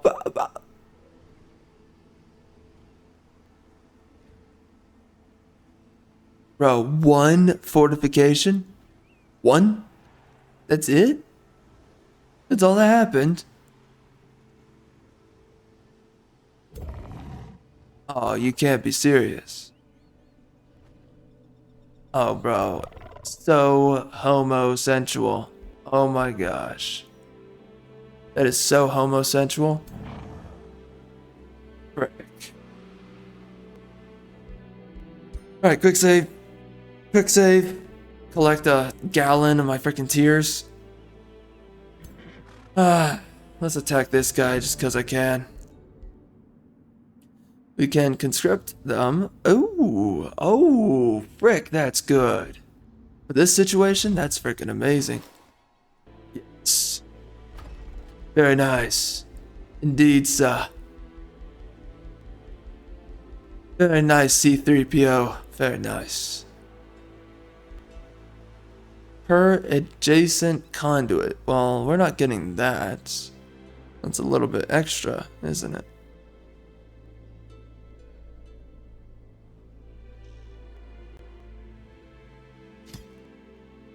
Yeah, that's pretty nice. That reminds me of my,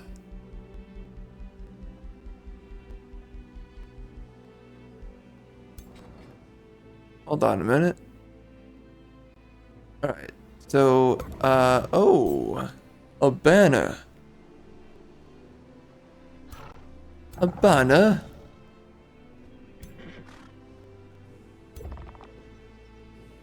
It's not too bad.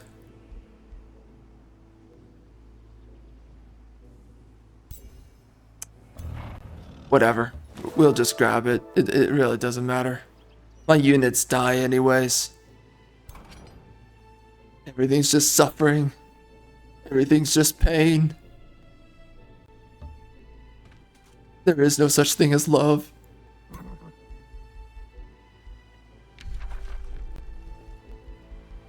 Wait, what? Ah, attacks can deal damage back.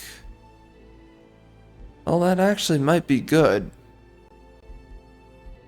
Given the fact I don't have any other choices. Thank you very much. Thank you. I appreciate my lack of options. I will think long and hard about this.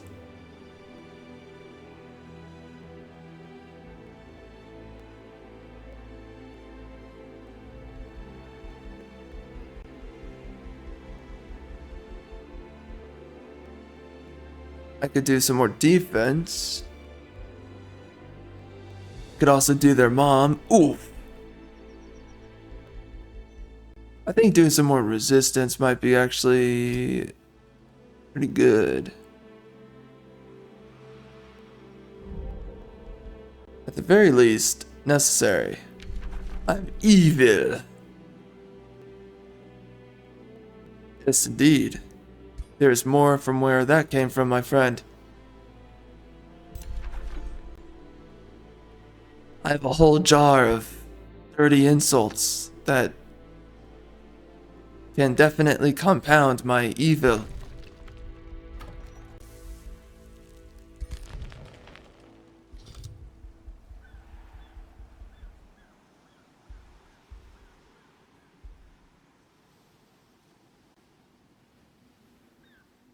To the closest ruler.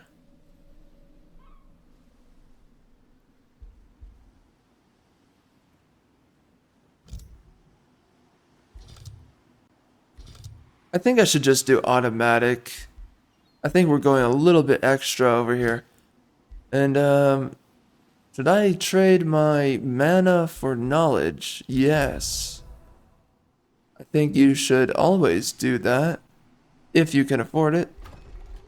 Because knowledge is not power. Golds, too? Should I trade my gold for it? Technically, that would make me stronger if I just have more knowledge, though. So we're gonna do that.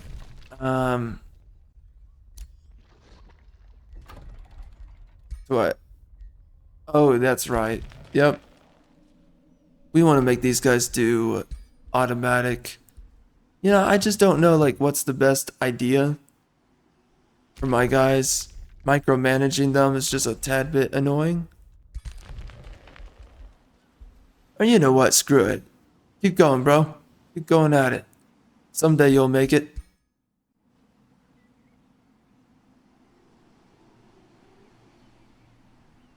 Alright, so one more turn. With that one more drop. Fortification.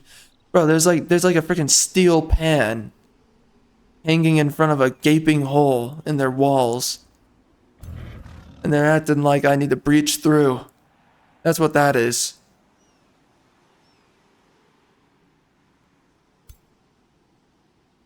Like my wife on my wedding night.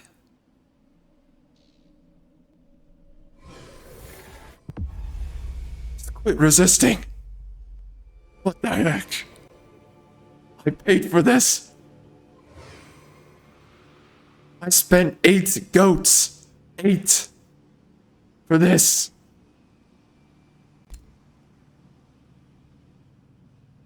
Yeah, it's a cheap marriage. Who cares? You know how long it takes to get those 8 goats? Longer than it takes to make 16 burritos.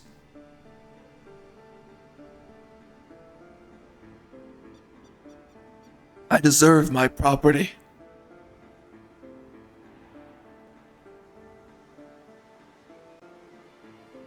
It's not that I deserve it, I demand of it.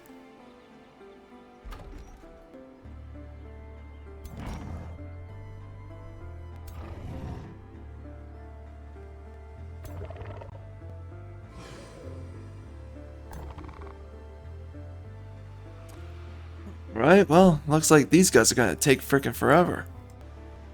Alright, man. Here we go. Screamdar, Scaredipus, is, being a biatch. Good for you, man. That is nothing new. Not for you, man. Not for you. Oh, look at that. We got a payload of some, biatches in your area. Biatches in your area. Oh, bro, that's not acceptable. Nah, I see you, dude. I see you. Brother, I see you.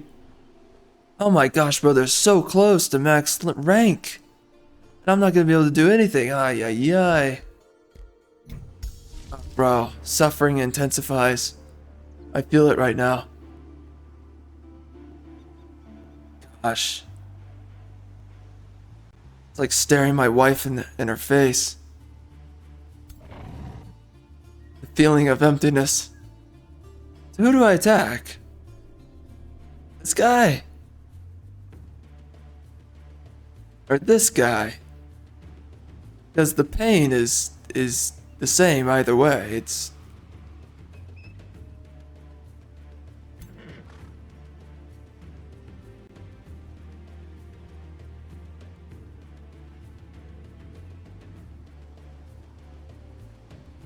Oh, dear God. Oh, brother. You're done, bro. You're done. It's over. Good luck. Oh. Alright. Give it to me. Give it to me. My land and my woman. Okay, I think the best way to go about this is to migrate to the bruised decibel emitters. Huh. For 200 Imperium.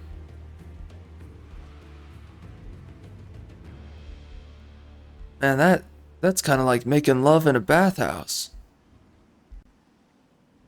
It doesn't go well and everybody dies. 'Cause they drown. Underground adaptation. Well, you're not underground, sir. You're above ground. So you're kind of the fool, if I'm being honest. Yeah, migrating the biatch might be a good idea. In this scenario, I think it is. He's also a tier 4. Yeah, you know what? I think that's a good idea. For once, just this one time, okay? Let's not get carried away out here. Alright, so that's 1,900. If we look at 2,800? Can we take it? We don't have Demonkin. That's the worst part. Let's quick save this biatch in the face. Okay. And now let's go take my property.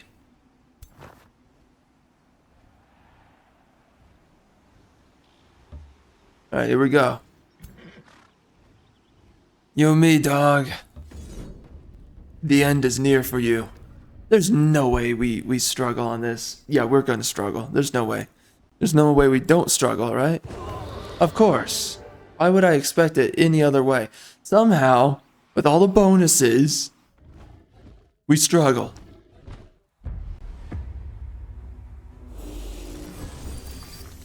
Bro, those living fogs are so good. I'm just coming to realize it now.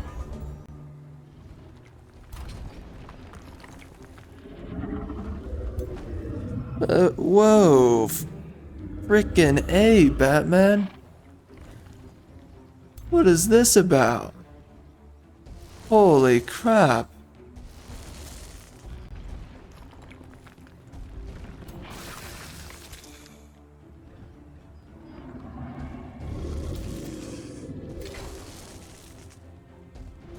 Alright, Golem assistant.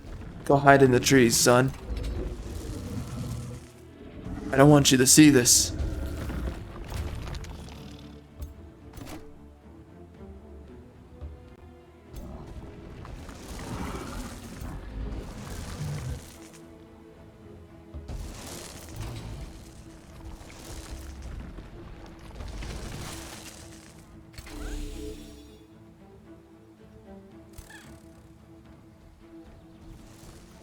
Okay.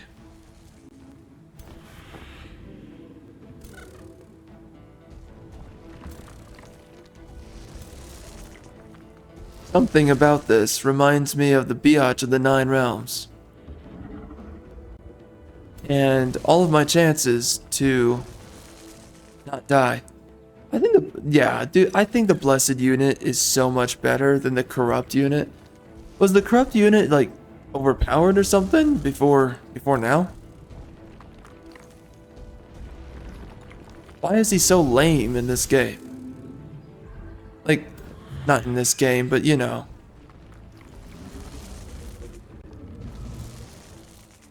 I mean, what does this guy do? Dude, the other guy is way better. Why is he so much better?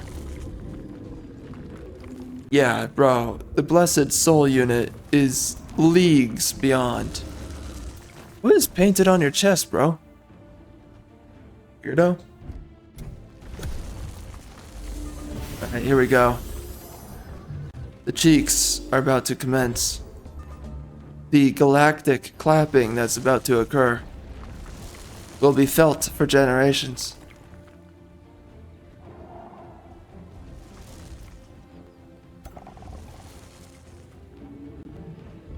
Everyone will speak of this. Absolutely everyone.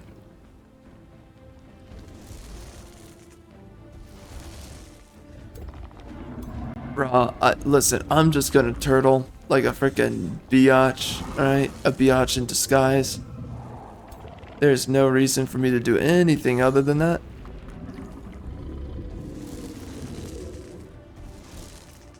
Wow.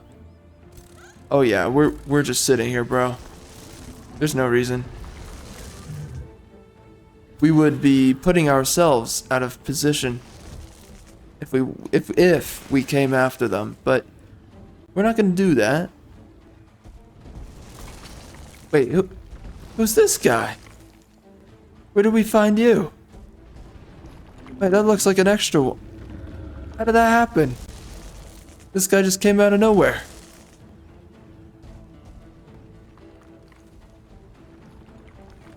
What the heck? Weirdo. What a freaking weirdo.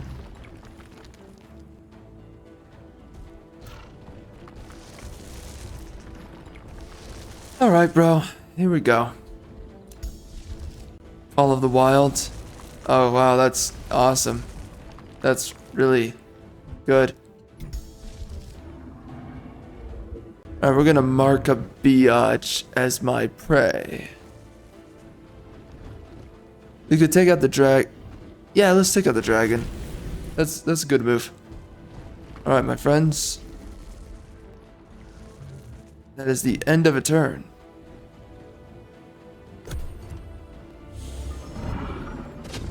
Yeah, that's right, get him. Yeah, get him.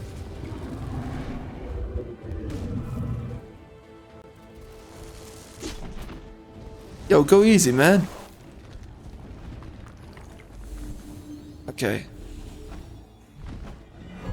Little bit unnecessary.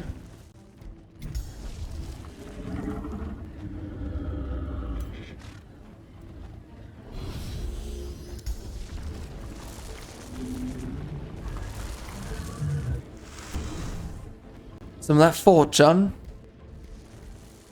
Auto combat. Yeah, that's right. Let's go. Death and destruction. That's it. Okay. Alright, 2 kills. Let's see if we can get like 4 kills. That would be a good way to start. Wait, what? That's what you chose to do? That's a weirdo move. Oh my gosh, the damage. Those were critical hits? Oh no. Oh. Bro, who asked?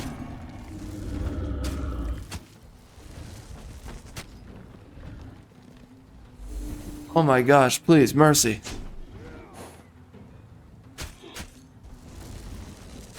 Mercy from Overwatch, marry me.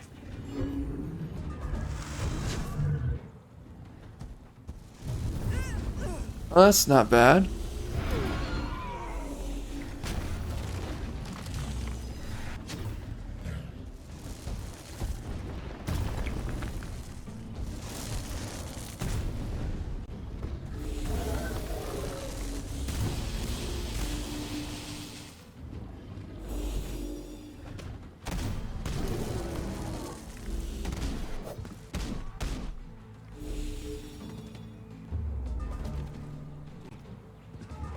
Yeah, run for your life, son. Frickin' 1. Yeah, that's right. Yeah, take down that ruler. He doesn't rule anybody anymore. He doesn't even rule my freaking feet. He will kiss my ankles. Kinda weird. Not gonna lie.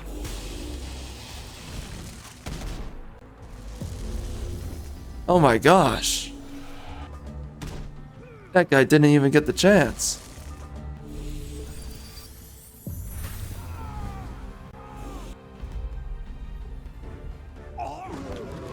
Oh, and that's what we call the economy. What's this? Oh, good. Thank you. Yeah, I love that unit so much.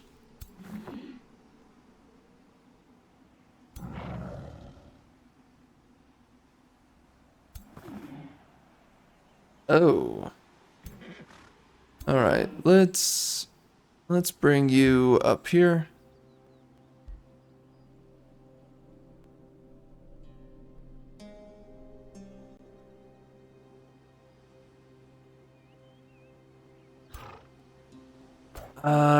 I don't want to risk it, so we're gonna keep my homeboys with my main ruler. Oh, we got killing momentum. Right? We finally got it. That took forever.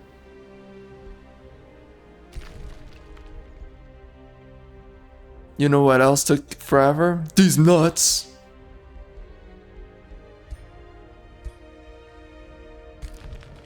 Alright.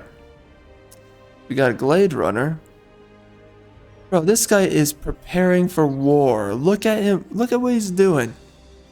Oh my gosh, that is his ruler. He wants to clap cheeks so bad.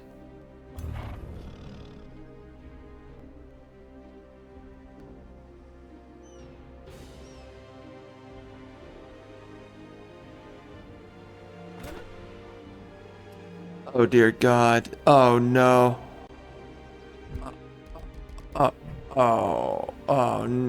No. Alright, we're not. I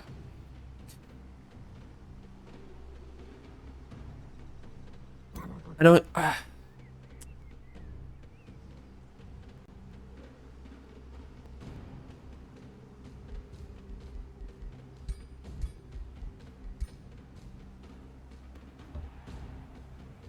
guess we're gonna save our units, kind of ish. Yep, that sucks. Well, that's really too bad. My territory is not doing well right now.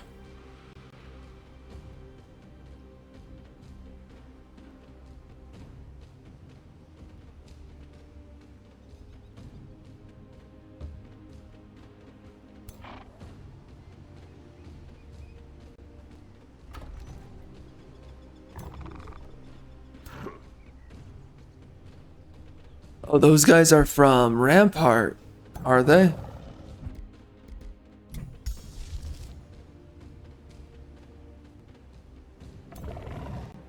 Alright, if we get Dream Vault in one turn, that can turn the tide. Barely. But enough to make me feel like I'm doing something. Alheim. What should we do? Oh, Shrine of the War God. Why not? We should have gotten that a long time ago. Because of this situation we're in.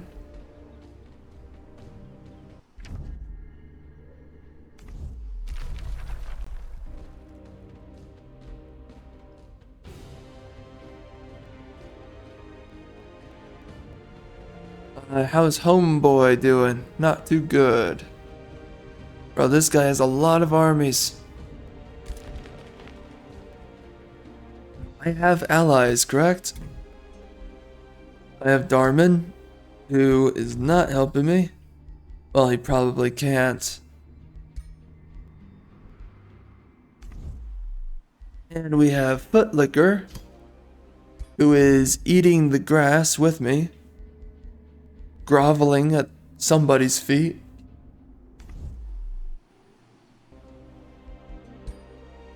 Alright, quick save, and let's do it.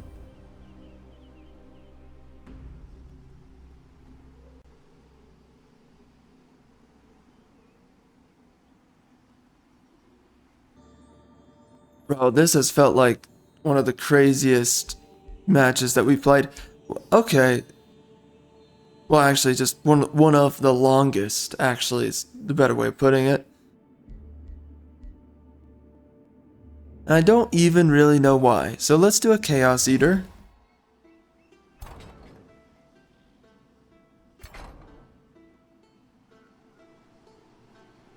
Okay, good. We did not get attacked. But things are not looking too hot. We got a Chaos Eater who...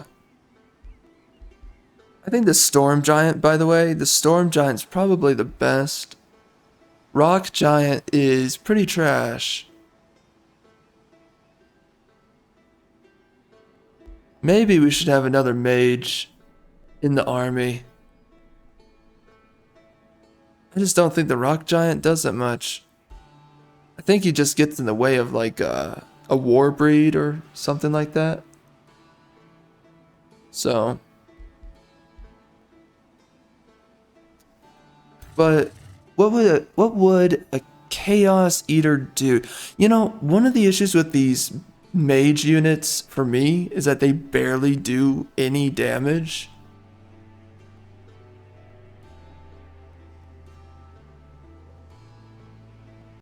Yeah, I don't think it's that good of a unit. So these guys are coming right for me. We just got... Oh. Oh. Oh. We own them.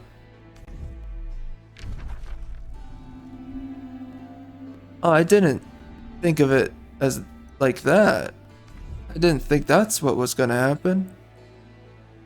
Yeah, I'm not really looking to do that at all.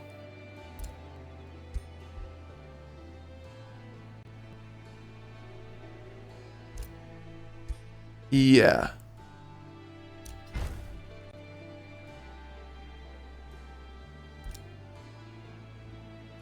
Okay, so let's turn back on that one. Release it as a vassal. That's 4 turns.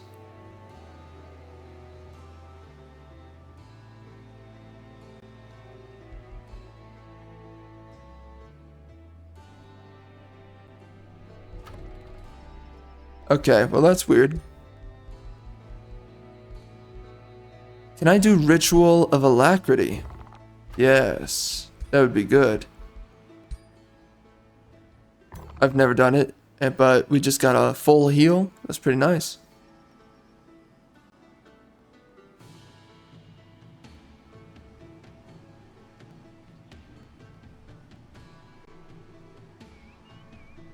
Okay.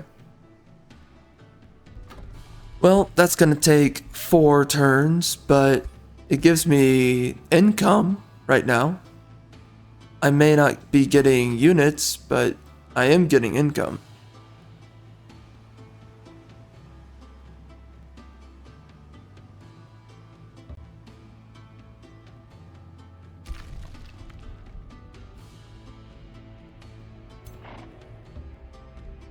Okay. I don't even know why I'm down here. I'm just doing this because I can. There is some kind of magic material.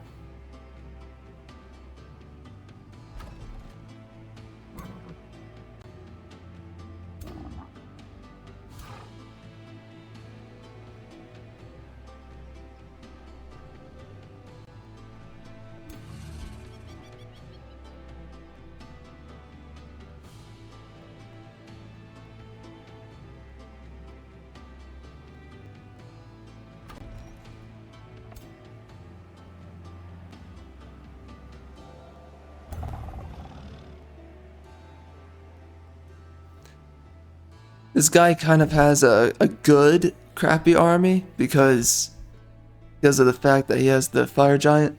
I think, honestly, I'm just gonna get rid of the fire giant. What the frick? This unit is so bad. He doesn't do anything. He's so freaking trashy. He's useless. His mother smells. Yeah.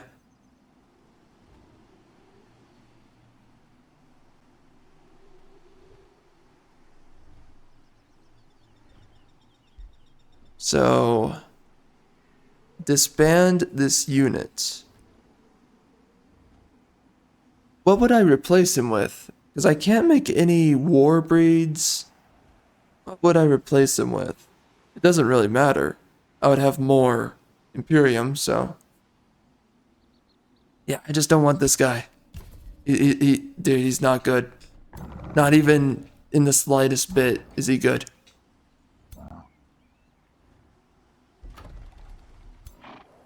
It's a waste of Imperium.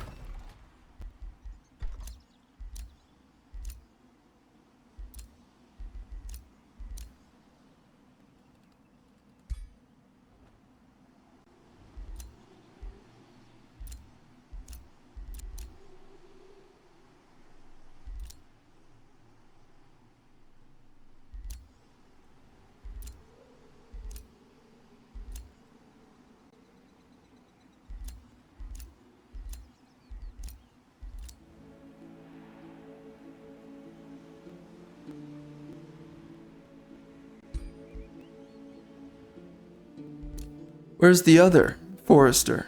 There's another forester. Oh, it's over there. I see. Ah. Okay. Well.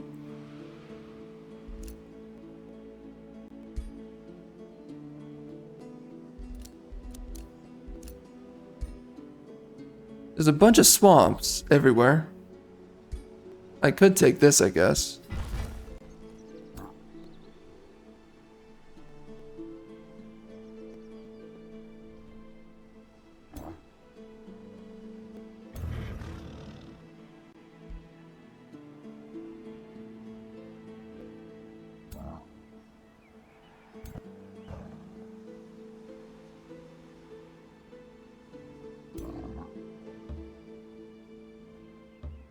Yeah, we're gonna sit here and just wait.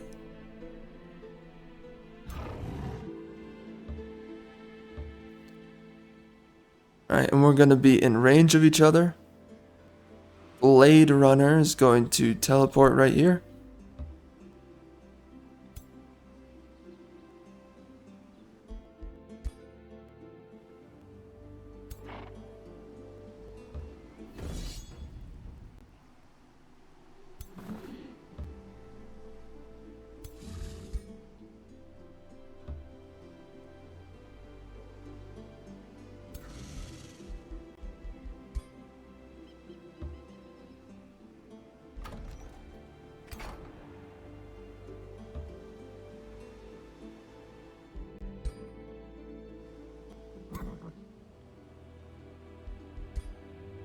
And give me your helmet. There you go.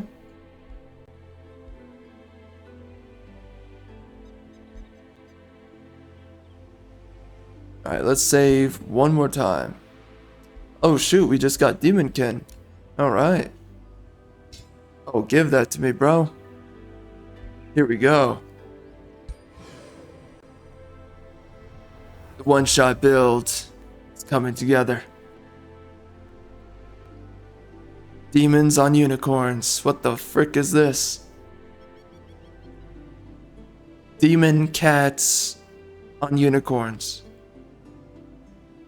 Nice.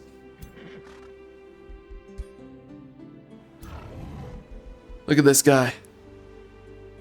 The Warbreed has to be one of my favorite units because of how freaking ridiculous he is and how ridiculous he looks.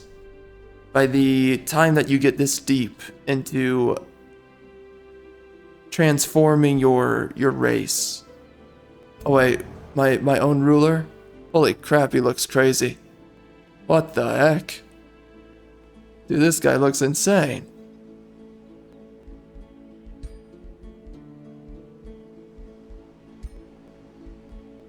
Oh, Wand of Darts. Okay, that's good for one of my boys.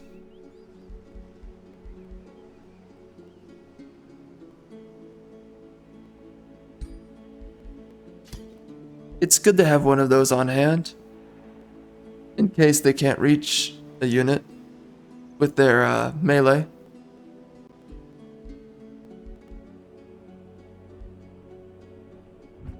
Right, we can keep going. Let's make another.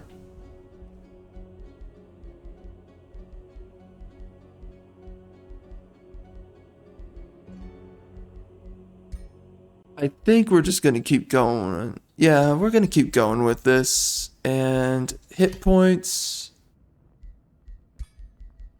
And where is it? Defense. And so we're gonna keep going with this. And the main thing is just make tanky helmets.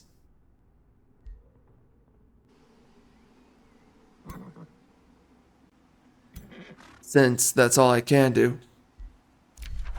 I'm the keeper of the mole mystics now. Not for long. Alright, so we should be doing a whole lot more.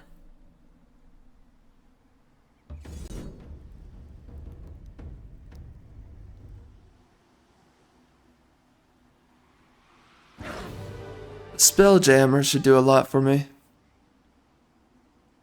We're getting max rank on a lot of stuff. Takes forever, but we're getting there. Who's this guy? Okay. Weird. Good for you, though.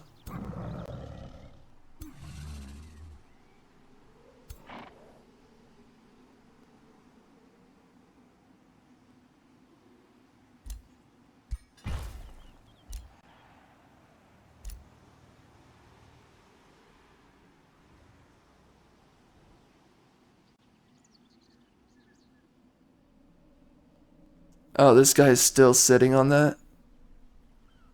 Okay. Thanks, bro. Appreciate it. Great. Freaking great. Berserker. Well, the Berserker... He cannot teleport. That's his biggest issue.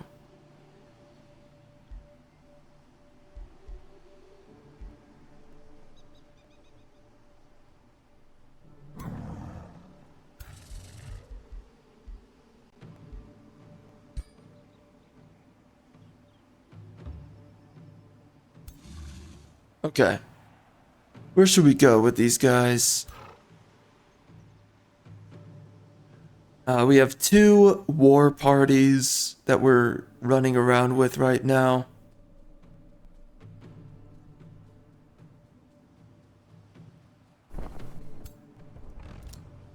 Can we take them? Oh my gosh. We can take them. Oh yeah. Like just with this guy? It would be a little bit tight. Just like your mom. Oh.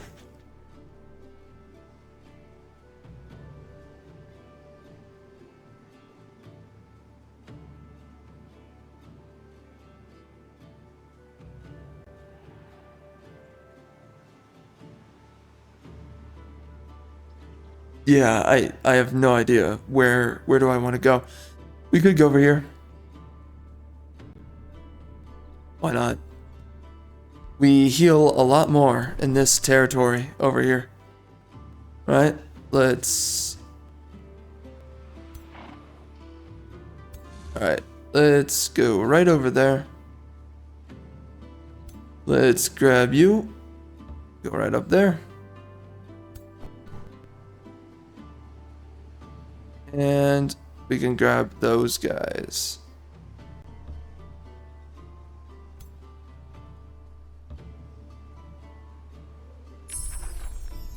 Summon the greater animal, gotcha. Alright, so we got the major transformation. That was one of the biggest things I wanted.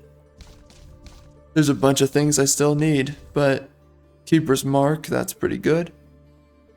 That's always a good one to get. Consecrated Domain, that's great to have. Anointed People, that's also good. But the main thing we should get, summon the Horned God. Or we could do some of these. This is pretty good. Dude, Nature's Bounty? That's a good one. All friendly units gain 15 morale, and all enemy units become distracted. Okay. We might do that. I don't know. How close are we?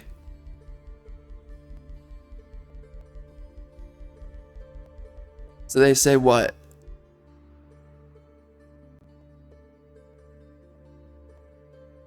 Tomes unlocked.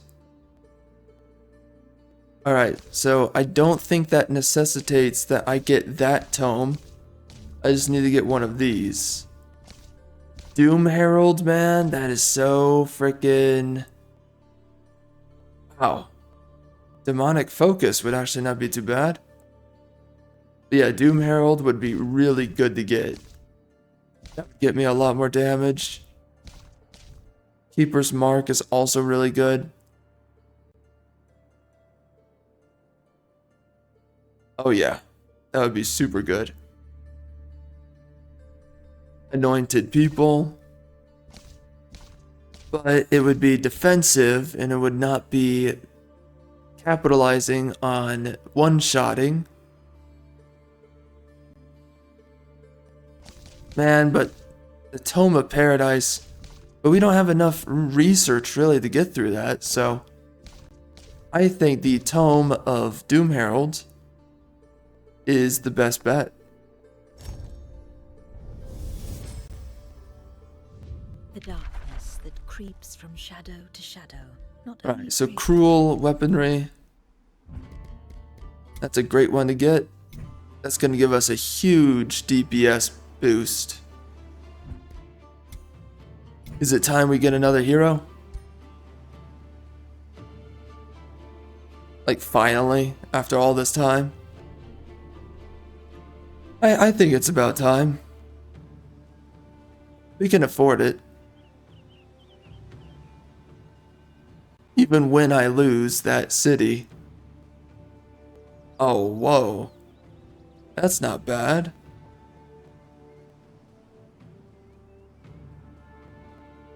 What does this do again? Immovable.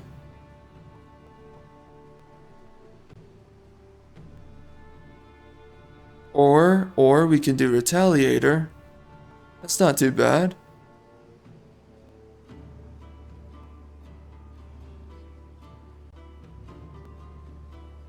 The frick?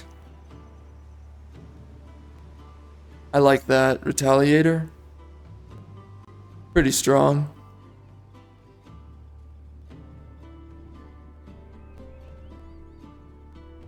Strength training? Why does he have strength training? Alright, so we're gonna have to work on this guy.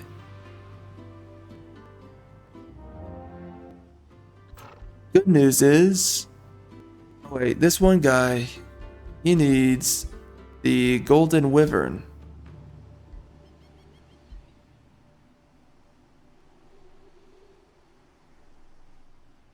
Alright.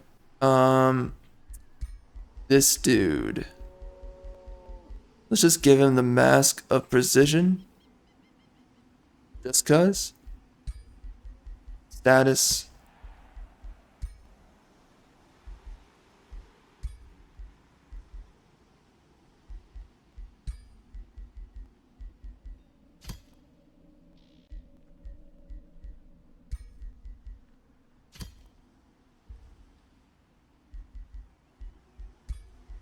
Orb of Seeing, we can do Resurrection.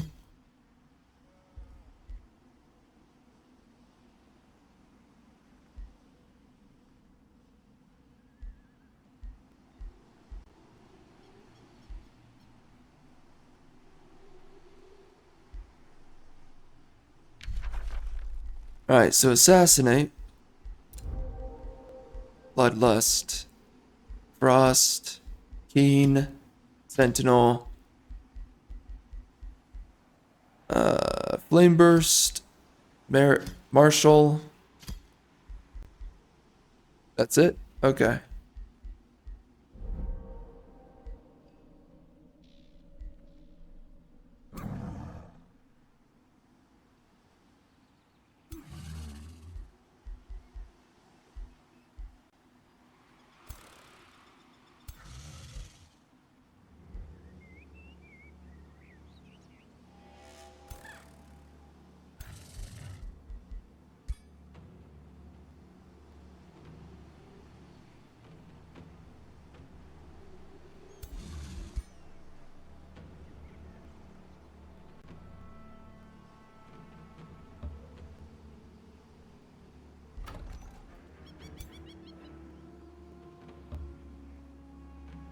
Alright, there you go.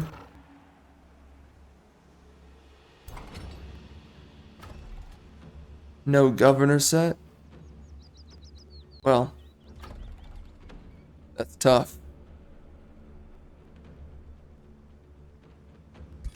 Alright, we can abort it for now, and we can assign the guy, because that's going to annoy me quite a bit.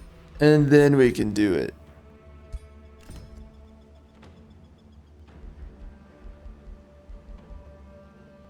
Oh, we got Imperial Essence. Cool. Heavy Metal. Part T. Helmet.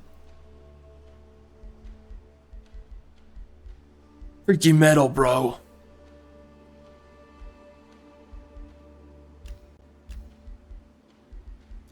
Alright, so Walla the Biatch. Let's free this guy. Give me your gear, son. Take all your gear. It's mine now. Yeah, we're just gonna remove all this. So much junk.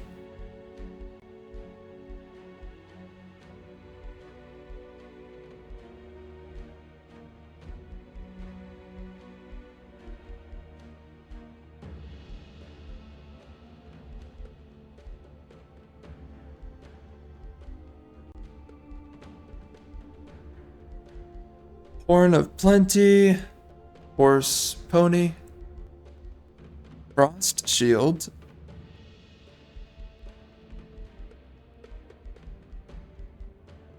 okay. We have tons of points.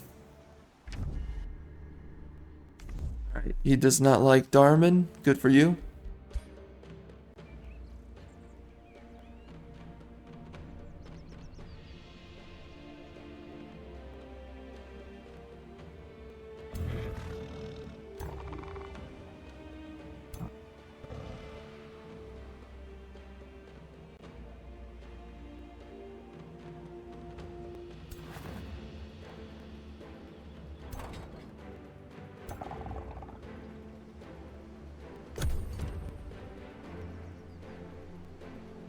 Looking pretty good.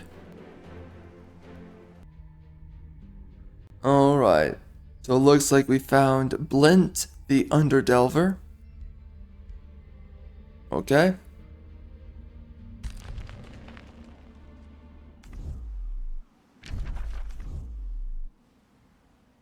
This guy is just camping out on me. Thanks for that.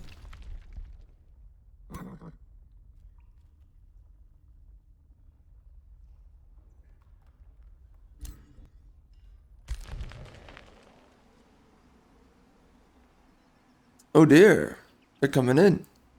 Okay. Well, let's mob them, huh? I think it's about time. Mosh pit up in here. My body's ready.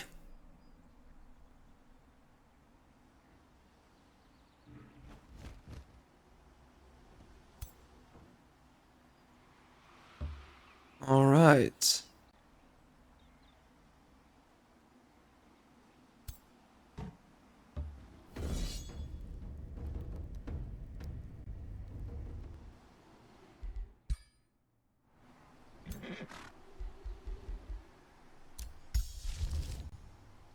Here goes.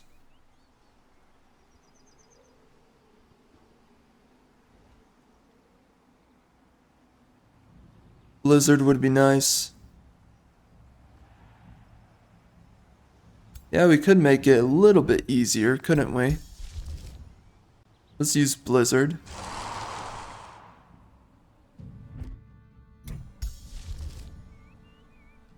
Alright. Here we go.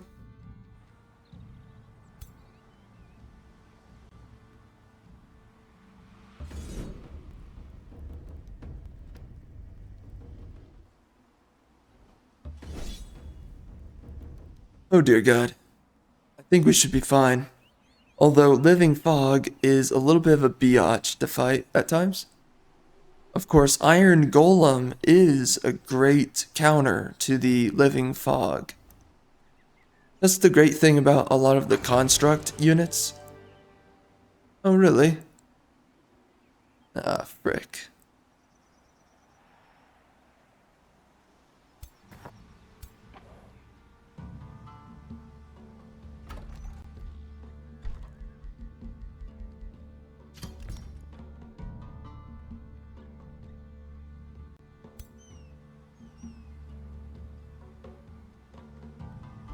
Let's make another Glade Runner.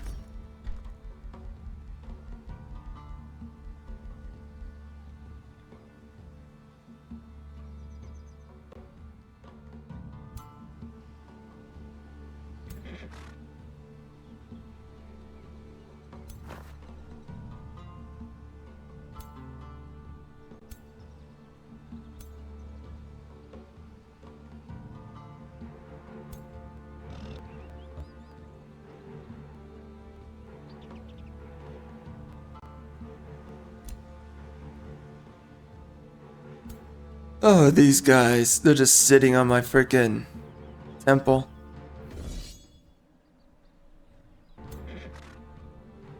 Annoying. Very annoying. I'm gonna take that back, biatch. Thank you very much. See you later.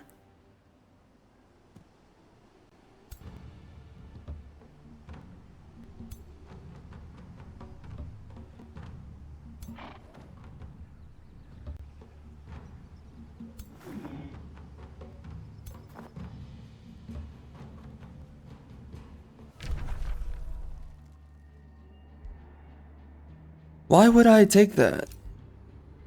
I don't see it. I don't see the point. Earth Shatter? Oh, really?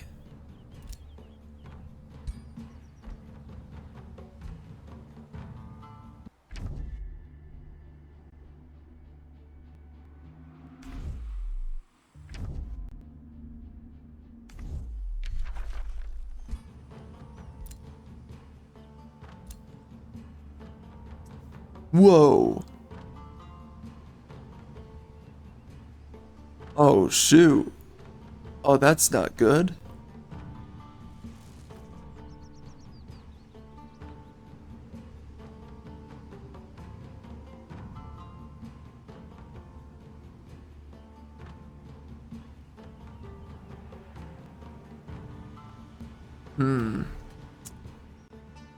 Okay.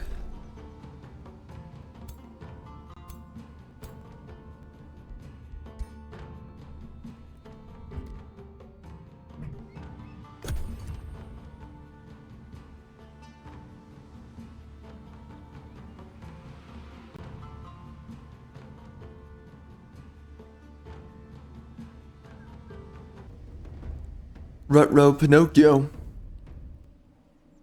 Let's see it, dog. Oh, dang. Sort of expected.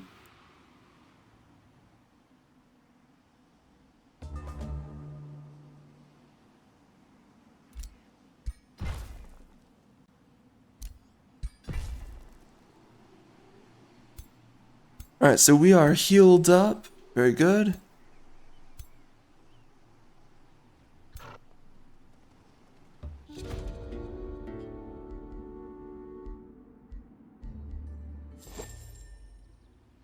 Oh, there. See ya.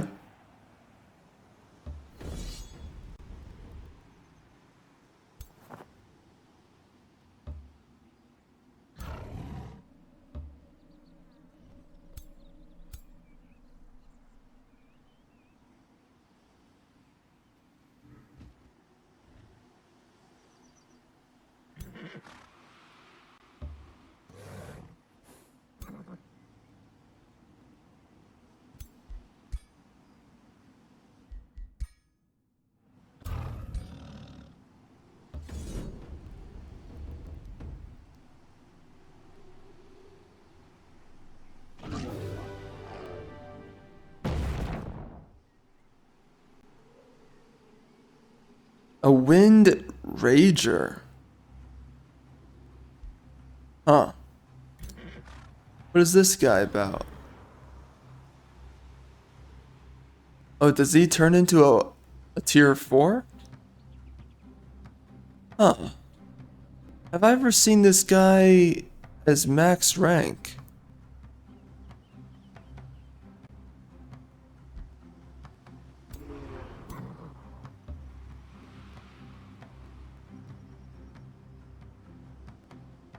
I don't believe so.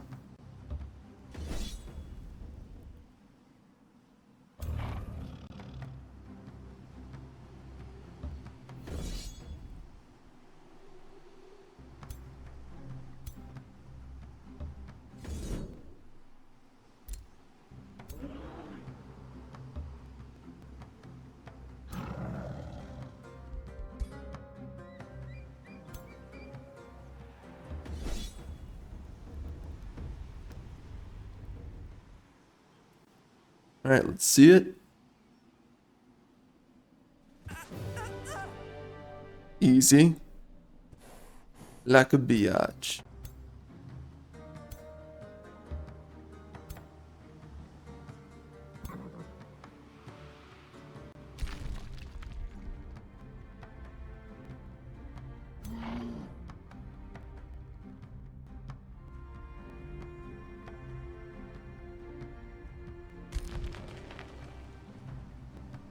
Is he still there? Really? Fine.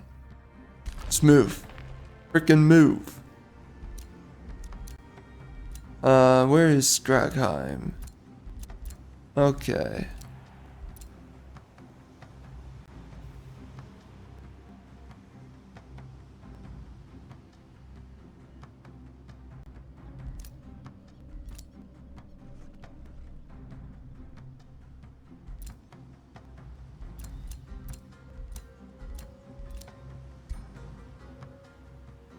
Kind of thinking I might want to do this. That's 20 food.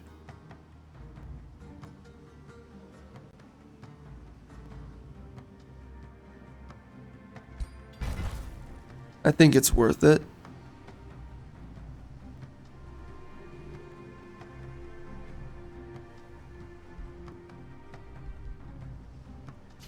There you go.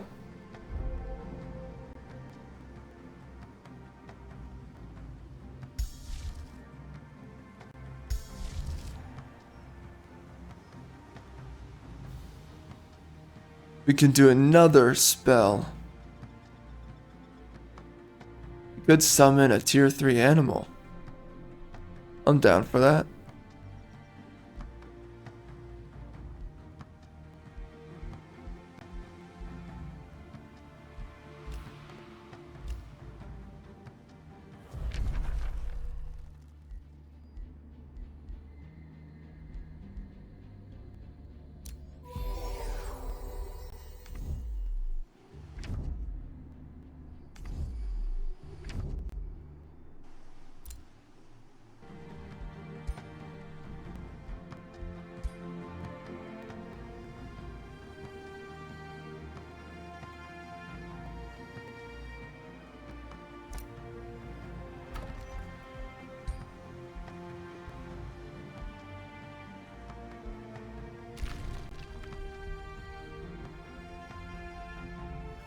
City ruins.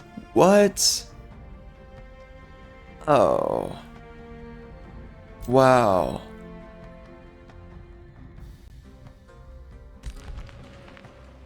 Okay. That sucks.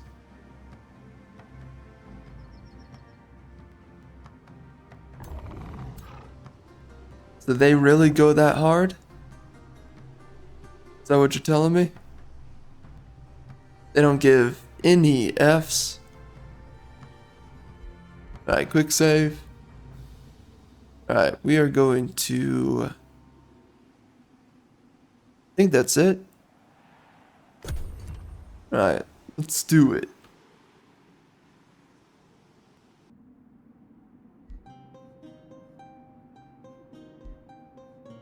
Alright.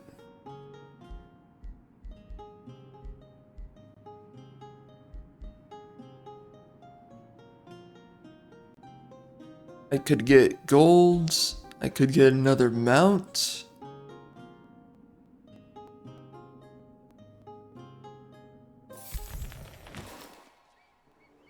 Alright, so what did I get?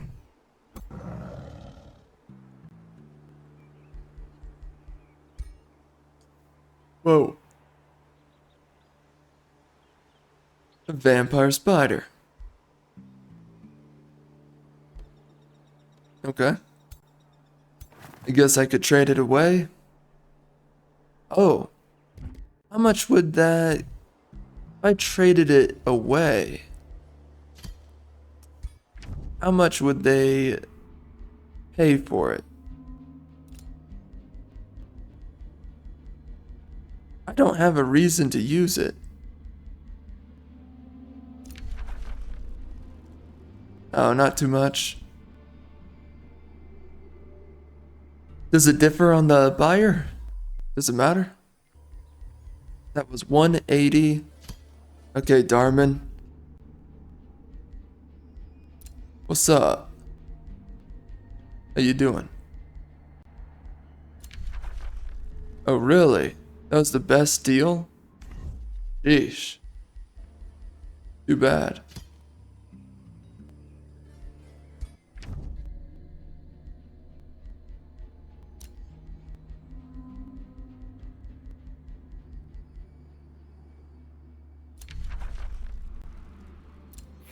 I'll take your gold. Thank you very much.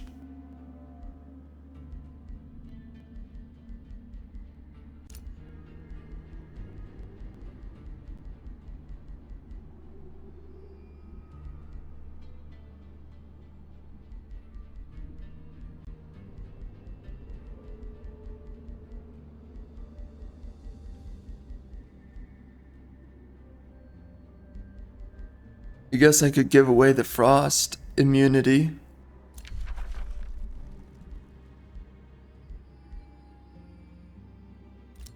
Get a little bit of gold.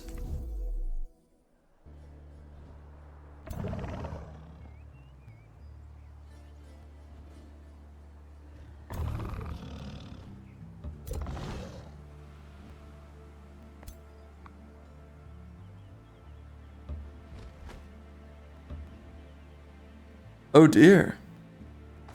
That is a lot of units. Pretty low level, though.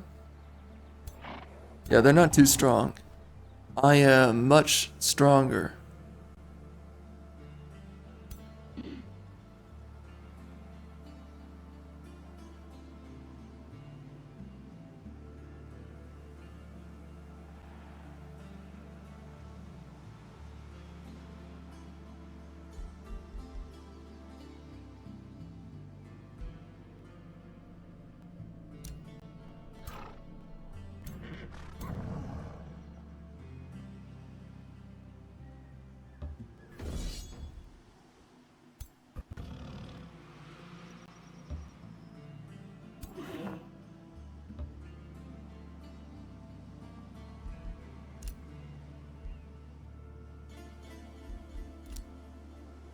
Alright, let's summon. Right here.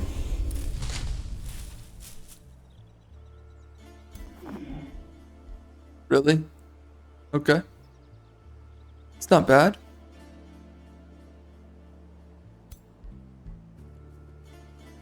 He also has super growth. Oh, empowered beasts is the version that he has. Okay, cool.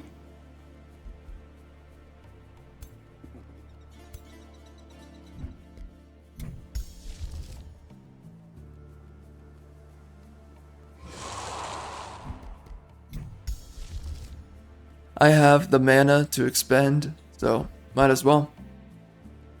Might as well do it. Alright, let's do this. Let's go.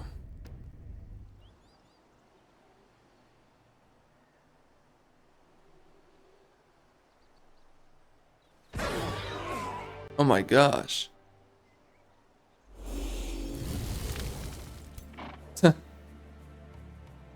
Alright, let's send him over here.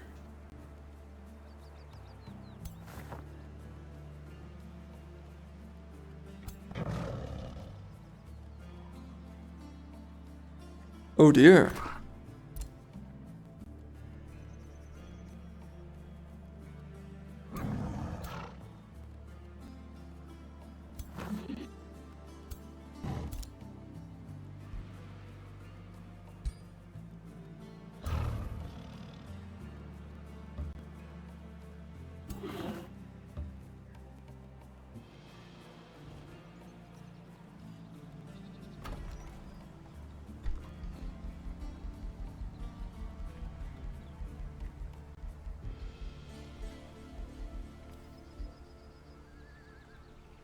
Huh. Does this apply to the units that I've already produced?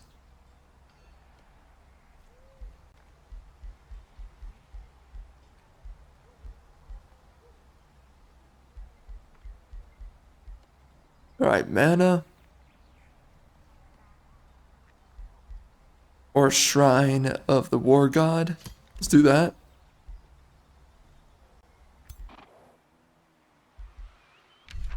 Alright, good, good. Demon Step. Let's grab that. And I would say Cruel Weaponry.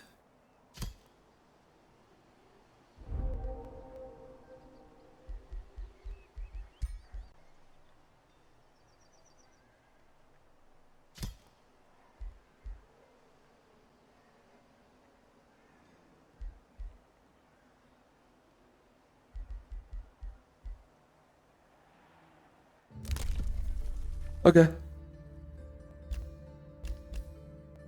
We got Death Magic. Pretty good one.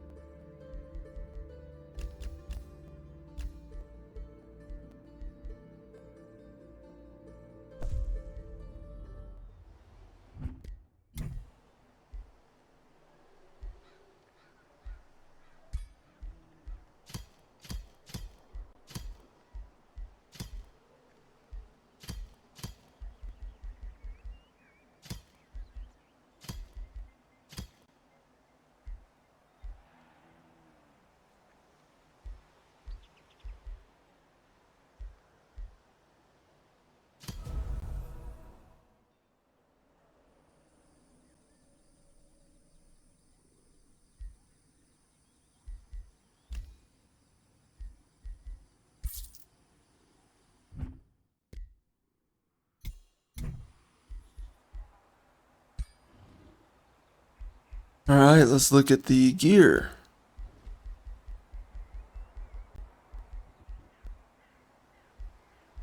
So much useless crap. Alright. Oops. Whatever.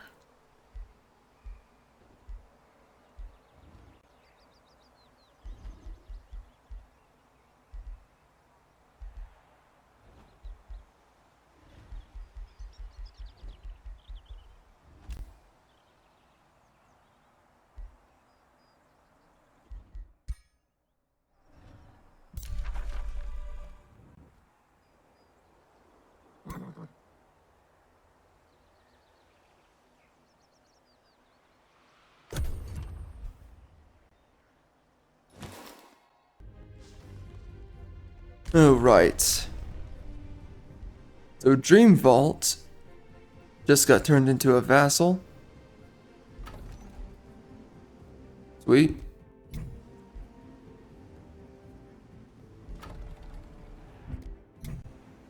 One turn. Why not?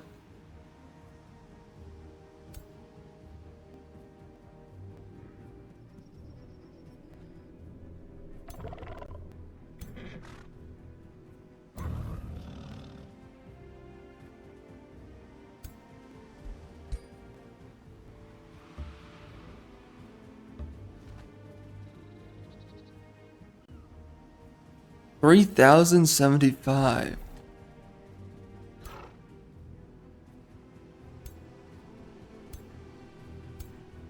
Can I take that? What are we in general?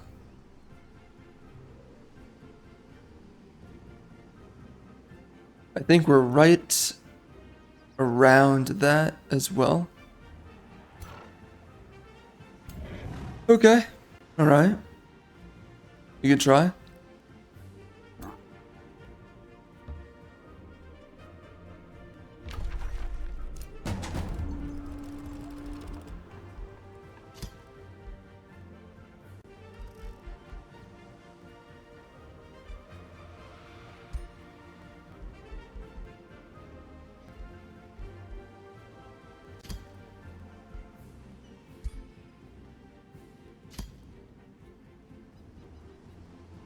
There you have it.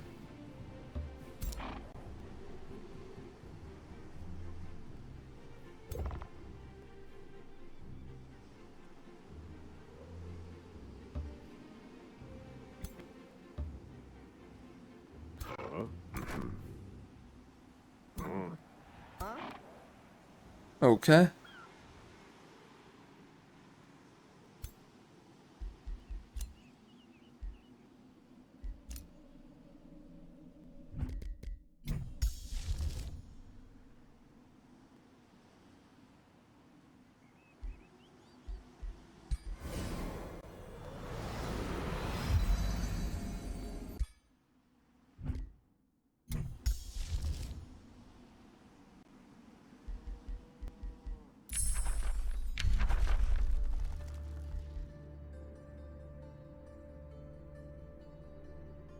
What the?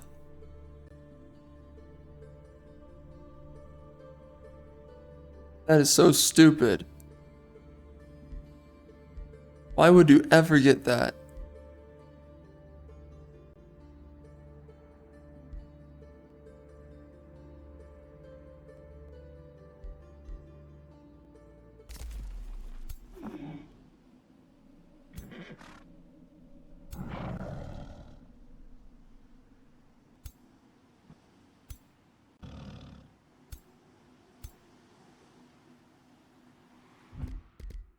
Uh-oh. I don't think we are healing. Are we not? Oh, we do heal. Okay.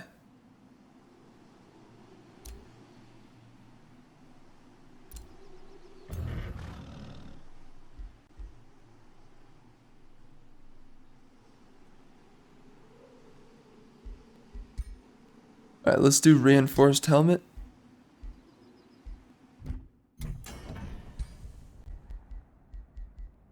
When do I start getting the freaking helmet that I want?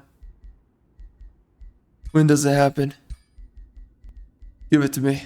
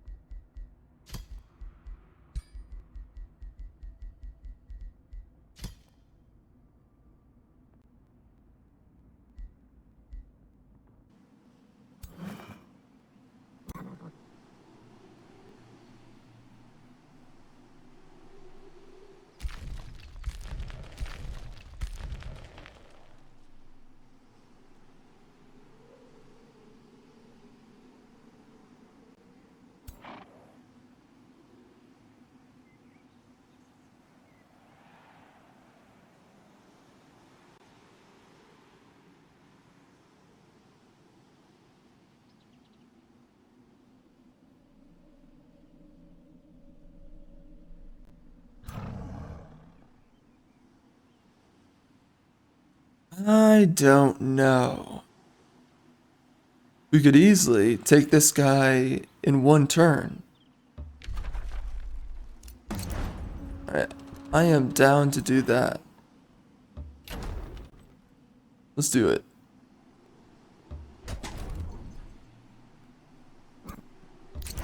Oh, already? Really? Okay. Cool.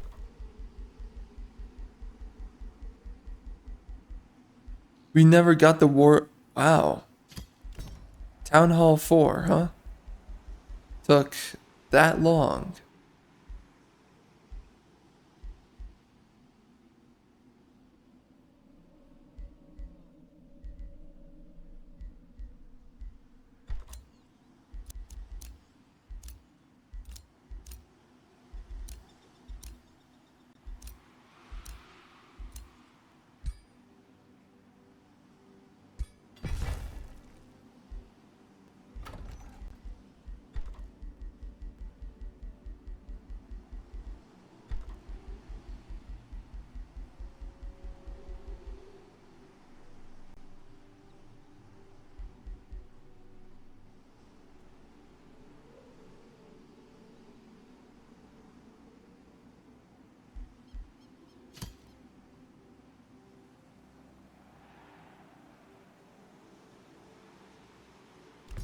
Yeah, that's pretty powerful.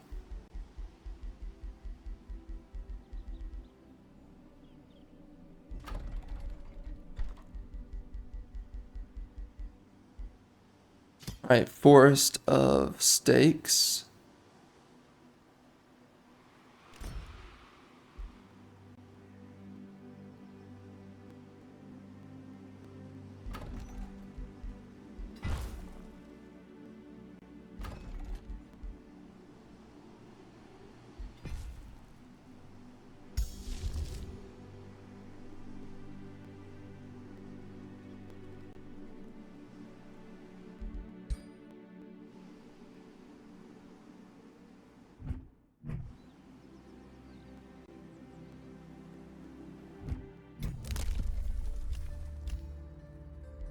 What else?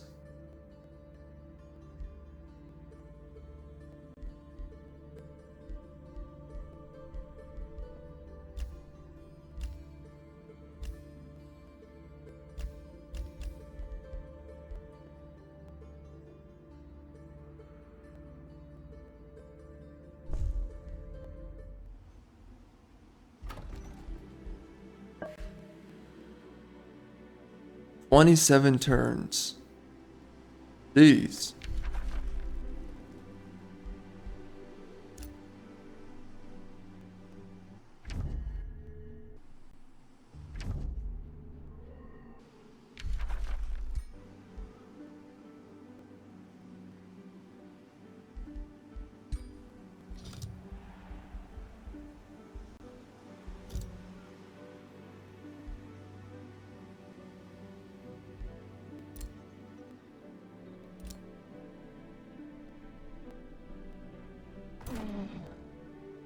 That's a lot of tier 3s.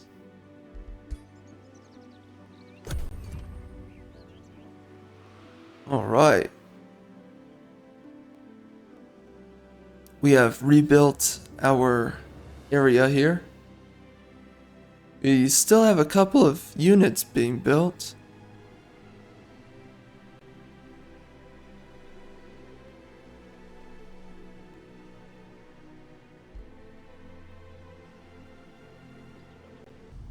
Alright, so there is no way right here that I get wrecked. Well, let's see. I have every reason to win. They do not have high tier units whatsoever.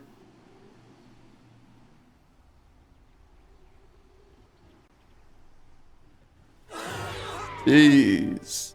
What the heck? Are you kidding me? Bro. Holy. I have good units too. There's no way.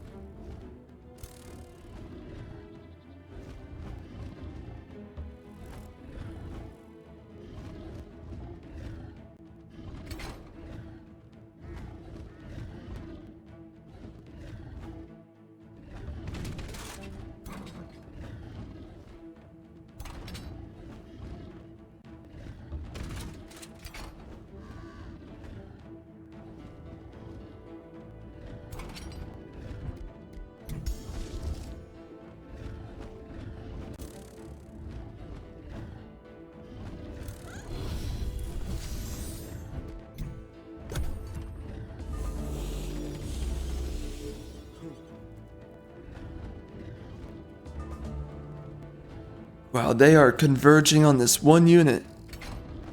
Let's pull him back.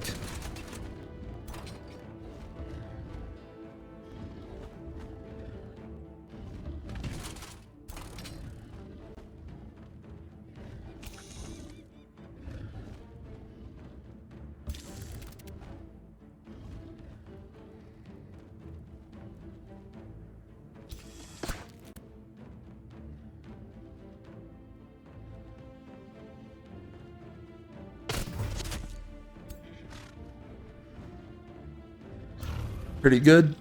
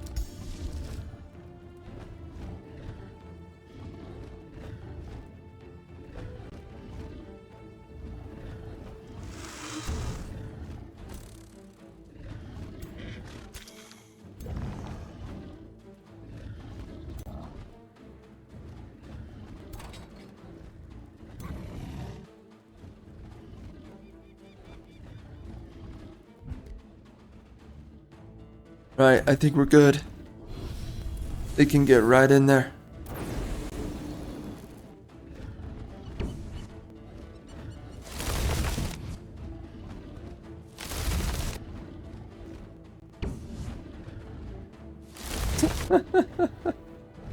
Okay.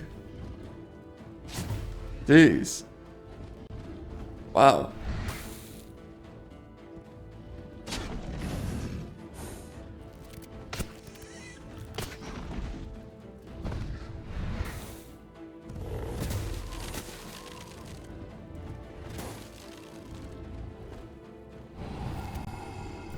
What?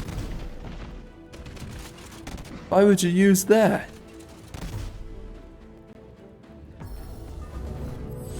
Oh, this is about to be bad. Oh dear.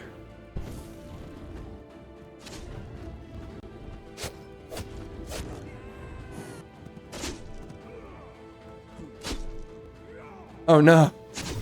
Stop. You're hurting him.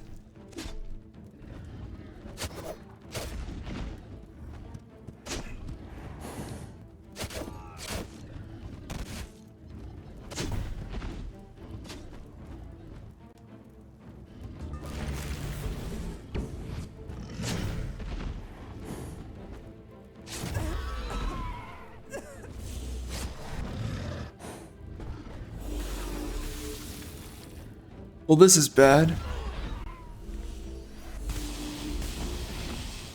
Oh yeah. Very, very bad.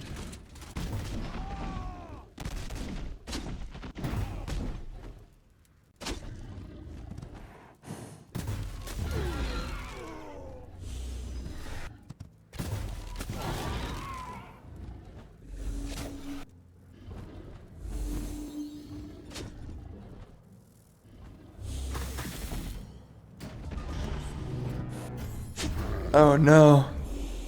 My tier 4. Gosh. Oh my word. No.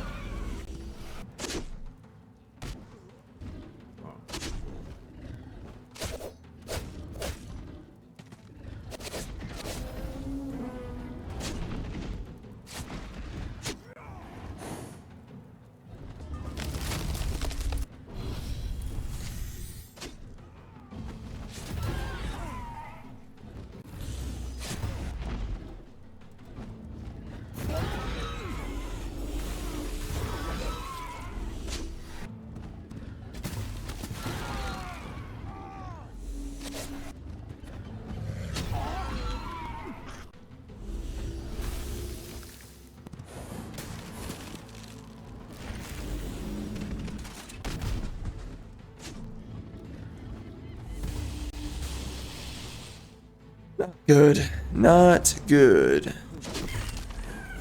Oh my gosh.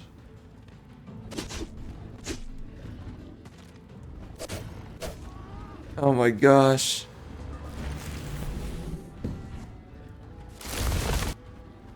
So rough.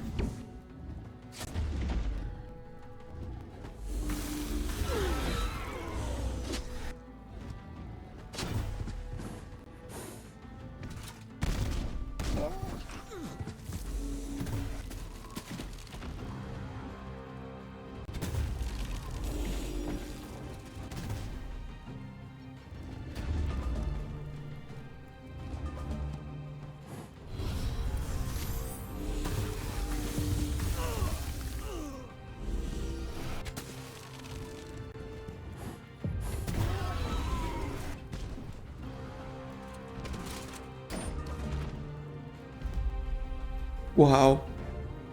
Oh my gosh. My tier 4 went down. Oh, that's rough. Oh no. Mercy.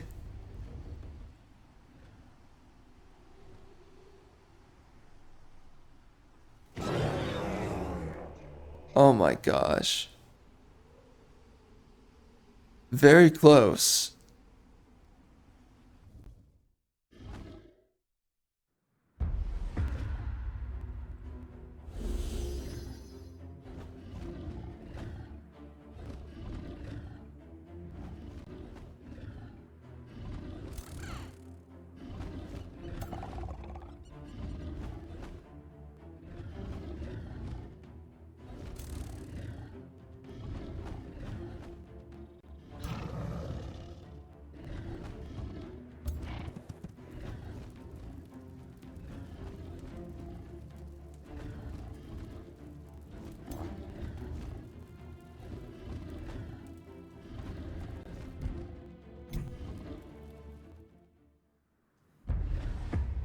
Oh dear God.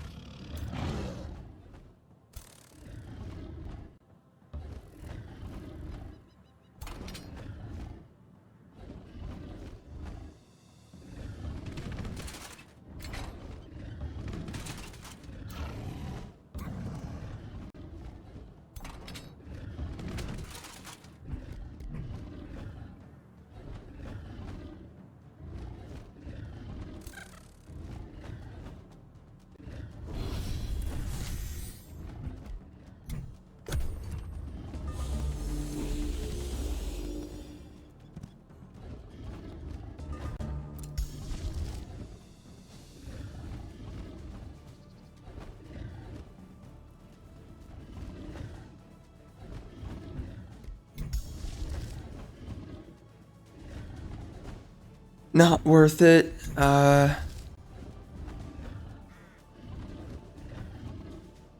Okay, so we're gonna spawn the biatch.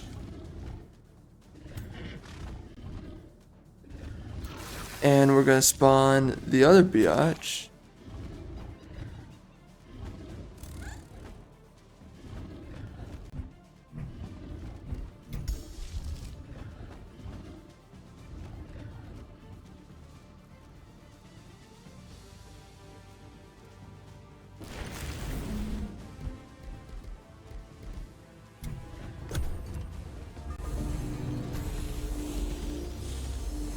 Holy.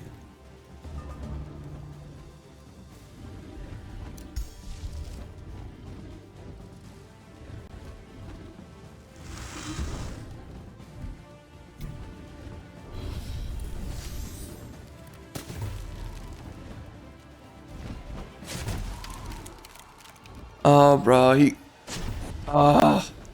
they're not trying to get kills. That's the issue. My gosh.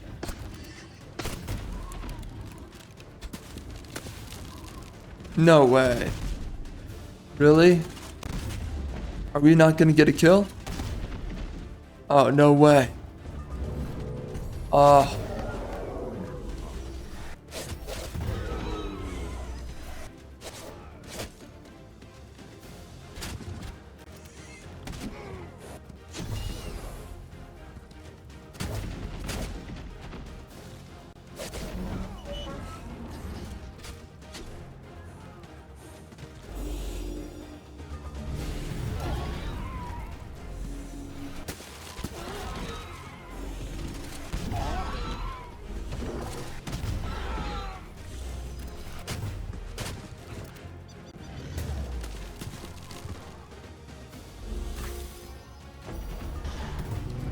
It doesn't matter. It just doesn't matter.